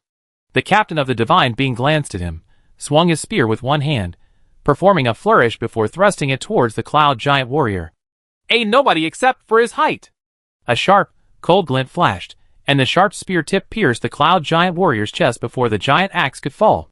The captain of the divine being flicked his arm upwards, easily sending the over 3 meter tall cloud giant warrior flying into the air, then forcefully slamming him away. Bang! The cloud giant warrior's massive figure crashed into the dense horde of monsters surging from the front, instantly knocking over dozens of cloud giant sentinels. Seeing this scene, Tang Jing wasn't surprised at all. The highest level among these cloud giant sentinels and cloud giant warrior monsters was only level 15. Among the people present, the captain of the divine being was slightly weaker, but still over level 70. These low-level monsters, apart from their sheer number, posed no danger to the group. Conserve your energy. Tang Jing reminded him, turning his head to look at the crimson dragon behind him. Kingdom, thank you for your trouble. Leave it to me. The crimson dragon flapped its wings, seemingly adjusting to its inability to fly, then pressed down with its powerful hind legs, its majestic voice echoing, I will clear the way for you. Rumble. The crimson dragon's massive body, tens of meters tall, soared over Tang Jing and the others, charging into the dense horde of monsters ahead. Eliminate the intruders. Eliminate the intruders. In an instant, mechanical battle cries resounded, immediately attracting attacks from cloud giant warriors and cloud giant sentinels. Bang! Bang! The crimson dragon's thick, powerful arm swung forward, smashing dozens of cloud giant sentinels away, dissipating into mist in midair. The dragon's tail swung. Whoosh! A red whip flashed, and dozens more cloud giant monsters were sent flying and destroyed. The attacks from the cloud giant monsters, landing on the crimson dragon's sturdy, fish-scale-like armor, couldn't even leave a scratch. Rumble. The complete disparity in strength made the crimson dragon seem like a tiger among sheep. The next moment, bang! Bang! The crimson dragon charged ahead, overturning hordes of monsters, with Tang Jing and his two companions following closely behind, moving around the entire cloud crystal plaza. The crimson dragon held off most of the monsters. The captain, Ju Ming, only needed to protect Tang Jing on both sides, eliminating any stray monsters that escaped. The cloud crystal plaza wasn't particularly wide, but because it was built around the entire floating city, its true length was something even the guardian, Grohorn Fury, hadn't actually calculated. 20 minutes passed in the blink of an eye. Tang Jing silently calculated the number of cloud giant monsters he had eliminated, then suddenly said, reduce the number of enemies eliminated. He understood. The two captains, the one from the Death and Death faction, and the one from the Godman faction, responded. The Crimson Dragon leading the way also flapped its wings, indicating it had received the message. Trap-type monsters. If we don't know their information, we'd probably suffer a great loss. Tang Jing sighed inwardly. Pop monsters. These are the monsters that come with guild strongholds, generally below level 30. Even if they are eliminated by enemies, the guild won't incur any extra costs, and they will automatically revive after a while. This type of monster is a feature of different guild strongholds. Due to their low level, they don't pose much of an obstacle to invaders. Therefore, their numbers aren't too high. However, the current number of cloud giant monsters is clearly excessive. Unlike the Great Tomb of Nazarick, the Floating City Guild stronghold is only divided into 3 levels: the outer city, the inner area, and the core. Even including the outermost Cloud Crystal Plaza, there are only 4 levels. Theoretically, such an outermost layer wouldn't have much intricate design. However, the 8 Greed Kings did the opposite, deliberately increasing the number of cloud giant monsters in Cloud Crystal Plaza. This requires additional in-game currency and withdrawal fees, but because they are all low-level monsters, the added cost is minimal. However, this increase in the number of cloud giant monsters is related to a crucial trap that follows. That's it. Captain Shiren's voice rang out in surprise. It's the Rainbow Bridge from the Intelligence. Floating City Inner City Core Starlight Watchtower, an almost frozen atmosphere filled the hall. The magical screen clearly displayed the actions of Tang Jing and his group. Liu Rixin stood with his arms crossed, expressionless, revealing no emotion whatsoever. Butler Imralis's face was almost black with gloom, his eyes filled with undisguised anger and humiliation, as he stared intently at the magical screen. What a joke! Butler Imralis roared inwardly, wishing he could immediately mobilize his power and wipe out these eyesores in one fell swoop. Inferior creatures. A dragon and 3 humans? They dared to invade Floating City? Did they really think this was a place anyone could come to? The reason they hadn't taken any action yet was entirely because they hadn't yet figured out the invaders' purpose. Even against the combined might of the entire dragon race and countless other races, Floating Sky remained an eternal fortress where the sun never sets. Unbreakable. The fact that these few dared to attack is strange in every way. Have we reached the Rainbow Bridge? Liu Rixin opened his mouth, his teeth gleaming coldly, and asked in a low voice, how many cloud giant monsters have they eliminated? Yes, Guardian. Butler Imralis bowed respectfully, pulling up a panel to check, a serious look flashing in his eyes. The number of cloud giant monsters killed is approaching half. Liu Rixin's vertical pupils, gleaming with a golden light, flickered slightly. On the magical screen, the Crimson Dragon no longer annihilated the cloud giant monsters, but instead deliberately blasted them away or forced its way forward while enduring the attacks. The 3 humans did the same, no longer actively eliminating the cloud giant monsters. The intelligence was indeed leaked. Liu Rixin's eyes were as ruthless as needles. Butler Imralis lowered his head even further. This confirmed that Lord Growhorn Fury had been captured alive by the enemy, further verifying the betrayal. He felt responsible for the current situation. Has Sepis Sothos still not found Growhorn Fury's whereabouts? Liu Rixin ignored the Butler Imralis, who was beside him, his face full of self-reproach, almost burying his head in his chest, and spoke again in a cold voice. Yes, yes. The Butler Imralis responded in a low voice, Lord Safis Sothos, despite using a series of detection magic methods, we haven't found Lord Growhorn Fury's whereabouts. Heh. Liu Rixin's mouth gaped open, his expression revealing a terrifying ferocity. This is an impossible result. The only answer is a world-class item. No one responded. Everyone in the hall could feel the undisguised, soaring rage within Liu Rixin. Everyone knew that although Lord Liu Rixin and Lord Growhorn Fury sometimes argued, their relationship was actually quite good. Now that this had happened, Lord Liu Rixin was probably more furious than anyone else. Good. Good. Liu Rixin exclaimed twice, taking a deep breath to calm his emotions. Fortunately, the Supreme God Kings had already made arrangements. The guild rings weren't lost, so Floating City is unlikely to be attacked by the enemy. After saying this, Liu Rixin looked at the group of fellow guardians present, reassuring the panicked crowd. The outer city, the inner city, and the core area. They are each respectively managed by me and the other 2. Growhorn Fury was in charge of the outer city, so an intelligence leak was inevitable. However, some core information in our respective areas was already predetermined by the God Kings from the beginning, and even we Guardians were unaware of it. Liu Rixin spoke again, his voice now calm. Butler Imralis's eyes widened slightly, surprised by such a covert arrangement. Truly worthy of being supreme and great god kings. Guardian, I would like to volunteer to go to the outer city and personally eliminate these invaders. Butler Imralus looked up and bowed respectfully. Imralus? Yes. These 4 inferior creatures are probably enemy scouts. I think so too. It's highly likely a probe by the enemy to prepare for their real attack later. After obtaining information from Grow Hornfury, they prioritized verification. Such efficiency and organization. Truly cautious. Imralus, there's no need to activate all the traps for now. Understood, Guardian. Don't make any unnecessary moves. I actually hope these bastards can break through the outer city and get into the inner city. I want to see what trump cards they have, daring to launch a probing invasion with so few men. I'm going to capture them alive and find out exactly where Grow Hornfury is. Thump! Thump!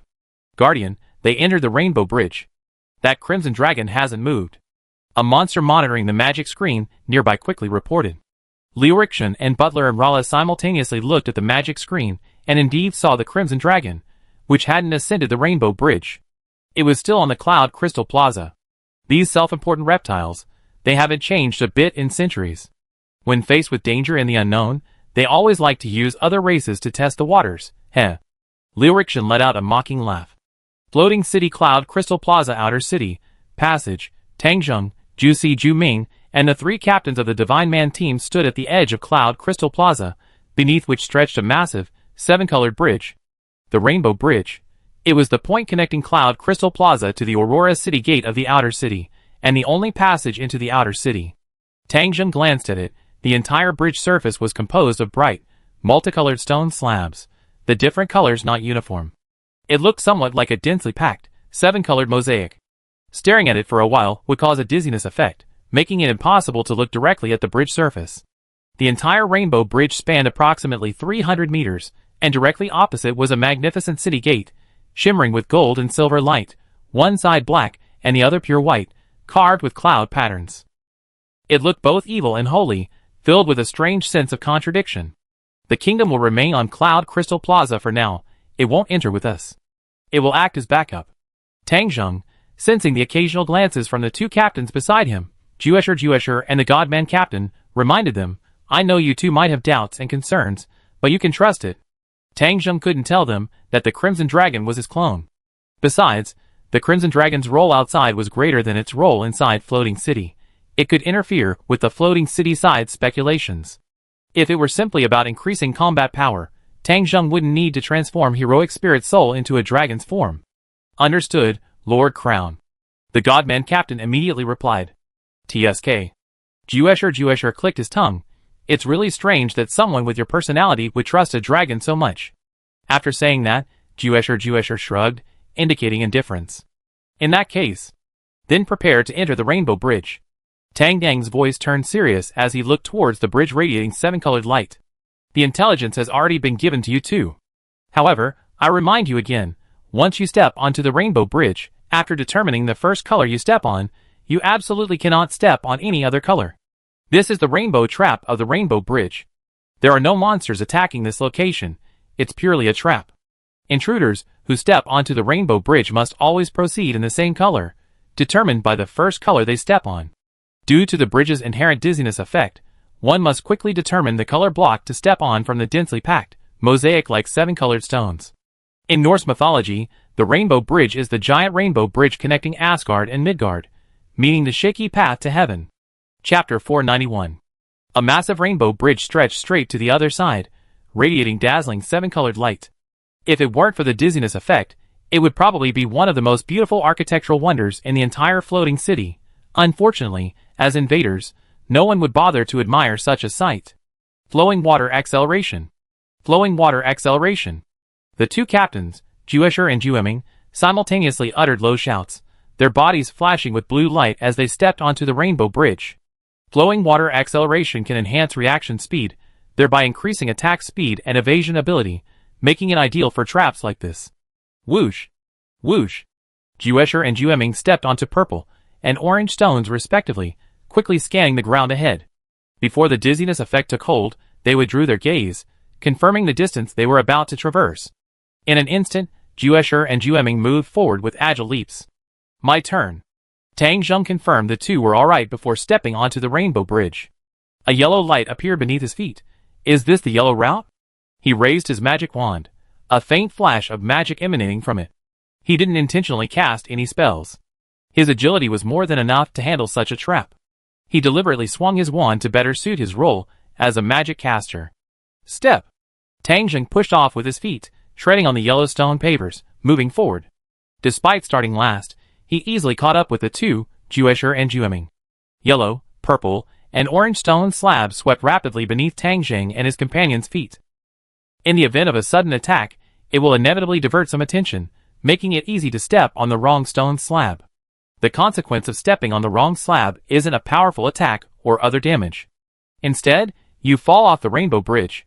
Due to the no-fly rule, you plummet straight to the ground, needing to judge when the no-fly restriction will end. This is the rainbow trap. Is this kind of trap punishment really a punishment? Tang Zheng was extremely surprised, and even skeptical, when he received this information from Gro Hornfury. This trap. At most, it only causes trouble for the invaders. After falling, they can simply fly back up and invade again. After further investigation, Tang Zheng understood the true purpose of the rainbow trap. In the game Yggdrasil, invading a guild usually involves a large number of people, including a large number of monsters. The trap essentially cuts the large number of invaders into several parts, thus slowing down their attack. The more information he gathered about the floating city, Tang Zheng increasingly understood the fundamental difference between the floating city and the Great Tomb of Nazareth. If the Great Tomb used overwhelming power and deterrence to annihilate all invaders, then the floating city was a disgusting defensive mechanism that constantly eroded the invaders' will, leading to their destruction and despair. As for why no attack mechanism was installed on the Rainbow Bridge, because it wasn't necessary. Whoosh, whoosh. Tang Zheng and his companions continuously stepped on their respective colored blocks, leaping forward on the dazzling bridge. The distance between each of these colored blocks was not uniform. This further affects the intruder's movement speed and distance. However, this kind of old-fashioned trap is ultimately too simple. Tang Zheng and his companions quickly arrived at the center of the Rainbow Bridge, and everyone paused. Before them, the originally fixed 7-colored blocks began to change, flashing like neon lights. A red block flashed slightly, turning yellow, then blue, and then red again. 7 primary color trap. Each block will change 7 colors. The order of the color changes is not fixed, and there are no shortcuts. You must step on the required color the instant it appears. But that's not the worst part of the trap. Once a block is stepped on at this stage, it turns to white. That is to say, the latter half of the Rainbow Bridge can only accommodate a maximum of 7 people. Only after all 7 people have passed through, and the block turns white, will it revert to its 7-colored state. Furthermore, to cross the Rainbow Bridge in the shortest time, one must prepare countermeasures or equipment to mitigate the dizziness negative effect. These colors are an eyesore. Ugh! The initial excitement of Zeshi's invasion of the floating city was dampened. She yanked her hair and screamed, "I'm going to smash this whole place to pieces." She'd rather face a powerful opponent in battle than endure this boring and tedious way of traveling. However, even with this outburst, Zeshi didn't swing her weapon to attack the Rainbow Bridge beneath her feet, because attacking would also be considered stepping on the wrong step. If she stepped on the wrong step, Jueming would fall from the Rainbow Bridge, effectively being kicked out of the floating city, and would have to fly back up and invade again through the Cloud Crystal Plaza. This was truly torture for those without patience. We don't have much time to waste here. Be quick. Tang Zheng ignored the shouting Jueming and said to the Godman Captain, "Jump over." Understood, thank you, Lord Crown. The Godman Captain said somewhat apologetically. The second half was different from the first. The first half of the Rainbow Bridge allowed for movement through brief observation, but the second half required careful observation to avoid stepping on the wrong step. This would inevitably trigger the dizziness negative status continuously. The Godman Captain was equipped with anti-dizziness magic equipment, but it could only reduce the negative effect of dizziness. Facing continuous dizziness checks, there was a high probability of being affected. Bang! The Godman Captain slightly turned to the side, bent his knees, and jumped towards Tang Zheng's position. 4th tier magic gravity reversal. An invisible surge of magical energy enveloped the Godman Captain's entire body, slowing his leaping figure in midair. Tang Zheng reached out, grabbed the Godman Captain's shoulder, and lifted him up with one hand. Looking at the constantly flashing 7-colored blocks, he took a step. The Godman Captain, his face flushed, was carried by Tang Zheng, moving between the numerous colored blocks at varying speeds. Tang Zheng possessed complete mental resistance, so the dizziness effect had no effect on him, and this method of moving while carrying someone else was also a kind of rainbow bridge, one of the few remaining operational options. Oh dear, how embarrassing. Seeing the captain's awkward posture, Zeshi unabashedly laughed, then quickly followed. Although she lacked the passive complete mental resistance, the Valkyrie's divine protection provided half the resistance to negative status effects. Combined with a magical item that reduced the stun negative effect, the impact was minimized. Starlight Watchtower. Lord Imralis, the invaders are about to cross the Rainbow Bridge. Should we order Outer City Floating Dock to launch a long-range bombardment? A monster mercenary, constantly observing the scene on the magical screen, quickly reported. Butler Imralis turned around, his cold gaze fixed on the magical screen. After a brief silence, he shook his head. The Guardian has already given the orders. No need for anything extra. Butler Imralis cracked his knuckles slightly, speaking slowly. These humans are clearly just sacrifices, scouts before the unknown enemy's true attack. Even a little resource isn't worth wasting on these inferior creatures. Yes. A nearby monster responded respectfully. Lord Imralis. A worried voice sounded from the side. What is it? Lord Leoriction wants to capture these invaders alive. However, the outer city defense system is fully activated. Our orders have been ignored over there. A mature-looking NPC manager cautiously spoke. Sending people to the outer city now will also result in them being treated as invaders and trapped in the maze. The failure has probably already been activated by Silver Olive. The mature female NPC manager paused here. Upon hearing this, Butler Imralis frowned. Guardian Grow Hornfury, Lord, is missing. As her direct superior, Silver Olive's disobedience was entirely for Lord Grow Hornfury's sake. The mature female NPC manager spoke softly. Whoosh!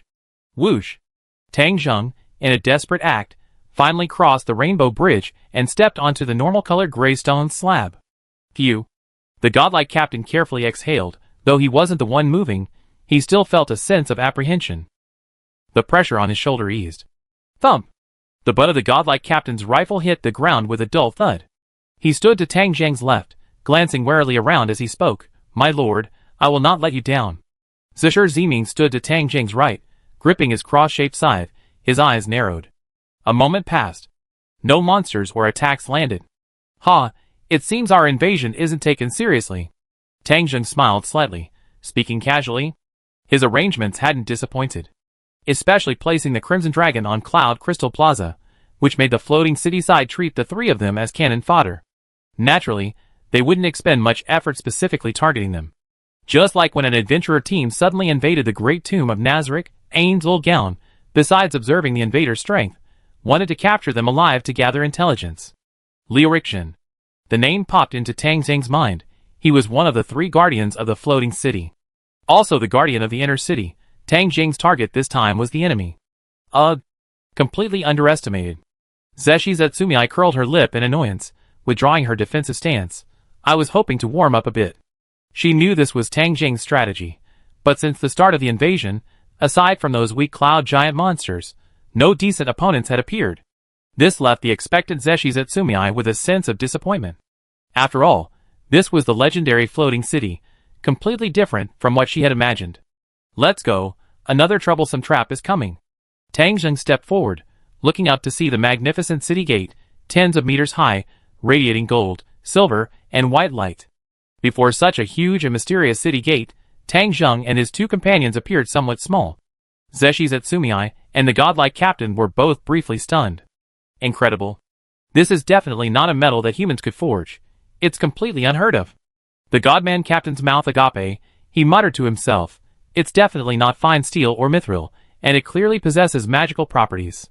Compared to the godman captain's focus, Zishur Zeming's sharp eyes spotted first two humanoid monsters, also nearly 3 meters tall, standing below the city gate. They resembled dwarves in appearance, with thick beards and rough noses, clad in azure armor, each wielding a long spear. One radiated blue lightning, the other emanated a strong aura of wind magic. Just from their aura, these two monsters were far stronger than the previous cloud giant warrior, Guardian Storm Viking. The names of these two monsters appeared in Tang Zheng's mind. According to the information provided by Growhorn Fury, the monster's level was only 30, which was the highest level cap among pop-up monsters. Growhorn Fury mentioned that the 8 Greed King originally planned to upgrade these 2 Guardian monsters to lower levels. Normally, the Guardian monsters should have been upgraded to higher level, more powerful monsters, but the 8 Greed King did the opposite. The result was a failure, because these 2 Guardian monsters were crucial to the operation mechanism of the trap. Oh! Looks pretty strong, I kill you. Zeshi's eyes lit up, and he suddenly pushed off the ground, transforming into a silver-white afterimage as he rushed forward. Whoosh! The rapid sound of wind whistling past his ears. Zeshi's grinned, gripped his cross-shaped spear and scythe in reverse, and charged towards the left-hand guard, the Storm Viking. Intruders, halt! The 2 Storm Viking guards, having also spotted Zeshi's approaching rapidly, roared in unison, their faces contorted with rage. To enter the supreme and magnificent floating city, pay the entrance fee. Pay your head, my foot? Zeshi's laughed wildly. I slaughter you all. Seeing Zeshi's continue his attack, the eyes of the 2 Storm Viking guards turned crimson, and the spears imbued with wind magic in their left hands vanished into thin air. Clang! Clang! 2 wind attribute spears pierced the spot where Zeshi's had just moved, producing a crisp, piercing sound. Whoosh! Deathly Despair easily dodged, arriving before the left-hand guard, Storm Viking. Seeing the opponent raise another long spear to counterattack, he smiled contemptuously. Too slow. A flash of black blade from his cross-shaped scythe. The guard, Storm Viking, was cleaved in 2 with a single blow, a torrent of blood erupting, even mixed with various internal organs. The details were incredibly clear, the scene even more horrifying, a deliberately added element of horror in the game. Ignoring the gore, Deathly Despair flashed again, casually killing the other guard, Storm Viking on the other side. An equally gruesome scene unfolded. Chapter 492. The 2 Storm Viking guards didn't even last 3 breaths before being slain by absolute death, the scene of blood splattering everywhere. Silently, it spoke of the guards' weakness. This contrasted sharply with the magnificent Aurora City gate before them, creating a stark contradiction. Such weak guards, incompatible with the terror of the floating city, and the defensive strength required to act as its gateway. Some kind of trap? That's what the intruders would think. Tang Zheng calmly stepped forward, the godlike captain following closely behind, neither showing any surprise or astonishment. So weak. Absolute Death waved his arm in disappointment, flicking the blood off the blade of his cross-shaped scythe, then slung it back over his shoulder, glancing hatefully at the bloodstains on his armor. How long is this going to last? Another disgusting tactic. As he spoke, as if time had reversed, the 2 Storm Viking guards, cleaved in 2, reassembled themselves, standing unharmed before everyone. Halt! The 2 Storm Viking guards, their faces grim, roared in unison, repeating a similar tone. To enter the supreme and magnificent floating city, please pay the entrance fee. This scene gave one a sense of temporal distortion. If it weren't for the blood still on the ground, one might think that everything that had happened was some kind of illusionary magic. Tang Zheng sighed inwardly, a similar feeling of helplessness rising within him. Don't waste your energy on this. Although there will be plenty of time to rest later. He reached for his waist. A magic scroll appeared at his hand, which he tore open. Buzz! A dark blue magic circle appeared on the ground. Roar! Roar! Roar! Accompanied by 3 roars, Cerberus, its jaws agape, and its face contorted in a ferocious expression, emerged from the magic circle. Tang Zheng continued. He took out another translucent frogman egg, about the size of a pearl, and tossed it into the fusion potion he had also taken out. Eat it, Tang Zheng said calmly. Cerberus turned around, its 3 heads casting crimson gazes over. Its towering shadow enveloped Tang Zheng, and it crouched down. Crack! The middle head of Cerberus crushed the fusion potion, along with the vial, and swallowed it whole. Ugh! Ugh! The other 2 heads of Cerberus looked curiously at the middle head, then back at Tang Zheng, their crimson eyes filled with anticipation. They seemed to want to taste the potion as well. The monsters summoned by magic scrolls are weaker, but their intelligence doesn't seem to be affected much. Tang Zheng saw the 3 heads, each possessing unique emotions and intelligence, and this thought flashed through his mind. He raised his hand and waved, one is enough. Go, deal with those 2 enemies. Roar! Roar! Roar! The other 2 heads, briefly disappointed, regained their ferocious and savage appearance, roaring as they turned and charged towards the Guardian Storm Viking. Intruders, halt! Intruders, halt! The 2 Guardian Storm Vikings roared. Thump! Thump! Completely powerless. In the blink of an eye, The two Guardian Storm Vikings were torn to pieces by the Cerberus's sharp teeth and died. Whoosh! The scene, as if time had reversed, played out again. The two Storm Viking guards, cleaved in two, reassembled themselves, appearing unharmed before the crowd. Halt! The two Storm Viking guards, their faces solemn, roared in unison, repeating the same pattern. To enter the supreme and magnificent floating city, please pay the entrance fee. Roar! Roar! Roar! A flicker of doubt crossed the 6 pairs of crimson eyes of the Cerberus, which shook its head before lunging again. Death! Halt! Death! Halt! Halt! The repeated scenes unfolded continuously, the stench of blood in the air growing stronger. This eerie situation sent chills down the spines of those who witnessed it. Even knowing this information, the two captains, Zeshi and the Godman, still felt an incredible sense of shock. For the people of this other world, this is a resurrection method beyond death, an incomprehensible means, a power of life and death that only gods can control. However, for true players, this is merely a special kind of pop-up monster, constantly respawning and resurrecting in conjunction with traps. Lord Crown, what should we do next? Captain God's scalp tingled, his hand involuntarily tightening its grip on its spear. Zhe Ming took 2 steps back, coming to Tang Jing's side. Clearly, even the mentally charged, frenzied Zhe Ming didn't want to get too involved in this bizarre scene. Just wait. Tang Jing casually sat down cross-legged, seemingly oblivious to everyone else, his tone relaxed. You can rest first, there's still plenty of time. Desperate and certain death. Captain Shirin paused, his fingers twitching unconsciously. Aurora City Gate is the only gateway to the outer city of Floating City. Its layout is extremely simple, consisting of only a magnificent gate and 2 level 30 monster guards. Such defenses can be described as extremely rudimentary. However, this rudimentary defense mechanism has helped Floating City withstand countless enemy invasions. If there weren't even means to breach Floating City wouldn't need to waste resources on counterattacks. There are only 2 ways to breach Aurora City Gate. 1. Pay an entry fee. As the Guard Storm Viking shouts, the entry fee is calculated based on the number of invaders, the value of their equipment, etc., requiring a payment of 50% of the in-game currency value to enter. Obviously, no player would choose this method. In the game, attacks on guild strongholds are usually carried out by fully armed players, along with numerous monster mercenaries. The cost is ridiculously high, paying 50% is simply aiding the enemy.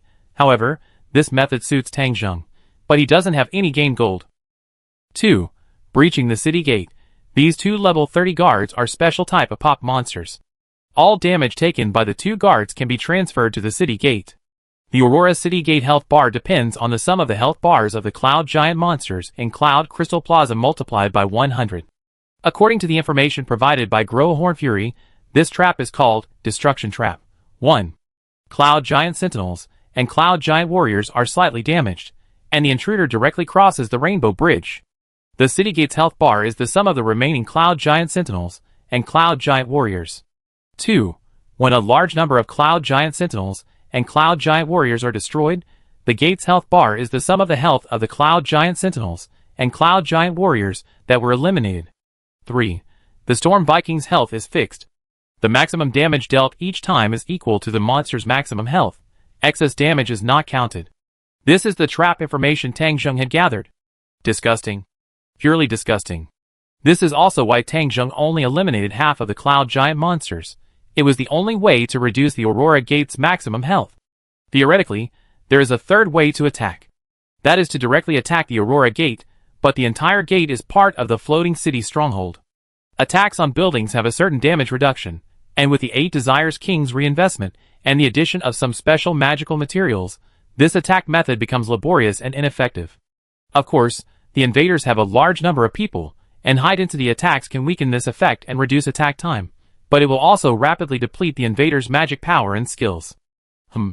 A beautiful woman's figure flashed through Tang Jing's mind. Albedo, the Grand Administrator of the Great Tomb of Nazarick, possessed a world-class item, True Nothingness Hell's Abyss. It was an offensive world-class item. In its initial state, it was a scepter with a floating sphere, capable of changing its shape at will. While its attack power against living beings was less than that of a divine artifact, it possessed the strongest destructive power against objects, and was said to have the power to cleave worlds. If he possessed a world-class item. Tang Jing slightly raised his head, gazing at the magnificent city gate that emitted golden, silver, and white light, inlaid with various mysterious cloud patterns. It should be easy to breach the Aurora Gate. Heh, a guild stronghold destined to be breached, huh? Tang Jing smirked, a cold smile playing on his lips. Time ticked by. The Cerberus's attack continued, and the two Guardian Storm Vikings kept resurrecting from the ashes. The sun, high in the sky, gradually set and then rose again. March 5th, under the moon. 6 days passed. The Cerberus's attack continued, but this was already the third Cerberus. The effects of the potion infusion meant the Cerberus wouldn't only exist for a few days, but it could sustain its attacks for an extended period. As a summoned monster, it also had a stamina limit, in which respect it was inferior to undead monsters. Halt! Halt! The familiar voice echoed continuously. The air was thick with the stench of blood, a nauseating smell. Looking up, one could even see the lingering blood mist surrounding the two Guardian Storm Vikings. Crunch, crunch! The sound of teeth grinding against hard bread rang out. The captain of the Divine Man team, his expression slightly complicated, sat cross-legged on the ground in the same posture as Tang Jing, mechanically chewing the hard bread in his hand. The magic belt had limited space, so it naturally carried easily stored food, including dried meat, but given the current situation, probably no one could stomach meat. Meanwhile, on the other side, Zhe Ming lay sprawled on the ground, looking utterly bored. The excitement of invading the floating city had long since dissipated over the past few days. Only Tang Jing seemed unchanged from days ago, still sitting cross-legged in the same spot. 6 days? This kind of invasion is truly laughable. Tang Jing inwardly mocked himself, but remained calm and composed. The so-called invasion had naturally turned into this situation as expected. The power of the guild stronghold was no joke. In his previous life's gaming era, some guild wars could even last for months. The dejected mood on Captains Juesher and Shiren wasn't so much a gap between reality and imagination. It was more like, for 6 consecutive days, Floating City hadn't reacted at all, a blatant disregard and humiliation. This was a blow to Juesher and Shinran, not in terms of strength, but in terms of sheer magnitude. Even if all the forces of human nations were combined, they couldn't affect Floating City. However, compared to the psychological disappointment of Juesher and Shinran, Tang Jing was actually quite satisfied with this situation. Being underestimated by the enemy wasn't a bad thing for him. 6 days, and nothing. They deliberately led us into the Floating City, to further clarify their intention to capture us alive. Tang Jing's mind raced, a smile appearing on his face.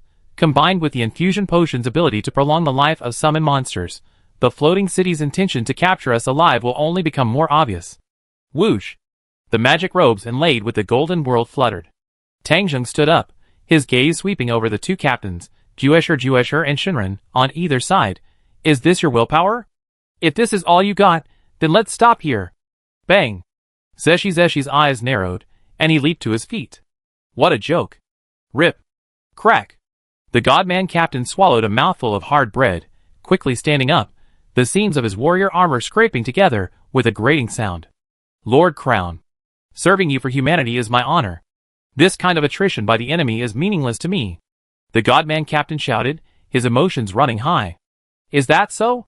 Tang Jing, hearing their conversation, looked up at the Aurora Gate, then prepare for a real clash. That guardian named Liurikshan must be getting impatient with us. Almost simultaneously with the words, roar! Roar! Roar! The Cerberus mechanically raised its claws and mouth, preparing to continue its attack on the two Guardian Storm Vikings. However, the next moment, the attacks from its mouth and claws missed. Huh? Cerberus's mechanical attack paused, its 3 heads simultaneously displaying expressions of confusion and bewilderment. The 2 Storm Vikings that it had killed and could repeatedly resurrect did not rise again this time. Thump! Thump! The city gates began to shake. The 2 magnificent gates, one black and one white, swirled and twisted around their central point, then gradually vanished into nothingness. Aurora Gate breached. Let's go! Tang Jing looked up at the city gate, which shone with a blinding light, obscuring its interior, and smiled as he spoke. Yes! Yes! The captains of the Deathly Annihilation and Divine Man factions suddenly grinned, shouting in unison. Chapter 493. Stepping through the city gates. The distorted black and white energy dissipated, and Tang Jing and his companions' vision brightened. A massive complex, resembling the dwelling of giants, appeared before them. Incredibly thick stone pillars, 30 to 40 meters high and all identical in the Savari style, surrounded the complex, extending ever deeper into its heart. A dark yellow magical glow shimmered faintly on these pillars. The rooftops of the rectangular houses reflected shimmering iridescent light under the sunlight. Straight roads constructed of pale gray stone stretched from the Aurora City gates to its deepest point, with branching paths constantly branching out from within. From above, it resembled the road architecture of the World Tree. The entire outer city, like Cloud Crystal Plaza, was built around the inner city. Strangely, despite the complete absence of any living presence, the streets were as smooth as mirrors, and the surrounding houses and pillars were spotless. Boom! A muffled thunderous sound echoed from above. "What is that?" the Godman captain exclaimed in surprise. Behold! A massive cloud, as if the sky had collapsed, appeared out of nowhere, visibly obscuring the sky and shrouding it in a gray haze. This strange phenomenon rapidly covered the entire outer city at an astonishing speed. The level guardian here is Grohorn Fury, and now that he's disappeared and betrayed us, the outer city should be under the control of Leoric Shock. But judging from the current situation, something unexpected has happened. Tang Zheng narrowed his eyes upon seeing this change. If they had taken measures to eliminate the invaders from the beginning, then the best opportunity to strike would have been during the invasion of the Aurora City Gate. Since we didn't act then, there's no point in acting once we enter the outer city. It seems the guardians in charge of the outer city made this decision on their own. According to intelligence, the floating city has a total of 30 NPCs. Besides 3 guardians and 1 steward, the remaining NPCs are each responsible for a specific area. They are also known as area leaders or area guardians. For example, the outer city has 12 special areas, each jointly managed by 12 area guardians. Second plan. Tang Zheng glanced at the sky, quickly regaining his composure and speaking. Yes. The Godman captain swiftly pulled a scroll from his robes, tearing it open with both hands. One-sided duel. A flash of azure light appeared, the spell's target landing on Tang Zheng. As a pure warrior, the Godman captain couldn't use magic scrolls, but he carried a magic-type magic ring item seized from Grohorn Fury. Before, Grohorn Fury used this magical item to unleash a dimensional lockdown, thus restraining the platinum armor. Tang Zheng simultaneously raised his hand, aiming at Zeshi's Etsumii, one-sided duel. The effect of this magic, even if the opponent escapes via teleportation, the user connected to the opponent by this magic will be teleported to the same location. Even more impressively, even with teleportation delay protection, the user can still ignore the delay effect.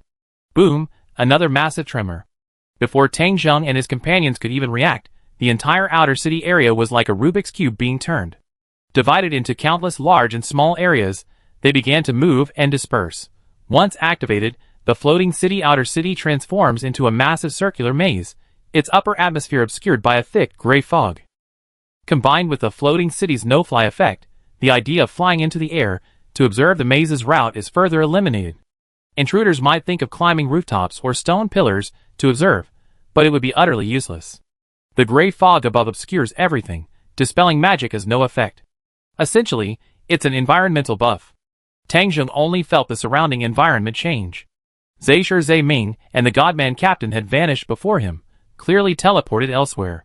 The next moment, a blue magical light appeared on Tang Zheng's body, instantly disappearing from his original spot.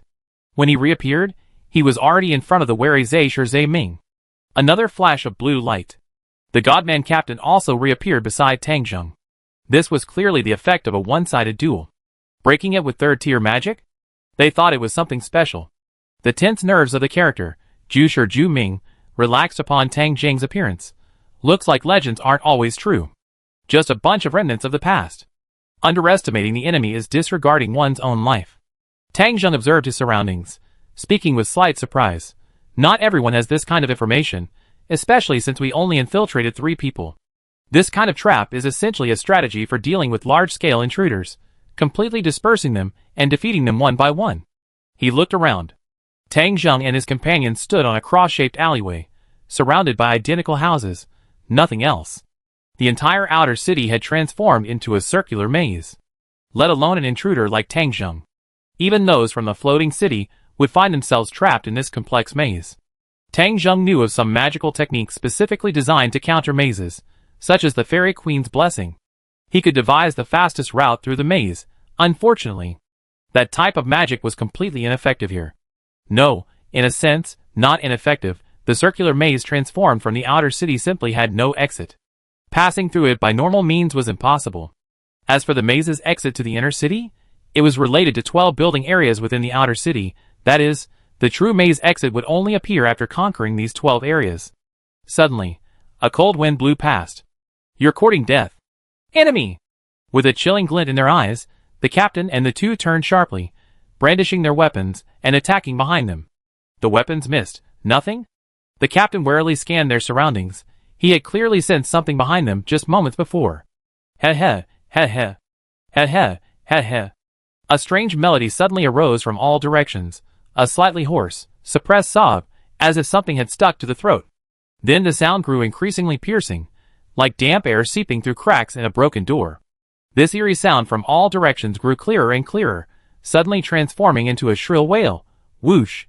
From the hazy gray mist above, clusters of ever-changing pale mist suddenly burst forth from the surrounding walls and buildings. Ah! Ah! A female face twisted within the mist, emitting piercing sonic screams as she charged forward, bearing her fangs and claws. Miss Banshee, LV, 45 to 49 can transform into a shifting mass of mist, without a fixed form, unleashing area of effect sonic attacks. Tang Zheng recalled the monster's information in his mind and warned, pure physical attacks are ineffective against it. It's a ghost-type undead. Got it! Zhu Ming grinned, a layer of holy light appearing on the surface of his cross-shaped scythe. With a flick of his wrist, he shouted, "Holy light blessing." A shimmering white light enveloped his weapon. A bunch of scum! If you enjoy screaming so much, then scream even louder. Zhu Ming leaped into the air, laughing as he brandished his weapon. Die, all of you. His cross-shaped scythe seemed to transform into a real execution scythe, repelling all the eerie mist banshees in its wake. These demons will be held off by Zhu Shi for now, Tang Zheng said solemnly, turning to the godlike captain beside him. The longer this drags on, the more demons will come to surround us. Let's begin our preparations. Understood, sir. The godlike captain, his excitement growing, shouted. Swish! Swish! Tang Zheng flipped his hands, scattering numerous scrolls across the ground. The godlike captain, his eyes wide with astonishment and disbelief, quickly picked up the magic scrolls and began to tear them open. 7th-tier magic undying army. 7th-tier magic undying army. 7th-tier magic undying army. Numerous magic circles continuously emerged from the ground, densely appearing all around. Thousands upon thousands of low-level undead skeletons, zombies, ghouls, and decaying corpses appeared. A dense torrent of negative energy surged through the labyrinth's passages, sweeping in all directions. Absolute death! Tang Zheng exclaimed. All right. Absolute death casually slashed down the low-level undead that had surged towards them, easily retreating to Tang Zheng and his companion's side. He pointed his cross-shaped scythe at the ground. Undead's repulsion. A semi-transparent barrier instantly enveloped the three of them. This skill could create a barrier that prevented low-level undead from approaching. Continue.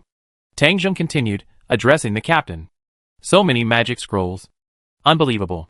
Absolute death couldn't help but glance at them a few more times. I specially prepared some beforehand. I didn't expect to use them here. It's making the most of them.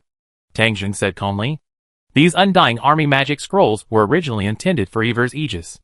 With the Undying Repellency spell acting as a barrier, the densely packed low-level undead around them were no longer attracted to Tang Zheng and his two companions, and began to surge deeper into the maze through its passages. Thousands upon thousands of undead were continuously summoned, quickly reaching tens of thousands. The number continued to increase. Tang Zheng closed his eyes, sensing the flow of negative energy permeating the air. Summoning these low-level undead was not to block attacks from monsters within the maze, but rather to have them scout ahead. Undead possess an innate aversion to the living. Without command, these undead would naturally seek out places where living beings existed. Vibration perception. Tang Zheng chanted softly, releasing the magic. Various sounds from the ground flooded Tang Zheng's mind, numerous and chaotic vibrations, yet distinctly different from some. Powerful demons are appearing to the east, west, north, and south, clearing out the undead, and are approaching this location. Tang Zheng carefully sensed the changes and quickly determined that the north had the fewest demons. You too, put your hands on my shoulders. Snap! Snap! The captain of the Divine Man team, Zhu Ming, simultaneously reached out and placed their arms on Tang Zheng's shoulders. Negative energy shield. Tang Zheng chanted, and a hazy black negative energy enveloped the three present. This was a method to avoid the aura of the living and disguise oneself as an undead, an anti-detection technique he had obtained from his group in the Abyss body. North, Tang Jing said. The two, Zhu Si and Zhu Ming, immediately rushed forward, blasting away any undead blocking their path and creating a passable route. Meanwhile, Tang Jing used vibration perception and the movement direction of the large number of undead to evade the charging monsters while moving quickly.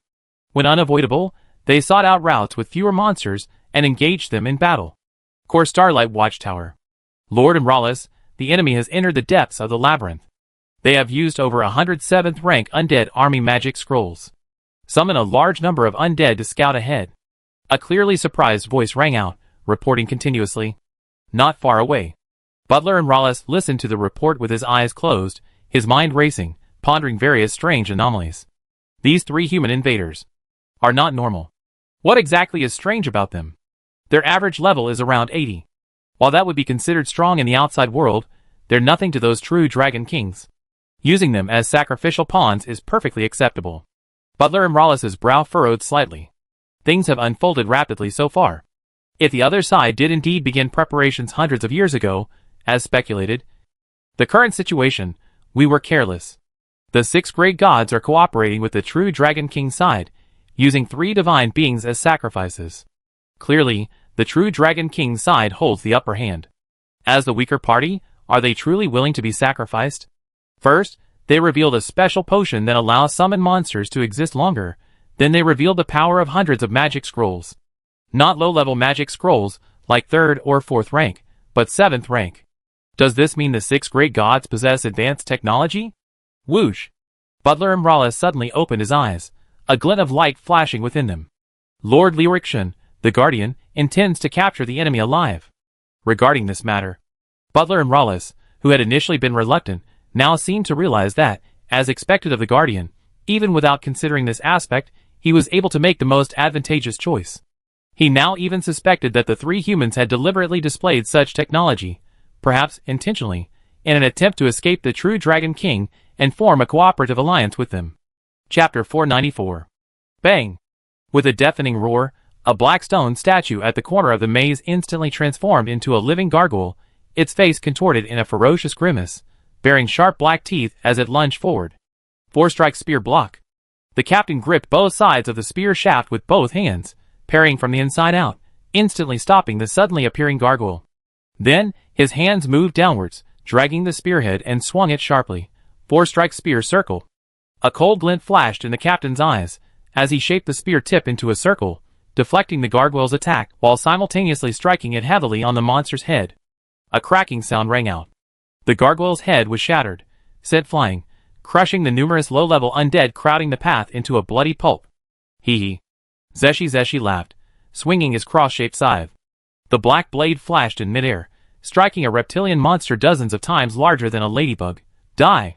Die! Gaw! A piercing scream rang out as the ladybug monster was cleaved in two. Boom! Boom! The sounds of violent collisions echoed between the walls of the maze. Zeshi, the captain of the Godman faction, wielded his weapon with impenetrable precision, protecting Tang Jing, the magic caster at the center. The number of these monsters is truly endless.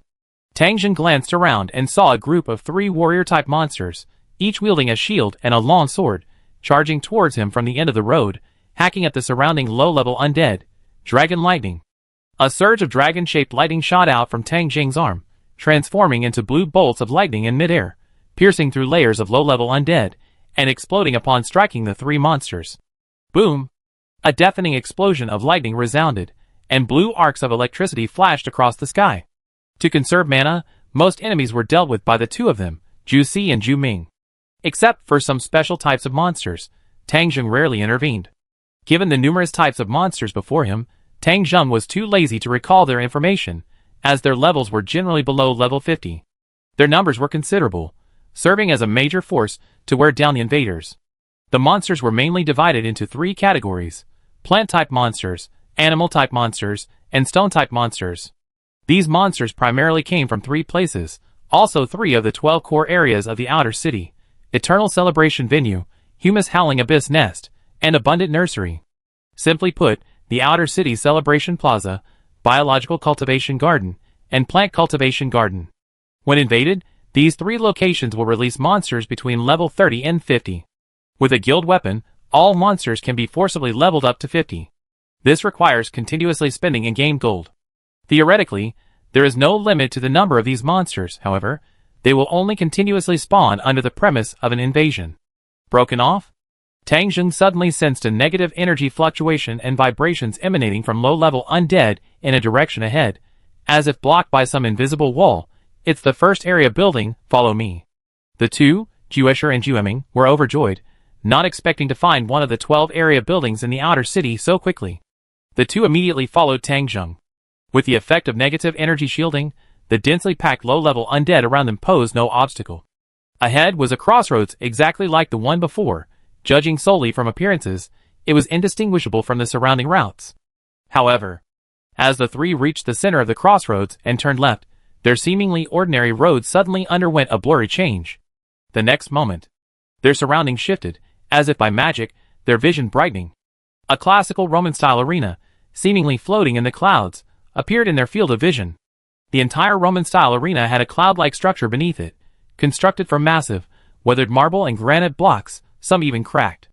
The arena was slightly tilted, its surface carved with images of griffins, phoenixes, and dragons. A 7 or 8 meter high open stone door faced the three. Zeshi's gaze sharpened, looking ahead warily, clearly showing his alertness. This is one of the 12 building area's glory arena. Tang Zheng recalled the information in his mind, his tone relaxed, a little troublesome. As soon as he finished speaking, Tang Zheng strode into the arena, with Juesher and Jueming following closely behind. Although their hearts were somewhat heavy, they felt no fear. The shadow of the stone gate swept across their heads. They stepped onto the arena's surface, a mixture of fine gravel and silver pebbles. The entire arena was very clean, yet a faint smell of blood permeated the air. Looking up, the audience seating was divided into 3 tiers, with fewer seats at each level, until the top tier comprised 8 seats surrounding the entire arena. However, the seats were now completely empty, creating a desolate atmosphere. Thump! A huge rumble. The open stone door behind Tang Zheng and his companions suddenly slammed shut with a massive boulder. Rumble, rumble, directly opposite, a stone door with a fence slowly opened, emitting a dull thud as it scraped against the ground. Clap! Clap! Clear applause echoed from the darkness within the stone doorway. The next moment, a black-haired girl dressed in a black tube top and leather skirt, wielding a long black whip, with a combat-style look, walked out, clapping her hands with a grim expression. Intruders! You've finally arrived. The black-haired girl looked only 16 or 17 years old, but her eyes were filled with a cold, ruthless glint. Where is Lord Hornfury? Forget it, asking directly won't yield any useful clues. I tear you lowly creatures to pieces. My name is Sparta. A name bestowed upon me by the Supreme God King. Welcome. Your land of death glory arena. I am the guardian in charge here. The two captains, Juesher and Juesher, narrowed their eyes, a hint of surprise flashing in their gazes. So weak? Indeed. The black-haired girl opposite them, who called herself Sparta, possessed a very weak aura, seemingly only slightly stronger than an ordinary person. Enough with the nonsense. Tang Zheng showed no intention of responding, and began to chant, Dragon Lightning. Blue lightning emitted a blinding light, instantly blasting towards the Spartan girl. Boom! Lightning exploded, sending fine pebbles and sand flying everywhere. Inferior beings are inferior beings, completely lacking in manners. A cold voice echoed from the smoke and dust. The figure of the Spartan black-haired girl vanished, replaced by a man over 2 meters tall, shirtless, revealing bronze muscles. He wore a simple, muscular warrior in a Roman-style cloak and a horned helmet. Transformed? The Godman captain's eyes widened in astonishment. Shut up, inferior being. The voice, clearly tinged with anger, did not belong to the Roman warrior. The black-haired Spartan girl, her face grim, stepped out from behind the Roman warrior, glaring fiercely at the Godman captain. Open the cage. Click! Click! Pull! The sound of dense metal cages opening echoed from all directions. The next moment, accompanied by the tremor of the earth, 10 powerfully built monsters, each about 3 meters tall, with dragon-like faces and tails as rough as trees, seemed to be a fusion of human and dragon bones. They possessed intricate muscles covered in scales harder than steel, and wielded massive, shield-like, double-edged swords, each half the height of their bodies. Dragon's Bloodline, LV-55, a dragon-like monster with no special abilities, but possessing inexhaustible stamina, capable of rivaling higher-ranking monsters. Tang Zheng recalled information about the dragon's bloodline, then his gaze fell upon the Spartan warrior. Glory Gladiator, LV-85 proficient in various combat techniques. Their fighting skills rival those of players of the same level. They can freely switch styles and gain buffs in conjunction with the Glory Arena. Despicable creatures. You intruders, die. The black-haired girl, Sparta, shouted venomously, almost cursing, her gaze sweeping over Tang Zheng and his companions, a glint of light flashing in her eyes. Magic chanters, warriors skilled with spears, staff users, skilled in slashing? She roughly discerned their fighting styles. Arena rules established. A hint of smugness in Sparta's voice rang out as she spread her arms wide and proclaimed, today's theme, blunt weapon combat. Bang! Bang! Bang! In an instant, flagpoles emerged from the high platforms around the arena, their black banners bearing hammer-shaped weapons. Victory! Victory! The previously silent gladiator raised his hands and pounded them heavily against his chest, shouting a declaration of certain victory. Simultaneously, a giant hammer appeared in his previously idle hands, for the supreme and great God King. A soft hum. The entire arena trembled slightly, emitting an invisible pale blue light. The captain of the Godman team, Zeshi, suddenly felt a chill run down his spine, his face showing surprise, as he felt his body being restricted. Gladiator theme established. These are the rules of the Honor Arena. A certain fighting style can be established based on the requirements set by the Guardian in charge. Tang Zheng noticed the change in Zeshi and calmly reminded them. For example, in this blunt weapon duel, those using blunt weapons will receive a certain bonus, while non-blunt weapon fighting styles will be weakened. Upon hearing this, you can do that? This is too much of a cheat. The Godman captain explained in shock and anger. Shut up. Zeshi Zatsumi said coldly, cracking his neck. This is their territory. To call it cheating is too shameful. That's enough discussion. Tang Zheng said. You two eliminate those 10 dragon bloods. I handle the honor gladiators on the other side. Era. Zeshi Zatsumi blinked, suggesting, should I handle them? They seem like a good opponent. Proceed according to plan. This isn't the only battle ahead, Tang Zheng said calmly. Bang! Bang! Bang! The ground shook. Dragon bloods from all directions raised massive, double-edged shield-like swords, almost half their body height, charging towards Tang Zheng and the others. Ability boost. Super ability boost. Steel wrist strike. Super penetration. Zeshi Zatsumi and the Godman captain simultaneously activated their martial arts techniques, moving at the same time. In terms of level, they were indeed higher than the Dragon Blood, but taking down 10 level 55 Dragon Bloods in one go would still require some effort. High-level teleportation. Tang Zheng's eyes were fixed on the location of the black-haired girl, Sparta, as he quickly chanted, Sparta? What an awful name. Whoosh. His figure flashed and disappeared from the spot. Although there was a teleportation prohibited rule inside the floating city, it only restricted long-distance teleportation. As long as they were within sight, short-distance teleportation was still possible. A magic caster against a warrior? Is her brain affected by excessive fear?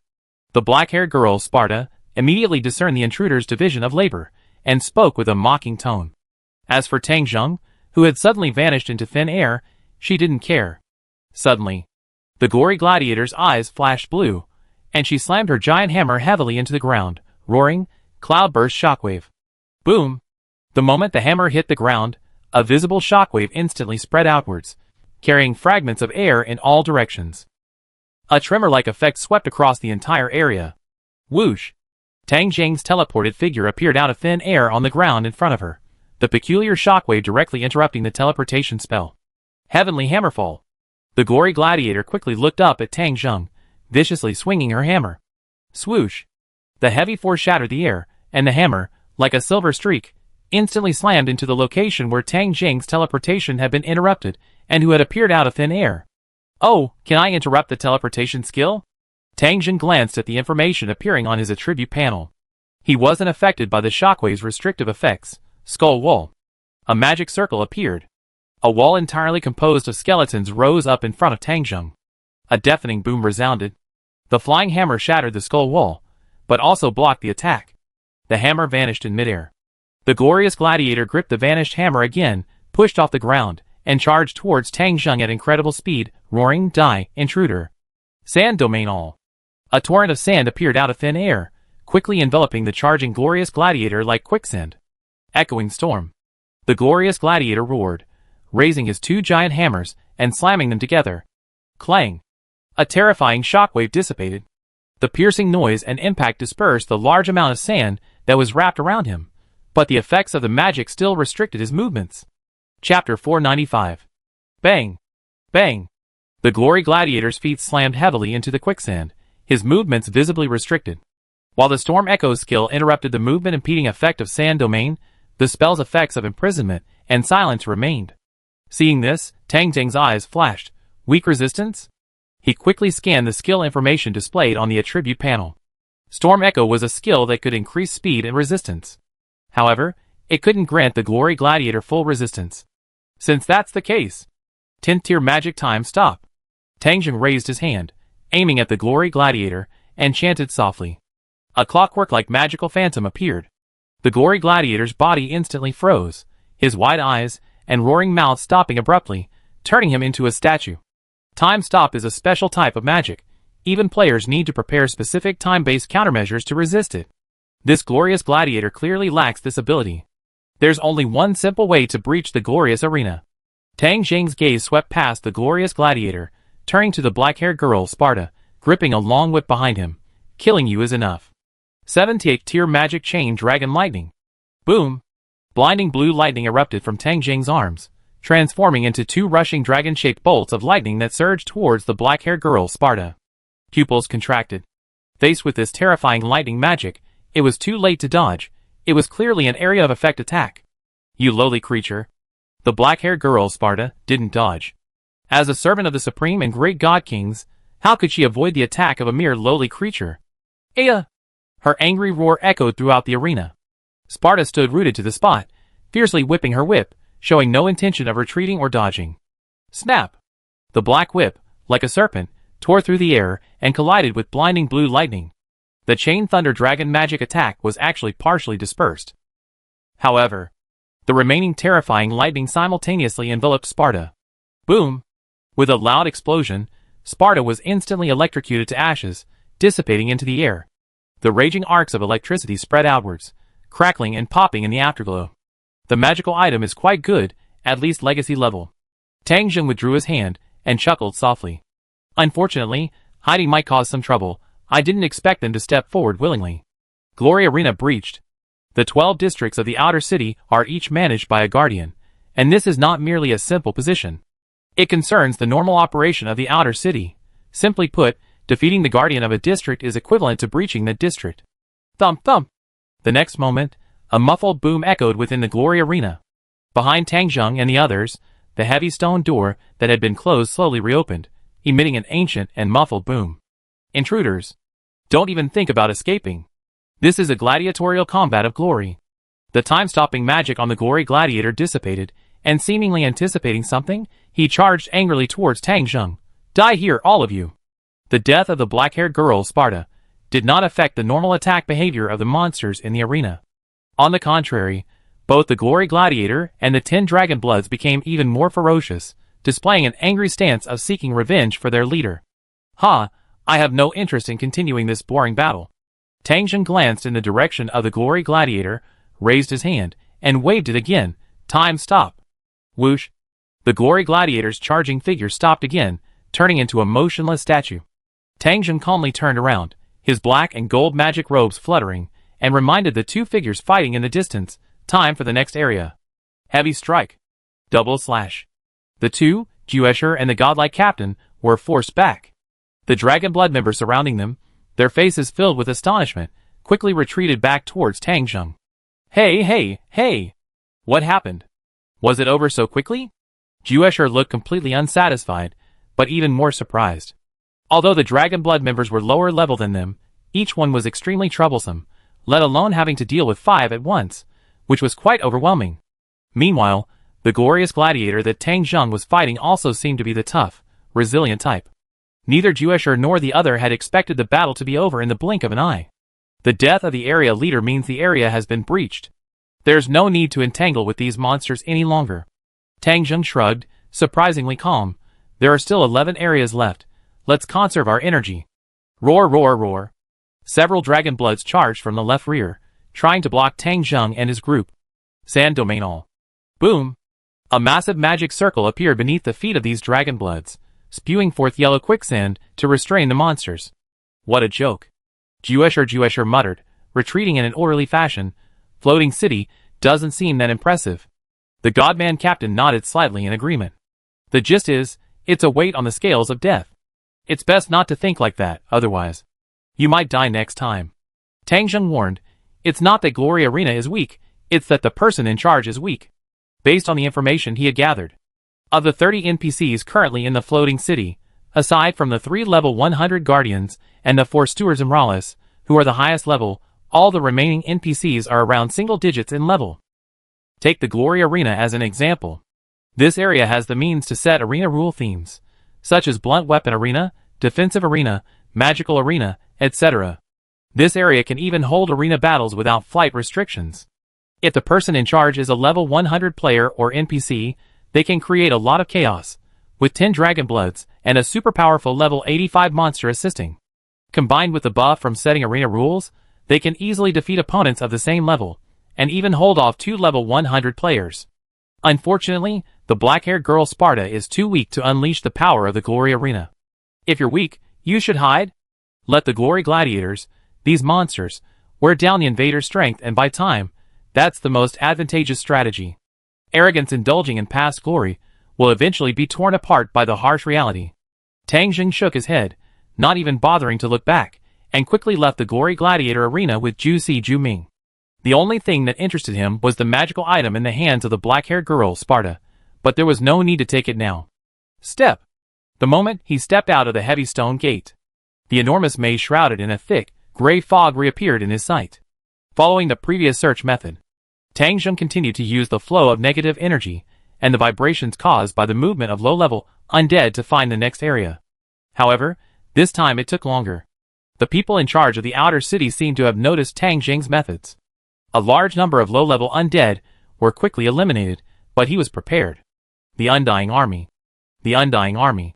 The captain of the Divine being excitedly tore apart magic scrolls one by one. Magic scrolls were extremely precious among human nations. Even with the technology of the Holy Kingdom, they could only produce 4th-tier magic scrolls. To be able to use these precious magic scrolls so casually was something he had never even dreamed of. It took a full hour. The gray mist dissipated, revealing a structure resembling an abandoned mine pit before the 3. Outside the crudely carved pit were rows of damaged sacred reliefs. The faces of angels were destroyed, and sacred prayers were altered into evil symbols, emitting a faint, eerie glow. A terrifying atmosphere of ancient decay and blasphemous desecration permeated the air. This place is... Tang Zheng raised an eyebrow. The building shape, corroborating the information in his mind, quickly led him to the answer. One of the 12 district buildings, Black Gap Alley. Floating City is an urban outpost, so all the building areas in the outer city can be understood as representative locations within the city. Black Gap Alley can also be understood as a black market. The special ability of this area is not applied to combat, but rather serves as a support-type building. According to the information provided by Grow Hornfury, this area possesses the special power to handle and preserve corpses, and originally also had the ability of a coin exchange box. The so-called coin exchange box is an item that can convert resources into game coins, a type that is neglected in Yggdrasil. After all, there are many ways to obtain game coins in the game, but in this other world, it becomes the only way. The currency exchange function of Dark Gap Alley is not as useful as a real currency box, just like the black market, which will deduct a portion. Arriving at the entrance of the cave. Take out that scroll. Tang Zheng turned to look at Juesher beside him. Release it here. Use it now? Hearing this, Juesher, with a slight pang of regret, took out a scroll radiating holy light from his waist. It feels like a waste to use a scroll of this level. As he spoke, he grabbed the scroll with both hands and tore it open. Buzz! Holy light burst forth from the scroll, transforming into pure energy that dispersed, gathering into a vortex of holy energy at the cave entrance. 10th tier magic final war, good, an astonishing divine fluctuation continued to ripple. Even the caster, Juesher, felt a sense of dread. What kind of magic is this? The rarity of a 10th tier magic scroll aside, this terrifying magical fluctuation was completely different from ordinary 10th tier magic. You see when you see it. Tang Zheng didn't explain further, simply gazing silently ahead. The reason Juesher was allowed to use this magic scroll was not only because he possessed faith-based magic, allowing him to use it. Final War Good could only be used 3 times a day, and since Juesher was using it, Tang Zheng's 3 uses wouldn't be used up. Buzz! The divine energy vortex completely stabilized. One after another, level 10 angels rushed out of the divine vortex, because the magic vortex was directly aimed at Black Gap Alley.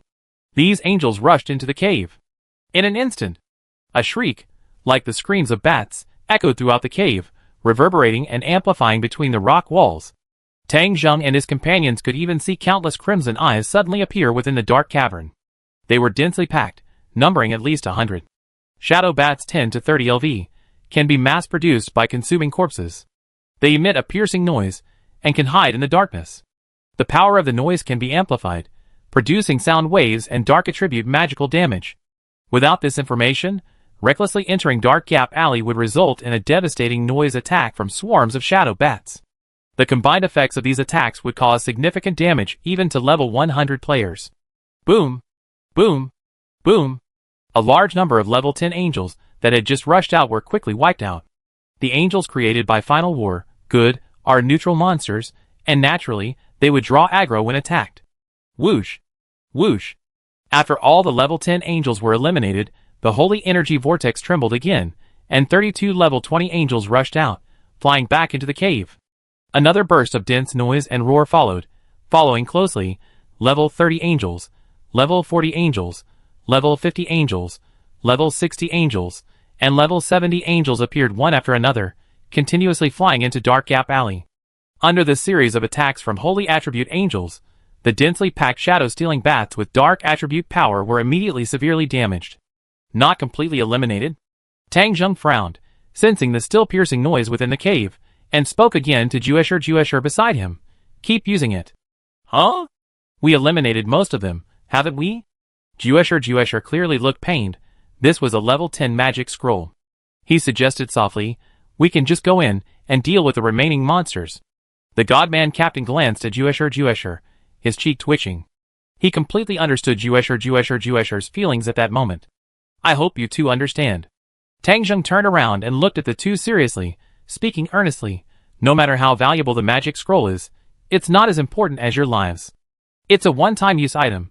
No matter how precious, its precious value is only revealed when it's used. Lord Crown. The Godman captain's throat bobbed. Understood.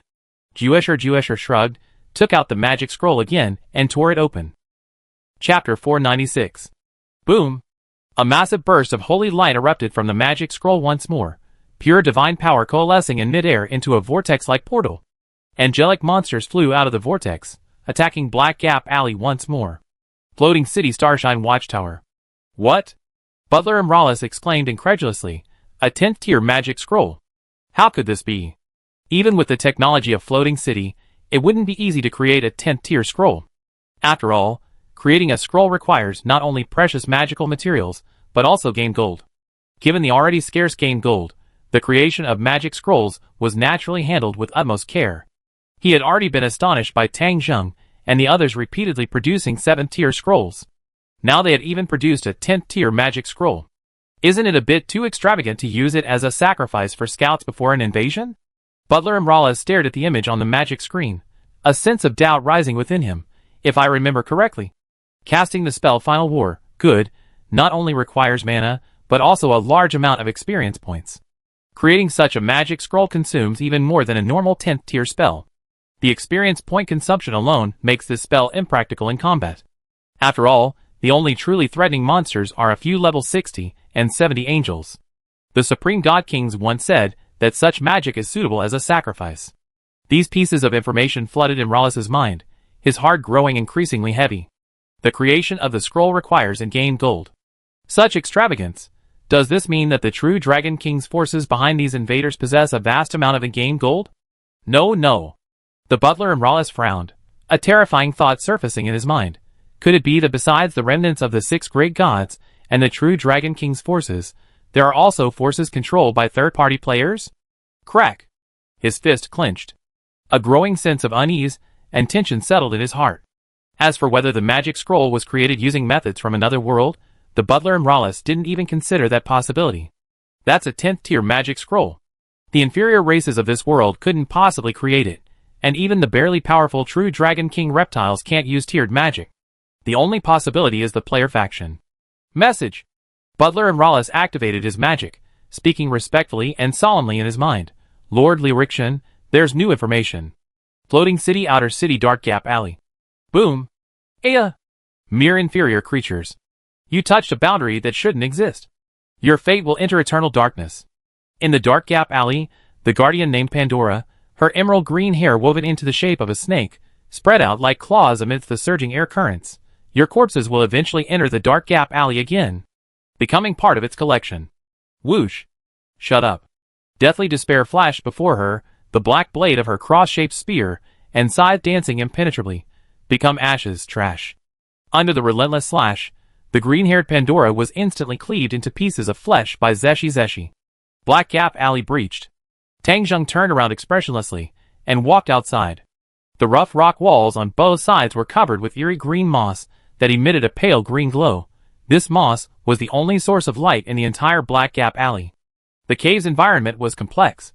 There were no clear signs, only skulls of different races embedded in the walls indicating directions.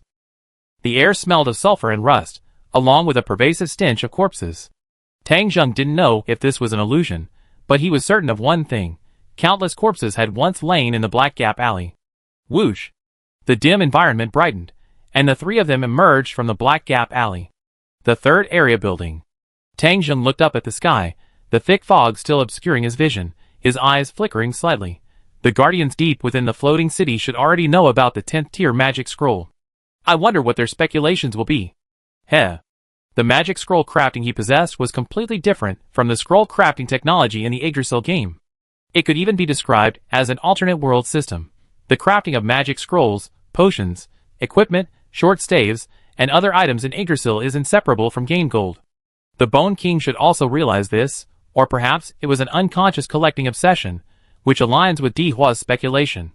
Whether it's subduing Inferia, acquiring runes, establishing the Holy Kingdom Ranch, or collecting alternate world technologies, everything is gradually reducing dependence on game gold.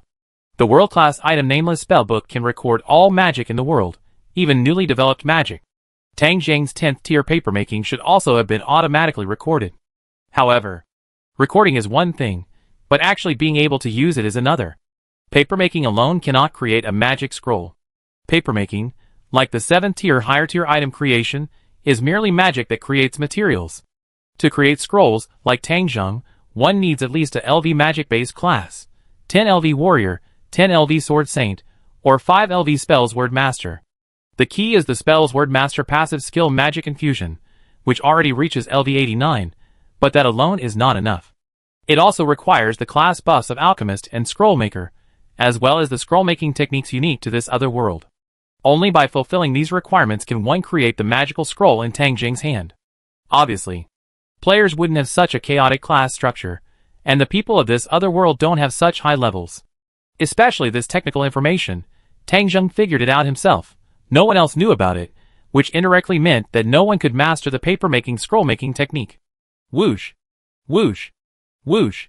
Tang Zheng and his two companions continued their journey through the maze filled with low-level undead.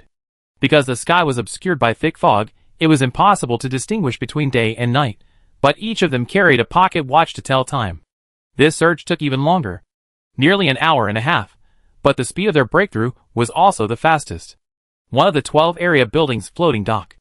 Tang Zheng and his companions didn't need to enter. A mature, elegant figure stood at the entrance of the area. She wore a beret and workwear-like clothing. My name is Marble, a name bestowed by the Supreme God King. Marble, with her swan-like neck held high, gazed at Tang Zheng and his companions with disdain on her cold, human-like face. In the long span of 500 years, you are but a speck of dust in time, not even worthy of being remembered by this great land. Every brick here will become your prison, every crack. Her contemptuous tone spoke of a certain unwavering conviction. These guys are all weaklings. A twisted, cruel sneer appeared on Juesher's face. He raised his weapon, cautiously sizing up his opponent before preparing to charge forward, deliberately stepping forward. Is there some trap? Marble, what an awful name. The guardian leader of Black Gap Alley had been playing hide-and-seek with them, wasting a lot of their time. Tang Zheng had no interest in listening. He pointed his palm forward and chanted softly, "Chain Dragon Lightning." Boom! A torrent of blue, dragon-shaped lightning tore through the air, instantly engulfing the self-proclaimed Marble Guardian leader. There was no resistance as expected. In fact, an unexpected situation arose. The Guardian leader was reduced to charred remains by the Chain Dragon Lightning attack, dissipating in the wind. Seeing this, the captain of the Divine Man, Juesher and Zetsumei, froze instantly, overwhelmed by an indescribable sense of absurdity. This. The captain opened his mouth. The floating dock has been breached. Tang Zheng withdrew his gaze, his expression calm, seemingly unsurprised by the outcome. The floating dock is the only area among the 12 outer city districts that can be controlled by the Starlight Watchtower in the core area. Tang Zheng explained calmly to Juesher and Zetsumei's confusion. The fact that we weren't stopped before entering the Aurora City Gate is enough to show that there was a disagreement within the floating city regarding their strategy against us. The floating dock has escaped the control of its leader, so naturally, the other side couldn't resist and thus took the initiative to step forward. Hearing this, a look of realization appeared on the faces of Juesher and Zetsumei. Then what is the ability of this area? The captain of the Divine Man asked with a sigh of relief. Although they possessed some intelligence, only Tang Zheng had access to the more detailed information. This was also a precautionary measure. The floating dock can launch elemental magical projectiles with an extremely wide range, covering Cloud Crystal Plaza, Rainbow Bridge, Aurora City Gate, and Outer City. Tang Zheng shrugged, turned, and continued walking into the maze, calmly stating, therefore, the moment we weren't attacked during the invasion, it meant that the area had already been taken over by the other side. Simultaneously, information about the rapid breaching of 4 consecutive areas by the invaders began to circulate among the other area leaders. One of the 12 buildings in the area, the auction house, appears to be a converted auditorium. Beneath its soaring dome, stained glass windows abound, and rows of white candle-shaped magic candlesticks illuminate the entire space. Rows of pale wooden carved chairs extend outwards, with only a black auction platform at the center, the heart of the area. A girl who looks about 7 or 8 years old, wearing a pale white dress, sits on the auction platform, her legs dangling. Her heels lightly tap against the platform, producing a crisp sound that adds an eerie touch to the otherwise desolate atmosphere. Auction resonance. The girl spoke softly, using the auction house ability to connect with the heads of several other areas, coldly reporting, Sister Marble is dead, and the auction house has been breached by intruders. What? These despicable intruders are so fast. Damn it, they could have. Lord Grow Hornfury is missing, but Butler and Rallis hasn't taken any action. A cacophony of chattering voices mingled in the mental world. The girl remained silent. The floating dock's swift breach was clearly due to the Starry Sky Watchtower. In reality, it was Guardian Liu Rikshan. However, no one dared to direct their complaints at Guardian Liu Rikshan. Alright, stop arguing. A rather authoritative female voice rang out, Star Oracle. Can you pinpoint the intruder's location? Forgotten Vale as an auction house, it can observe uninvited intruders. The girl sitting on the auction platform paused, then raised her palm and pressed it into the air, causing a simplified map of the outer city to appear. The maze-like map was covered with countless red dots. The girl's eyes scanned the map, quickly spotting 3 red dots moving much faster than the others. Found them. The girl responded. They're approaching the Eternal Celebration venue. Is this my territory? I slaughter them. A passionate female voice rang out. Enough. These aren't ordinary invaders. While their level is similar to mercenary monsters, they're far stronger. Damn it. If the Starlight Watchtower had assisted us, we wouldn't be in this predicament. A brief silence fell over the numerous voices. Their current actions were clearly a defiance of Lord Liu Rikshan's orders. All for Lord Grow Hornfury. The majestic female voice rang out. I will take responsibility for any consequences. Sister Silver Olive. Silver Olive. Silver Olive. I am as angry as you are, but we cannot let the invaders slip through any more time, astrologer. You will report their location from now on. The guardians of the Hunt Howling Abyss and the Bountiful Nursery control the monsters under your command and reduce the number of low-level undead. I will guide them into the Hall of Mercenaries, where we will wipe out these low-level invaders in one fell swoop. Understood? On this side. Tang Zheng quickly sensed through vibration sensing that the number of low-level undead was not as severe as initially thought. Moreover, there were 4 locations in the maze that clearly responded with violent tremors, And among these 4 locations, one tremor was weak. Have you changed your strategy? Tang Jing sensed this change and a slight smile appeared on his lips. Playing along is a strategy, isn't it? The other party was deliberately leading them down a route, clearly a trap, but for Tang Jing, it was also the fastest opportunity to find a building in the area. Chapter 497. Bang! Bang! Bang! Tang Jing and his 2 companions continued forward along the maze's long corridor, a palpable sense of oppression growing in the air. Zhe Ming and the Godman captain seemed to sense something, their nerves tightening as they gripped their weapons tightly, vigilantly observing their surroundings. The number of undead doesn't seem to have decreased. Zhe Ming was the first to notice the anomaly. Has the enemy made some kind of response? I noticed. Tang Jing praised Zhe Ming's keen intuition, his eyes turning serious. The enemy has changed their original strategy, deliberately leading us there. The Godman captain paused, looking at Tang Jing who was leading the way. Sir, is this the route we're on? That's right. Tang Jing gave a meaningful chuckle, gazing at the complex maze ahead. Just as you thought. Whoosh! The cross-shaped side slashed, the black blade tearing through the air. The low-level undead blocking his path were instantly cleaved in 2, their corpses flying through the air like thrown balls, knocking away a group of other low-level undead in front of him. Era. Zhe showed no fear whatsoever. Instead, a smirk played on his lips as he casually swung his cross-shaped scythe. I've been looking forward to this for a long time. Killing those arrogant scumbags is utterly uninteresting. Those guardians, despite their pitifully low strength, acted with an air of superiority and utter arrogance. Zhe saw a reflection of his former self, and of the frog in a well-arrogance of the Dark Codex. A palpable killing intent emanated from their eyes. Zhe's lips curled into a sharp, almost painful smile, his tongue lightly licking his lips. The godlike captain was equally excited. After all, while they had encountered many troubles during the invasion, there hadn't been any real battles. Tang Jing glanced at Zhe and the godlike captain on either side, sensing their heightened fighting spirit, and frowned. Perhaps the smooth progress along the way had relaxed their tense nerves. He hadn't forgotten that this was Floating City. Of the 12 regional buildings in the outer city, only 2, with the current strength of Floating City, still possessed the capability to eliminate level 100 players. Hall of Mercenaries, Rotten Howling Abyss Nest. Information about these 2 regional buildings flashed through Tang Jing's mind. He had already prepared different strategies for dealing with these 2 locations. Of course. Once the battle began, unexpected situations needed to be considered. Within the complex maze environment, every now and then, they could see thick stone pillars, but unfortunately, these pillars were all exactly the same, offering no reference point. What's that smell? The captain of the Divine Man team twitched his nose, and suddenly spoke. At that moment, Tang Jing also smelled a faint, mixed aroma of oak, tobacco, roasted meat, and old leather in the air. This smell gave him the feeling of entering the area where the Adventurers Guild was located, a stark contrast to the gloomy surroundings. A glint flashed in Tang Jing's eyes. He roughly knew where they were.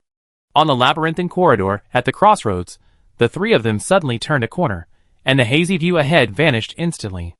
A 3-story building constructed of heavy oak and granite came into view, 8 strangely shaped runes flashing continuously above the signboard. They emitted 8 different colored magical lights. It looked like a tavern, except that the outer walls were covered with broken shields, weapons, and the desiccated heads and skeletons of monsters. Most striking were the countless weapon remnants, knives, swords, claws, and other blades, covering the walls, many of them charred black. Just one glance was enough to tell that an unimaginable, intense battle had taken place here, because these marks were definitely not just game decorations. Whoosh! Whoosh! The 2, Captain Zhu Si and Captain Shenren, flanked Tang Jing, weapons in hand, staring at the closed wooden door ahead. Crack thud! The heavy tavern-style wooden door was pushed open. A young girl emerged from the shadows deep within the tavern. Huh? Zeshizetsu tilted his head. Is this area's guardian a woman again? He hadn't inquired about this before. Now, he discovered that the guardians of each regional stronghold were all women. This led Zeshizetsu to the strange thought that perhaps all the area guardians were women. Considering the legendary behavior of the 8 Desire Kings, it didn't seem so strange. Tap! Tap! The crisp sound of silver leather ankle boots stepping on the wooden floor echoed as the girl's figure solidified. She had long silver hair, braided and coiled on her head. She wore a clean white apron, a white long-sleeve top, and a short skirt with lace trim. This was the attire of a tavern waitress. Most striking was the palm-sized key necklace she wore on her chest. The girl's face was exquisitely beautiful, with golden eyes and an oval face, but her expression was filled with a chilling indifference that seemed to penetrate to the bone. Tang Zheng knew that these guardians were all automatic puppets, without lifespan limitations, differing only in appearance. My name is Silver Olive. Silver Olive spoke calmly, lacking the arrogance or anger displayed by the guardians he had encountered before, only an inner calm. Why? Defile this pure land? Tang Zheng was now completely certain of where he was. The Hall of Mercenaries, one of the 12 districts. The guardian before him, Silver Olive, was also the leader of all the guardians in the outer city. In other words, with Grohorn Fury missing, the entire outer city was under Silver Olive's control. Seventh plan. Tang Zheng didn't respond to her words, instead giving a low shout. Yes! The captain of the Divine Man team showed surprise, then quickly sprang into action. One after another, magic scrolls were taken from the magic pouches they carried, and torn apart with force. Tang Zheng also took out magic scrolls, and tore them to shreds. Boom! Boom! Monster summoning Cerberus. Monster summoning Cerberus. Monster summoning Cerberus. A burst of magical light from the 10th tier monster summoning technique erupted. Tang Zheng's eyes showed a pained expression. Even he had been collecting these 10th tier scrolls for a long time. However, compared to the future gains, the loss of the 10th tier magic scrolls is entirely bearable. Roar! Roar! Roar! The first Cerberus appeared. Silver Olive watched this scene silently, as if admiring an ant's final act of defiance. No matter how calm he appeared. As the guardian of this sacred land floating city, arrogance had long been ingrained in his character. An NPC who has come to another world. Their original personality traits remain, but changes in their experiences and understanding will subtly alter or influence their established traits. In layman's terms, its growth, the third Cerberus, the seventh Cerberus, seeing the number of monsters summoned by Tang Zheng and his companions continuously increasing, the idea of letting the three invaders perform was gradually extinguished. This is impossible.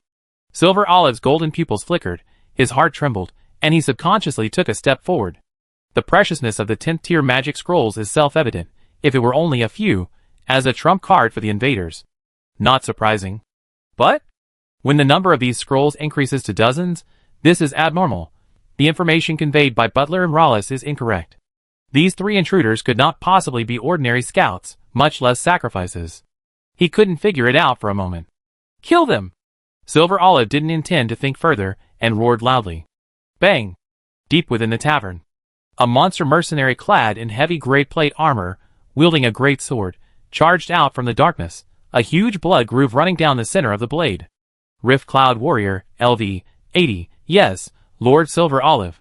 The Rift Cloud Warrior's powerful body exuded a terrifying aura as he appeared, swinging his great sword. Air pressure slash. The blood groove in the center of the great sword rubbed against the air, emitting a shrill whistling sound like tearing fabric during the swing. The semi-transparent slash flew straight towards Tang Zheng and the godlike captain, who were activating a magic scroll. I won't let you succeed. Zeshi pushed off with his feet, his front half pressing down like a compressed spring as he leaped forward. And at that moment, decisive kill hard strike. Decisive kill hard strike. Decisive kill hard strike. Dark shadows, like streaks of light, shot out from the unnoticed corners of the surrounding maze. Dozens of black afterimages swept across the sky. The terrifying killing intent they emitted sealed off Tang Zheng and the other two below like a cage. Hanzo, LV, 80, it's you. Zeshi Zetsumiai's forward charge halted abruptly. She stared at the approaching black shadows, gritting her teeth and growling, possibility overdrive. Her acute sixth sense amplified instantly. A pallor appeared on Zeshi Zetsumiai's face. 6 Hanzo figures had appeared from all directions, attacking her. There's no way to dodge. Immediate reflection. Swift wind break. Swift wind overdrive. A blue martial arts light emanated from Zeshi Zetsumiai's body. She held her cross-shaped spear and scythe horizontally in front of her chest, assuming a defensive stance. The 6 demonic Hanzos arrived in an instant. Assassination attacks descended upon Zeshi Zetsumiai in a flash, striking 6 points: the back of her neck, her chest, heart, her back, heart, her lower limb joints, her temples, and her abdomen. The aura of death descended. Aya! I kill you all! Zeshi Zetsumiai's heterochromatic eyes instantly filled with bloodshot veins. Enhanced by her martial arts, Her figure blurred into afterimages. She dodged to the heart and back of the neck first. Whoosh! A demon Hanzo lunged at her, skimming the ground. Just as it was about to strike Zeshi Zatsumiai's abdomen, the blade of her cross-shaped scythe slammed down heavily. A piercing sound of air being torn apart, the black blade of the cross-shaped scythe struck the demon Hanzo directly, slamming him heavily to the ground. A loud thud. A look of astonishment appeared on Zeshi Zatsumiai's face. Why hadn't she dodged? In her calculations, this attack would force the demon Hanzo back, and the angle of her weapon strike would follow her attack motion, swinging backward. This forced back the remaining Hanzo demons. A momentary lapse in the battle's rhythm inevitably led to a disastrous outcome. Blood gushed out. The armor on Zeshi Zatsumiai's body emitted a piercing metallic scraping sound, his pupils dilated, and he was sent flying like a wooden boat thrown into a whirlpool. Bang! Zeshi Zatsumiai crashed heavily to the ground, uncontrollably coughing up blood, and for a moment, he was too weak to get up. Whoosh, whoosh! The 6 Hanzo demons moved, showing no sign of stopping their attack, leaping towards the blasted Zeshi Zatsumiai, intending to deliver the final blow. Roar! Roar! Roar! The roars of wild beasts echoed throughout the area. 6 Cerberus hellhounds charged from the other side, blocking the 6 Hanzo demons and giving Zeshi Zatsumiai time to recover. Compared to the dire situation on the side of absolute death and absolute destruction, Tang Zheng and Captain Shinran's situation was equally dire. Soldiers of the rending clouds appeared one after another, surrounding Tang Zheng and his companion. Furthermore, numerous frostborn banshees appeared from behind. Pressure slash. Pressure slash. Pressure slash. Summon Ice Scar Servants. Summon Ice Scar Servants. Summon Ice Scar Servants. A dense barrage of attacks rained down from all directions. A large number of Cerberus, acting as meat shields, stood at the front, but were constantly suppressed. A chaotic and terrifying situation. Captain Shinran was stunned, his voice trembling as he instinctively asked, What is this? The monsters before him, the aura emanating from each one filled Captain Shinran with immense pressure and indescribable terror. Faced with these powerful enemies, Captain Shinran's throat bobbed, swallowing hard. It seemed only now that he truly understood the terrifying nature of the floating city. Any one of these creatures could easily destroy the Holy Kingdom. The Hall of Mercenaries can be understood as an alternative adventurers guild, possessing the ability to recruit monsters. The basic recruitable monsters are 5 types: Frostborn Banshee, Hanzo, Feathered Executioner, Cloudbreaker Warrior, and Raven Priest. Tang Zheng scanned the surrounding mercenaries, his face wary, and warned, every recruitable monster here is stronger than you. The godlike captain opened his mouth, gripping his spear tightly. Only 3 types? Tang Zheng observed that there were only 3 types of monsters, and a thought struck him. This was clearly the result of a reconfiguration. The Hanzo is a monster with assassination abilities. The Rift Cloud Warrior excels in both attack and defense. The Frostborn Banshee possesses multiple magical control methods. The Hall of Mercenaries can summon more than just these 5 types of monsters. Summoning other monster mercenaries requires an additional fee. Furthermore, without any cost, the Hall of Mercenaries can summon 50 level 80 monster mercenaries. Chapter 498. Boom! Boom! A deafening roar echoed through the sky, and chaotic battle raged from all directions, filling the space. 50 level 80 monster mercenaries. Even in the Great Tomb of Nazarick, summoning them would cost enough game gold to make Ain's Ul Gown shudder. The monster mercenary servants Ain's Ul Gown purchased for Albedo, with his personal assets, cost almost all of his game gold. A large portion of them weren't level 80 monster mercenaries. But this number of monster mercenaries could be summoned without any cost, demonstrating the immense power of the Hall of Mercenaries. Therefore, the guardian in charge of this place must be dealt with, otherwise, the subsequent plans will be severely affected. Death Whirlwind. A curved blade spun out from the corner, flying sharply towards Tang Zheng. Skull Wall. Tang Zheng glanced at the corner of his eye and began to chant. Boom! A wall of skulls, radiating negative energy, rose from the ground to block the attack. The incoming curved blade attack was blocked, and the skull wall crumbled in the process. In the blink of an eye, a figure of Hanzo broke through the layers of obstacles and charged forward. Unbreakable Fortress. The captain of the Godman team narrowed his eyes and rushed forward, wielding his spear to block Hanzo's attack. The two collided instantly. Hanzo's attack was neutralized by his martial arts defense, and the two separated on the ground. The demonic Hanzo tried to continue his attack. Roar! A 3-headed hellhound charged forward, knocking the demonic Hanzo away. Phew! Captain Shinran breathed a sigh of relief. Facing these terrifying demonic mercenaries, his initial excitement had vanished. Watch out! Tang Jiang's warning suddenly rang out. Captain Shinran's expression froze. Although he hadn't noticed anything, his reaction speed allowed him to leap away from his spot, dodging to the side. Double kill. A demonic creature, Hanzo, which had been lurking in the shadows beneath Captain Shinran's feet, suddenly emerged. Crack, snap, a sharp dagger, like a bolt of black lightning, shattered the warrior's plate armor on Captain Shinran's chest. The tip, carrying fragments of armor, pierced into his flesh. Super evasion. Captain Shinran's pupils dilated, his heart pounding in his throat. He roared in fury. Splat. Blood mixed with bits of flesh gushed from his back. The sharp dagger pierced his chest, causing Captain Shinran's eyes to widen in disbelief. The powerful piercing force even caused the armor on his back to bulge, emitting a piercing metallic scraping sound. Tang Zheng had no time to help. Because a demon, Hanzo, appeared beside him, its black dagger flashing towards him. High-level teleport. Tang Zheng's body vanished in an instant, reappearing further ahead. Whoosh! The attack missed.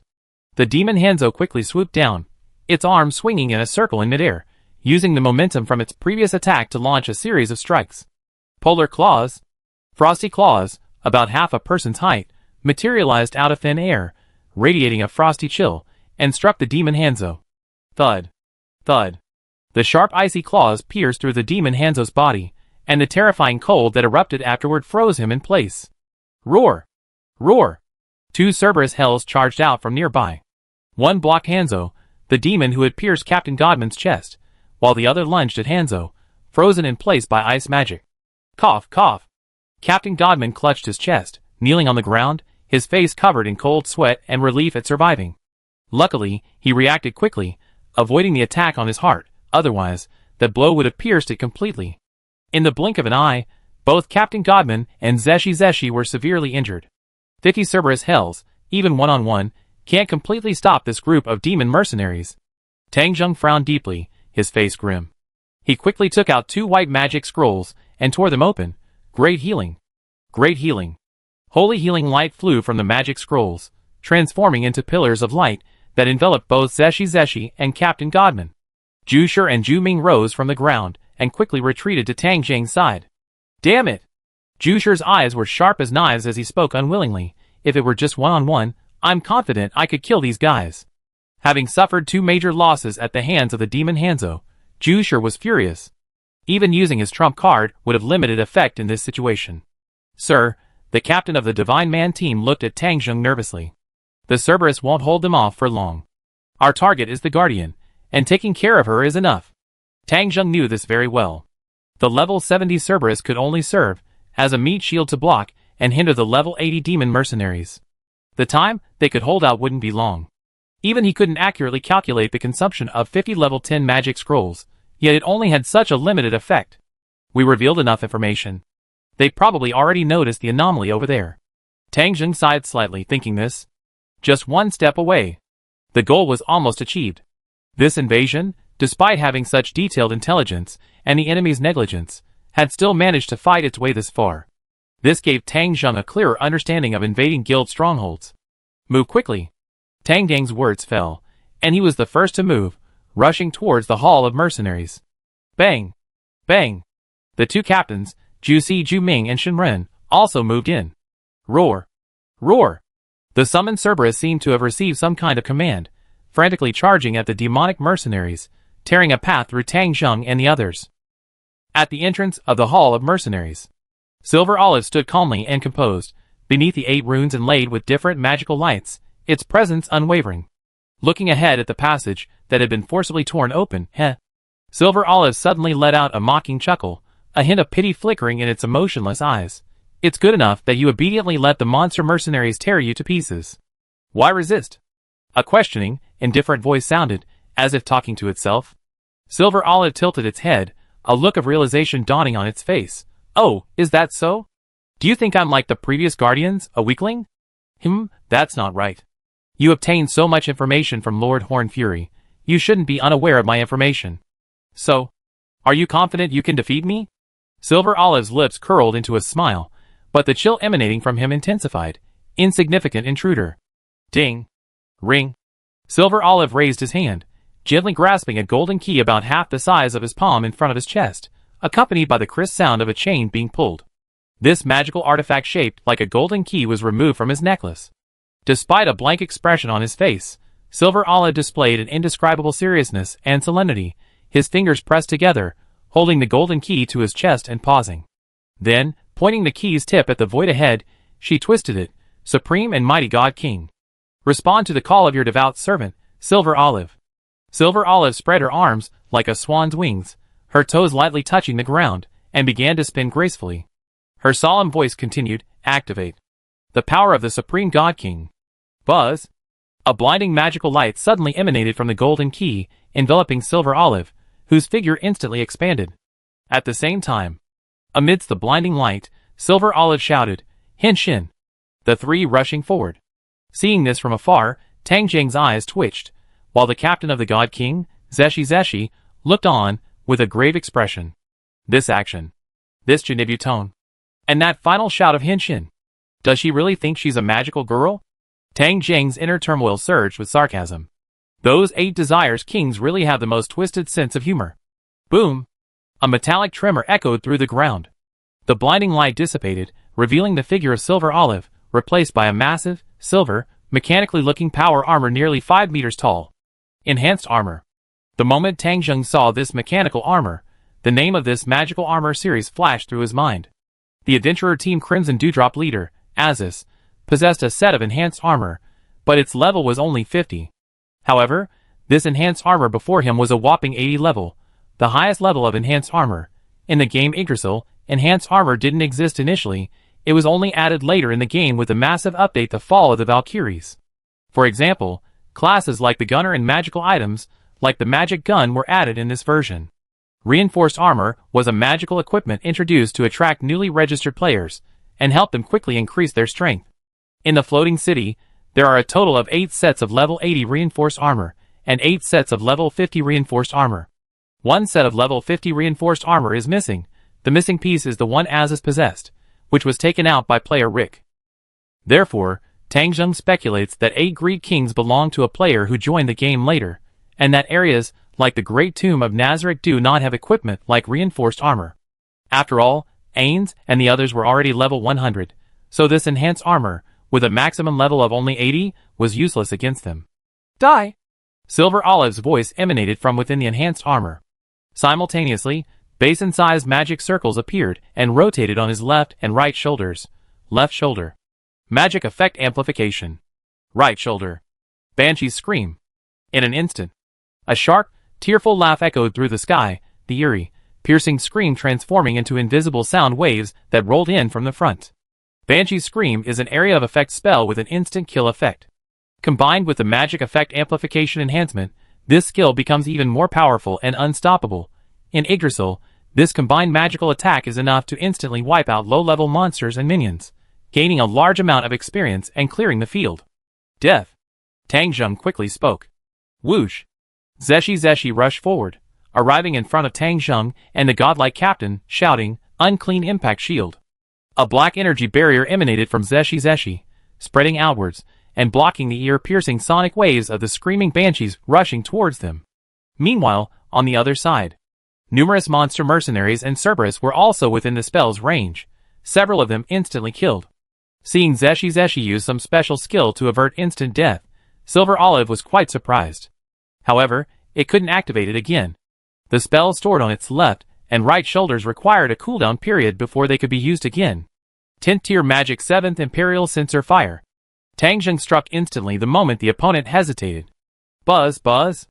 Magic circles appeared above Silver Olive's head, each spewing forth a pillar of blazing fire. High tier teleportation. Silver Olive raised his right hand, a small magic circle appearing on the back of his hand.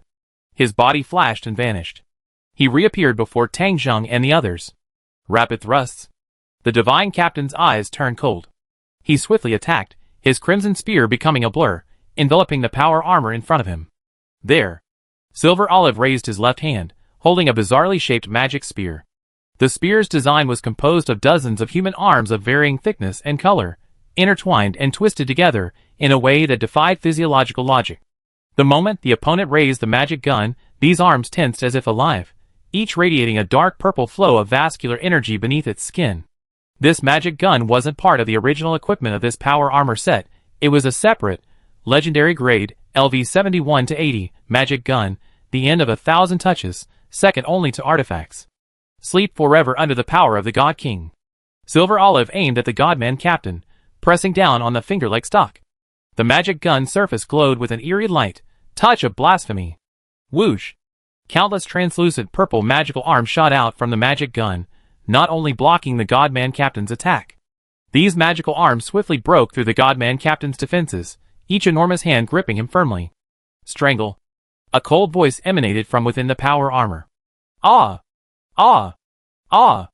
The Godman Captain's veins bulged, and he screamed in agony, seemingly under some kind of restraint and silence, unable to move or even activate his skills. Bang! The blood mist exploded. The Godman Captain was torn to shreds. Chapter 499. A translucent purple arm writhed and coiled amidst the spray of blood that erupted from the Holy Captain's body as it was torn apart. A chilling, horrifying, bloody scene unfolded. In an instant, it was over. Zeshi Zetsumiai's heterochromatic black and white pupils contracted, her face showing astonishment and gravity. Although the Holy Captain was weaker than her, he wasn't without power. To be dealt with so easily, that bizarre attack was an ability she had never seen before. What was that, magic? Zeshi Zetsumiai's forward momentum halted, her body instantly shifting to the left, away from the still floating purple arm phantom. Don't be fooled by appearances. Tang Zheng was equally surprised, his gaze sharpening as he observed and quickly reminded her, all attacks are essentially either physical or magical. No matter how unusual they appear, their essence remains unchanged. Information about the 1,000 touches of the end magic gun. Tang Zheng didn't know. Because Growhorn Fury hadn't provided much useful information, this magical item, according to him, was a gift from the evil goblin, one of the 8 Greed Kings, to Silver Olive.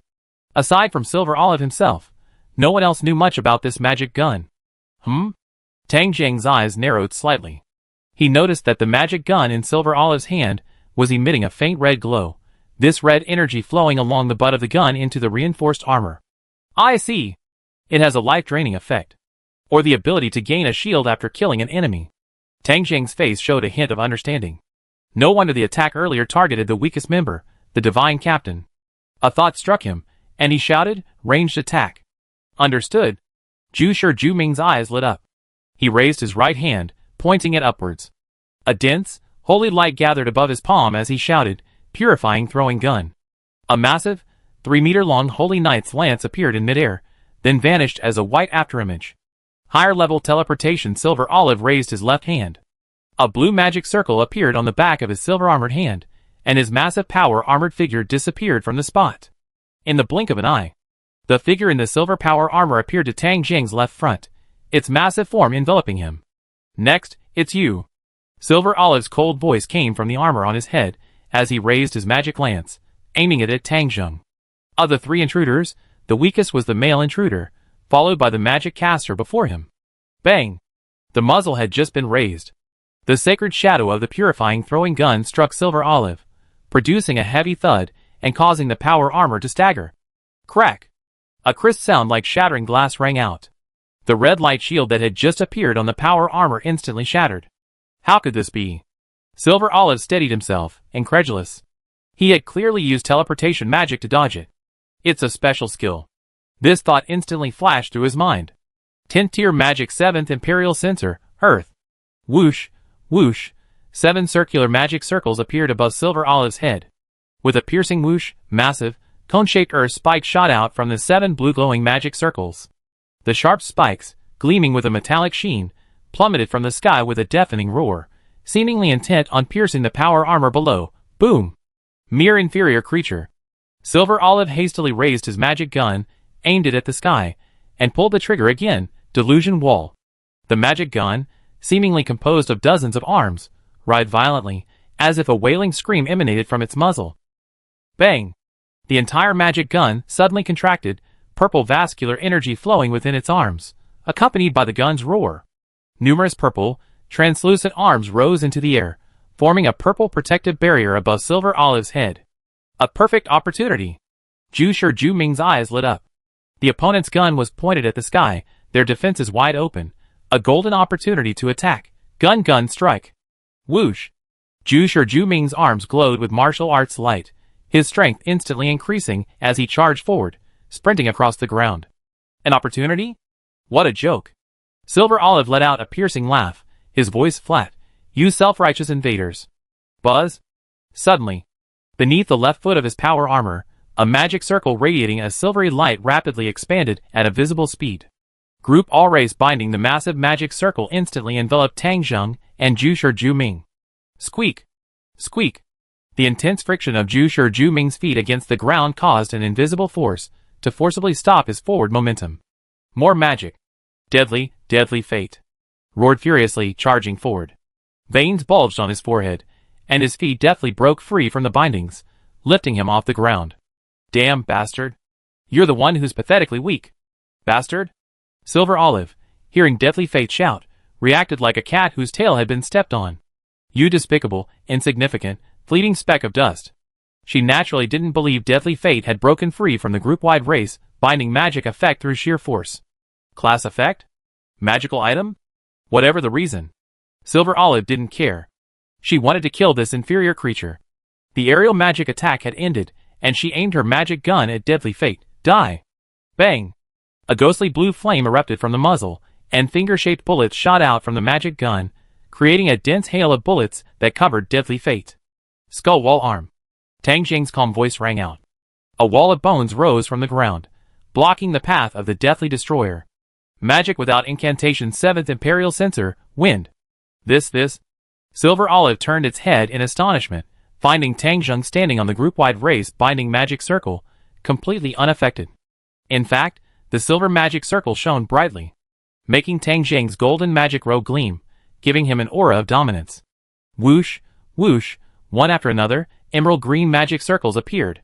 7 swirling wind elemental tornadoes twisted in midair, hurtling toward Silver Olive. The violent shockwaves altered the airflow, somewhat restricting movement. Inferior creature. Silver Olive had to halt its magic gun attack, a magic circle appearing on the back of its right hand holding the gun.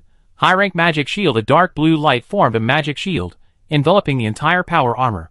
Boom! The raging tornado collided with the magic shield, producing a deafening roar. It seems your magic gun's defensive skill has a cooldown. Your power armor's defensive skill has also been used. What skill will you use to block next? Tang Zheng, seemingly unfazed, stepped onto the group All Race binding magic circle and instantly activated magic again. 10th rank magic. 7th Imperial Censor, Water. Boom. Boom. A torrent of water gushed forth from the 7 sky blue magic circles that reappeared in the air. Compared to attacks of the fire, earth, and wind elements, water attribute magic attacks are the weakest, but that wasn't important to Tang Zheng. This is to fulfill the ancient wisdom of mutual generation elemental cycle passive of the immortal class. Silver Olive's expression changed. The superior magic shield had barely managed to withstand the previous magic attack. Facing the continued onslaught, there was no time to reactivate it. He raised his left hand. Superior teleport. Tang Zheng's eyes narrowed slightly. Magic without incantation. One-sided duel. Whoosh, whoosh. Silver Olive and Tang Zheng vanished, then simultaneously reappeared 20 meters away, next to a demon named Hanzo. The instant the teleportation ended, Silver Olive's magic gun was already aimed at Hanzo, ready to attack. No chance, a calm, detached voice sounded from beside him. Tint to your magic heating. A finger emerged from his side, gently touching the waist of the power armor. Boom! Extreme heat expanded instantly, followed by a dazzling, blinding light that engulfed the area, blasting everything in its path. A massive impact resounded. The light dissipated. Power armor's figure, blasted by the shockwave from the magic, crashed into the wall of the mercenaries' hall. Still not dead? Looks like another effect of that magic gun. What a pity. Tang Zheng looked at Silver Olive, noticing the power armor's eyes still emitting a white, shimmering light, and felt slightly disappointed. Both the power armor and that magic gun are a waste for a weakling like you. Power armor is different from ordinary magical items. Its physical and magical attacks are unrelated to the user's stats, as are its defense and evasion abilities. In short, even a level 1 ordinary person can be instantly transformed into a powerful being by wearing power armor. However, there is a weakness. While the user's attack power is covered by the power armor, their HP and MP remain unchanged. In other words, A weak person equipped with this becomes highly defensive, but very vulnerable. Of course, if the enemy cannot penetrate the power armor defense, then it's not a weakness. The 1000 touch N magic gun clearly compensates for this weakness, achieving lifesteal and shield abilities by attacking the opponent. I didn't lose. Silver Olive's voice was tinged with pain as she manipulated her power armor, trying to get up. She had indeed underestimated these intruders. Despite her relatively low level, the magic caster's power was surprisingly strong. However, the advantage remained with her. The Cerberus summoned by the opponent wouldn't last much longer. Bang! Silver Olive leaped into the air, her right foot radiating magical light. Absolute death, finish her off, Tang Jing said calmly. Purifying throwing gun. Absolute death grinned, raising his palm towards the sky, holy energy gathering once more. At that moment, the magic injected into the power armor's right foot also activated. Completely invisible Silver Olive merged into the air like flowing water, disappearing from sight. Even with Tang Jing's perception, she briefly lost track of her. Whoosh!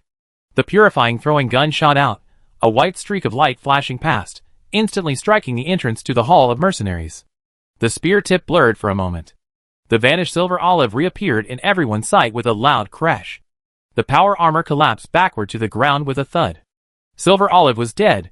The heat magic attack had already reduced Silver Olive to near death, and now, attacked by the cleansing throwing gun, it was naturally unable to withstand the onslaught. We won! A joyful smile appeared on Zeshi's face. Tang Jing, however, showed no joy. Instead, he looked up at the gray sky. The next moment. Storm! A raging storm instantly appeared, engulfing the area. Core Area Starshine Watchtower. The magical screen clearly displayed the battle footage. Seeing Silver Olive defeated, the hall fell silent. Whoosh! A sudden storm obscured the image on the magical screen.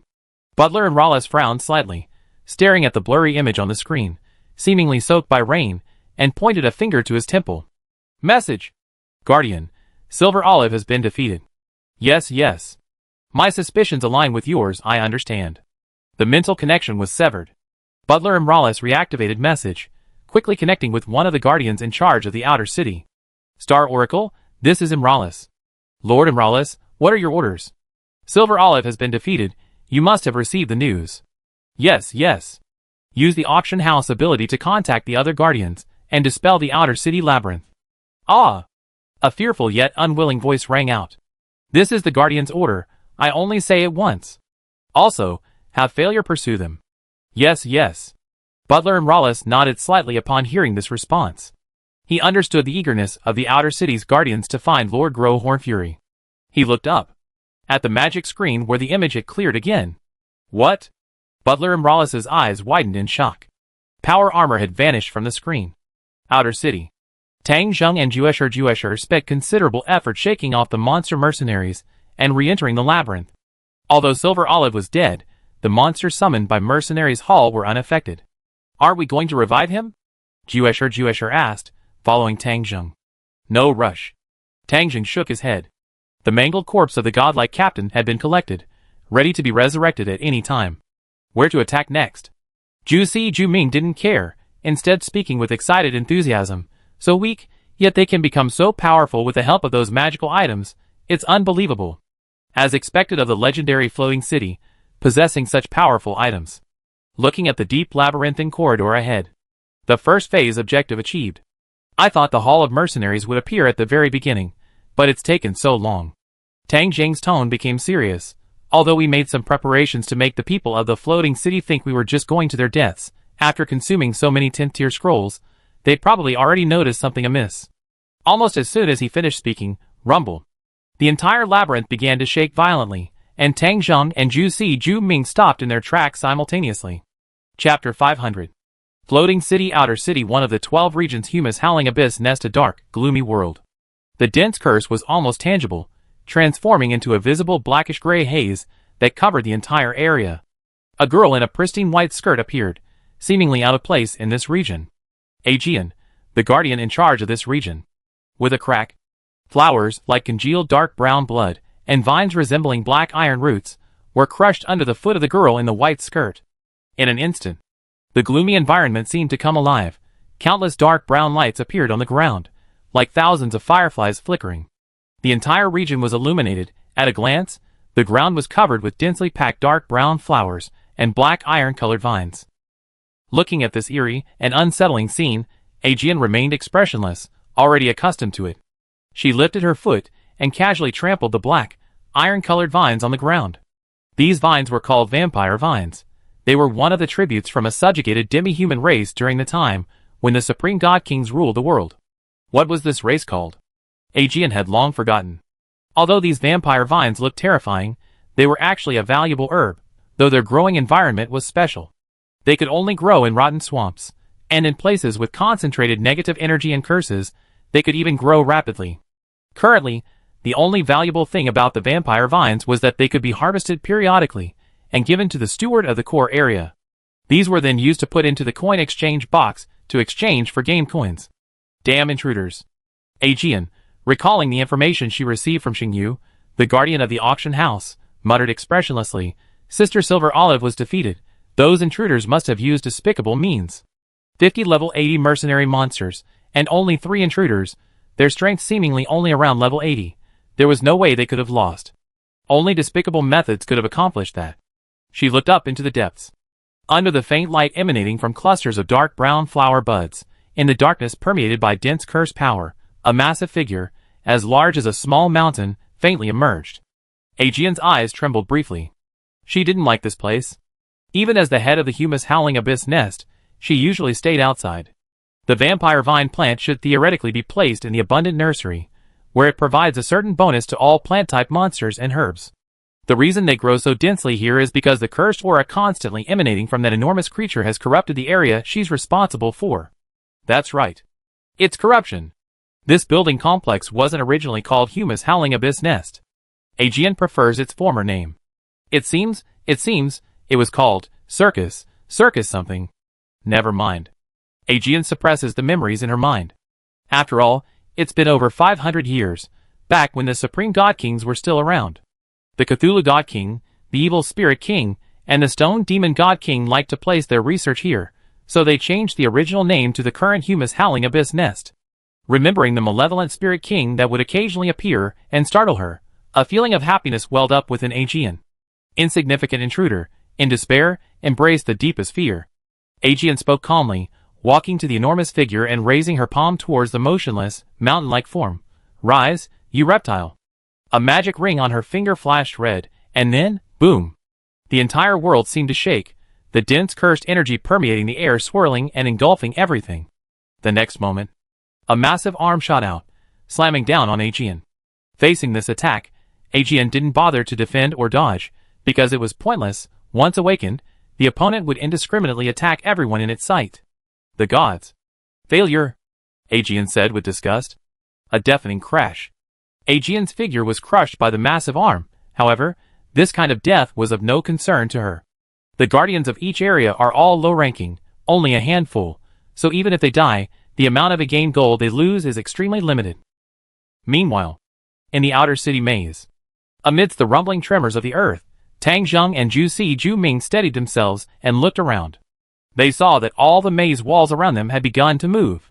The hazy gray mist that had enveloped their vision above was also rapidly dissipating at a visible speed. The maze is moving. Is this a new attack method? Zhu Ming's nerves were on edge as he constantly scanned his surroundings, assuming a defensive stance ready to respond to a sudden attack. What the hell is going on now? This place is getting more and more infuriating. Tang Zheng knew. Zhu Ming's annoyance wasn't truly stemming from boredom. This invasion had fully exposed the terror of the floating city. Relying on intelligence advantages and petty tricks to get this far was already their limit. Zhu Ming understood this perfectly. And it was precisely because of this that emotions called fear and unease were gradually taking over Zhu Ming's heart. It's not a new attack method. Tang Zheng, watching the rapidly dissipating fog in the sky, withdrew his gaze and spoke calmly. The maze is dissolving. It seems we don't need to attack the remaining building areas one by one anymore. Zhu Ming was stunned. Dissolving? Of the 12 building areas in the outer city, they had only breached 5, and the remaining 7 remained unconquered, yet the maze had dissolved. There was only one possibility for this. The floating city itself had dissolved the maze trap. There was no ease whatsoever. They already noticed? Zeshi Zetsumiai's expression stiffened, becoming even more grave and serious. This indicated that the enemy had completely grasped their intelligence, and there was no need to probe further.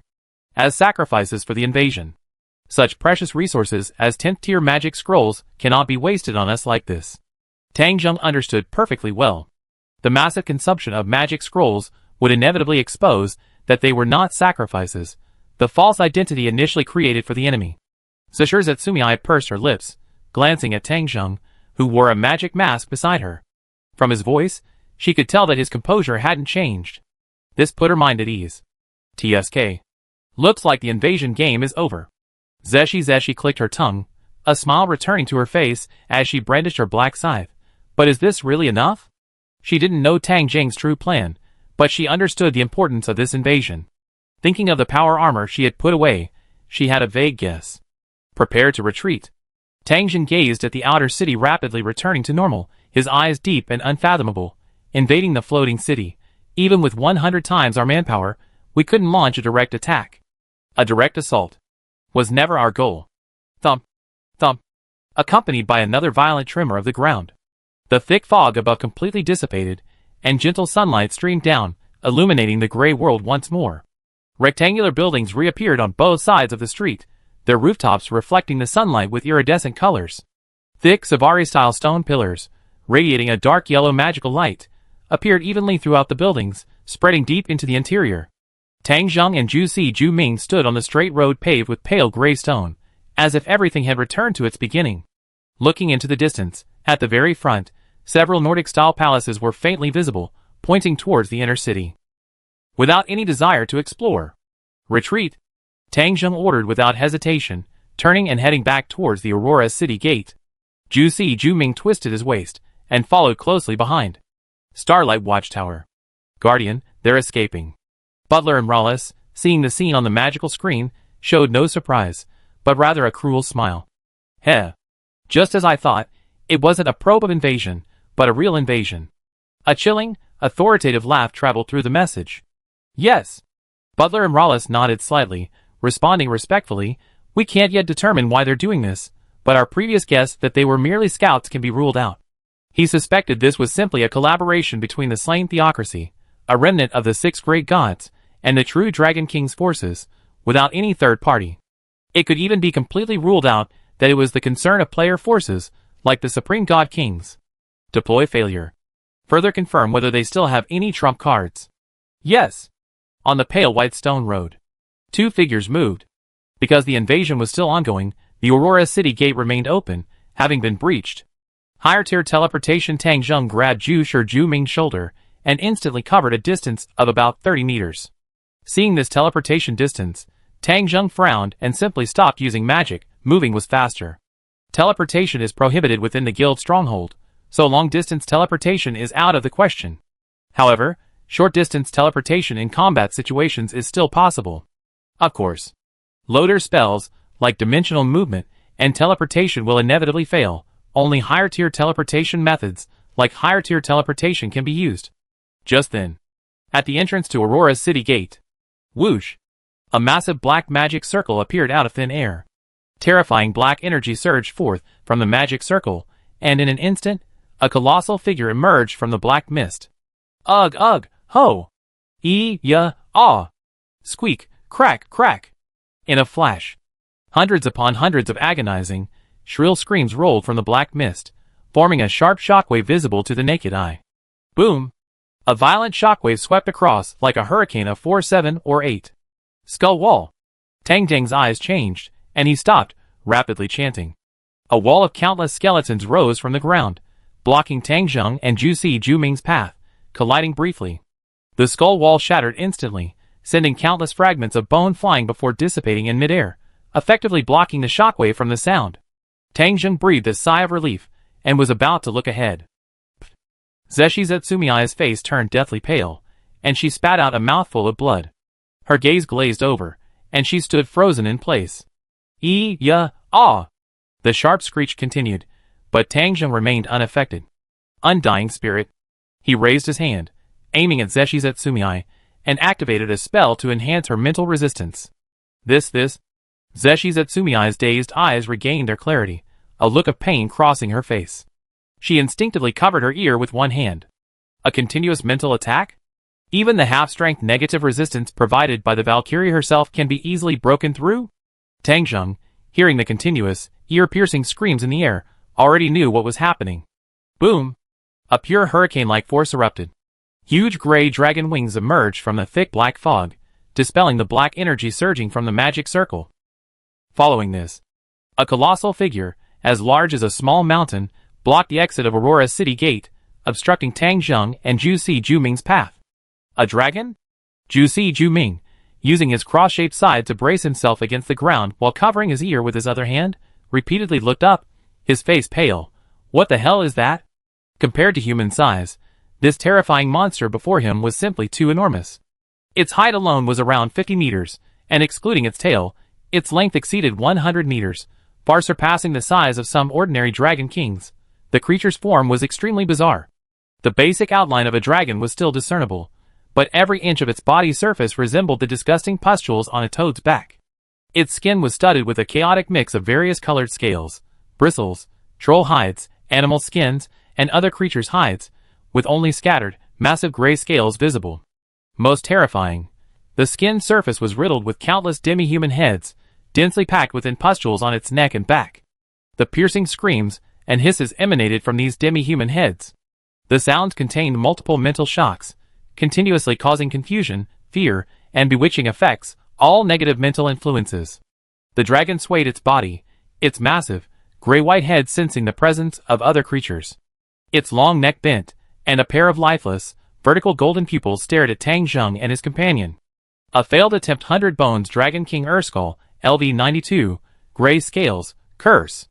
Tang Zheng keenly observed the gray dragon scales on the 100 Bones Dragon King's body, and the dense curse power that constantly emanated from it, and suddenly muttered to himself, "So it was you." The Black Knight, one of the 13 heroes, was the place where he had leveled up his Cursed Knight class. The huge gray scale, he found there was exactly the same as the scales on this true Dragon King. Chapter 501. Roar. The 100 Bones Dragon King's jaw opened unconsciously, letting out a hiss from its throat. It wasn't a roar. The roar was faint, unable to even drown out the sharp shrieks emanating from the numerous demi-human heads on its body. The sound seemed to seep from an empty shell, like a drowning struggle, or like a broken gear in a music box, its distorted tone stuck in the sound-producing part. What kind of monster is this? Zeshi's face turned even paler. The enormous size, the hideous and grotesque appearance, coupled with the continuous mental shocks and other negative effects, made Zeshi feel like vomiting. Fortunately, the Cursed Knight class possessed complete resistance to curses. Otherwise, with the cursed aura emanating from the 100 Bones Dragon King, the negative effects and abnormal states it caused would only be more severe. Zhu Ming turned her head to look at the figure blocking her way, and was stunned for a moment. She realized that Tang Zheng was completely unaffected. As expected of Little Black Hair, this man is truly indescribably mysterious and powerful. Who? Tang Zheng exhaled a long breath, and spoke solemnly to Zhu Ming behind him. I will create time for you to use your innate ability. Zhu Ming's current state prevented her from fighting normally. Moreover, even if Tang Zheng went all out, defeating the 100 Bones Dragon King before him would be extremely troublesome, probably requiring the use of 1 or 2 trump cards. The 100 Bones Dragon King before them. The people of Floating City called it a failure, not because this true Dragon King was weak, but because this true Dragon King was completely uncontrollable, and would attack everyone indiscriminately. That's right.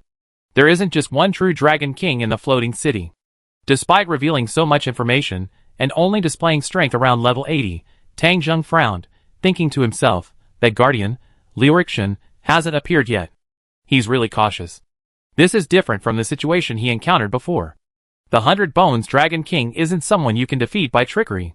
Originally, Zeshi Zetsumiya's death bell was key to the next step of the plan. Now she has to use it ahead of schedule. Understood. A hint of sadness flashed in Zeshi Zetsumiya's eyes. Ultimately, she was too weak. She pushed off the ground and retreated, glaring fiercely at the massive figure before her. The goal of all life is death. Buzz? Golden ripples appeared behind Zeshi Zetsumiya, and a floating, circular golden clock condensed behind her. What? Butler Imlaris jumped up, almost in shock, his mouth agape, uttering a trembling sound. A conspicuous golden clock. Emerging through the magical screen, behind the female intruder, it displayed a power that could only be manifested through special skills or techniques. Impossible, a mere human. Even with the blood of a god king, it's impossible for her to wield power that only an undead god like the Dark God could possess. Disbelief washed over him. Butler and Rawless knew what kind of power it was, and it was precisely because he knew that he couldn't comprehend it.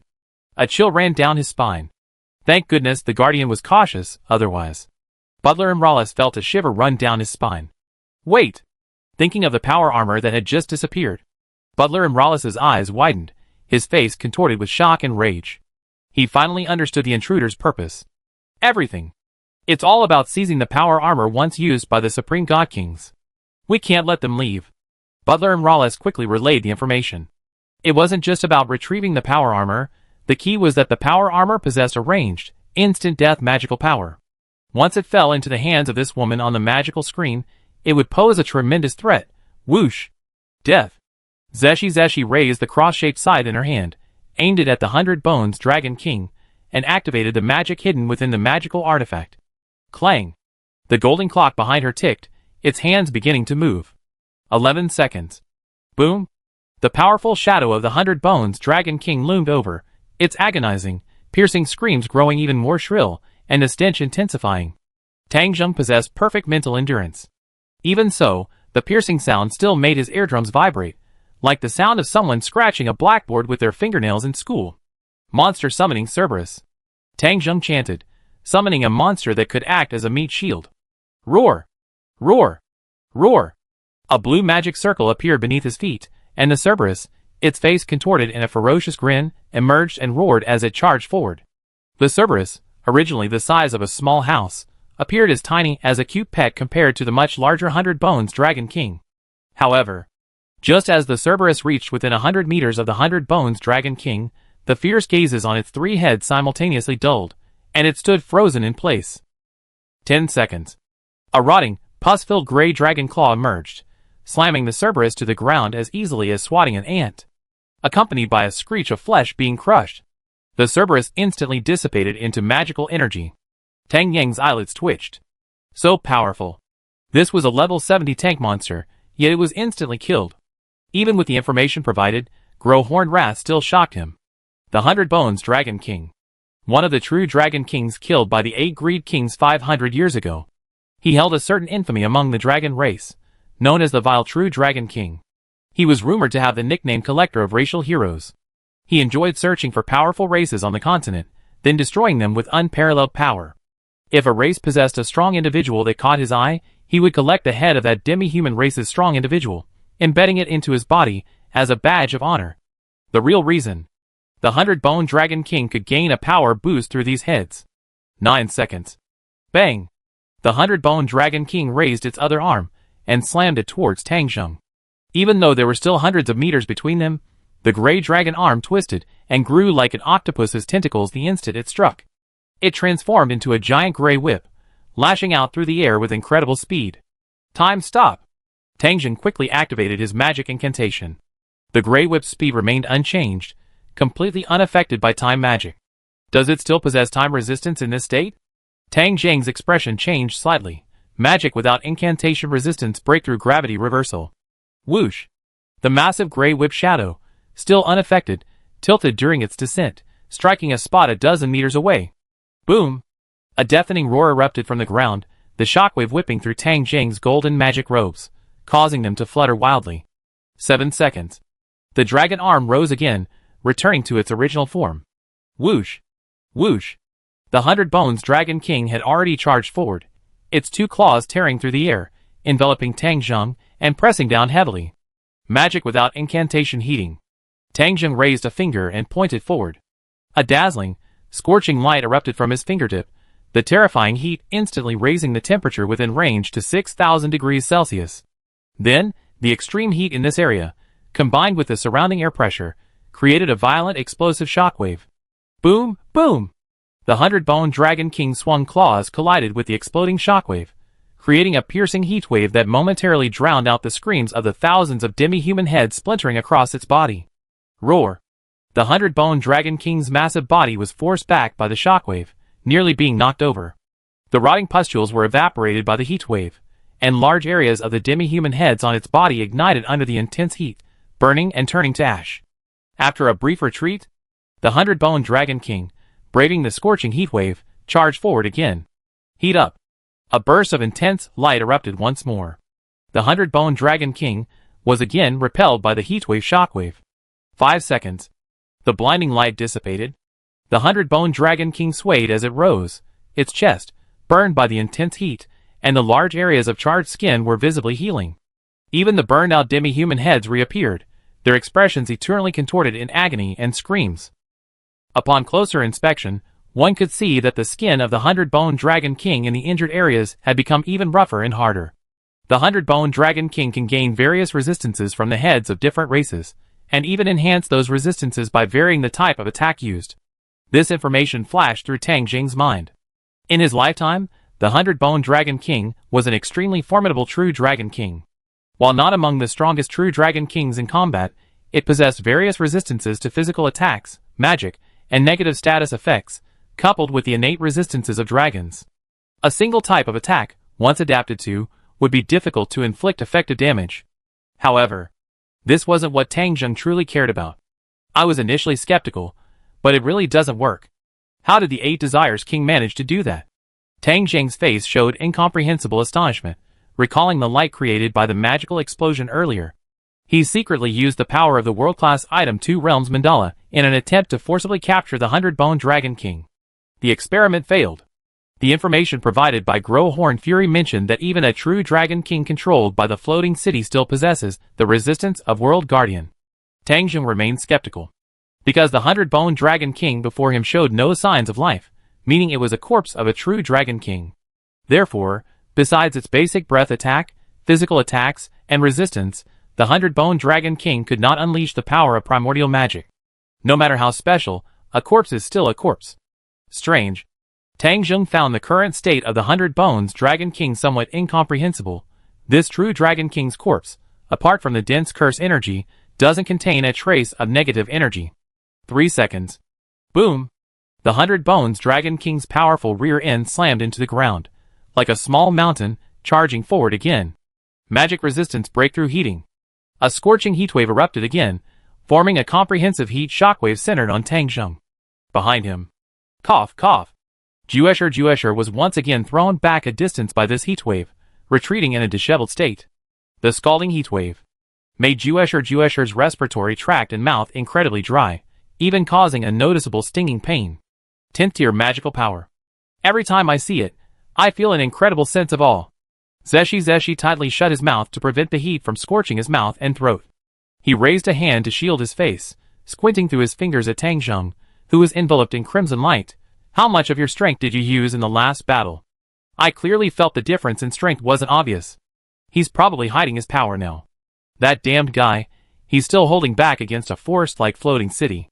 Zeshi had a strong belief that Tang Jing still had a trump card up his sleeve, no matter the circumstances. Thump thump! The 100-Bones Dragon King roared and staggered back 2 steps, its massive, mountain-like body colliding with the ground, causing an earthquake-like tremor. From the increasingly shallow burns on its body, it was clear that the fire damage caused by heating was gradually decreasing. However, Tang Jing's eyes remained calm. He didn't care about the reduced damage, he only needed to repel his opponent and wait for the death bell to activate. Heating boom. The 100-Bones Dragon King was repelled again. Indeed, it wasn't undead. After all, even with resistance, the damage from fire magic wouldn't be reduced this severely. Tang Jing had a vague feeling. Although the 100-Bones Dragon King lacked the aura of a living being, it wasn't a true corpse. If he had to describe it, it was probably a vegetative state devoid of self-awareness.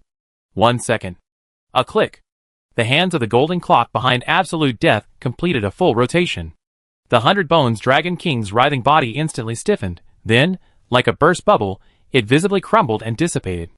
A true Dragon King was destroyed just like that. This level of loss caused Tang Jing a pang of heartache.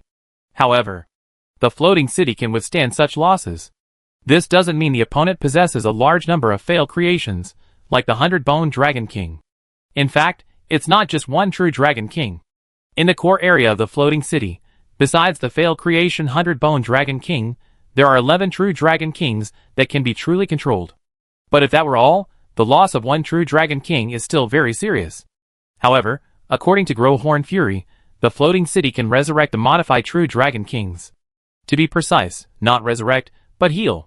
Growhorn Fury doesn't know the specifics of how this is done. The entire process is overseen by Saphis Sothos, one of the 3 level 100 guardians. Growhorn Fury only knows that it's accomplished through a technique called Witch's Fishnet Stockings, constructed using the world-class item Nameless Spellbook.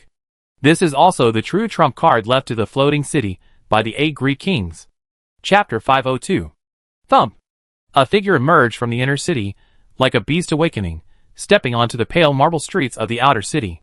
The air in the entire area grew heavy. Liorikshan, LD 100, short golden hair. His appearance resembled a human, his body bulging with thick, steel-like muscles, radiating a heavy aura that instilled a chilling, oppressive presence.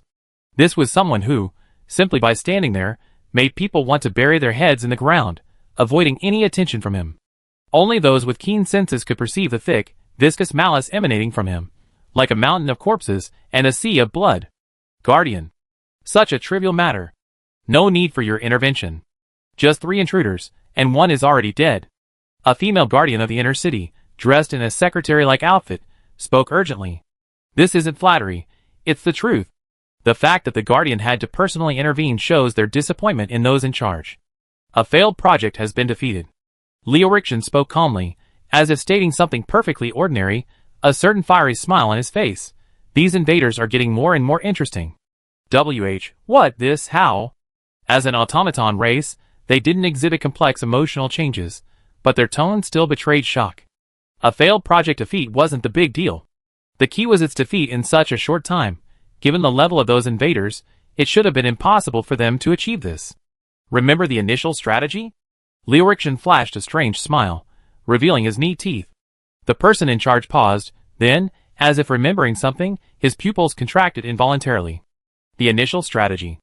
It was Lord Liorikshan and his steward Imralis, who planned to capture the intruder alive to find out the whereabouts of Lord Growhorn Fury. Perhaps they didn't have high hopes, but by searching the intruder's memories, they could at least obtain some information. Therefore, initially, the outer city defense mechanisms weren't intended to be activated. Firstly, it wasn't necessary, and secondly, to prevent the enemy from identifying trap information. Who would have thought that Silver Olive would refuse Lord Jin's order, acting on her own? She was somewhat annoyed by this, even though she knew that Silver Olive's rude and disrespectful behavior was because of the missing Lord Growhorn Fury. That's right. If it weren't for Silver Olive's unauthorized actions, the intruders might have encountered, no, they would have inevitably encountered, Lord Liorikshan. That killing move that defeated failure. A chill ran down her spine. She didn't believe Lord Liorikshan could be defeated by such lowly creatures, but the example of Growhorn Fury's disappearance was right before her eyes. Whoosh! A thick arm rose in front of her. Guardian. The secretary's appearance manager's tone became agitated. If that's the case, there's no need for you to risk your life. Liorikshan ignored these words, his sharp, cold eyes fixed on the end of the street, as if he saw the intruders preparing to flee. Such interesting prey. It's been hundreds of years since I encountered one. Dragon's bloodline. Liorikshan's lower body muscles tensed abruptly, followed by dense blue arcs of electricity spreading from his legs, unleashing a terrifying aura. Dragon's Zen step. Bang! The ground beneath his feet trembled, and Liorikshan's body transformed into a straight streak of blue lightning, vanishing from the spot. If he used the guild ring, he could appear directly in front of the 2 intruders.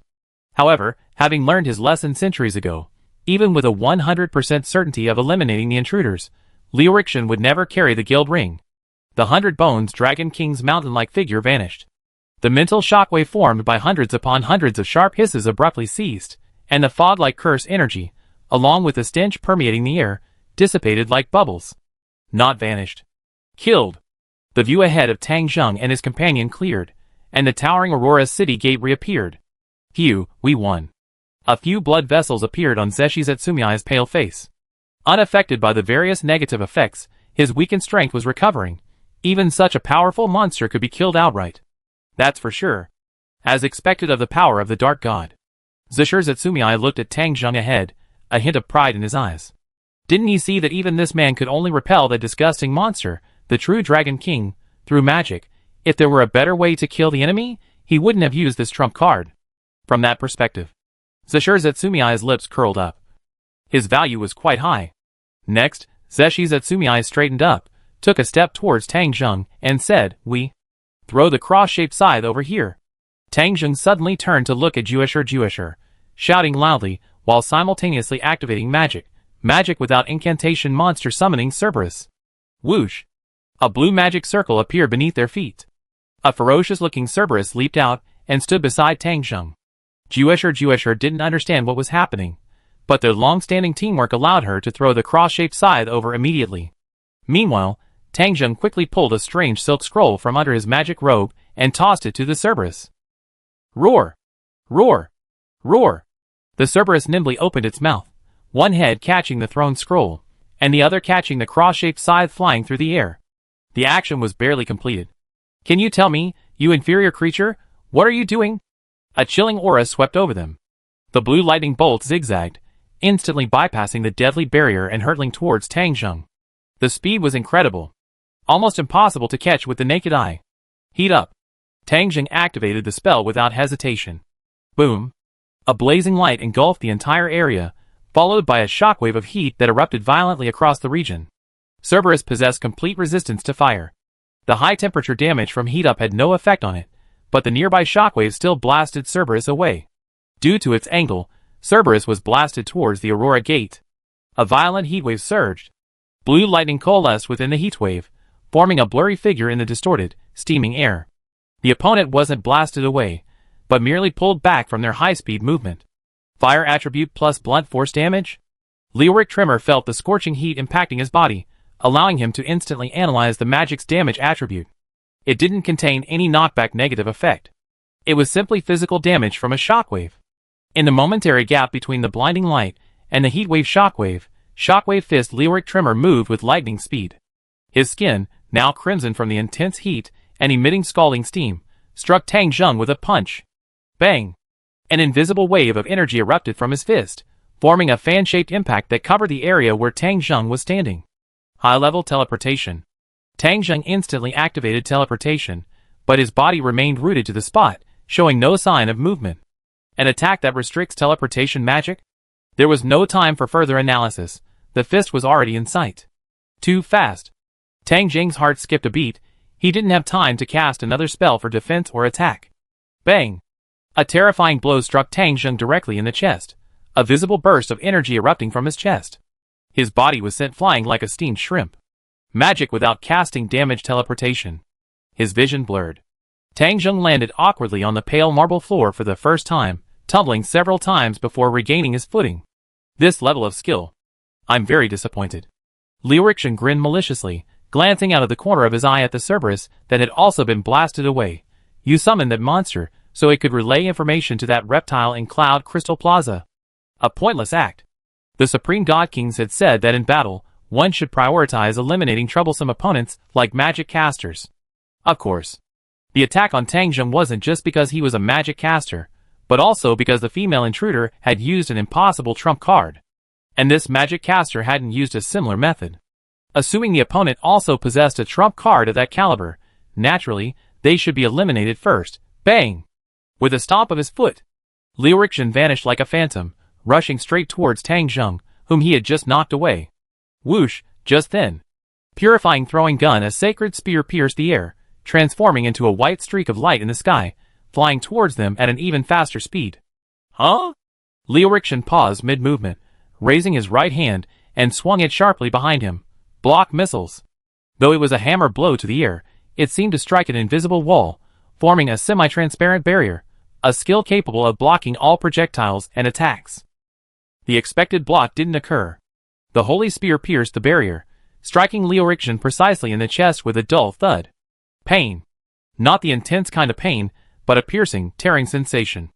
Leoric's face showed astonishment as he stared at the purifying throwing gun embedded in his chest, a profound sense of humiliation welling up within him. He actually been injured by a weak reptile. You damned insect. Leoric's eyes widened, his bloodthirsty gaze sweeping over the deathly despair behind him. Since you want to die, I grant you death. Then come at me, you bastard. Deathly Despair's eyes were bloodshot as she charged forward, laughing maniacally, a long sword appearing in her hand. You dared to hurt him? I kill you too. Besides her cross-shaped spear and scythe, she also carried a spare weapon. Inferior creature. Hearing Deathly Despair's shout, Liu-Rixin's killing intent almost materialized, and he vanished instantly. A flash of blue lightning. Deathly Despair didn't even have time to react before Liu-Rixin appeared menacingly before her. So fast. A punch came hurtling towards her. Without any superfluous techniques, pure force crushed the air in front of his fist, the mere shockwave flattening the skin of Zeshi Zetsumiya's face. He'll die. Possibility perception. Possibility hypersensitivity. Super evasion, a fleeting sense of death. This triggered an astonishing reaction in Zeshi Zetsumiya, who jerked her head to the left. Thud. Liu-Rixin's fist grazed Zeshi Zetsumiya's right cheek. Even with the narrow escape, the destructive force of the punch still ripped away half of Zeshi Zetsumiya's left cheek. Flesh and blood were shredded in the force of the punch, turning into a bloody mist. Before she could even register the excruciating pain, the difference in power. She knew who the monster before her was. Zeshi Zetsumiya's heterochromatic eyes flashed with madness as he swung his long sword, aiming a precise upward strike at the armpit of his opponent's fist. However, Liu-Rixin's fist transformed into a claw midair, instantly pressing down on Zeshi Zetsumiya's right shoulder and grabbing with tremendous force. With a crack, Zeshi Zetsumiya's left shoulder was crushed, and his sword-wielding right hand was instantly crippled. Bang! Liu-Rixin's attack wasn't over. With a cruel, bloodthirsty smile, he raised his right leg, using his knee as a pivot, and viciously slammed it into Zeshi Zetsumiya's chest. If this blow landed, it would be certain death. Empyric Impact Shield. Zeshi Zetsumiya roared. A crimson-black energy, centered on himself, formed an unstoppable impact force, not only blocking Liu-Rixin's attack, but also sending him flying. Hiss! Liu-Rixin's legs scraped against the ground, making a piercing sound. Clang! The longsword fell to the ground. Huff! Zeshi gasped for breath, biting her lip hard. Blood streamed down her face along with sweat, and her right hand hung limply, dripping with blood. She looked at the figure she had briefly forced back. A bitter smile crept across Zeshi's face. The exchange just now, in the blink of an eye, she had been on the verge of death twice. This was definitely the strongest enemy she had ever encountered. Not the magical power of the Platinum Dragon King or Tang Zheng. Some born strong individuals often have inherent flaws, such as being too physically superior, completely accustomed to winning through overwhelming brute force. This, whether it was the former Zeshi, the godlike captain, or those Dragon Kings, they were all used to this style of fighting. And this kind of opponent. Most people underestimate clever tricks or deceptive maneuvers, and are complacent in their efforts to improve themselves. Simply put, they lack opponents of equal caliber. Zhe Ming had long recognized this, and her battle with Tang Zheng further clarified her past arrogance. Therefore, she had already begun actively improving her combat techniques. But now, in just a fleeting moment of exchange, Zhe Ming knew perfectly well that she had been completely crushed, both in terms of strength and skill. Chapter 503. A flicker of surprise crossed Liu-Rixin's eyes. To actually force him back, there was only one possibility. A special skill. A mere inferior creature? How could it use such power repeatedly, whether it was the uncontrollable death bell or the guaranteed hit holy spear, to withstand the impact of attacks? No. It's probably a combined offensive and defensive technique. Liu-Rixin, recalling how his attacks were not only blocked but also forcibly pushed back, quickly determined the skill's ability. Ha, interesting. That's it. Stomping a defenseless insect to death is too boring. Liu-Rixin twisted his neck, producing a clear, crisp sound, and grinned at Zeshi Zetsumiya. How many more times can you use a technique that can force me back? Once or twice. Drip, drip. Blood flowed like water from Zeshi Zetsumiya's crushed right shoulder, continuously trickling down his arm, and forming a small pool of blood on the ground. How many more times can Impure Impact Shield be used? None left. It was used once before, in the battle against Silver Olive. Pain desensitization. Defense enhancement. Super defense enhancement, yes. Zeshi unleashed 3 martial arts techniques in one breath, only managing to lessen the intense pain and barely managed to speak. His blood-covered face forced a smile. Ha. Laughter can confuse the enemy, making them wary. A small combat tactic. However, it probably won't fool them. Despite her desperate attempts to buy time for Tang Zheng to escape, Zeshi Zetsumiya continued in this manner. She wasn't sacrificing herself for others. That's right, as long as Tang Zheng was alive, he could revive her. This was also for her own benefit. Your acting is terrible. Liu Rixin spoke casually, as if he were about to crush an ant, then go die. Before the word die even landed, a flash of blue light. Liu Rixin appeared before Zeshi Zetsumii as if teleporting, delivering the same simple straight punch. Shock punch. A violent shockwave erupted from his fist, forming a fan-shaped attack range that completely enveloped Zeshi Zetsumii. Super evasion. Zeshi Zetsumii cried out in her heart, the faint blue light of the martial skill flashing across her body. Unable to move. The martial skill failed to activate? There was no time to analyze what was happening. In a battle with such a disparity in strength, there was no time for deep thought. Almost reflexively, she activated another trump card. Soul of a Hero. A shimmering white light rapidly converged before Zeshi Zetsumii, forming a white figure identical to her. A loud bang resounded. The newly released Soul of a Hero was blasted away by a single punch. Liu Rixin was clearly stunned for a moment. A perfect opportunity. Aya! Zeshi Zetsumii roared, baring her teeth like a wild beast cornered in a desperate situation. Her right hand was no longer able to use a weapon. Bending down to pick up the fallen longsword would be a waste of time. Her long combat experience allowed Zeshi Zetsumii to make the most appropriate attack in an instant. Bang! Raising her stronger and more agile right leg, gathering all her strength, and aided by the steel wrist strike and flowing water acceleration techniques she had previously activated, she kicked the hilt of the fallen magic long sword. An astonishing force erupted from his toes. At such close range, there was no need for precise aiming. Quick slash. In this desperate situation, Zeshi Zetsumii actually used his feet to unleash a martial art, something almost impossible before. Whoosh! The magical longsword blurred into a shadow, piercing straight towards Liu Rixin's throat, a vulnerable spot for any living being. Faced with this desperate counterattack, Liu Rixin didn't even consider dodging. He was more interested in the heroic spirit that Zeshi Zetsumii had just summoned. Another special skill, or perhaps not. More like a trump card move possessed only by special classes. Despite being a lower class creature, and having already used a trump card like Death Bell, he could still use a skill of equal strength. This defied common sense. He slightly raised his head. Liu Rixin deliberately stopped, exposing his throat completely to the attack, and grinned maliciously at Zeshi Zetsumii. Whoosh! The sharp tip of the magic long sword pierced the air, precisely striking Liu Rixin's throat. Clang! It was as if the blade had struck not a throat, but a piece of hard steel. Not only did it not penetrate, but not a single drop of blood flowed. Zetsumii could only vaguely see a tiny white mark. Is this even alive? Despite having no protective gear on his neck, and in a vulnerable spot, it hadn't caused even the slightest damage. Damn it! She knew she couldn't win, but she still intended to at least inflict some injury on him before she died. This was an unexpected outcome. Magic resistance breakthrough. Super acid mist. Suddenly, corrosive green magical energy gathered around Liu Rixin out of thin air, and intense acidic steam instantly engulfed him. Surprisingly, this intense acidic steam, although it also enveloped the magical long sword, had no effect on it whatsoever. Super acid mist can deal damage to the target, while also inflicting additional damage on all of the target's equipment and items. The magical longsword of Zeshi was not considered Liu Rixin's item according to the judgment, so even at such close range, it had no effect. This can only be attributed to a special law called magic. Barrier of Qi. A furious voice mixed with pain came from within the intense acidic steam. Boom! Accompanied by a violent shockwave, the acidic steam dissipated under the impact. Liu Rixin appeared before them unharmed, though the increasingly ferocious expression on his face clearly indicated he had been injured. Tang appeared.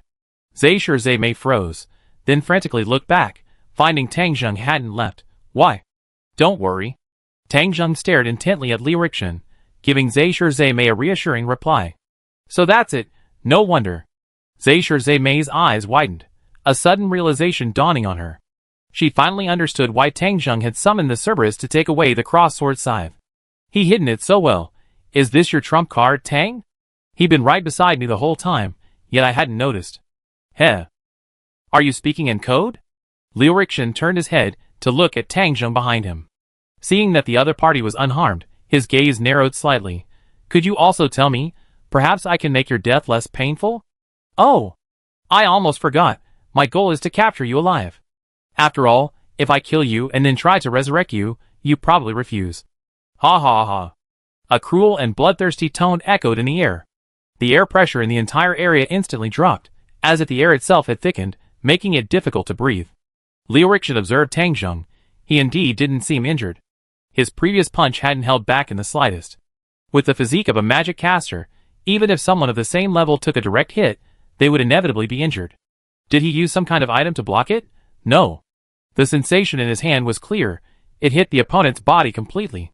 There was no way he could have blocked it with any item or magic protection. Special magic or skills? Liu Rixin couldn't analyze that. His understanding of the complexities of magic was limited. If it were that monster, Safi's Sothos, he should be able to figure it out. These intruders were one surprise after another. It was a pity the other male intruder was dead, otherwise, it would have been even more interesting. I can't be captured alive. This thought flashed through Zeshi's mind in an instant. She could fully imagine the miserable situation she would face if captured alive. Thinking of Tang Zheng's response earlier. Without hesitation, Zeshi raised her remaining arm and forcefully squeezed her own neck. Crack! Liu Rixin moved even faster, crushing Zetsuki's arm with a backhand, followed by a lightning-fast kick. Crack! Crack!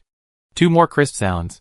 Zetsuki's slender legs shattered instantly, exploding into 2 clouds of blood mist. Aya! A agonizing scream rang out. Liu Rixin grinned, his palms slapping upwards, the movement seemingly gentle but actually heavy, striking Zetsuki's chin. Blood blossomed. The entire chin vanished, completely extinguishing Zetsuki's suicidal thoughts of biting her tongue. He even deliberately didn't let Zetsuki lose consciousness, keeping her conscious, out of a twisted sense of humor. Magic resistance breakthrough 7th Imperial Sensor Fire. Buzz, buzz. 7 red glowing magic circles appeared above Liu Rixin's head, and terrifying pillars of fire rained down. Hey, hey! She's your companion. How can you be so cruel? Inferior creatures are inferior creatures. Liu Rixin glanced up, enjoying the thrill of the slaughter. He knew the magic caster wanted to kill his toy along with him. Barrier of air. A semi-transparent energy was released from his body, covering both death and death, forming a defense to block the surging flames. But the next moment, Liu Rixin sensed something was wrong. Although he had blocked the magical flames, the flames had also obstructed his vision. This wasn't the negative effect of blindness, but a physical obstruction. Trying to escape? Shockwave fist. Liu Rixin turned his feet, raised his fist, and threw a punch at the Aurora Gate. Boom! A shockwave was released, its range widening with distance traveled, making it an area of effect skill capable of interrupting spellcasting and hindering movement. It's most effective against spellcasters. This punch also shattered the enveloping flames. Whoosh! A dazzling holy light bloomed in the air, converging into a vortex of shimmering divine energy. Angels emerged from the vortex, instantly annihilated by the shockwave fist area of effect attack. Trying to escape? The spell worked?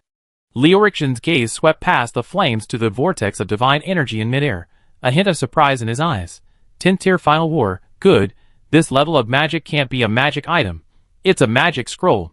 Just as he made this judgment. Boom! Boom! 2 more dazzling beams of light soared into the sky. Final war, good. Final war, good. Tang Zheng tore apart 2 scrolls, using up all the magic's limit of 3 uses per day in one go. Whoosh, whoosh, a large number of LV.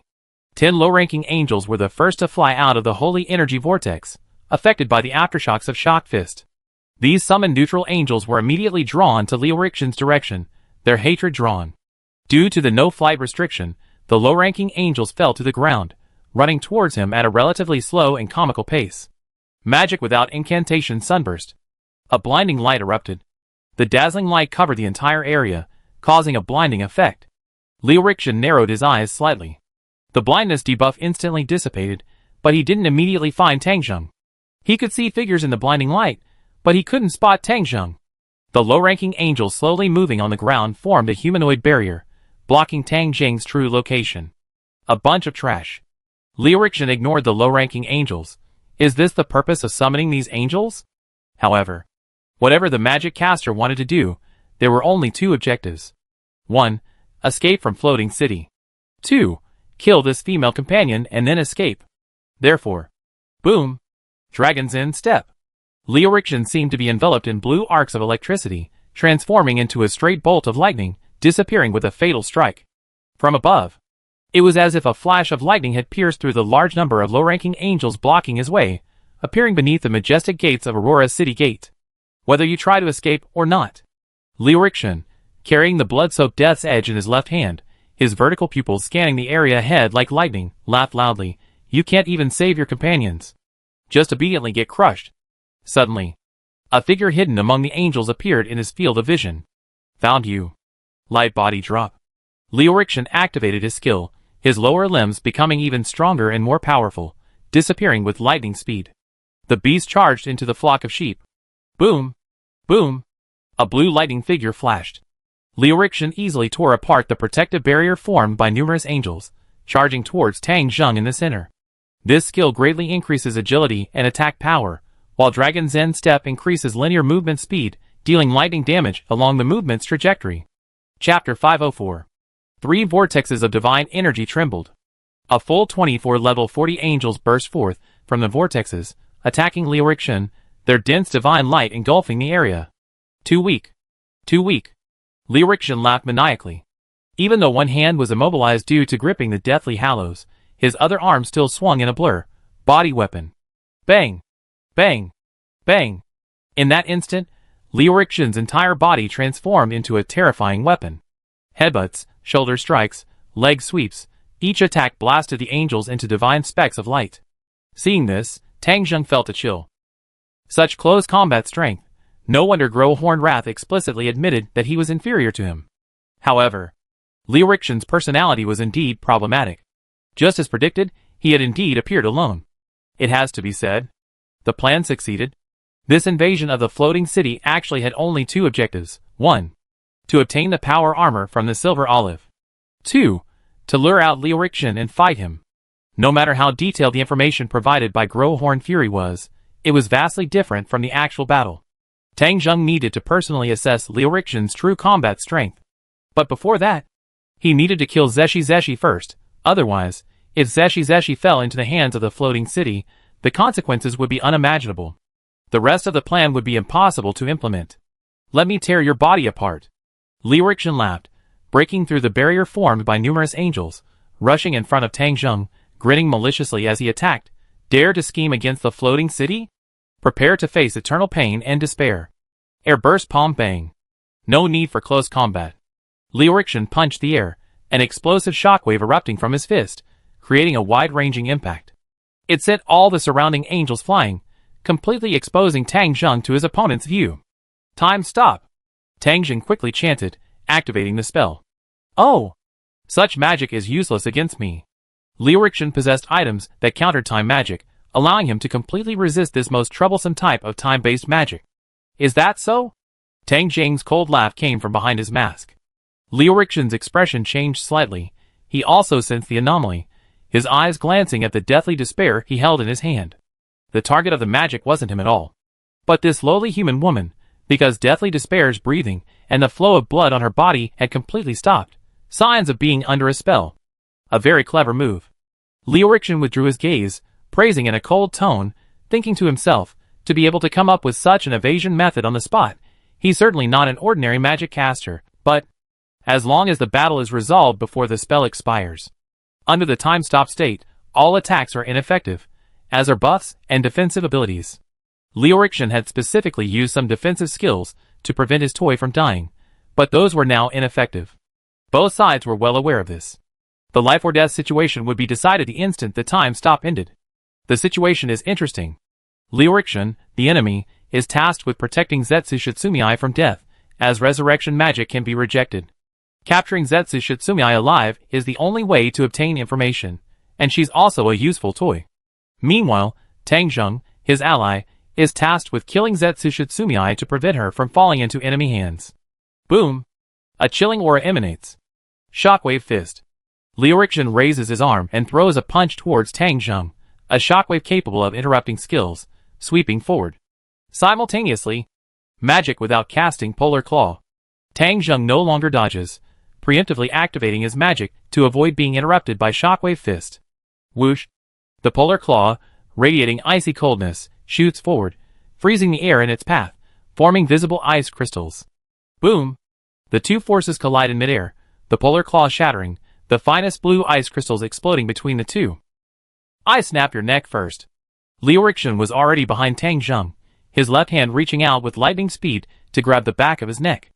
Magic without casting high-rank magic shield. This skill was one of the spells Tang Zheng had learned from Silver Olive's power armor.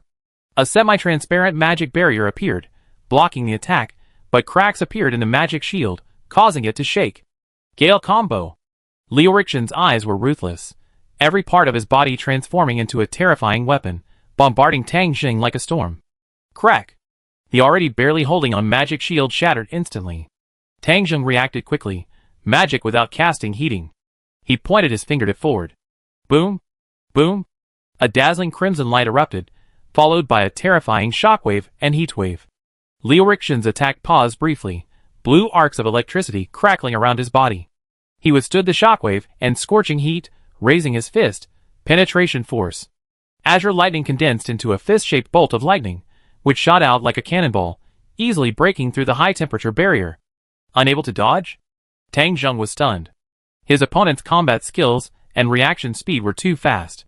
Not only that, he could sense that some of Liu Rixin's skills were clearly designed to counter magic casters. Tang Zheng tried to dodge, but his stats couldn't keep up. He could only activate his magic again, magic without casting damage transfer. Bang! The fist-shaped lightning fist pierced through Tang Zheng's chest, the terrifying impact sending him flying.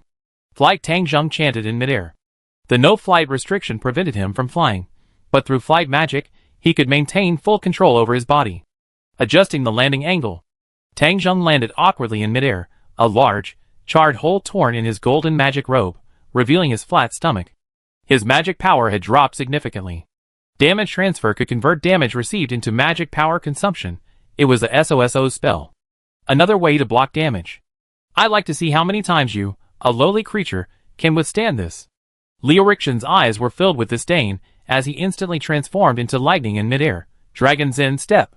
In an instant, he transformed into a streak of blue electric laser light once more, hurtling straight towards Tang Zheng's landing spot. A relentless, rhythmic attack.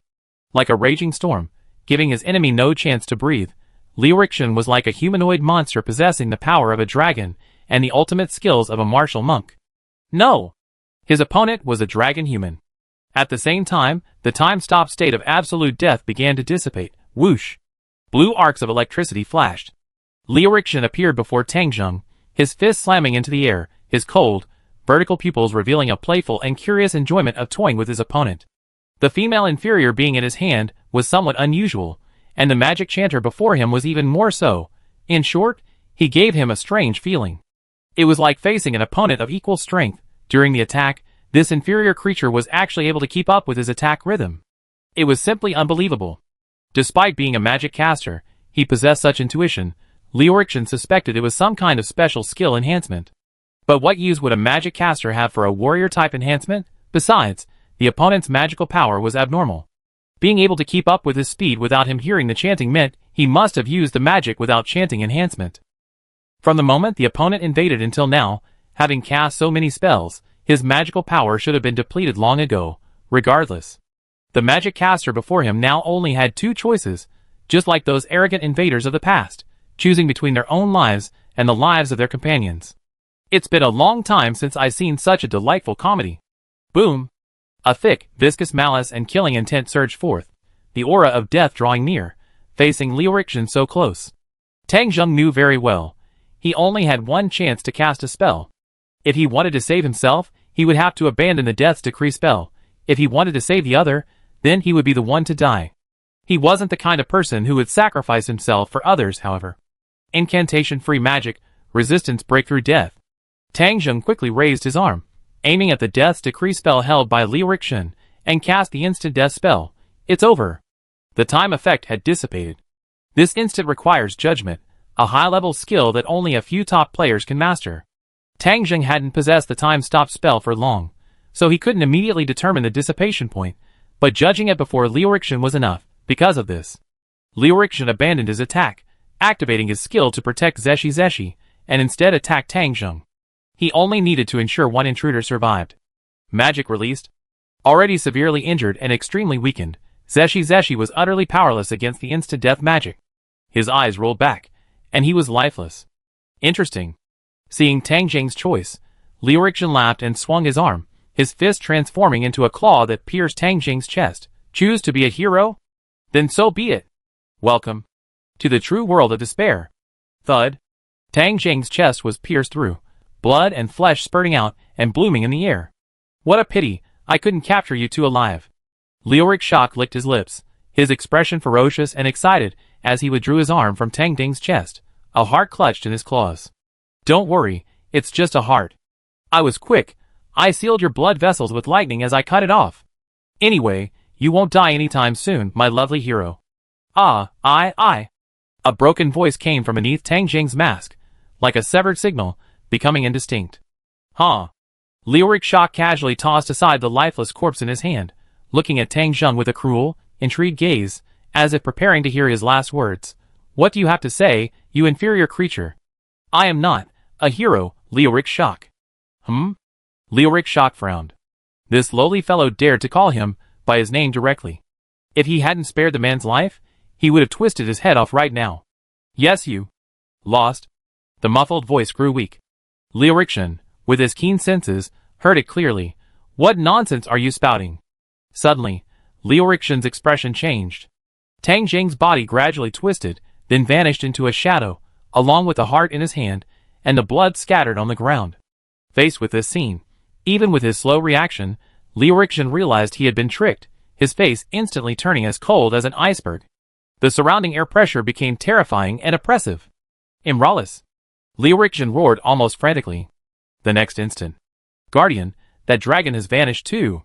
The same panicked voice of Butler Imralis echoed in his mind. Liu Rikshan appeared here, dealing with Tang Jing and the other two intruders, and the enemy residing in Cloud Crystal Plaza, a creature suspected to be a true Dragon King. Naturally, he also dispatched corresponding monsters to encircle and suppress it. The result. Liu Rikshan abruptly turned around, looking at the corpse of Zeshi that he had just tossed aside, seeing that the corpse was still there. Immediately send the Faith-type golem from Spellcaster Spring to resurrect this corpse. Liu Rikshan's furious voice made the surrounding air vibrate. 1.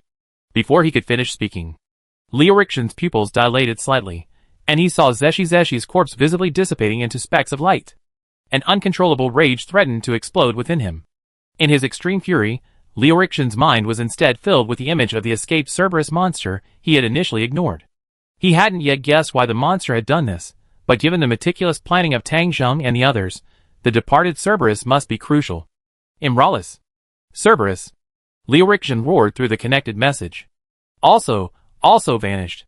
An eerie silence descended. A swarm of damned insects. A furious roar echoed across the sky above the outer city. A few minutes earlier, Cerberus, one head carrying a strange scroll, the other a cross-shaped scythe, charged swiftly out of the Aurora Gate as commanded. What met the eyes of 6 crimson beasts? It was a long 7-colored bridge. In the distance, one could see several golem monsters clashing with a crimson dragon on the other side of the rainbow bridge. The Cerberus withdrew its gaze, and, without hesitation, stepped onto the rainbow bridge. Its 4 legs simultaneously stepped on 4 different colors. Rainbow trap triggered, whoosh.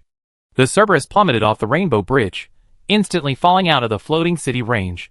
Several thousand meters in the air.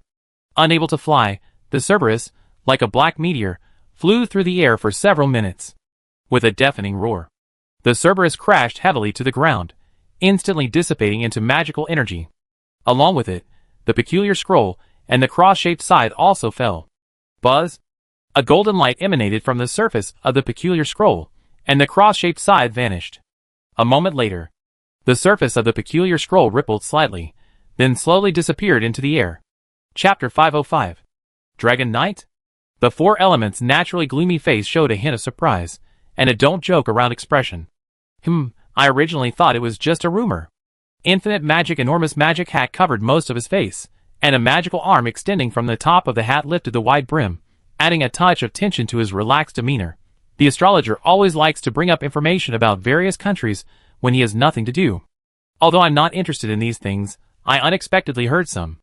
Excluding Steel-class adventurer teams, the number of strong individuals in each country is limited. Infinite Magic lowered his voice as he said this. The Sisters of the Holy Kingdom, Gazef and Renas of the Kingdom, the 4 Knights and Guardian of the Empire.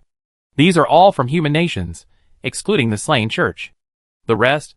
The Dragon Queen of the Dragon Kingdom. The Hero and Dark Knight of the City Union. The Dragon Knight of the Council Kingdom. Of these pieces of information, Only the existence of the Dragon Knight remains unverified. Even the astrologer thinks it's just ignorant gossip. Boom! Another deafening roar echoed from the center of the arena. Interrupting infinite magic words, his gaze fixed ahead, his eyelids twitching. Such power far surpasses that of a hero. We're going to lose. The scaly-tailed demi-human forcefully hurled the massive, radiant archangel with half its wings broken. The holy angel's figure, like a thrown boulder, rolled across the ground with a series of booming sounds. The terrifying power and the almost dragon-like aura made this demi-human look like a humanoid dragon. Incredible! The four elements gripped his staff. If he hadn't seen it with his own eyes, even he probably wouldn't have believed the rumors of dragon knights. The strongest being and ruler of the Council of Nations was naturally the Dragon King. Even with the theocracy's human supremacy belief, they had to admit that dragons were the most powerful race in the world, needing no training, just normal growth. They possessed long lifespans and power surpassing even heroes, and even automatically mastered magic as they aged. For a country like this to have dragon knights. Are you kidding me? Could they really survive normally? Wouldn't the existence of dragon knights be a disgrace to the Dragon Kings? No one could answer that question. Only the roar of the battlefield revealed the final outcome. Bang! Bang! The holy angelic light dimmed further. The Azure Sky Dragon King couldn't easily defeat the two radiant archangels, but in a one-on-one situation, it was much easier. Soon, the two radiant archangels were defeated one after another. The battlefield lights dimmed, the serene power dissipated, and the air was once again filled with the stench of rust and blood. The soldiers of the Empire felt a chill run down their spines. Whoosh!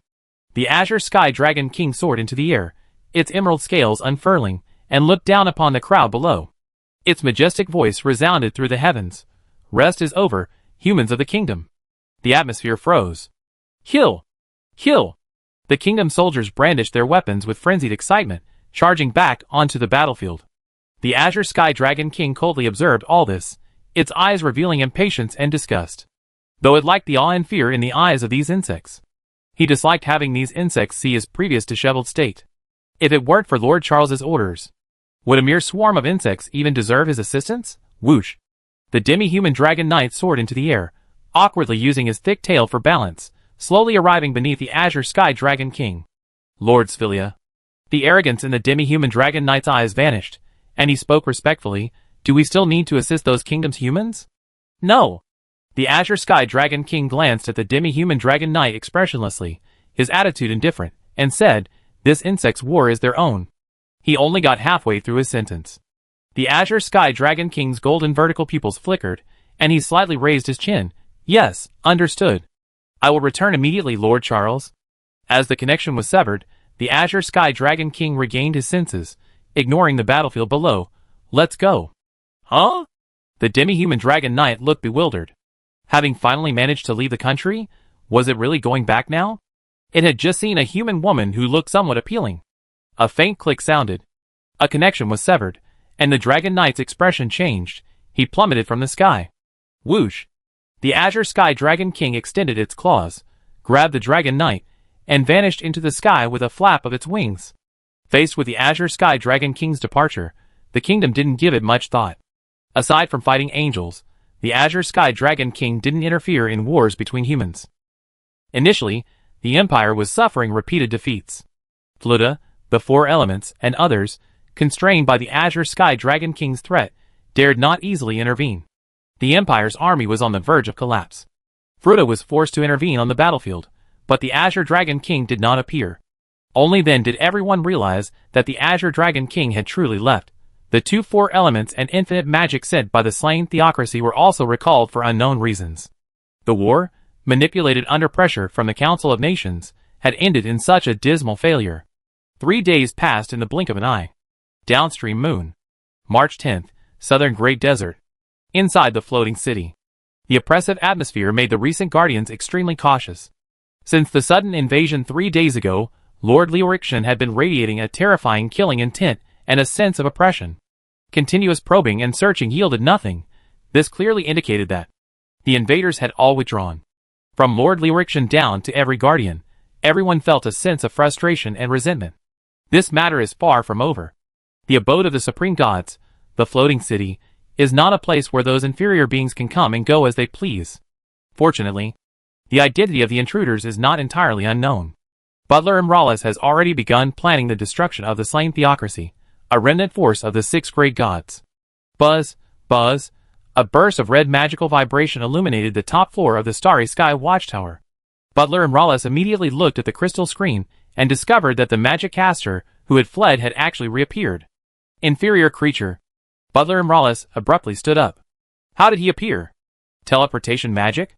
However, in the blink of an eye, the magic caster vanished into thin air again. A crack. That was the sound of a hand clenching suddenly. Disappearing and reappearing. This was blatant provocation. The image on the magic screen flickered, and the human magic caster reappeared, this time with another human beside him.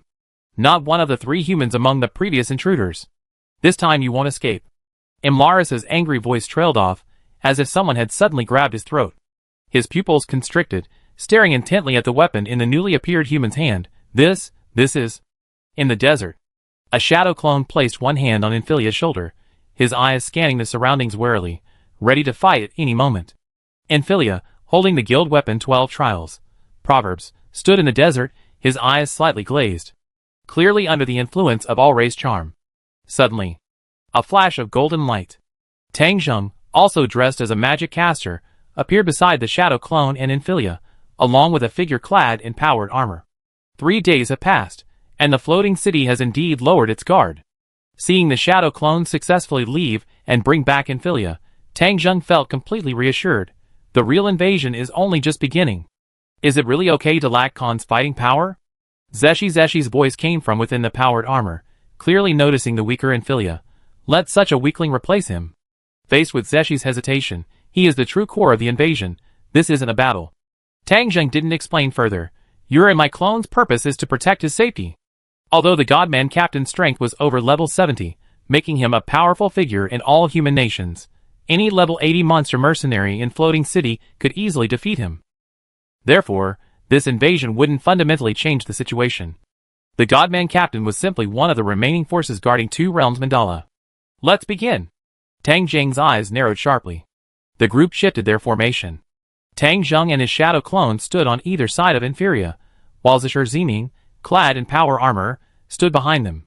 High-level teleportation. The shadow clone activated the spell first.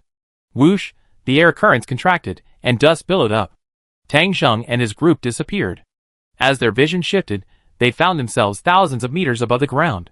The boundless, cloudless blue sky stretched as far as the eye could see. Manipulate the guild weapon, dispel the barrier, Tang Zheng thought. Infilia activated her innate ability, raising the 12 Trials, Proverbs in her hand. The thin, gray, semi-transparent blade gleamed faintly. In an instant, visible ripples appeared in the empty space before her, and then the entire floating city was forcibly revealed. This scene was noticed by the demi-people living in the desert city of Erwintiu below, quickly causing an uproar. Look up. That's the abode of the Supreme God Kings. Why is it happening now? Isn't it too early? I'm so happy, we can see that sacred place again. May the will of the God Kings return. Eternal presence of the Supreme God Kings. Various prayers and cries of worship echoed through the city. The chaos below had no effect on those above. Tang Zheng looked towards the appearing floating city, and immediately had his shadow clone continue using teleportation magic. Everyone vanished again. Then, everyone felt a severe loss of power. The moment they entered Cloud Crystal Plaza, Tang Zheng and the others plummeted from the sky. Fortunately, they had experienced this once before and were prepared. Everyone landed safely. Whoosh! A large number of Cloud Giant Sentinels and Cloud Giant Warriors surged in from all directions. Seeing this, Zeshur Ziming was just about to attack. Infilia brandished her guild weapon. In an instant, the Cloud Giant Sentinels and Cloud Giant Warriors, who had been shouting battle cries, stopped and scattered again, looking bewildered, as if Tang Zheng and his group had never existed. Are you kidding me? Zeshi Zatsumi's attack paused, his power-armored head twisting as he looked at Infilia. He's behind this. How did he do that? Whether it was making the floating city appear out of thin air or controlling those cloud giant monsters, it was all incomprehensible. It was like a beggar commanding the royal guard, an indescribable absurdity. This was the terrifying floating city. He bit his lip hard. Zeshi Zatsumi felt pain, confirming that this wasn't a hallucination, nor a dream. It's that weapon in his hand. It's an item called a guild weapon. With this weapon, one can control the floating city. It was lost by the floating city 200 years ago, and I was lucky enough to find it recently. Tang Jung led Inferia and the others along the Cloud Crystal Plaza. This is the root cause of the insane idea of invading floating city. Zashirzame's heterochromatic eyes widened slightly, instantly turning to look at 12 trials. Proverbs, her doubts deepening. Before she could speak, Tang Ning's voice rang out. Don't overthink it. This special item called a guild weapon can only be used by people from floating city. Outsiders can't use it. Inferia can use it because of her innate ability. The invasion 3 days ago was just a prelude to this real invasion. The real opponent we need to face has never been floating city itself, which is like an abyss swamp. Tang Jing's tone was profound. At this moment, floating city was probably already in chaos, so they had to act quickly, before the enemy could fully react, and before those cloud giant monsters could stop them. Tang Jung and the others quickly arrived at the Rainbow Bridge. A dazzling array of 7-colored light flashed on the bridge, a truly disgusting rainbow trap, but at that moment, Inferia simply waved her guild weapon. The vibrant magical trap light on the Rainbow Bridge dimmed, and vanished like lights being extinguished. Seeing this, Zeshi let out a chuckle, just about to step onto the Rainbow Bridge with the wondrous boy. Boom! Boom! Suddenly, a rumbling thunderclap echoed from the sky, followed by a dense barrage of magical projectiles raining down on Tang Jung and his companions like meteors. High-level magic shield. The shadow clone cast a protective spell on Inferia first. Storm. Tang Jung also unleashed a wide-range spell. A raging storm instantly appeared, engulfing the area, deflecting some of the incoming magical projectiles, while the rest were blown off course by the storm's gale. Chapter 506. Boom! Boom! The raging winds triggered by the storm deflected the trajectory of the dense barrage of magic projectiles, and the deafening explosions echoed around Cloud Crystal Plaza and the Rainbow Bridge. Each magic projectile possessed the power of a 5th-tier magic spell. A single projectile was nothing special. However, the explosive power of a large number of magic projectiles released simultaneously required even Tang Jung to take it seriously. This is an attack from the floating dock. Compared to their indifferent attitude during the first invasion, this time they're much more enthusiastic. Tang Jung looked up at the sky, knowing without a doubt that another round of magic projectiles was about to hit.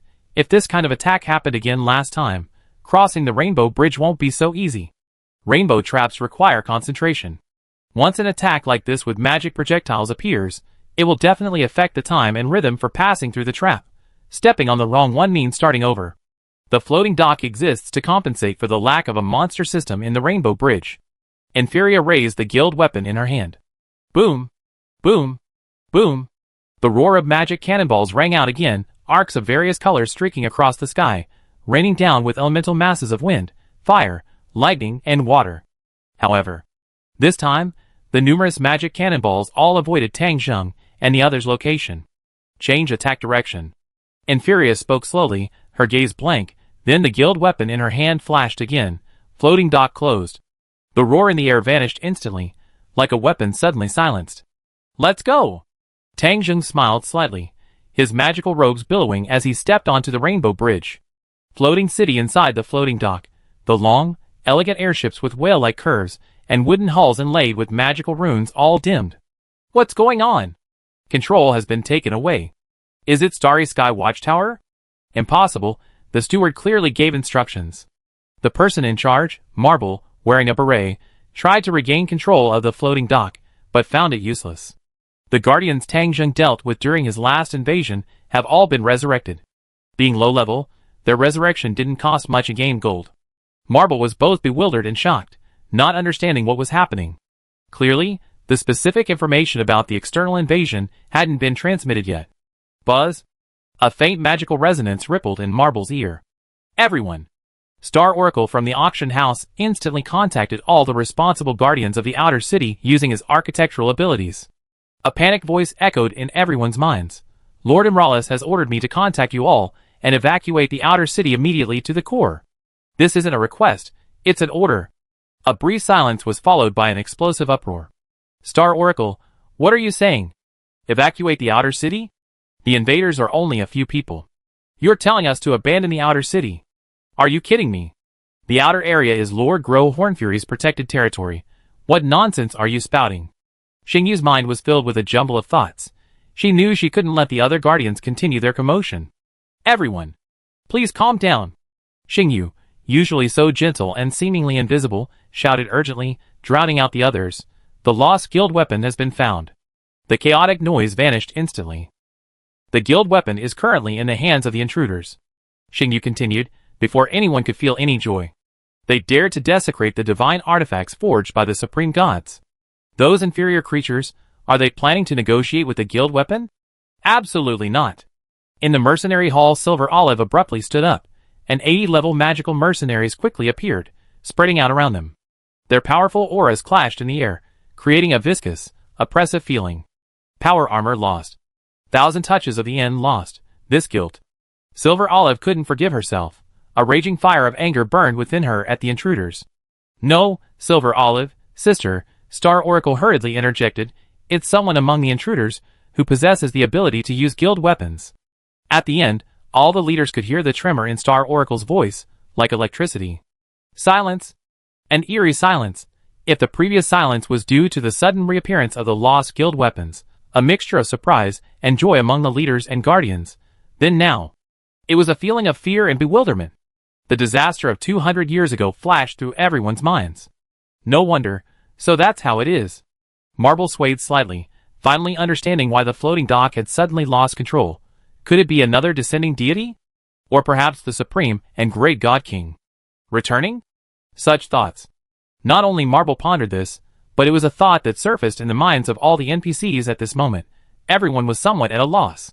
Meanwhile, Tang Zheng and his group easily crossed the Rainbow Bridge, which had deactivated its traps, and arrived before the towering Aurora City Gate. 2 guards, Storm Vikings, stood upright on either side of the city gate, their expressions conveying a keep-away attitude, warily watching Tang Zheng and his companions. Halt! The guard Storm Viking shouted. Please pay your entry fee. There was no need for further words. Inferia pointed her guild weapon. With a deafening rumble, the towering Aurora City Gate opened automatically, revealing the straight, pale streets of the outer city. It opened just like that? How easy. Zeshi stared blankly at the open city gate, his lips twitching as he recalled the agonizing 6 days it had taken them to finally breach it. The process was simpler, but why do I have this feeling that things will get even more dangerous? A keen intuition, Tang Zheng commented, his eyes gazing into the depths of the floating city. Because for them, it's already a fight to the death. The air grew slightly chilly. TSK, you make it sound so easy, Lord Crown. Zeshi deliberately emphasized, drawing out the last syllable. Your words are making my back sweat. The power armor should have a ventilation function, right? Tang Zheng. What's the chance of success? 50%. Half and half? That's like saying nothing at all. During their banter, the group had already crossed the city gate and entered the outer city area. The maze traps weren't activated, and the guardians seemed to know they were useless. Tang Zheng immediately understood what the people of the floating city were planning. His eyes were cold. Planning to integrate uncontrolled forces? We need to speed things up. Tang Zheng, with his shadow clone carrying Inferia, moved forward quickly, with Zeshurzume following closely behind. Tap tap tap. Tap tap tap. The soles of their feet made rapid, rhythmic, crisp sounds as they ran across the pale white ground. The footsteps of the 4 figures echoed continuously in the deserted streets of the outer city. There weren't even any traps, not even the shadow of a monster in sight. Zeshurzume cautiously observed their surroundings, wary of any sudden danger. I have a question. What? Since guild weapons can manipulate the floating city, why don't we control those powerful monsters? Zeshi Zetsumei glanced at Inferia, asking curiously, with those powerful monsters assisting us, things should be much easier, right? Tang Zheng knew that the monsters Zeshi Zetsumei was referring to were the pop-up monsters and mercenary monsters. A good idea. Unfortunately, the people of the floating city can also control the monsters you mentioned. Tang Zheng replied, like weights on a scale, neither can overpower the other. A realization flashed in Zeshi Zetsumei's heterochromatic eyes. I see. The real opponents you mentioned are those guardians, right? Zeshi. NPCs are different from those monsters. Guild weapons can control the traps throughout the entire floating city, even affecting the pop-up monsters and the mercenary monsters summoned by the mercenary hall, but they can't affect the NPCs. After descending into this other world, these NPCs have developed their own thoughts, personalities, and intelligence. They are independent individuals. Furthermore, by consuming game gold and using the Monster Mercenary Summoning Book, The summoned monster mercenaries are summonable creatures, controlled by the summoner, and cannot be affected by the guild staff. However, the current game gold reserves of the floating city are far from sufficient for these guardians to unleash their summoning power. Whoosh! Whoosh! As Tang Zheng and the others moved quickly, they saw the inner city. It was a series of pure white staircases, and beyond the staircases, several Nordic-style palaces and corridors could be faintly seen. Each corridor connects to a separate palace. If the outer city is the residence of ordinary members and NPCs within the floating city, then the inner city is where the former 8 greed kings resided. It's not 8 palaces as one might imagine. According to intelligence, the inner city only contains 6 buildings. As Growhorn Fury stated, this is the original layout of the floating city. Changing it would require a pay-to-win ritual, and it remains unchanged, indicating that the 8 greed kings did not do so. The remaining 2 8 greed kings reside in the core area. For example, the 10-armed giant god king resides in the Starlight Watchtower. Thump! A heavy thud echoed from ahead, followed by a terrifying, chilling pressure. Squeak, squeak! Tang Zheng waved his hand, and his shadow clone and Inferior instantly stopped. The power armor controlled by Zeshi Zetsumei reacted a fraction of a second slower. The hard, metallic soles of his feet scraped against the marble floor, producing a grating creak. The next moment, it's him!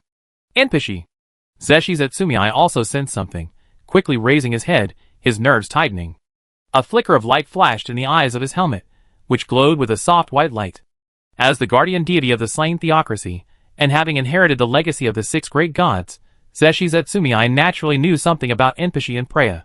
There, at the very top of the high, pure white steps in the distance, stood a figure on the edge of the steps. A terrifying aura distorted the surrounding air slightly. Liu Rikshan, arms crossed, grinned maliciously, fully armed, and looked down at Tang Zheng and his group. The enemy was constantly shrouded in magic, the glow of their skills flickering slightly, clearly enhanced by various methods. Guardian, the target has appeared.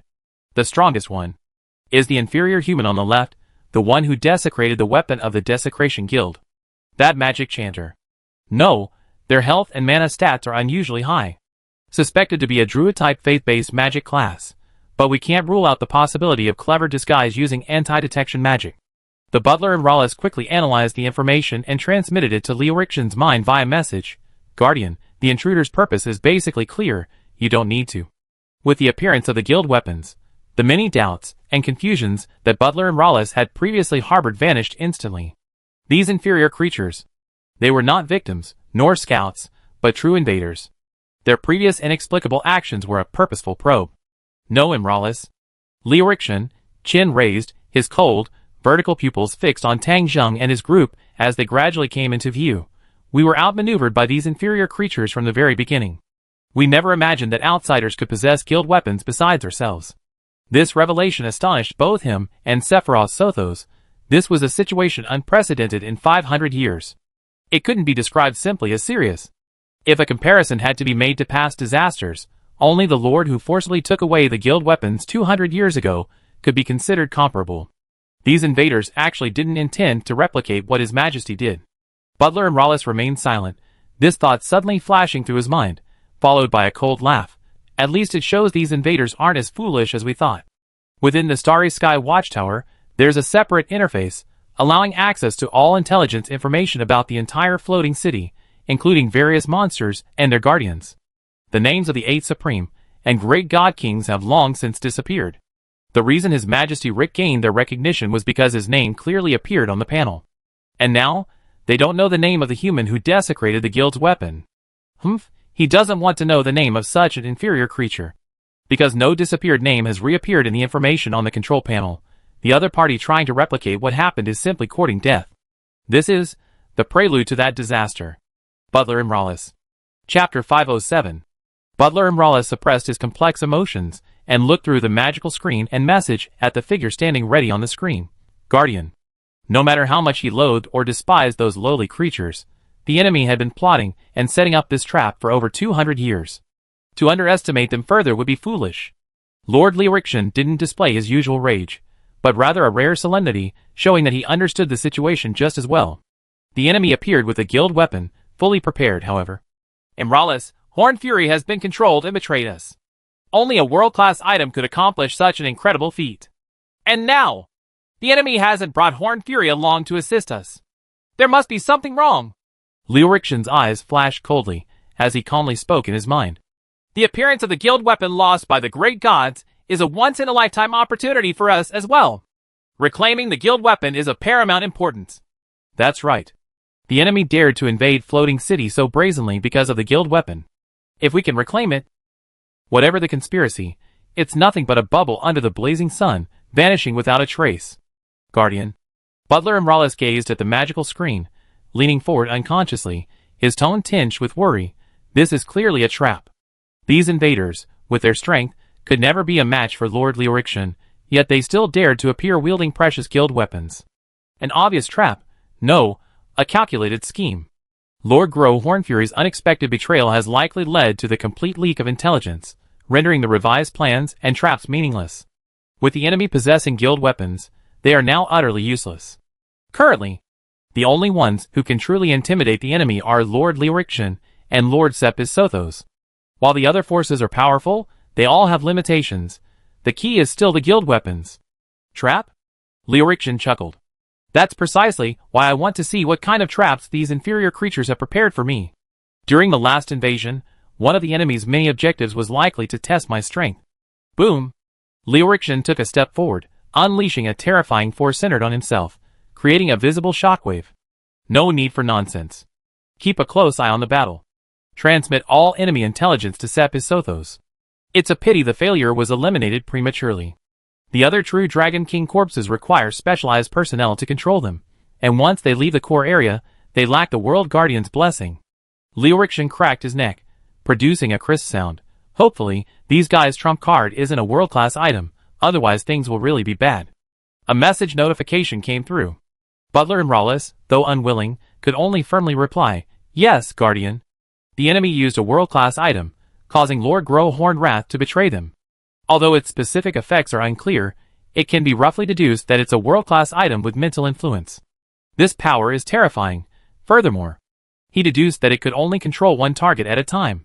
Otherwise, the failure sent out earlier would also have been controlled. Originally, this was a test by Butler Imrales, but it was unexpectedly used by the opponent to destroy the failure. Since the enemy possesses a world-class item, the possibility of them possessing multiple world-class items cannot be ruled out, even if that possibility is extremely low. With a floating city in the present, no risks can be taken. The failure is dead. It cannot be restored in just 3 days. Without knowing whether the enemy possesses multiple world-class items, and what their specific effects are, Lord Liu-Rixin has no choice but to personally probe. This may sound somewhat impolite. Of the 3 guardians, Sepisothos is the most important. Even with the Golden Palace closed, he can still use the power of the Nameless Spellbook. Various kinds of magic can also deal with different emergencies, making them more than the 2 guardians who are purely warriors. Inner city entrance. On the endless, white staircase, Liu-Rixin and Tang Zheng's groups' gazes met. One stood high on the steps, looking down, the other looked up at the figure radiating killing intent. I don't like this angle. Zeshi tilted his head back, speaking sarcastically, but both his tone and defensive posture revealed a far cry from his apparent ease. Because he was no match for him. Even with his confidence and blind faith, after the last battle, he understood the gap between them. Hey! Liu-Rixin leaned forward, his head bowed, his expression one of utter disdain for Tang Zheng and the others. Do you lowly creatures even know what you're doing? Every spot you trodden with your filthy ankles needs to be cleaned and treated again. His authoritative and resonant voice echoed from the top of the steps, like a terrifying, piercing sonic boom. Sorry. Tang Zheng rubbed his ears, feigning apology, as if genuinely apologizing for his earlier words. But then his tone shifted. I will clean the places you stepped on. Could you please leave my floating city? The air froze instantly. Liu-Rixin's face twitched slightly, a barely suppressed rage surging within him, like a volcano about to erupt. Huh? You're angry already? Tang Zheng said with a surprised tone, then sneered. Has no one told you that your method of deliberately provoking the enemy to extract information is outdated? Shut up. Liu-Rixin suddenly straightened up, clenched his thick, powerful fist, and swung it to his side. Bang. The seemingly casual punch produced a thunderous roar, creating a gale force wind of level 7 or 8 where the fist passed, whipping up a visible shockwave. Just this casual strike. Zeshi Zetsumiai's heterochromatic black and white eyes couldn't help but shrink deeply, completely different from their last encounter. If that punch had landed on her, it would have been enough to seriously injure her. Monster! Zeshi Zetsumiya's eyes twitched a few times. Tang Zheng narrowed his eyes slightly. Sure enough, he had completed the skill enhancements, including magic enhancements, and various magical items and equipment. Unlike their last encounter, Leoric Shock had approached this with a completely playful attitude last time, neither preparing beforehand nor fully armed. Hyper! Leoric Shock clenched his fists, letting out a low, roaring growl. In an instant, Leoric Shock's entire body expanded rapidly before the naked eye, like an inflating balloon, his muscles becoming incredibly thick and muscular. His humanoid head gradually distorted, horn-like protrusions sprouting from the sides, and blue scales began to emerge from his skin. A tearing sound, like something breaking free of its restraints, rang out. A thick tail, also covered in blue scales, emerged from Leoric Shock's waist, swinging casually in midair. A series of ear-piercing crackling sounds, like air being shattered, rang out. Following this, blue arcs of electricity erupted from Leoric's body, crackling violently as he was enveloped in flashes of blue light. The air grew heavy. As the blue arcs of electricity came into contact with the air, the smell of burning quickly filled the air, forming a negative status effect centered on him, imbued with poison and fire attributes. This negative status effect was persistent, continuously affecting enemies throughout the battle. From a distance, Leoric appeared incredibly imposing, like a dragon-like monster shrouded in lightning. Dragon Man. Tang Zheng frowned slightly, his lips parting slightly in a low voice. Leoric was a member of the Dragon Man race, possessing a special transformation ability. Once transformed, all his attributes would be greatly enhanced. Even though he already knew this information, Tang was still shocked after feeling the overwhelming pressure. It reminded him of Seabass, one of the guardians of the hierarchy in the Great Tomb of Nazarick, who was also a Dragakin. Like Leoric, Seabass also belonged to the monk class build, making them somewhat similar. This kind of racial and class build would probably be considered quite powerful in the game Yggdrasil. As for who is stronger, Leoric or Seabass, only fighting them would tell. You scum, die? Leoric opened his palm, his fingers flashing with sharp, metallic nails. A thunderous roar echoed through the air, final style, Thunder Dragon Heavenly Star Stream. Roar! A vibration in the air, like the roar of a giant dragon, erupted from Leoric. The blue arcs of electricity surrounding his body exploded like flames doused in oil. The dense arcs of electricity formed a phantom image of a dragon king composed of lightning in midair. First strike, thunderous sound. Crack! Leoric instantly transformed into a bolt of electricity, teleporting towards Inferia beside Tang Zheng with indescribable speed. Zetsunomichi's eyes could only catch a blurry blue flash of electricity. Cold sweat instantly broke out on his back. Skill Final Form. Thunder Dragon Celestial Flow discovered. Requires the special class Thunder Dragon Fist Master. Current condition not met. Consume 3 skill points to learn. Obtain its degraded class. Requires a higher tier class as a prerequisite. Current condition not met. Consume 3 skill points to learn. Requires a mid-tier prerequisite class. A large amount of information quickly appeared on Tang Zheng's attribute panel. Unlike Growhorn Fury, Leoric is an NPC with a special class, Thunderstruck Dragon Fist Master, which is a monk-type class. Here it comes! Tang Zheng was highly focused, catching sight of the rushing figure and intently watching its movement trajectory. This was a true 100-player opponent, and at full strength at that, there was no room for even the slightest distraction. His current class build indeed lacked a warrior-type class. To obtain this special class, he needed a high-tier prerequisite class. Not only would his class build become more chaotic, but he also lacked experience. Moreover, the class Thunderstruck Dragon Fist Master. Just from the name, one could vaguely discern that it was a special class geared towards the Dragonkin race. Whoosh! A blue arc of electricity suddenly appeared beside Tang Zheng, its sharp claws tearing through the air, aimed directly at Infilia.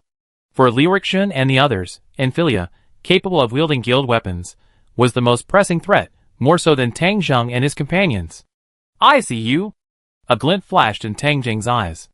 Infilia was originally part of a scheme to lure the level 100 guardian of Floating City. A thought crossed his mind. 2 realms mandala. Buzz. A flash of golden light.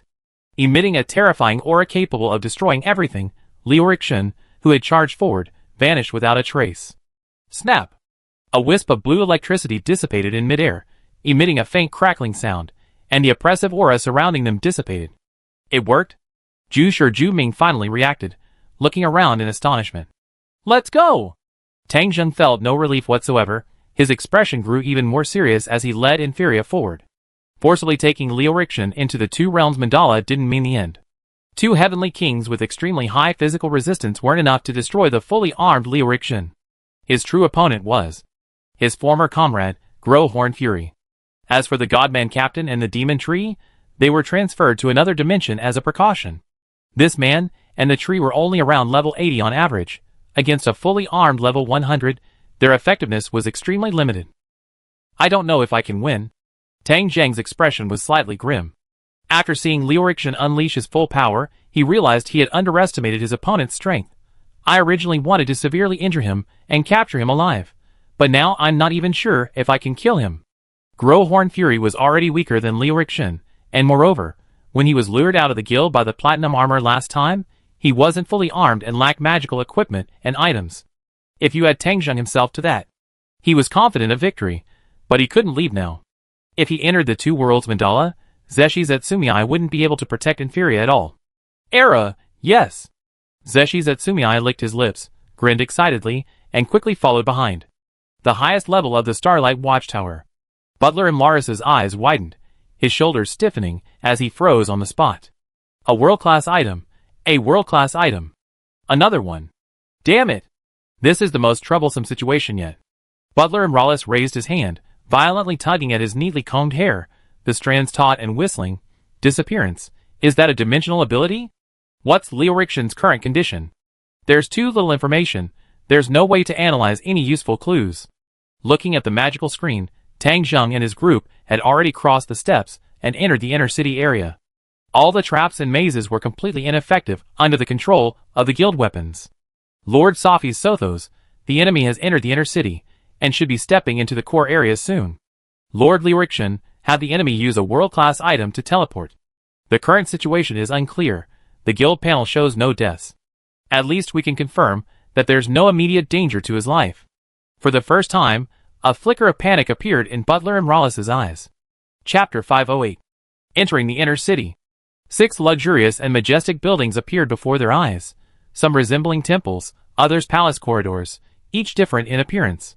They glanced at them briefly before turning their attention back to the inner city. Tang Zheng led Inferia and the others casually into one of the buildings, having no time to admire these 6 palace structures. Thump thump! A faint tremor spread. Inferia, wielding a guild weapon, connected the exit of the building before them to the passage leading to the core area. Unlike the large maze traps of the outer city, the 6 palaces of the inner city theoretically did not need to be completely destroyed, as the passage to the core area lay within these 6 palaces. As for which palace, the people of the floating city could control it themselves, even changing it at any time, a rather disgusting mechanism. And nobody's stopping them. Looks like they all retreated to the core area, planning a direct confrontation. Zeshi Zetsumii's figure was reflected on the smooth, dust-free floor. She sneered, ha ha ha, even these arrogant guys have their moments of fear. Saying this, fantastic. Zeshi Zetsumii looked at Inferia, unable to resist reaching out to pat her shoulder to express her excitement. However, she stopped herself. After all, she was currently controlling a massive power armor. A simple gesture on the weak Inferia would likely severely injure her. The legendary floating city. They easily broken into its deepest parts, even seemingly confident of conquering the entire floating city. Such a feat. Ah, this is truly blissful. Zeshi Zetsumii's heterochromatic eyes burned with adoration as she gazed at Tang Zheng, who was walking at the forefront. Her heart pounded with excitement, terrifying strategy, wisdom, unfathomable strength. So perfect. Don't get too carried away, Zeshi. Tang Zheng didn't turn around, quickly considering his next move while reminding her, the floating city has existed for over 500 years, enduring countless invasions and schemes. They're probably already well prepared. You only need to do one thing, protect Inferia. Don't let your fighting spirit cloud your judgment.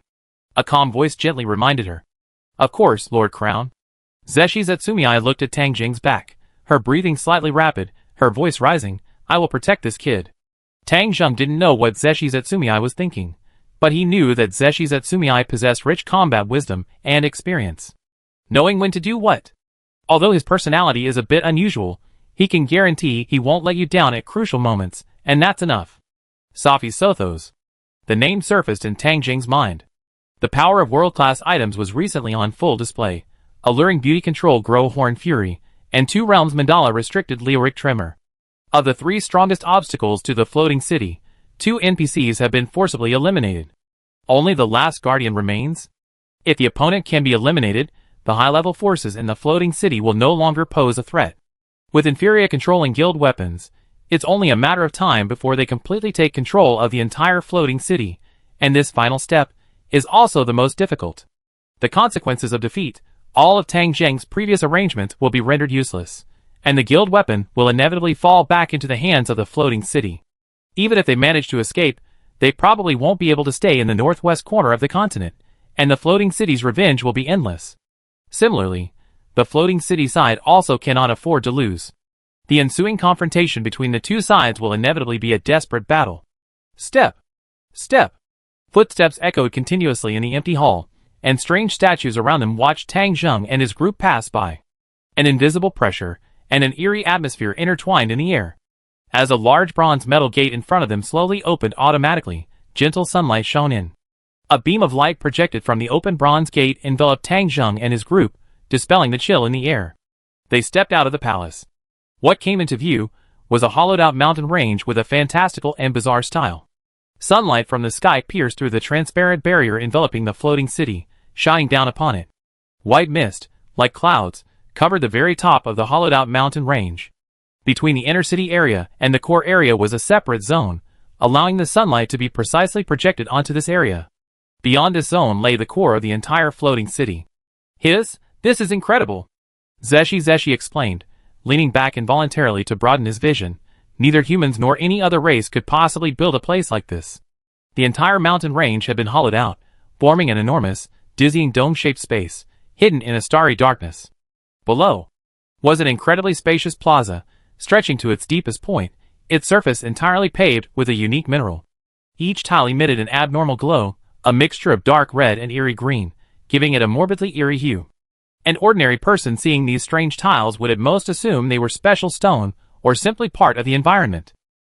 However, Tang Jing, possessing the magic transcender class, could clearly perceive a subtle magical power slowly flowing beneath the entire inner city's core area. This was clearly a massive magic circle. The abnormal glow emanating from the stone tiles was merely magical energy overflowing from a magical ritual. Is this the witch's fishnet stockings? Tang Jing's eyes narrowed slightly as he looked up into the depths, where he could vaguely make out 3 buildings: Starlight Watchtower, Library, and Golden Palace. At this moment, the brightly lit area where Tang Jing and the others were standing contrasted sharply with the dark area of the core ahead. In the depths of darkness, a terrifying power seemed to be gathering. Stop! Tang Jing gestured for them to halt, halting their advance, and solemnly ordered, activate the magic scrolls. Zeshi immediately pulled out 3 final good magic scrolls, and Tang Jing did the same. Rip! All the magic scrolls were torn apart. Boom! Boom! A dazzling white light converged, and 6 consecutive pillars of holy energy shot into the sky, forming 6 holy energy vortexes above. Angels were continuously summoned. The hundreds of angels summoned by final good, were summoned starting from the lowest level, requiring a certain amount of time to summon them all. This would be extremely fatal in normal combat, but this drawback could be mitigated by using it beforehand. After tearing up 3 scrolls. Next is... Tang Jing didn't stop. While activating his immortal class skill, he took out the healing scroll Great Healing and tore it open. Immortal technique Harmony of Heaven and Man, Unending Life. A shimmering light emanated from his entire body, and an automatically rotating yin-yang diagram appeared beneath his feet, continuously releasing Great Healing. An invisible energy barrier faintly appeared around Tang Jing, gradually thickening at a visible speed. The effect of Harmony of Heaven and Man, Unending Life, when health is at full, continued healing will overflow, converting the excess healing into a transparent shield equal to 50% of current health. Tang Jing currently possesses a staggering 1,400 health points, and a 50% health shield, comparable to a top-tier defensive item. In the blink of an eye, as level 40 angels began to emerge from the 6 sacred vortexes, a similar movement occurred within the floating city deep within the core area. Thump! Thump! Thump! Roar! Roar! Roar! Numerous roars, varying in pitch, echoed from the depths, followed by the tremor of the entire expansive plaza. The colossal creature causing the tremor had not yet appeared. A series of astonishing gusts of wind swept in from the darkness, causing the first level 10 angel summoned before Tang Zheng and his companions to sway precariously. They're coming! Zeshi Zetsumei stepped forward in her power armor, raising her cross-shaped scythe, and warned in a low voice. True Dragon Kings. 2, 3, 5, 11 enormous shadows appeared first in her vision. The wings of each true Dragon King spread out and connected, forming a continuous, moving mountain range. Gulp! Zeshi Zetsumei swallowed hard. She knew this information, and was prepared, but seeing it in person still made her body tremble involuntarily. Too terrifying. 11 true Dragon Kings, made into corpses, even in death, still exuded an astonishing dragon might and a chilling aura. Zeshi Zetsumei couldn't imagine how powerful the 8 Desires Kings must have been to capture these moving calamities alive. Suddenly, Zeshi Zetsumei's eyes narrowed. She noticed that those leading the way weren't the corpses of the true Dragon Kings, unlike their massive size. A group of guardian leaders, their expressions icy, their eyes blazing with fury, marched in orderly ranks beneath the bodies of the true Dragon Kings. Tang Zheng scanned these figures, smiling as he spoke. 25 people. Almost all the guardian leaders are here. Currently, only 30 NPCs remained in Floating City. Aside from 3 level 100 guardians, and the steward and Rallis, the rest were all guardian leaders of single-digit levels. Suddenly, 25 of them had gathered before her. It could be said that almost all the NPCs had come out in force. Thump! Thump! The 25 guardian leaders walked at the forefront. All of them were women, with varying appearances, hair colors, and heights, but all were exceptionally beautiful. The aesthetic sense of the 8 Desire Kings was quite normal. As both sides were exposed to each other's view, the 2 guardians at the very center simultaneously raised their arms, gesturing for a halt. Tang Zheng recognized one of them as Silver Olive, while he had never seen the other before. Whoosh! The 11 true Dragon Kings immediately stopped, retracting their enormous wings. The 25 guardians also stopped in perfect unison, spreading to the sides and simultaneously turning back to the center, bowing respectfully. The main lord has appeared. Zeshi Ziming suppressed his inner turmoil, speaking with surprise. I thought we'd start fighting immediately. Tang Zheng looked ahead, then suddenly sneered. This shows that even in the face of this unexpected situation, the other side is still confident in annihilating us all. This is a good thing for us. The sacred vortex formed by the 6 Paths Final War, good, continued to pour out high-level angels, which the opposing side completely ignored. Amidst the corpses of the true Dragon Kings at the center, a deliberately left passage led to a figure that moved slowly in a writhing manner. The figure wore a dark, shimmering magic robe and wielded a swirling magic staff that emitted a blue-purple glow. But the moment its appearance was revealed, what is that? Zeshi Zetsumei felt goosebumps rise all over his body, and abruptly took a step back. The figure was over 3 meters tall, with an octopus-shaped head, bulging, round eyes with grayish-green pupils. Its body shape was obscured by the magic robe, but its bulging form was still noticeable. Its lower body was a slippery, eel-like form. A monster? It's an alien species. Zeshi Zetsumei felt a tickle on her neck. Her warrior's instincts were strongly warning her to get away from it. Run! Run! This was a feeling she never experienced even when facing Liu Rixin. Don't look at it, Tang Zheng's voice suddenly rang out. Zeshi Zetsumei froze, quickly lowering her head and averting her gaze. Only then did the intense urge to flee in her mind gradually subside. The last of the 3 guardians, the whisperer of the mind, Safi's Sothos. Tang Zheng smiled instead. From afar, Tang Zheng's gaze collided with Safi's Sothos's gray-green, round eyes in midair. No unnecessary words. Super-tier magic.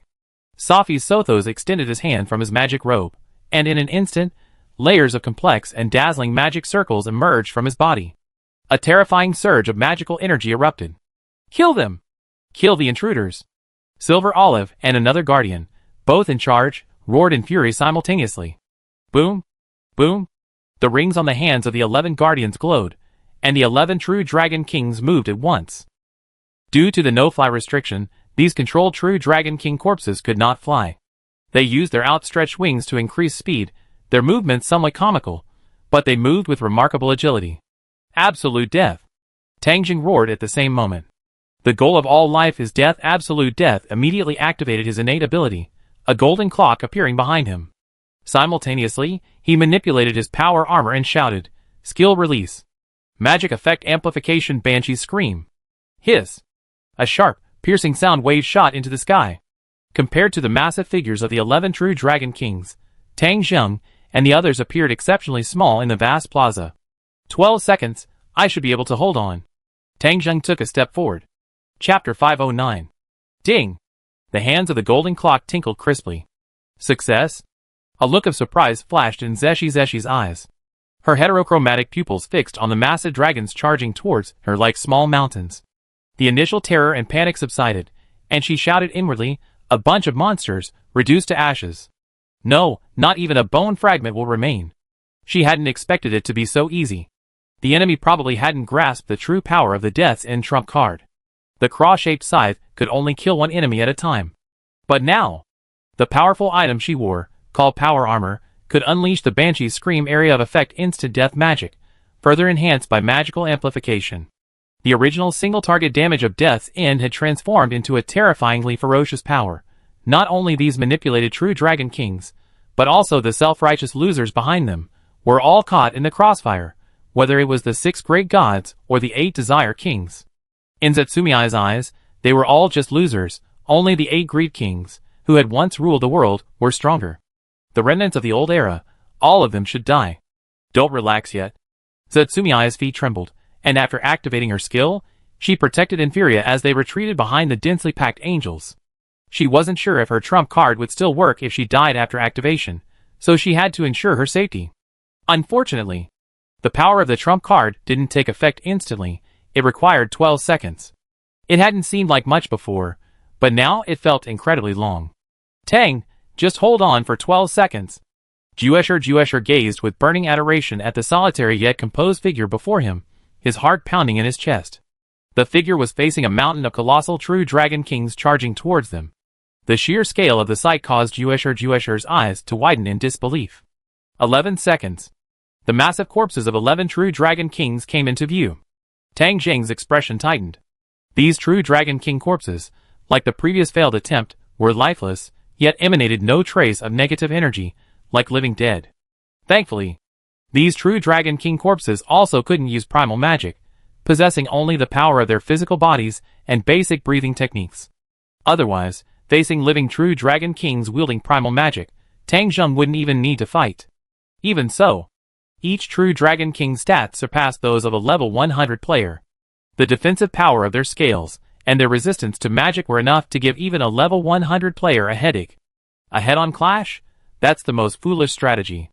Even destroying a single true Dragon King's corpse would be a struggle for Tang Zheng, let alone facing 11. Whoosh! He reached out and grabbed at the air. Several magic scrolls emitting a faint blue light appeared out of thin air and fell to the ground.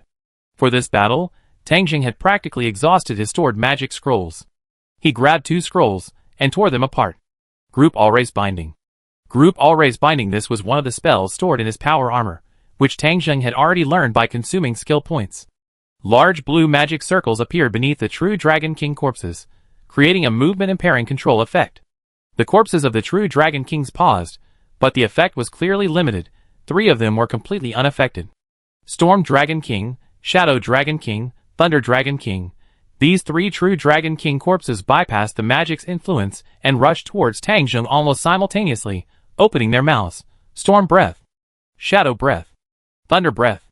3 fan-shaped breaths intersected in the air, forming terrifying energies of blue, black, and green, crashing down like giant ocean waves. Cerberus. Tang Zheng tore 2 more scrolls, summoning 2 Cerberus monsters to block his path, and simultaneously activated a spell, Magic Without Incantation High-Level Magic Shield. Boom! The 2 tank-like Cerberus monsters only held out for a moment, before being reduced to ashes by the energy of the breath. With a crack, the high-level magic shield shattered, but immediately afterward, a semi-transparent barrier blocked the 3 terrifying breath attacks. It was the Immortal class skill, a shield with a value of 700, even after being weakened by multiple layers, it still lost over 100 points in one go. Tang Yang's eyelids twitched. The attack wasn't over. The 3 true Dragon King corpses, controlled by the Guardian in charge behind them, simultaneously launched physical attacks. 10 seconds. Boom, boom, boom. The Storm Dragon King's lower body swung, its thick tail covered in blue scales, turning into afterimages in the air, only emitting a faint sound. The Shadow Dragon King opened its blood-red maw, its half-human-sized, rusty, sharp teeth, their surfaces flowing with dark attribute energy, tearing at the enemy. The Thunder Dragon King swung its claws, faint arcs of electricity crackling at the tips of its sharp, azure-scaled claws. In an instant, a triple physical attack, a strike, a thrust, and a slash, surged forth, leaving after images in the air with incredible speed. On the opposite side, a staggering amount of magical power continuously converged. Centered on Sepisothos, a massive, dome-shaped, three-dimensional magic circle fully unfolded within a radius of several tens of meters. The magic circle emitted a white light, displaying semi-transparent patterns resembling written symbols. These patterns changed constantly, dazzling the eye, with no two shapes repeating themselves. No response? Ignorance of the existence of transcendental magic? No, even if unaware, this powerful magical fluctuation is enough to raise alarm. On Sepisothos' octopus-like head, the grayish-brown skin writhed abnormally. His bulging, mind-numbing eyes rolled eerily, revealing a shrewd glint. Looks like they don't have the energy to shake off the true Dragon King's offensive. Ha! They placed their hopes for victory on that balance of power called death is the end of all life. A foolish gamble. Transcendental magic is power beyond the 10th tier magic domain. Belonging to the extra tier level of magic, it can be considered magic, yet not magic. The Supreme and Great God King once said, "The one who first activates transcendental magic will be considered a fool, because using a trump card before understanding the opponent's strength is an unwise choice. Because during the activation process, the spellcaster's defensive capabilities will decrease, and they will also be unable to move. Once attacked, the super-level spell will be automatically cancelled. In short, activating a transcendental spell first would put one in a disadvantageous position, but Sepisothos still chose to do so, naturally intentionally, partly because he didn't believe the opponent could break through the blockade of the 11 true Dragon King corpses. Most importantly, it was a test. The enemy's intelligence was too scarce. If they knew about transcendental spells, or sensed a threat, there was a high probability of forcing them to reveal a trump card. No countermeasures for this? Sepisothos' fist-sized gray-green eyes flickered slightly. Could it be that I guessed wrong, and they're not like the Supreme and Great God Kings, but players who have descended upon this world? He had only recently awakened from his slumber, yet he had already figured out the ins and outs of the matter. His initial shock, anger, and disbelief had turned into caution. If before it was just suspicion, the moment he actually saw Tang Zheng, that suspicion turned into astonishment. Information transmitted from Starry Sky Lookout. The intruders were initially described as being only around level 80, and their entry into the core area was attributed to 2 world-class items, and their control over guild weapons. But that's far from the truth. The Eye of Argo's observation system was clearly countered by the magic caster, only detecting an opponent at around level 80. However, under the detection of the highest level spells Magic Essence and Life Essence, the human magic caster's stats were clearly at level 100. Especially their HP. In Sepisothos' view, it was so exaggerated that he thought he was seeing things. Even the 10-armed giant God King, one of the former Supreme God Kings, didn't have such a massive HP. His first thought was that it was a hoax, followed by the enhancement of magical items, but these two situations were somewhat contradictory. With the enhancement of magical items, the value was a bit low. Without them, it was ridiculously fake. He even possessed 2 world items. Sepisothos didn't think the magical items on his opponent were low grade. Boom! A booming sound. Such a fast reaction. Sepisothos' gaze froze as he looked ahead. He saw, facing the frenzied onslaught of the 3 true Dragon King's corpses, Tang Zheng used high-level teleportation to dodge by a hair's breadth. Under the restriction of teleportation prohibition, low-level teleportation magic was unusable. Only high-level teleportation could be used for short-distance movement. This was a 3-headed true Dragon King. Its attack speed was fast, and its coverage area was wide. Perhaps only a level 100 warrior could dodge such an attack. It's because a reaction speed spell was activated in advance. Sepisothos' vast magical knowledge flashed through his mind, several corresponding spells appearing in an instant. He realized the MP value dropped slightly. If various spells were prepared in advance, the magic power should be even higher. It really is the benefit of magical items. But if the 3 true Dragon King corpses could evade, what about the others? 8 seconds, boom! Boom! The numerous true Dragon King corpses affected by Group All-Race binding also broke free from the magical restraints. They rushed forward in a swarm, Several true Dragon Kings even attempted to cross Tang Jing's defensive line, wanting to attack the group of Juesher and his companions behind them. Inferior is of paramount importance. If they could kill this lowly human who desecrated the guild's weapon, the guild's traps alone would be enough to wipe out these intruders. Magic resistance breakthrough expanded storm. Tang Jing noticed this as well, and unleashed a wide-range spell. A raging storm appeared out of nowhere, instantly engulfing the entire area, and the summoned rain obscured all visibility. Bang! Bang! Several true Dragon King corpses attempting to cross Tang Jing were staggered by the storm's force. Rumble. A deafening roar reached Tang Jing's ears. He quickly turned his head, and amidst the raging wind and rain, a massive figure remained unaffected, rapidly advancing. It was the corpse of the Storm Dragon King. The Storm Dragon King seemed to have veered off course, like a giant ship braving the storm, crashing headlong into Tang Jing. Polar Claw.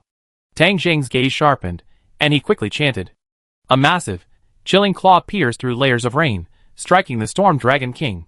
The ice elemental claw, with its tearing effect, left scratches on the hardened dragon scales, while the icy chill enveloped the rain-soaked Storm Dragon King's body, slowing it down. Using ice magic in a storm can have a combined effect. 7 seconds. Roar! Roar! Roar! The muffled roars of several true Dragon King corpses pierced through the rain, allowing Tang Jing to observe that these corpses had all deviated from their course to varying degrees. Something's wrong. Tang Jing seemed to have discovered something, his eyes lighting up. Dispel. The raging storm dissipated. 6 seconds. Amplify magic without chanting sunburst. Tang Jing chanted, aiming forward, or more precisely, at the group of guardians in charge. Whoosh! A blinding holy light, like a sun, suddenly illuminated the entire area, and in that instant, all the true Dragon King corpses stopped moving. Seeing this, I guessed right. A look of surprise flashed in Tang Ning's eyes. How could he not have thought of that at first? These true Dragon King corpses were essentially controlled by the guardians in charge. The reason they had strayed from their course during the storm was because the storm had also affected the guardians' vision. 5 seconds. Buzz. Found you. Safi Sothos's gray-green eyes were cold and deep. However, you have no chance. The super tier magic was about to end. It might not kill Tang Jing, but killing the human who had defiled the guild's weapon would be enough. And just then, whoosh! Purifying throwing gun, a pure white holy spear flew from afar, its speed so fast that only a faint white flash could be observed. Safi Sothos's magic staff, equipped with an automatic interception ability, immediately released a magical barrier for protection. However, the holy spear was completely unaffected by the barrier. Instead, it easily pierced through layer after layer of protection, striking the stunned Safi Sothos. Ah! Safi Sothos let out a raven-like scream, the pain causing the tentacle-like whiskers beneath his octopus head to throb and twitch violently. Crack! The massive circular three-dimensional magic circle shattered. The super-level magic was dispelled. For seconds, Tang Jing glanced at the deadly attacking force behind him. I wasn't unprepared. Chapter 510. Crack, crack, the light condensed by the super-level magic shattered. Pain. Safi Sothos staggered back 2 steps, his previously bulging gray-green eyes protruding further. The holy light spear embedded in his chest vanished as specks of light. His inner emotions surged. The initial shock turned into rage, then quickly subsided, transforming into a chilling and profound stillness. Able to penetrate protective measures, it's a special skill. The pain in Safi Sothos's chest wasn't obvious. The attack had indeed injured him, but it was far from enough to be considered injured. I just didn't expect that the one who destroyed the super-level magic was that inferior human woman. What it truly cared about was Tang Jing. The super-level magic was destroyed. Unexpected? Surprised? Not at all. Its deliberate release of the super-level magic was merely a test. Was that scream a little too loud? Safi Sothos's octopus-like whiskers twitched, his face displaying shock, anger, and surprise, but inwardly, he was worried about the performance. The scream was intentional. This meant the attack had indeed damaged it. The holy spear attack it unleashed contained both holy and physical penetration attributes. To ordinary people, a creature of its appearance would naturally be considered an evil being. It's common knowledge that attacks with positive attributes deal more damage to evil creatures. A louder scream shouldn't be a problem. After all, I'm a magic caster. Safi Sothos twisted his serpentine tail, a sinister smile flashing across his already terrifying face, a mixture of anticipation and cruelty surging within him. Please, don't let it end so soon. This final core area of the floating city was, For Safi's Sothos, the perfect hunting ground. The blinding light released by Sunburst didn't last long, but it still gave Tang Zheng a 1-second hard control period. Using this time difference, directly attacking the guardians controlling the true Dragon King's corpse would have been the optimal choice. Tang Zheng didn't do that. Firstly, there was a distance between them, and secondly, he needed to protect Juesher and Inferia behind him. 3 seconds. Sunburst. Light dissipation. Tang Zheng released the magic again, intending to continue affecting the guardians controlling the true Dragon King's corpse using the same method. Safi's Sothos also activated his magic at the same time.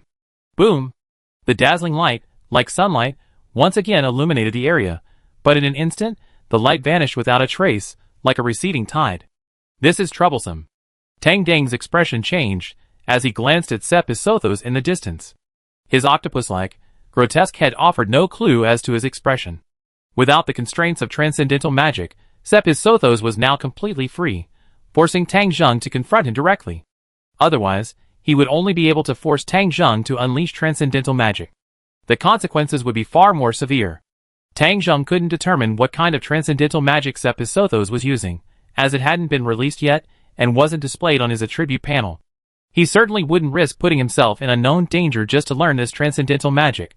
The current situation seemed equally unfavorable.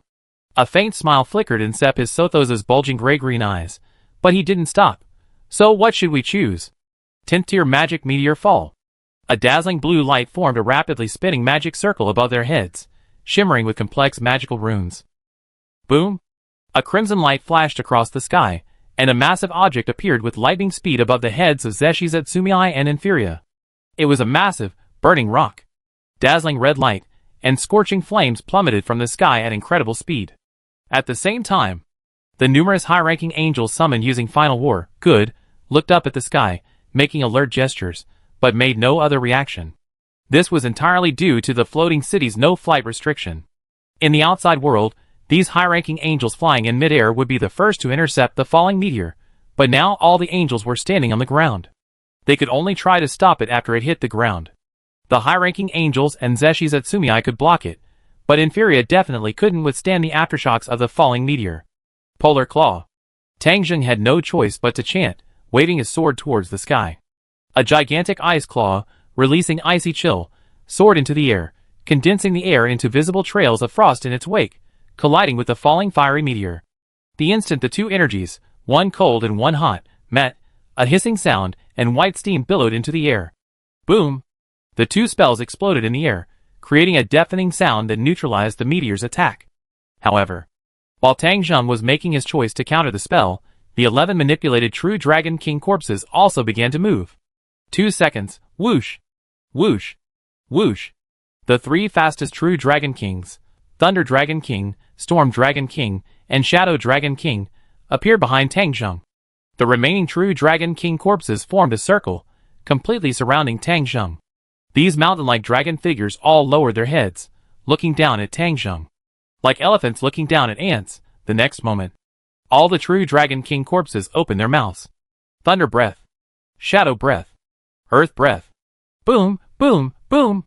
The raging Dragon King breaths, like a falling torrent, like a hole torn in the sky, instantly engulfed Tang Zheng below. Tang! In the distance, Juesher Wang's pupils contracted, and he screamed in terror. Shield of impure impact. Tang Zheng felt the deadly aura of the mixed energy of the exhaled breath, his hair standing on end. He knew perfectly well that no protective magic could withstand such an attack. Without hesitation, Shield of impure impact. Centered on Tang Zheng, a shockwave of blood-black energy erupted from all directions, forming an impenetrable defense that blocked all the energy exhaled by the true Dragon King corpses. On the other side, Safi's Sothos, through life essence, stared at Tang Zheng, who was surrounded by the true Dragon King corpses, carefully observing his HP. It didn't believe Tang Zheng could withstand the combined breath attack of 11 true Dragon Kings. You worm that defile the abode of the gods, die. No, don't die. Safi's Sothos swayed his upper body, his octopus whiskers twitching, conflicting thoughts surfacing in his mind. Death is a momentary release, but blasphemy requires thorough reckoning. Amidst conflicting thoughts, the anticipation in Safi's Sothos' enormous eyes turned to astonishment. How could this be? Even the highest level protective magic couldn't withstand the breath of 11 true Dragon Kings. The opponent's HP hadn't decreased at all. Magic Essence. The MP hasn't decreased either? How could this be? It's a special skill. It's not dead. Damn it. Excellent. This kind of prey is even more torturous. A powerful protective magic that can negate the breath of 11 true Dragon Kings must have a limit to the number of uses. Twice. Or 3. It doesn't matter, I force it out soon. Sepis Sothos' slippery, grayish-brown skin writhed violently, hissing strangely as he spat out his breath. 1 second. The dense breath energy was repelled. Tang Zheng, unharmed, gradually appeared at the center. The effect of Unbreakable Shock Shield had just ended, and the true Dragon King corpses had received new instructions. The breath attack couldn't be sustained for long, and for the corpses of the true Dragon Kings, the powerful attack also affected their physical bodies. All the true Dragon Kings simultaneously swung their tails. Dozens of terrifying afterimages descended from the air, completely covering the area. Even using higher-level teleport for short-distance movement couldn't escape the enveloping attack range. Higher-level Magic Shield. Tang Zheng managed to cast a Magic Shield on himself. Bang! The Magic Shield shattered instantly. The life shield provided by the immortal class skill Harmony of Heaven and Man Everlasting Life was immediately wiped out along with the shield's value. The two shields reduced the attacks from the corpses of the true Dragon Kings to a minimum, but the aftershock still followed. Magic without casting high-rank Magic Shield. In an instant, he activated the spell again. However, terrifying shockwaves surging from different directions, like whirlpools in the ocean, tore at Tang Zheng's body. The Magic Shield shattered again after only a moment. Tang Zheng's face paled, and he spat out a mouthful of blood. His entire body was simultaneously impacted, forcibly blasted into the air. These true Dragon Kings. Even as corpses, they're still monsters. I can't withstand it at all. The intense pain made the veins on Tang Zheng's forehead throb, and he let out a groan. The two magic shields, plus the previous life shield, were forcibly shattered, and his HP dropped by nearly 100 points.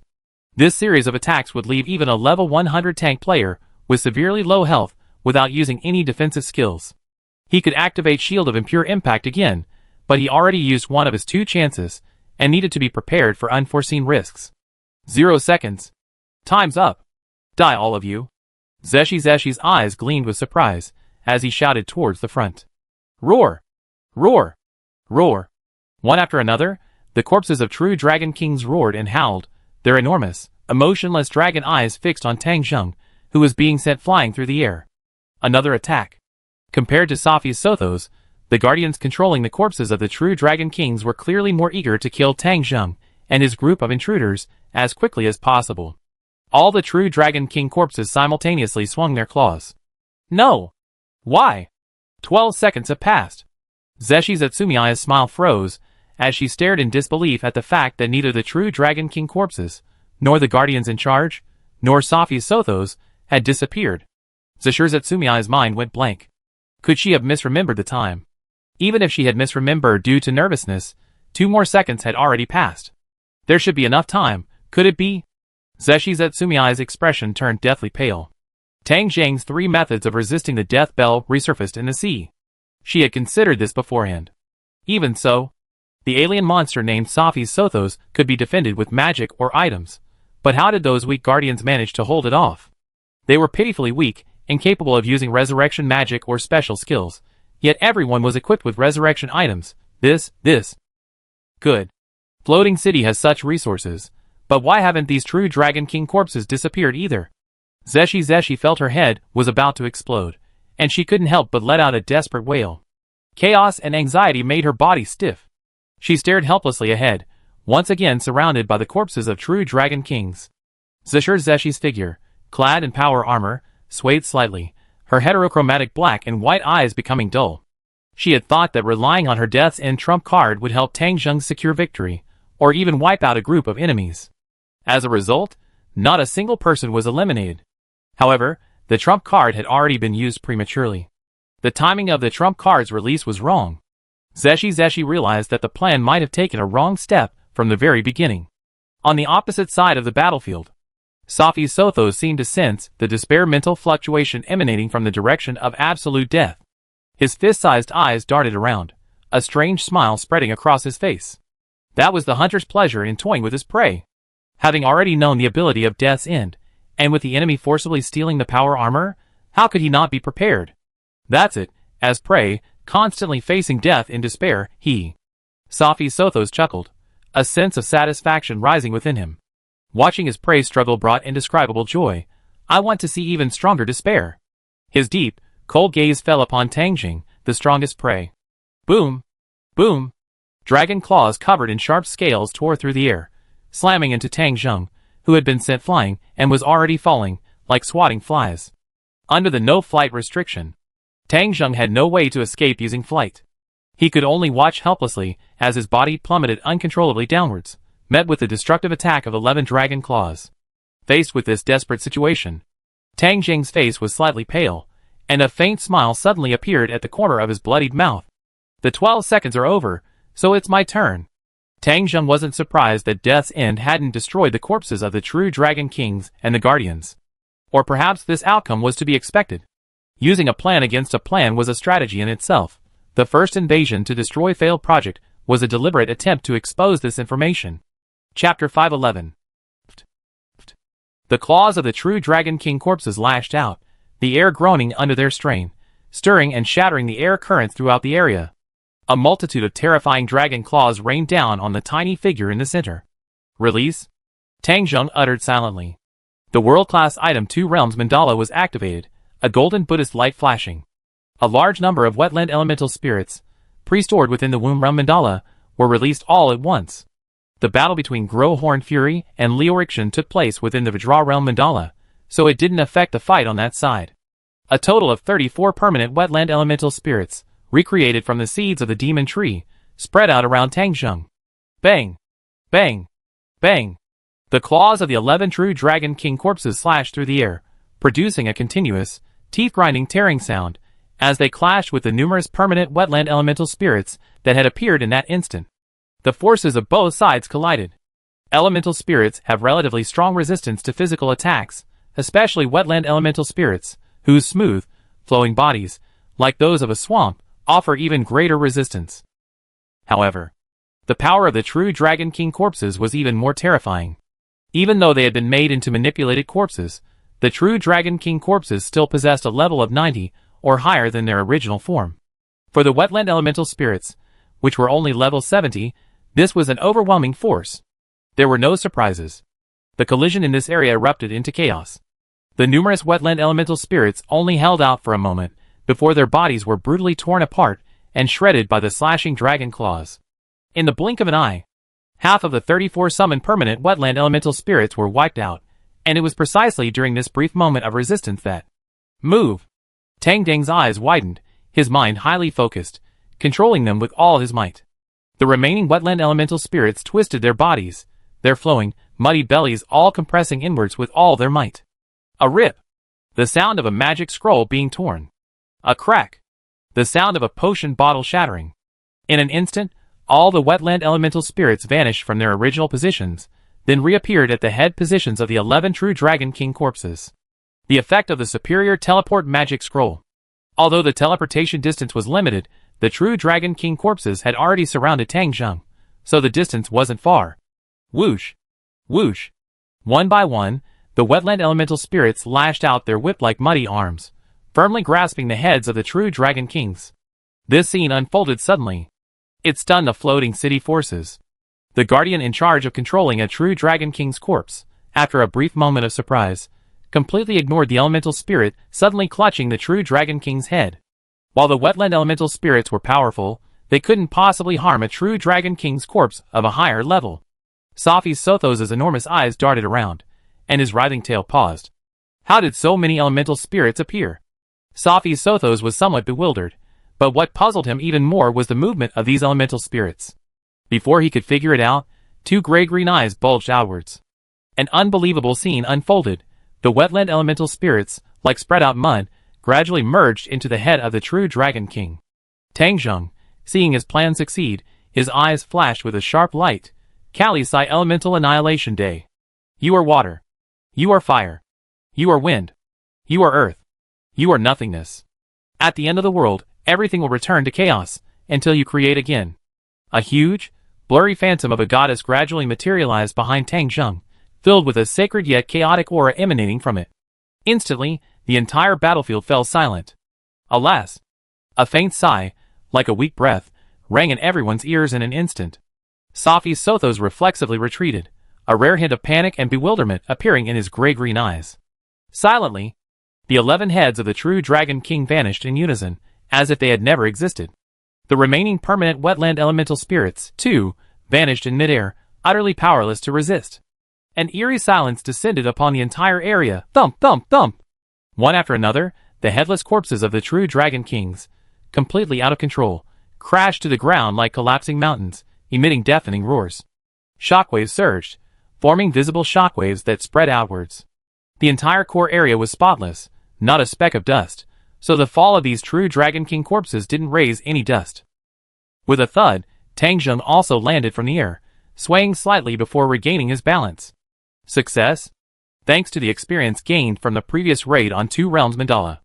If these true Dragon Kings were still alive, his plan would be impossible, but these true Dragon Kings are essentially corpses. Of course, the various resistances inherent in the true Dragon King corpses themselves also need to be considered. It's just that the fusion is different. This isn't an attack. That's right. The fusion effect produced by the fusion potion isn't considered an attack in terms of judgment. Like creating permanent angels or permanent elemental spirits, it can be understood as a buff-type effect. The true Dragon King corpses, lacking self-awareness, naturally cannot be accurately distinguished. Looking down from above, Tang Zhengzhen stood in the center of a circle of true Dragon King corpses surrounding him. Everywhere he looked, there were enormous Dragon King corpses. No blood flowed. At the necks of these headless true Dragon King corpses, only slightly reddish flesh and bone remained.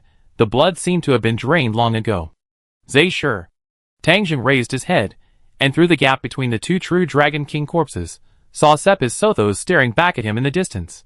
He suddenly shouted to those behind him, "Take Inferia into the inner palace and activate the traps." His clear voice echoed in the empty space. Yes. Zhe Shi Zhe Ming, recovering from the shock of the scene, looked at Tang Zheng with fervent worship. Lord Crown. Bang! Zhe Shi Zhe Ming moved, and his shadow clone pulled Inferia backward, directly entering the inner palace. The group was already standing at the inner city's exit. Next, Tang Zheng slowly took a breath, a smile appearing on his face. He stepped forward from between the two dragon corpses, his foot landing on the smooth ground. Sepis Sothos. The powerful trump card of the 11 true Dragon King corpses has come to an end. Tang Zheng stepped firmly into the core area's plaza, his gaze fixed on the group of guardians opposite him. Damn it! Inferior creatures. Lowly insects. All the guardians glared angrily, but a hint of panic and bewilderment lingered in their eyes. Those were true Dragon Kings. Even without their former power, their formidable physical combat strength was in no way inferior to a level 100 warrior. They were dealt with in an instant. Absurdity and disbelief surged within the guardians, their arrogance and confidence towards Tang Zheng and his group of intruders transforming into fear. I see. Sepis Sothos' octopus-like face twitched a few times, its fist-sized eyes fixed on Tang Zheng. Suddenly, it extended a tentacle-like arm and bowed to its chest. It was my fault for not treating you, an intruder, as an equal. The Supreme and Great Demon Spirit King once said that underestimating one's opponent will lead to danger. In retaliation, I will give you no more chances. That enormous phantom of the goddess just now. To be honest, it did startle it. But now? Sepis Sothos recovered, realizing that such power wasn't an offensive technique, but rather a supportive one. This power was clearly a trump card. It hadn't yet figured out the effect, but since its opponent had used a trump card, the upcoming battle was in its favor. Go and hunt down those two escaped intruders, and retrieve the guild weapons. Sepis Sothos, staring at Tang Zheng, coldly addressed the guardians on either side. I will be in charge of this battle. The guardians exchanged glances, bowing respectfully. They all realized that with their strength, they were utterly incapable of interfering in this fight. Yes, came the respectful reply in unison. The next moment, hypnotic, hypnotic, hypnotic. Summon! The guardians, each with their own distinct and almost childlike shouts, seemed to have been meticulously designed. A burst of light flashed. Figures clad in power armor appeared in the plaza, except for the set worn by Zeshi Zetsumiai and the set worn by the Crimson Dewdrop Captain. The remaining 7 sets of level 80 power armor and 7 sets of level 50 power armor within the floating city were all deployed. The remaining guardians, wielding magical items resembling monster pendants, summoned level 70 monsters. Whoosh! Whoosh! All the guardians in charge sprang into action, deliberately bypassing Tang Zheng and rushing towards the inner city palace at the rear. Tang Zheng and Sepis Sothos stared at each other from afar. Neither made a move immediately. They seemed to be waiting for the other to make the first move so they could make their next judgment. A brief silence. Grohorn Fury is unaware of information about your companion's power, Sepis Sothos said, his eyes darting around. His voice was low and deep, yet it had a sharp, piercing quality, like the vibration of a fingernail scratching a blackboard. I know, that's why the plan can be executed. Tang Zheng calmly replied, the power of Death's End, combined with the instant kill range of power armor, is a killing move that anyone would fear. Sepis Sothos' eyes flickered. You anticipated that. To prevent unforeseen circumstances, I would force you to use this trump card prematurely. Therefore, you would definitely deploy the power of the 11 true Dragon King corpses beforehand, deliberately creating an opportunity to eliminate them in one fell swoop. After you had that human woman activate Death's End, you didn't immediately retreat into the inner city as before, but instead remained in place, precisely to lower my guard. Yes, the opportunity presented itself, and even with the risks, we had no choice but to use this power. You employed a strategy of turning the tables. And Death's End was merely bait. The real killing move was your trump card. That's right, by using the power of Death's End, we forced out all your prearranged resurrection methods, and then, combined with my trump card, eliminated all the true Dragon King corpses in one fell swoop. Truly a series of interconnected schemes. Tang Zheng and Sepis Sothos exchanged words in the air, revealing the strategies they had previously devised. This was merely a partial outline of the countermeasures employed by both sides before the actual battle even began. Judging solely from the outcome, Tang Zheng had the upper hand, not only eliminating the most troublesome true Dragon King, but also neutralizing all of Sepis Sothos and the other's resurrection magic. Because once resurrection magic is activated, it cannot be used again for 4 hours. However, in reality, this round was essentially a draw. The outcome was simply a matter of who had the greater advantage in intelligence. If Tang Zheng didn't have a trump card like Catan, he would have been forced to use the deadly Death's End. The 11 corpses of true Dragon Kings would have been enough to force out his opponent's information. Your wisdom is admirable. Sepis Sothos smirked, his octopus cheeks contracting, radiating a visible malice. As the gatekeeper of infinite knowledge, eating your bald head will surely increase my understanding of magic. Is that so? I think your octopus tentacles and eel tail would be quite good grilled. Tang Zheng sneered, responding without any politeness. Since you won't make a move, then I won't be polite. Level up.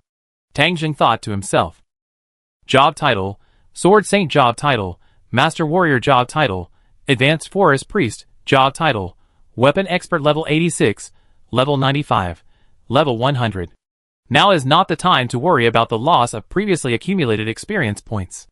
The biggest difference between low-level and high-level players isn't equipment, skills, or items, but level. According to Yggdrasil settings, for every level difference, there's a certain amount of damage reduction. When the level difference reaches 10 levels, it's almost impossible for a low-level opponent to defeat a high-level one. Tang Zheng, in his fight against Sepis Sothos, must make up for the damage reduction between their levels. You?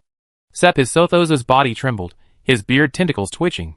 Under the detection of magic essence and life essence, Tang Zheng's health and magic power stats had actually increased again. How did he do that?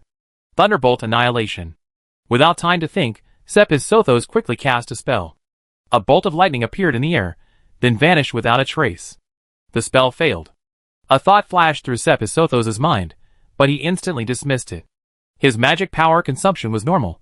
There was no feedback of a failed casting. Tang Zheng began to chant, monster summoning Cerberus. Roar! Roar! Roar! Cerberus leaped out of the magic circle, charging straight at Sepis Sothos' defenses, completely unknowable.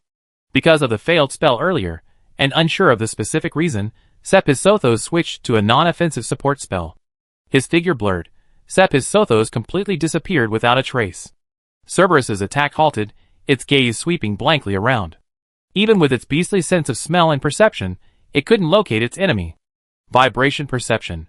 Tang Zheng activated his magic, and an invisible wave spread out, immediately eliciting various responses from the ground. Found you, there. Cerberus, receiving the command, lunged towards its left front. Undead summoning Lord of Destruction. The Lord of Destruction, with long golden hair, a rusty crown, and a blood-red cloak materialized from the black mist. Boom! The Lord of Destruction collided with Cerberus, creating a violent roar. And Sepisothos, having activated his magic, also emerged from his unknowable state. Tang Zheng and Sepisothos stared intently at each other once more. For magic casters, having a front line is crucial. Both the Lord of Destruction and Cerberus are tank-type monsters. Chapter 512. The King of Annihilation yanked on the chains, connecting his black side-like energy, the chains clanging metallically, as he held them to his chest. Crack! Crack! Cerberus's crimson pupils flashed with ferocity, its gaping maw blocked by the chains, sparks flying as its sharp teeth rubbed against them. The other two heads of the three-headed hound, however, bypassed the chains and lunged for the King of Annihilation's throat. A flash of black, sharp light. Thud. The King of Annihilation flicked his wrist, the scythe in hand, and the sharp blade struck one of Cerberus's heads. A spray of blood bloomed in the air. The black, hazy negative energy grew denser, relentlessly corroding Cerberus's body with a sizzling, corrosive sound. Meanwhile, Cerberus's serpentine tail, at a concealed angle, tore at the King of Annihilation's body. Roar! Aga! The battle between the two level 70 monsters grew increasingly fierce, the shockwaves and roars from their collision echoing across the empty plaza. Any one of these monsters could cause a near-annihilation crisis for any human or other race entering this other world. Yet, such an astonishing battle was completely ignored by the manipulators behind each monster. An invisible pressure permeated the air. Two figures silently confronted each other, their gazes briefly meeting. Rib-binding Sepisothos chanted, striking the ground with his magic staff, Mud Swamp. This was one of the spells contained in his artifact-level magic item, Scholar's Staff of Wisdom. His own chanting, combined with the magical artifact, created a double magic release. Crack! Crack! Thick, sharp white ribs flew from the ground beneath his feet, like traps closing tightly, their sharp teeth biting deeply into Tang Zheng's body. However, the contact was brief. Tang Zheng broke free of the magical restraints and moved to one side. Heat! An explosive heatwave surged forth, igniting the air and illuminating the area with a crimson light, forming a blinding flame. Boom! The high-temperature impact created wave after wave of attacks, blasting away the King of Destruction and Cerberus, who were located in the center, and then engulfing the area where Sepisothos was. As the crimson light quickly faded, Tang Zheng and Sepisothos, unharmed, reappeared in each other's sight. Mud Swamp failed to activate. Sepisothos felt the lingering heat in the air. Its slippery body had become dry, making it somewhat uncomfortable. However, a glint of light flashed in its large eyes. So that's it. Elemental magic was restricted? No, was that fire magic? Tang Zheng looked at the opponent, seeing that it was completely unaffected, and frowned slightly. It withstood the shockwave and high-temperature damage. The defensive setup is a bit troublesome. He pondered briefly. I almost didn't dodge it. Tang Zheng patted his chest and said, Humph. Sepisothos snorted coldly, able to evade rib binding. You possess complete resistance to movement obstruction. Binding magic is ineffective against you. Oh, I guessed it. Tang Zheng showed no embarrassment at being exposed, quickly chanting heat. Boom! An explosive heatwave erupted again, blinding crimson light illuminating the entire area like a falling sun. It wasn't that Tang Zheng didn't want to cast other spells. It was just that the most powerful spells he currently possessed were all elemental, and they were all currently restricted. Tang Zheng actually hoped that Sepisothos would cast more offensive spells to replenish his power. 2 consecutive heat-destructive spells. Ack. The King of Destruction's writhing body finally succumbed to the intense heat and was destroyed, dissipating into black smoke. Although Cerberus was also blasted a distance, it wasn't seriously injured. Roar! Cerberus shook its head, got up from the ground, and without the King of Destruction's obstruction, charged towards Sepisothos. This magic is ineffective against me. Sepisothos' sharp voice rang out from the crimson, intense light, her magical robes radiating an icy blue glow. Using Cerberus's complete fire resistance to indirectly destroy the monsters I summoned. A good strategy, but alas. Monster domination. Sepisothos' fist-sized, gray-green eyes glared at the Cerberus charging towards her. Roar. Cerberus abruptly stopped, its fierce crimson gaze gradually turning blank, then it turned around, baring its teeth at Tang Zheng. Mental magic? On Tang Zheng's attribute panel, the information about the spell immediately appeared. He quickly responded, summoned a spell. The controlled Cerberus trembled slightly, but did not disappear as expected. Tang Zheng's eyes narrowed. What was going on? This was completely different from the spell's information. Surprised, you ignorant fool. Sepizotho's laughed triumphantly, speaking in a deep, hurtful tone. The spell itself isn't very powerful. Even if it succeeds, the enemy can dispel the summon. It's better to use a dispel spell directly. However, my race possesses special bonuses. This power is beyond the comprehension of a lower race like yours. My turn. Monster summoning Cerberus. Sepizothos chanted triumphantly. A blue magic circle appeared beneath his feet. Roar! A brand new Cerberus appeared. 2 Cerberus raised their heads, their 6 pairs of crimson eyes glaring fiercely at Tang Zheng, their upper bodies lowered. This is troublesome. Tang Zheng felt a headache coming on for the first time. He usually preferred using summoned creatures in battle, but unexpectedly, he was now being countered by the enemy's magic. Unless the Cerberus is dispelled, monster summoning cannot be reactivated, although other summoning spells can be used. The problem is that it's unclear whether Sepizothos' monster domination has a limit on the number of summons. If not, then the summoned monsters will simply remain under the opponent's control, and the limitation is that he can only summon monsters for probing, which may consume MP. That's right. This is a problem for ordinary magic casters. Angel summoning Judgment Throne Angel. Tang Zheng didn't hesitate for a moment, activating a new summoning spell. A holy light shone above Tang Zheng's head, whoosh, tumble. As the pure white magic circle rotated, countless holy feathers, and the sound of bronze gears turning resounded like a sacred rhythm. Boom! The Judgment Throne Angel descended from the magic circle, then staggered and fell to the ground with a heavy thud. No flight, the guild restriction. Sepizotho's gray-brown face twitched, surprised. Not surprised that he could summon an angel. It was that this guy was completely unaffected by words. Oh, not continuing to control it. Tang Zheng saw that the other party didn't move. It seems you could only control one monster.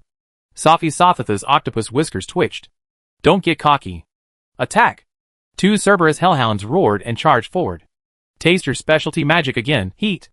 Sepizothos' pupils gleamed with intelligence as it raised its tentacle-like arms. Using its scholar class ability, it had already located the spell from the world-class item Nameless Spellbook. Boom! A blazing light erupted from Sepizothos, the instantaneous heatwave engulfing the entire area. Tang Zheng, seeing the rolling crimson heatwave, was momentarily stunned before a strange expression forming, group-wide race binding. The 2 Cerberus hellhounds were instantly frozen in place. Boom! Ah! A wave of intense heat completely engulfed the entire area, but amidst the crimson light, a scream of agony echoed from Sepizothos as the light and impact dissipated. Sepizothos came into view, its face charred black, steam billowing from its body, looking utterly wretched. What happened? Sepizothos roared in exasperation, glaring fiercely at Tang Zheng. It realized it had been tricked. TSK. Tang Zheng clicked his tongue, his words laced with sarcasm. Calling yourself the gatekeeper of knowledge, you think you're so great. Don't use other people's magic recklessly before you thoroughly understood it. The attack released by heating is so powerful that even the caster is within its range, requiring the caster to be equipped with complete fire resistance. I figured it out. Faced with this taunt, Sepizothos' eel tail tensed, its charred face visibly recovering as it calmed down. Your trump card affects all elemental magic, but heat isn't elemental magic at all. Therefore, you're also affected by your trump card. Its previous assumptions were overturned. Unable to use elemental magic, it had indeed lost many methods, but with the power of the Nameless Spellbook, it could use any type of magic. Battles between magic casters were a contest of MP and magic power. The probing ends here, Sepizothos declared, staff in hand. It had already devised a counter-strategy. You doomed one, experienced the true power of magic. Under the essence of magic spell, which allows one to see through an opponent's magical power, the opponent's remaining magical power was fully exposed. The remaining magical power was still considerable, but it had already dropped significantly. Mage without chanting, highest enhancement 10th tier, mental type self-denial. Sepizothos chanted, waving his magic staff at Tang Zheng. Gravity vortex. A ball of jet-black energy was released from the tip of the vine-shaped magic staff, transforming into a black streak of light and rapidly hurtling towards him. Finally, a decent magical attack. Tang Zheng was not surprised but delighted, quickly consuming skill points to learn it, while chanting, Gravity Vortex. Nothing appeared, but the magical power was consumed normally. This is a failed spell. Hee. Sepizothos let out a smug, ear-piercing laugh. This is the real showdown. Self-denigrating is a mental magic spell that increases the opponent's chance of failing to cast a spell. Combined with the Scholar and Hypnotist classes, it ensures a 100% chance of the opponent failing on their first spell casting. Subsequent spells will be reassessed based on the resistance between the two sides. However, Sothos was extremely confident that the opponent's next spell would still fail. His specialized classes made him virtually invincible in terms of mental resistance. The probability of the enemy failing a second spell casting remained 100%. Seeing the spell fail, Tang Zheng quickly manipulated the Judgment Seraphim, placing it in front of him. Boom! The black energy ball struck the Judgment Seraphim's bright silver armor, the point of contact skewed and severely distorted. Crack, snap. As the armor shattered, a large hole was blasted through the Archangel's chest, and he vanished into specks of light, along with the gravity vortex. So powerful. Tang Zheng's eyelids twitched. He looked back at his attribute panel, and noticed that before gravity vortex, there was a self-denigrate spell. Another mental spell. This type of magic has been enhanced by the class. I can't replicate the effect of the same spell. Tang Zheng quickly finished reading the spell's information, his heart sinking slightly. Sothos' single move, without a specific countermeasure, is practically the bane of ordinary spellcasters. Mage Enhancement 1000 Bone Spears. A vast number of bone spears, far exceeding 1,000, shot out from the ground in all directions, centered on Sothos. High-rank magic shield. Tang Zheng's expression turned serious as he continued chanting, simultaneously preparing other defensive techniques. He needed to determine how many times self-denigrate would cause his spell to fail. Whoosh! A deep blue magical shield enveloped Tang Zheng. The spell had been successfully activated. Clang! Clang! Clang! The sharp bone spear clashed repeatedly with the magical shield, creating dense, rain-like ripples on the barrier surface, all of which were blocked. The spell was successfully activated? Sothos was stunned, quickly assessing that Tang Zheng's mental resistance was also extremely high. This is impossible. The near 100% failure rate of the second spell had actually been broken, and its class was specialized. This had only happened once before, when it failed against the true Dragon King. It must be a magical item. Sothos was furious, but even more so, annoyed. This meant its newly devised tactics were no longer viable. Due to the influence of self-denigrating, the opponent would consume additional magic power after a failed spell, resulting in greater magic power depletion. Now, only one success was possible. Therefore, in terms of magic power consumption, Sothos was the one consuming more, a net loss. Chapter 513. Sothos was annoyed, but it didn't cloud his judgment. He simply changed his strategy, a ghostly blue light flashing in his eyes. Magic Essence Probe. The opponent's magic power had dropped by less than 1/10. The brief exchange hadn't depleted much. Your overall MP is lower than mine even with equipment buffs, but your HP is very high. Your class build should lean towards the Faith Tree. The safest strategy is to prioritize attrition. Sothos reaffirmed his next tactic, his protruding mouth emitting a harsh laugh. I admit you exceeded my expectations. To be able to master the 10th tier of both faith and magic is beyond the reach of the insects of this world. You're a player, right? You dare to openly invade the floating city, because you come from the same world as the Supreme God Kings. That's why you can act so recklessly, and without regard for consequences. Sothos' words carried a mixture of probing and certainty. Huh? A player? What's that? Tang Zheng feigned confusion. He had already invaded the core. There was no need to hide his abilities anymore. He was still in the probing phase because of Tang Zheng, and also because he intended to deplete Sothos' magic power first. The reason for this is that Sothos possesses a troublesome trump card. Unlike Death's End or Heroic Spirit's Soul, his trump card doesn't have a fixed effect. It's the type that even with information, there's no way to counter it. Don't admit it? It's pointless. Regardless of whether you come from the same world as the Supreme and Great God Kings, invading the floating city is a capital offense. Sothos scoffed coldly, you mere human, no matter how powerful you are, in the face of time, you are nothing but a fleeting, inferior race. With your lowly race, you dare to come from the same world as the Supreme and Great God Kings. Tang Zheng's eyes twitched at the sound of the other's arrogant howl. What was this guy talking about? Shut up.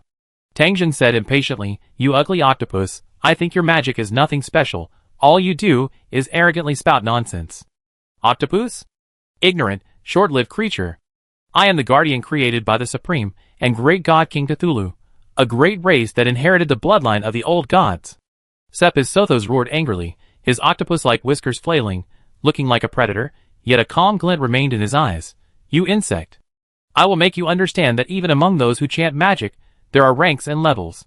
Give me a break. Faced with this intense belittling and anger. Ugly octopus. Tang Zheng, equally enraged, seemingly utterly provoked, yet inwardly calm, shouted, Want to settle this with firepower? Then so be it. In that instant, both sides made the same plan, to provoke their opponent into a high-intensity magical drain, instead of probing each other as before. 10th tier magic internal blast. 10th tier magic internal blast. Sepis Sothos was the first to chant, releasing an invisible wave of magic instantly. Almost immediately, Tang Zheng's eyes lit up. He consumed skill points to master the magic and chanted it simultaneously. Cough! Cough! Tang Zheng and Sepis Sothos' chests swelled simultaneously, a terrifying power exploding within, causing excruciating, tearing pain. A mouthful of red blood and a mouthful of green blood spilled from their mouths at the same time, and their swollen bellies returned to normal. He can actually use magic like that? What about this? Sepis Sothos' gray-green eyes contracted slightly in pain, and he quickly activated a new spell, 10th spiritual type projection. Magic enhancement internal explosion. Tang Zheng's eyes brightened even more as he quickly recorded this spell, but didn't use it simultaneously, instead continuing with his previous spell. He had already revealed his faith and magic types.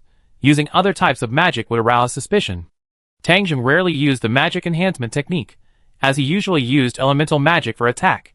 These types of magic, with the passive boost of elemental blessing, had their power increased to the maximum, essentially having a built-in magic enhancement effect. Cough! Sepis Sothos' stomach swelled even more noticeably than before, like a balloon suddenly inflated, and he spat out a mouthful of green blood.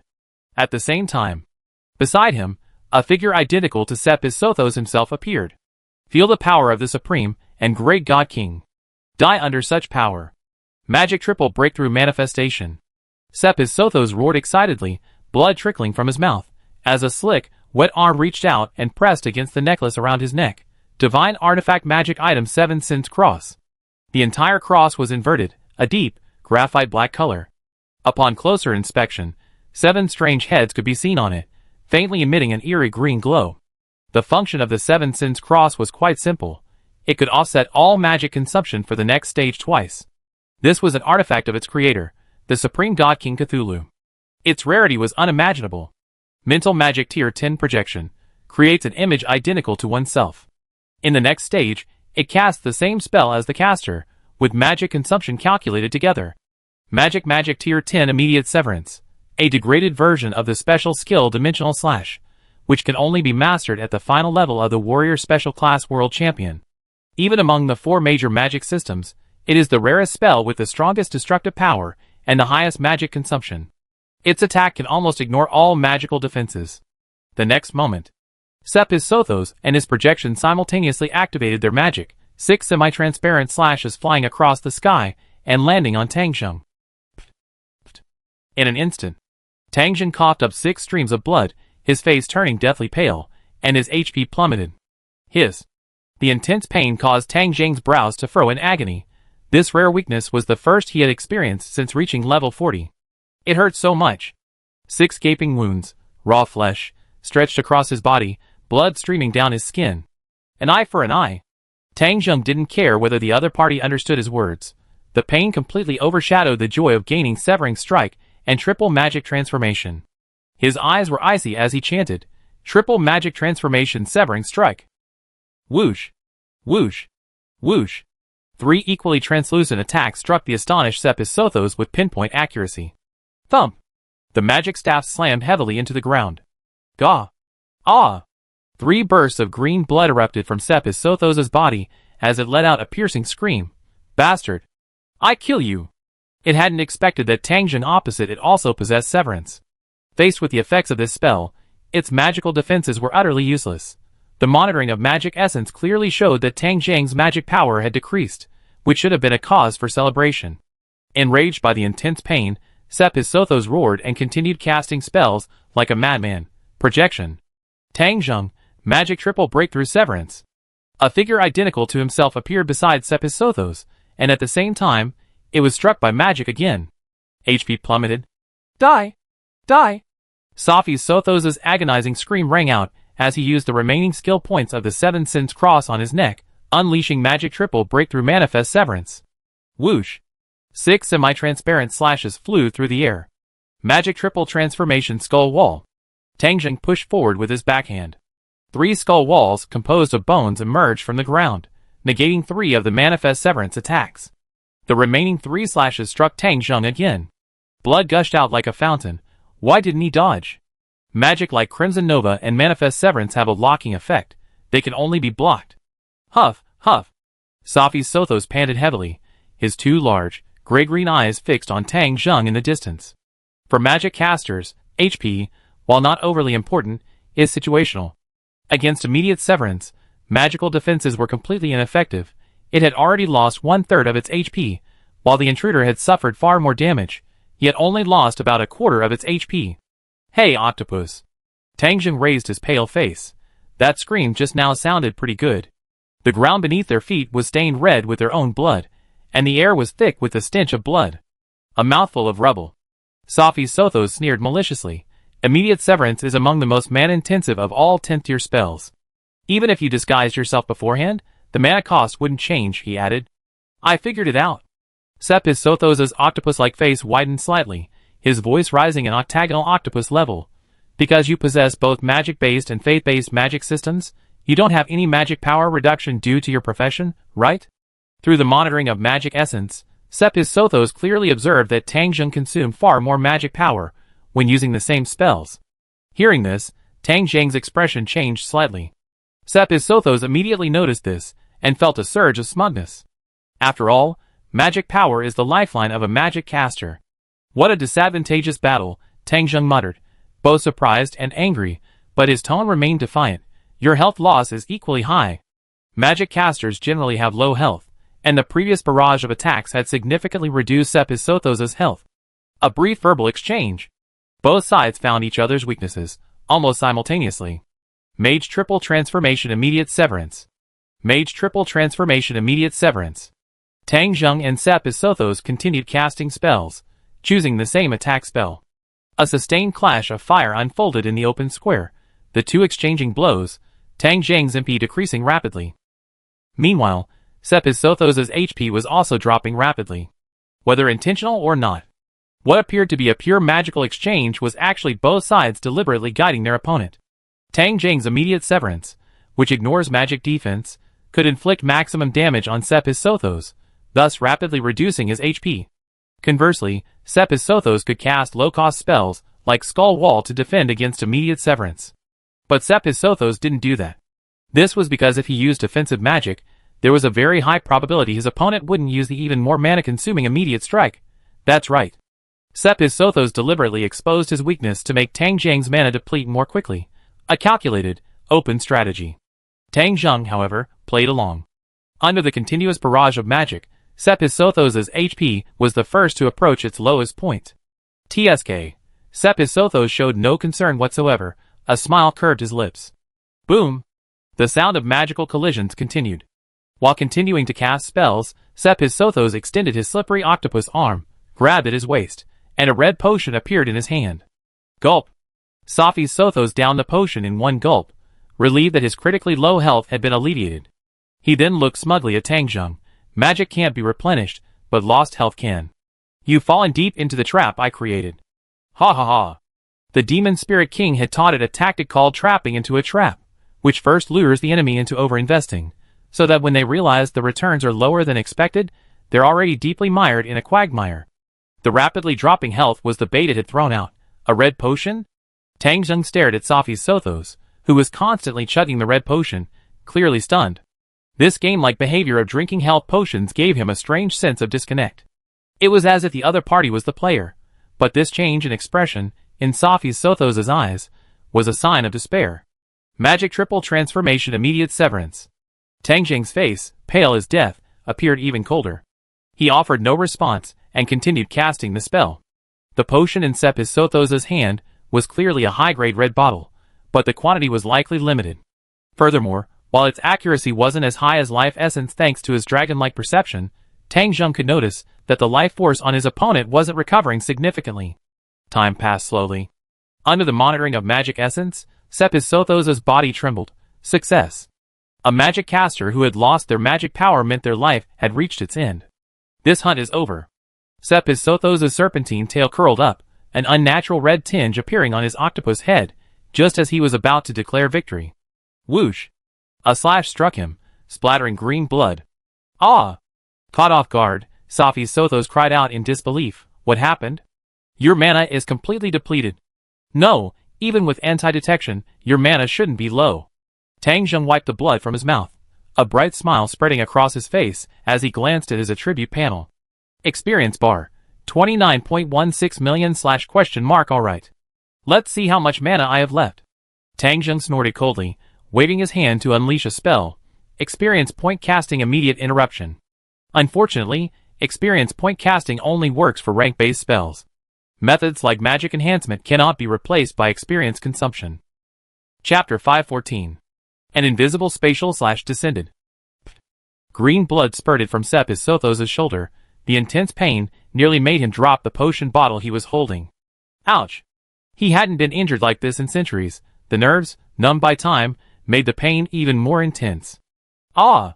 Sepizotho couldn't help but let out another scream, unable to suppress it even if he tried.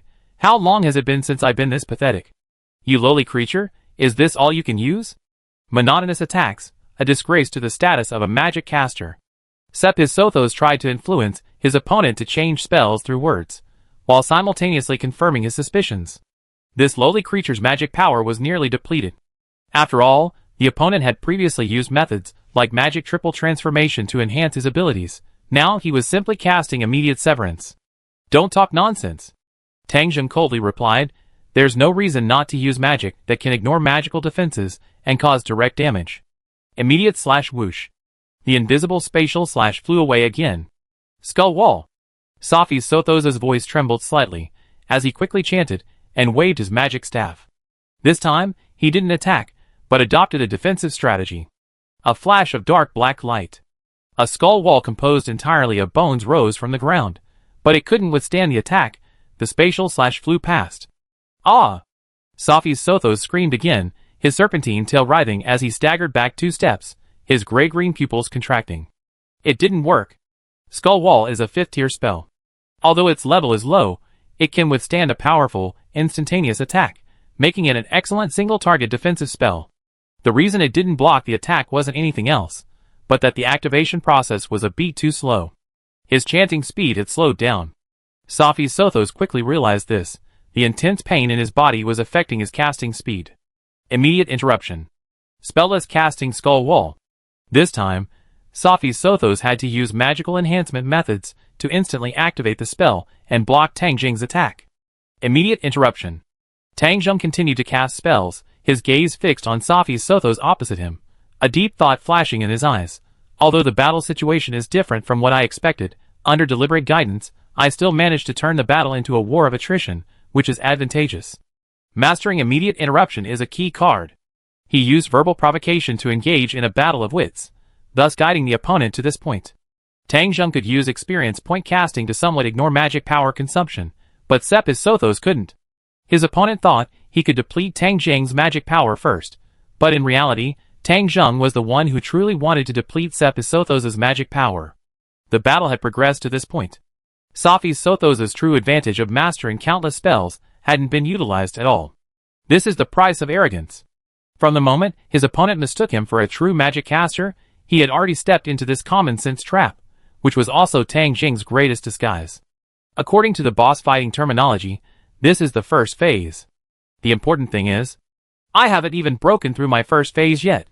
Tang Zheng's lips curled into a barely perceptible smile, his voice still cold and silent, as he released a spell, Severance. The silent spatial/slash collided with the skeleton wall and dissipated. On the empty plaza, the sound of bones shattering echoed continuously, a simple yet extremely risky magical confrontation colliding relentlessly. One attack, one defense. From a distance, it looked like a battle between magic chanters walking an extreme tightrope. 1 minute. 2 minutes. 5 minutes. Tang Zheng's relentless attacks bombarded relentlessly, without complex magical techniques, only one severance after another. Impossible. Impossible. A strange roar escaped Safi Sothos' throat, his voice growing increasingly shrill and deep, his gray-green eyes widening in disbelief. Current spell even among 10th tier spells of the same level, this is the type with the highest mana consumption. This inferior creature before him has actually been able to cast it all this time. What the hell have you done? Safi Sothos cast another defensive spell, negating the attack, and then roared, how can it possess such immense mana? Even special skills can't achieve this. There's no way in the world to replenish mana. Everything before him had shattered his understanding. This inferior creature, even with all its classes focused on increasing mana, and with the added benefit of its equipment, couldn't withstand such consumption. This incomprehension. A sense of dread about the unknown coalesced in Safi Sothos' heart. Don't make such a fuss. Where's your arrogant and haughty attitude? It would be embarrassing for your subordinates to see it, Lord Safi Sothos, Tang Zheng said calmly, his gaze sweeping across the attribute panel while his hand pointed forward, continuing to cast magic. A contest of mana consumption? The one who truly falls into the trap is you octopus. Immediate strike. Level 100 LV becomes 99 LV. Job admission. Level 99 LV becomes 100 LV. That's right. Such a long period of consumption, even with over 20 million experience points stored, has been completely depleted, but this doesn't affect spellcasting. Once experience points are exhausted, continuing to cast spells will cause a level drop. At this point, taking a job again to increase the level allows for a cycle. This is the true experience point casting technique. An almost unconventional method. However, there's a drawback. Tang Zheng's level cap needs to be maintained at 99 LV, leaving room for one level. This will inevitably affect his last high-level class, preventing him from reaching the maximum level. How to choose? Tang Zheng can't decide yet. Ultimately, it's a choice between a future combat style leaning towards warrior or mage. No awe. Safi Sothos retreated in panic, struck by the spatial slash, letting out a miserable howl as he waved his magic staff. It must be fake. Die! Gravity vortex. A black, deep energy sphere formed an invisible gravity field in the air. When the intersecting spatial expansions converged, the energy of the two collided and dissipated. Under the monitoring effect of magic essence, Tang Zheng's magic power had long since reached zero and remained unchanged. Yet, the opponent continued to use magic. It's not magic power consumption. It's other means of consumption. Safi Sothos desperately wanted to tell himself that everything before him was an illusion, but the very thought itself was a cruel mockery. What is being consumed? Safi Sothos' mind was a complete mess, a headache and disbelief pounding against his brain. He'd been tricked. He thought he was the hunter setting the trap, but the real prey was it. Streams of green blood bloomed continuously in the air. He's even stopped drinking potions. Has he given up? Under Tang Zheng's gaze, Safi Sothos, aside from occasionally using magical artifacts for defense, offered almost no resistance, not even drinking the red potion. Looks like his magic is completely depleted. Victory seemed so close? Not at all. Tang Zheng's tension increased, becoming even more cautious, his attacks continuing without pause. Safi Sothos' aura was extremely weak, excessive blood loss had flattened and turned his entire octopus head a pale gray. Whoosh! Severing slash and invisible spatial slash struck again, from afar. At this moment. No!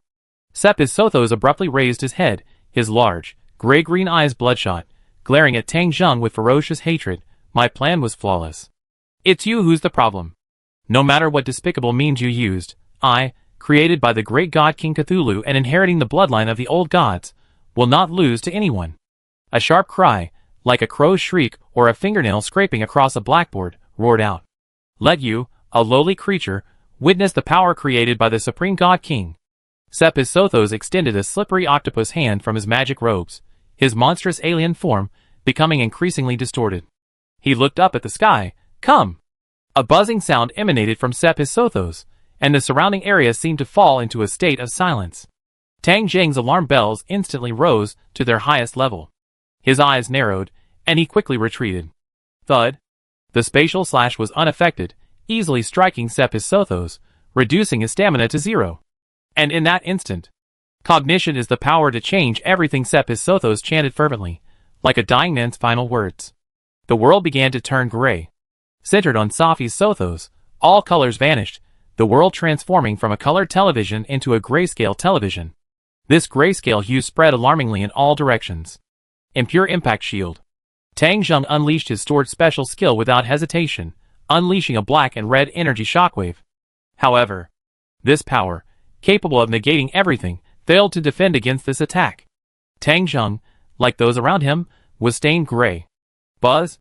His attribute panel vibrated. Special class discovered. Illusionist requires a higher level class as a prerequisite. Failed. Tang Zheng's expression changed drastically. Damn it. He immediately realized that the opponent's trump card wasn't the type he had initially anticipated for use against an enemy. Present the only false evidence to this world. Safi's Sothos shouted, his dying gaze fixed on Tang Zheng, making a declaration. You are already dead. Whoosh. The grayish-white hue vanished in an instant. Tang Zheng quickly activated the rebirth spell Mercy of the twin Sal trees stored in his passive ability magic preparation. His vision went black.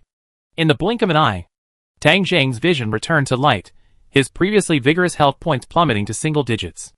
At this moment, any attack would instantly kill Tang Zheng, and the previously advantageous situation had been reversed.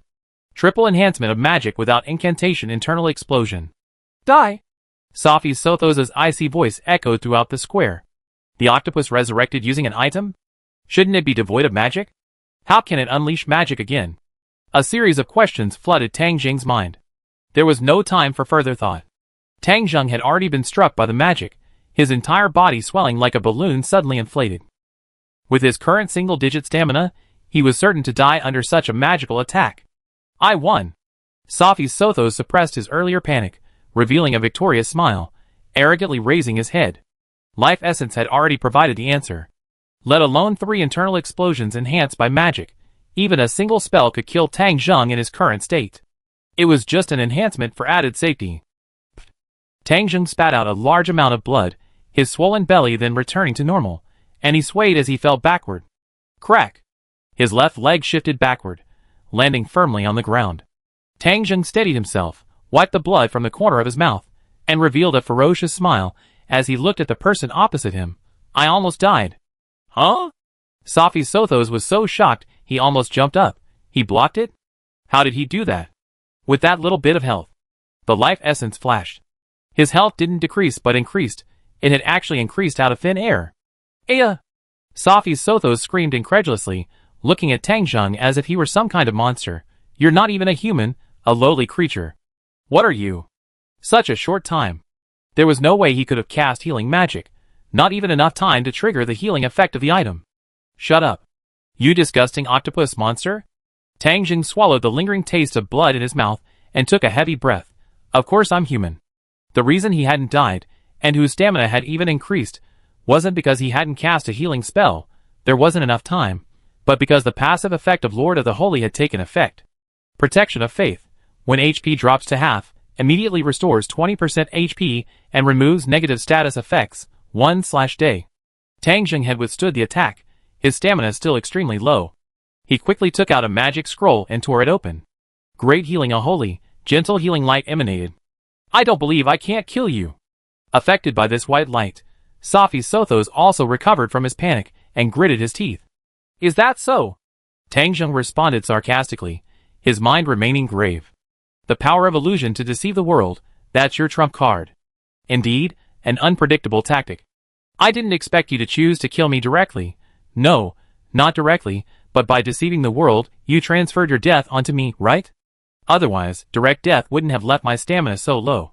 You replaced your zeroed stamina. Tang Zheng quickly sorted out his thoughts. The trump card of the special class illusionist is the ultimate technique to cast illusions on the world. Tang Zheng happened to know a little information. Ainsley Gown had mentioned that, although the information was limited, in the game, one could only use a maximum of 4 magic systems. But after transmigrating to another world, this trump card truly possesses the effect of deceiving the world, thus making its application unpredictable. This is why Tang Zheng has always been on guard.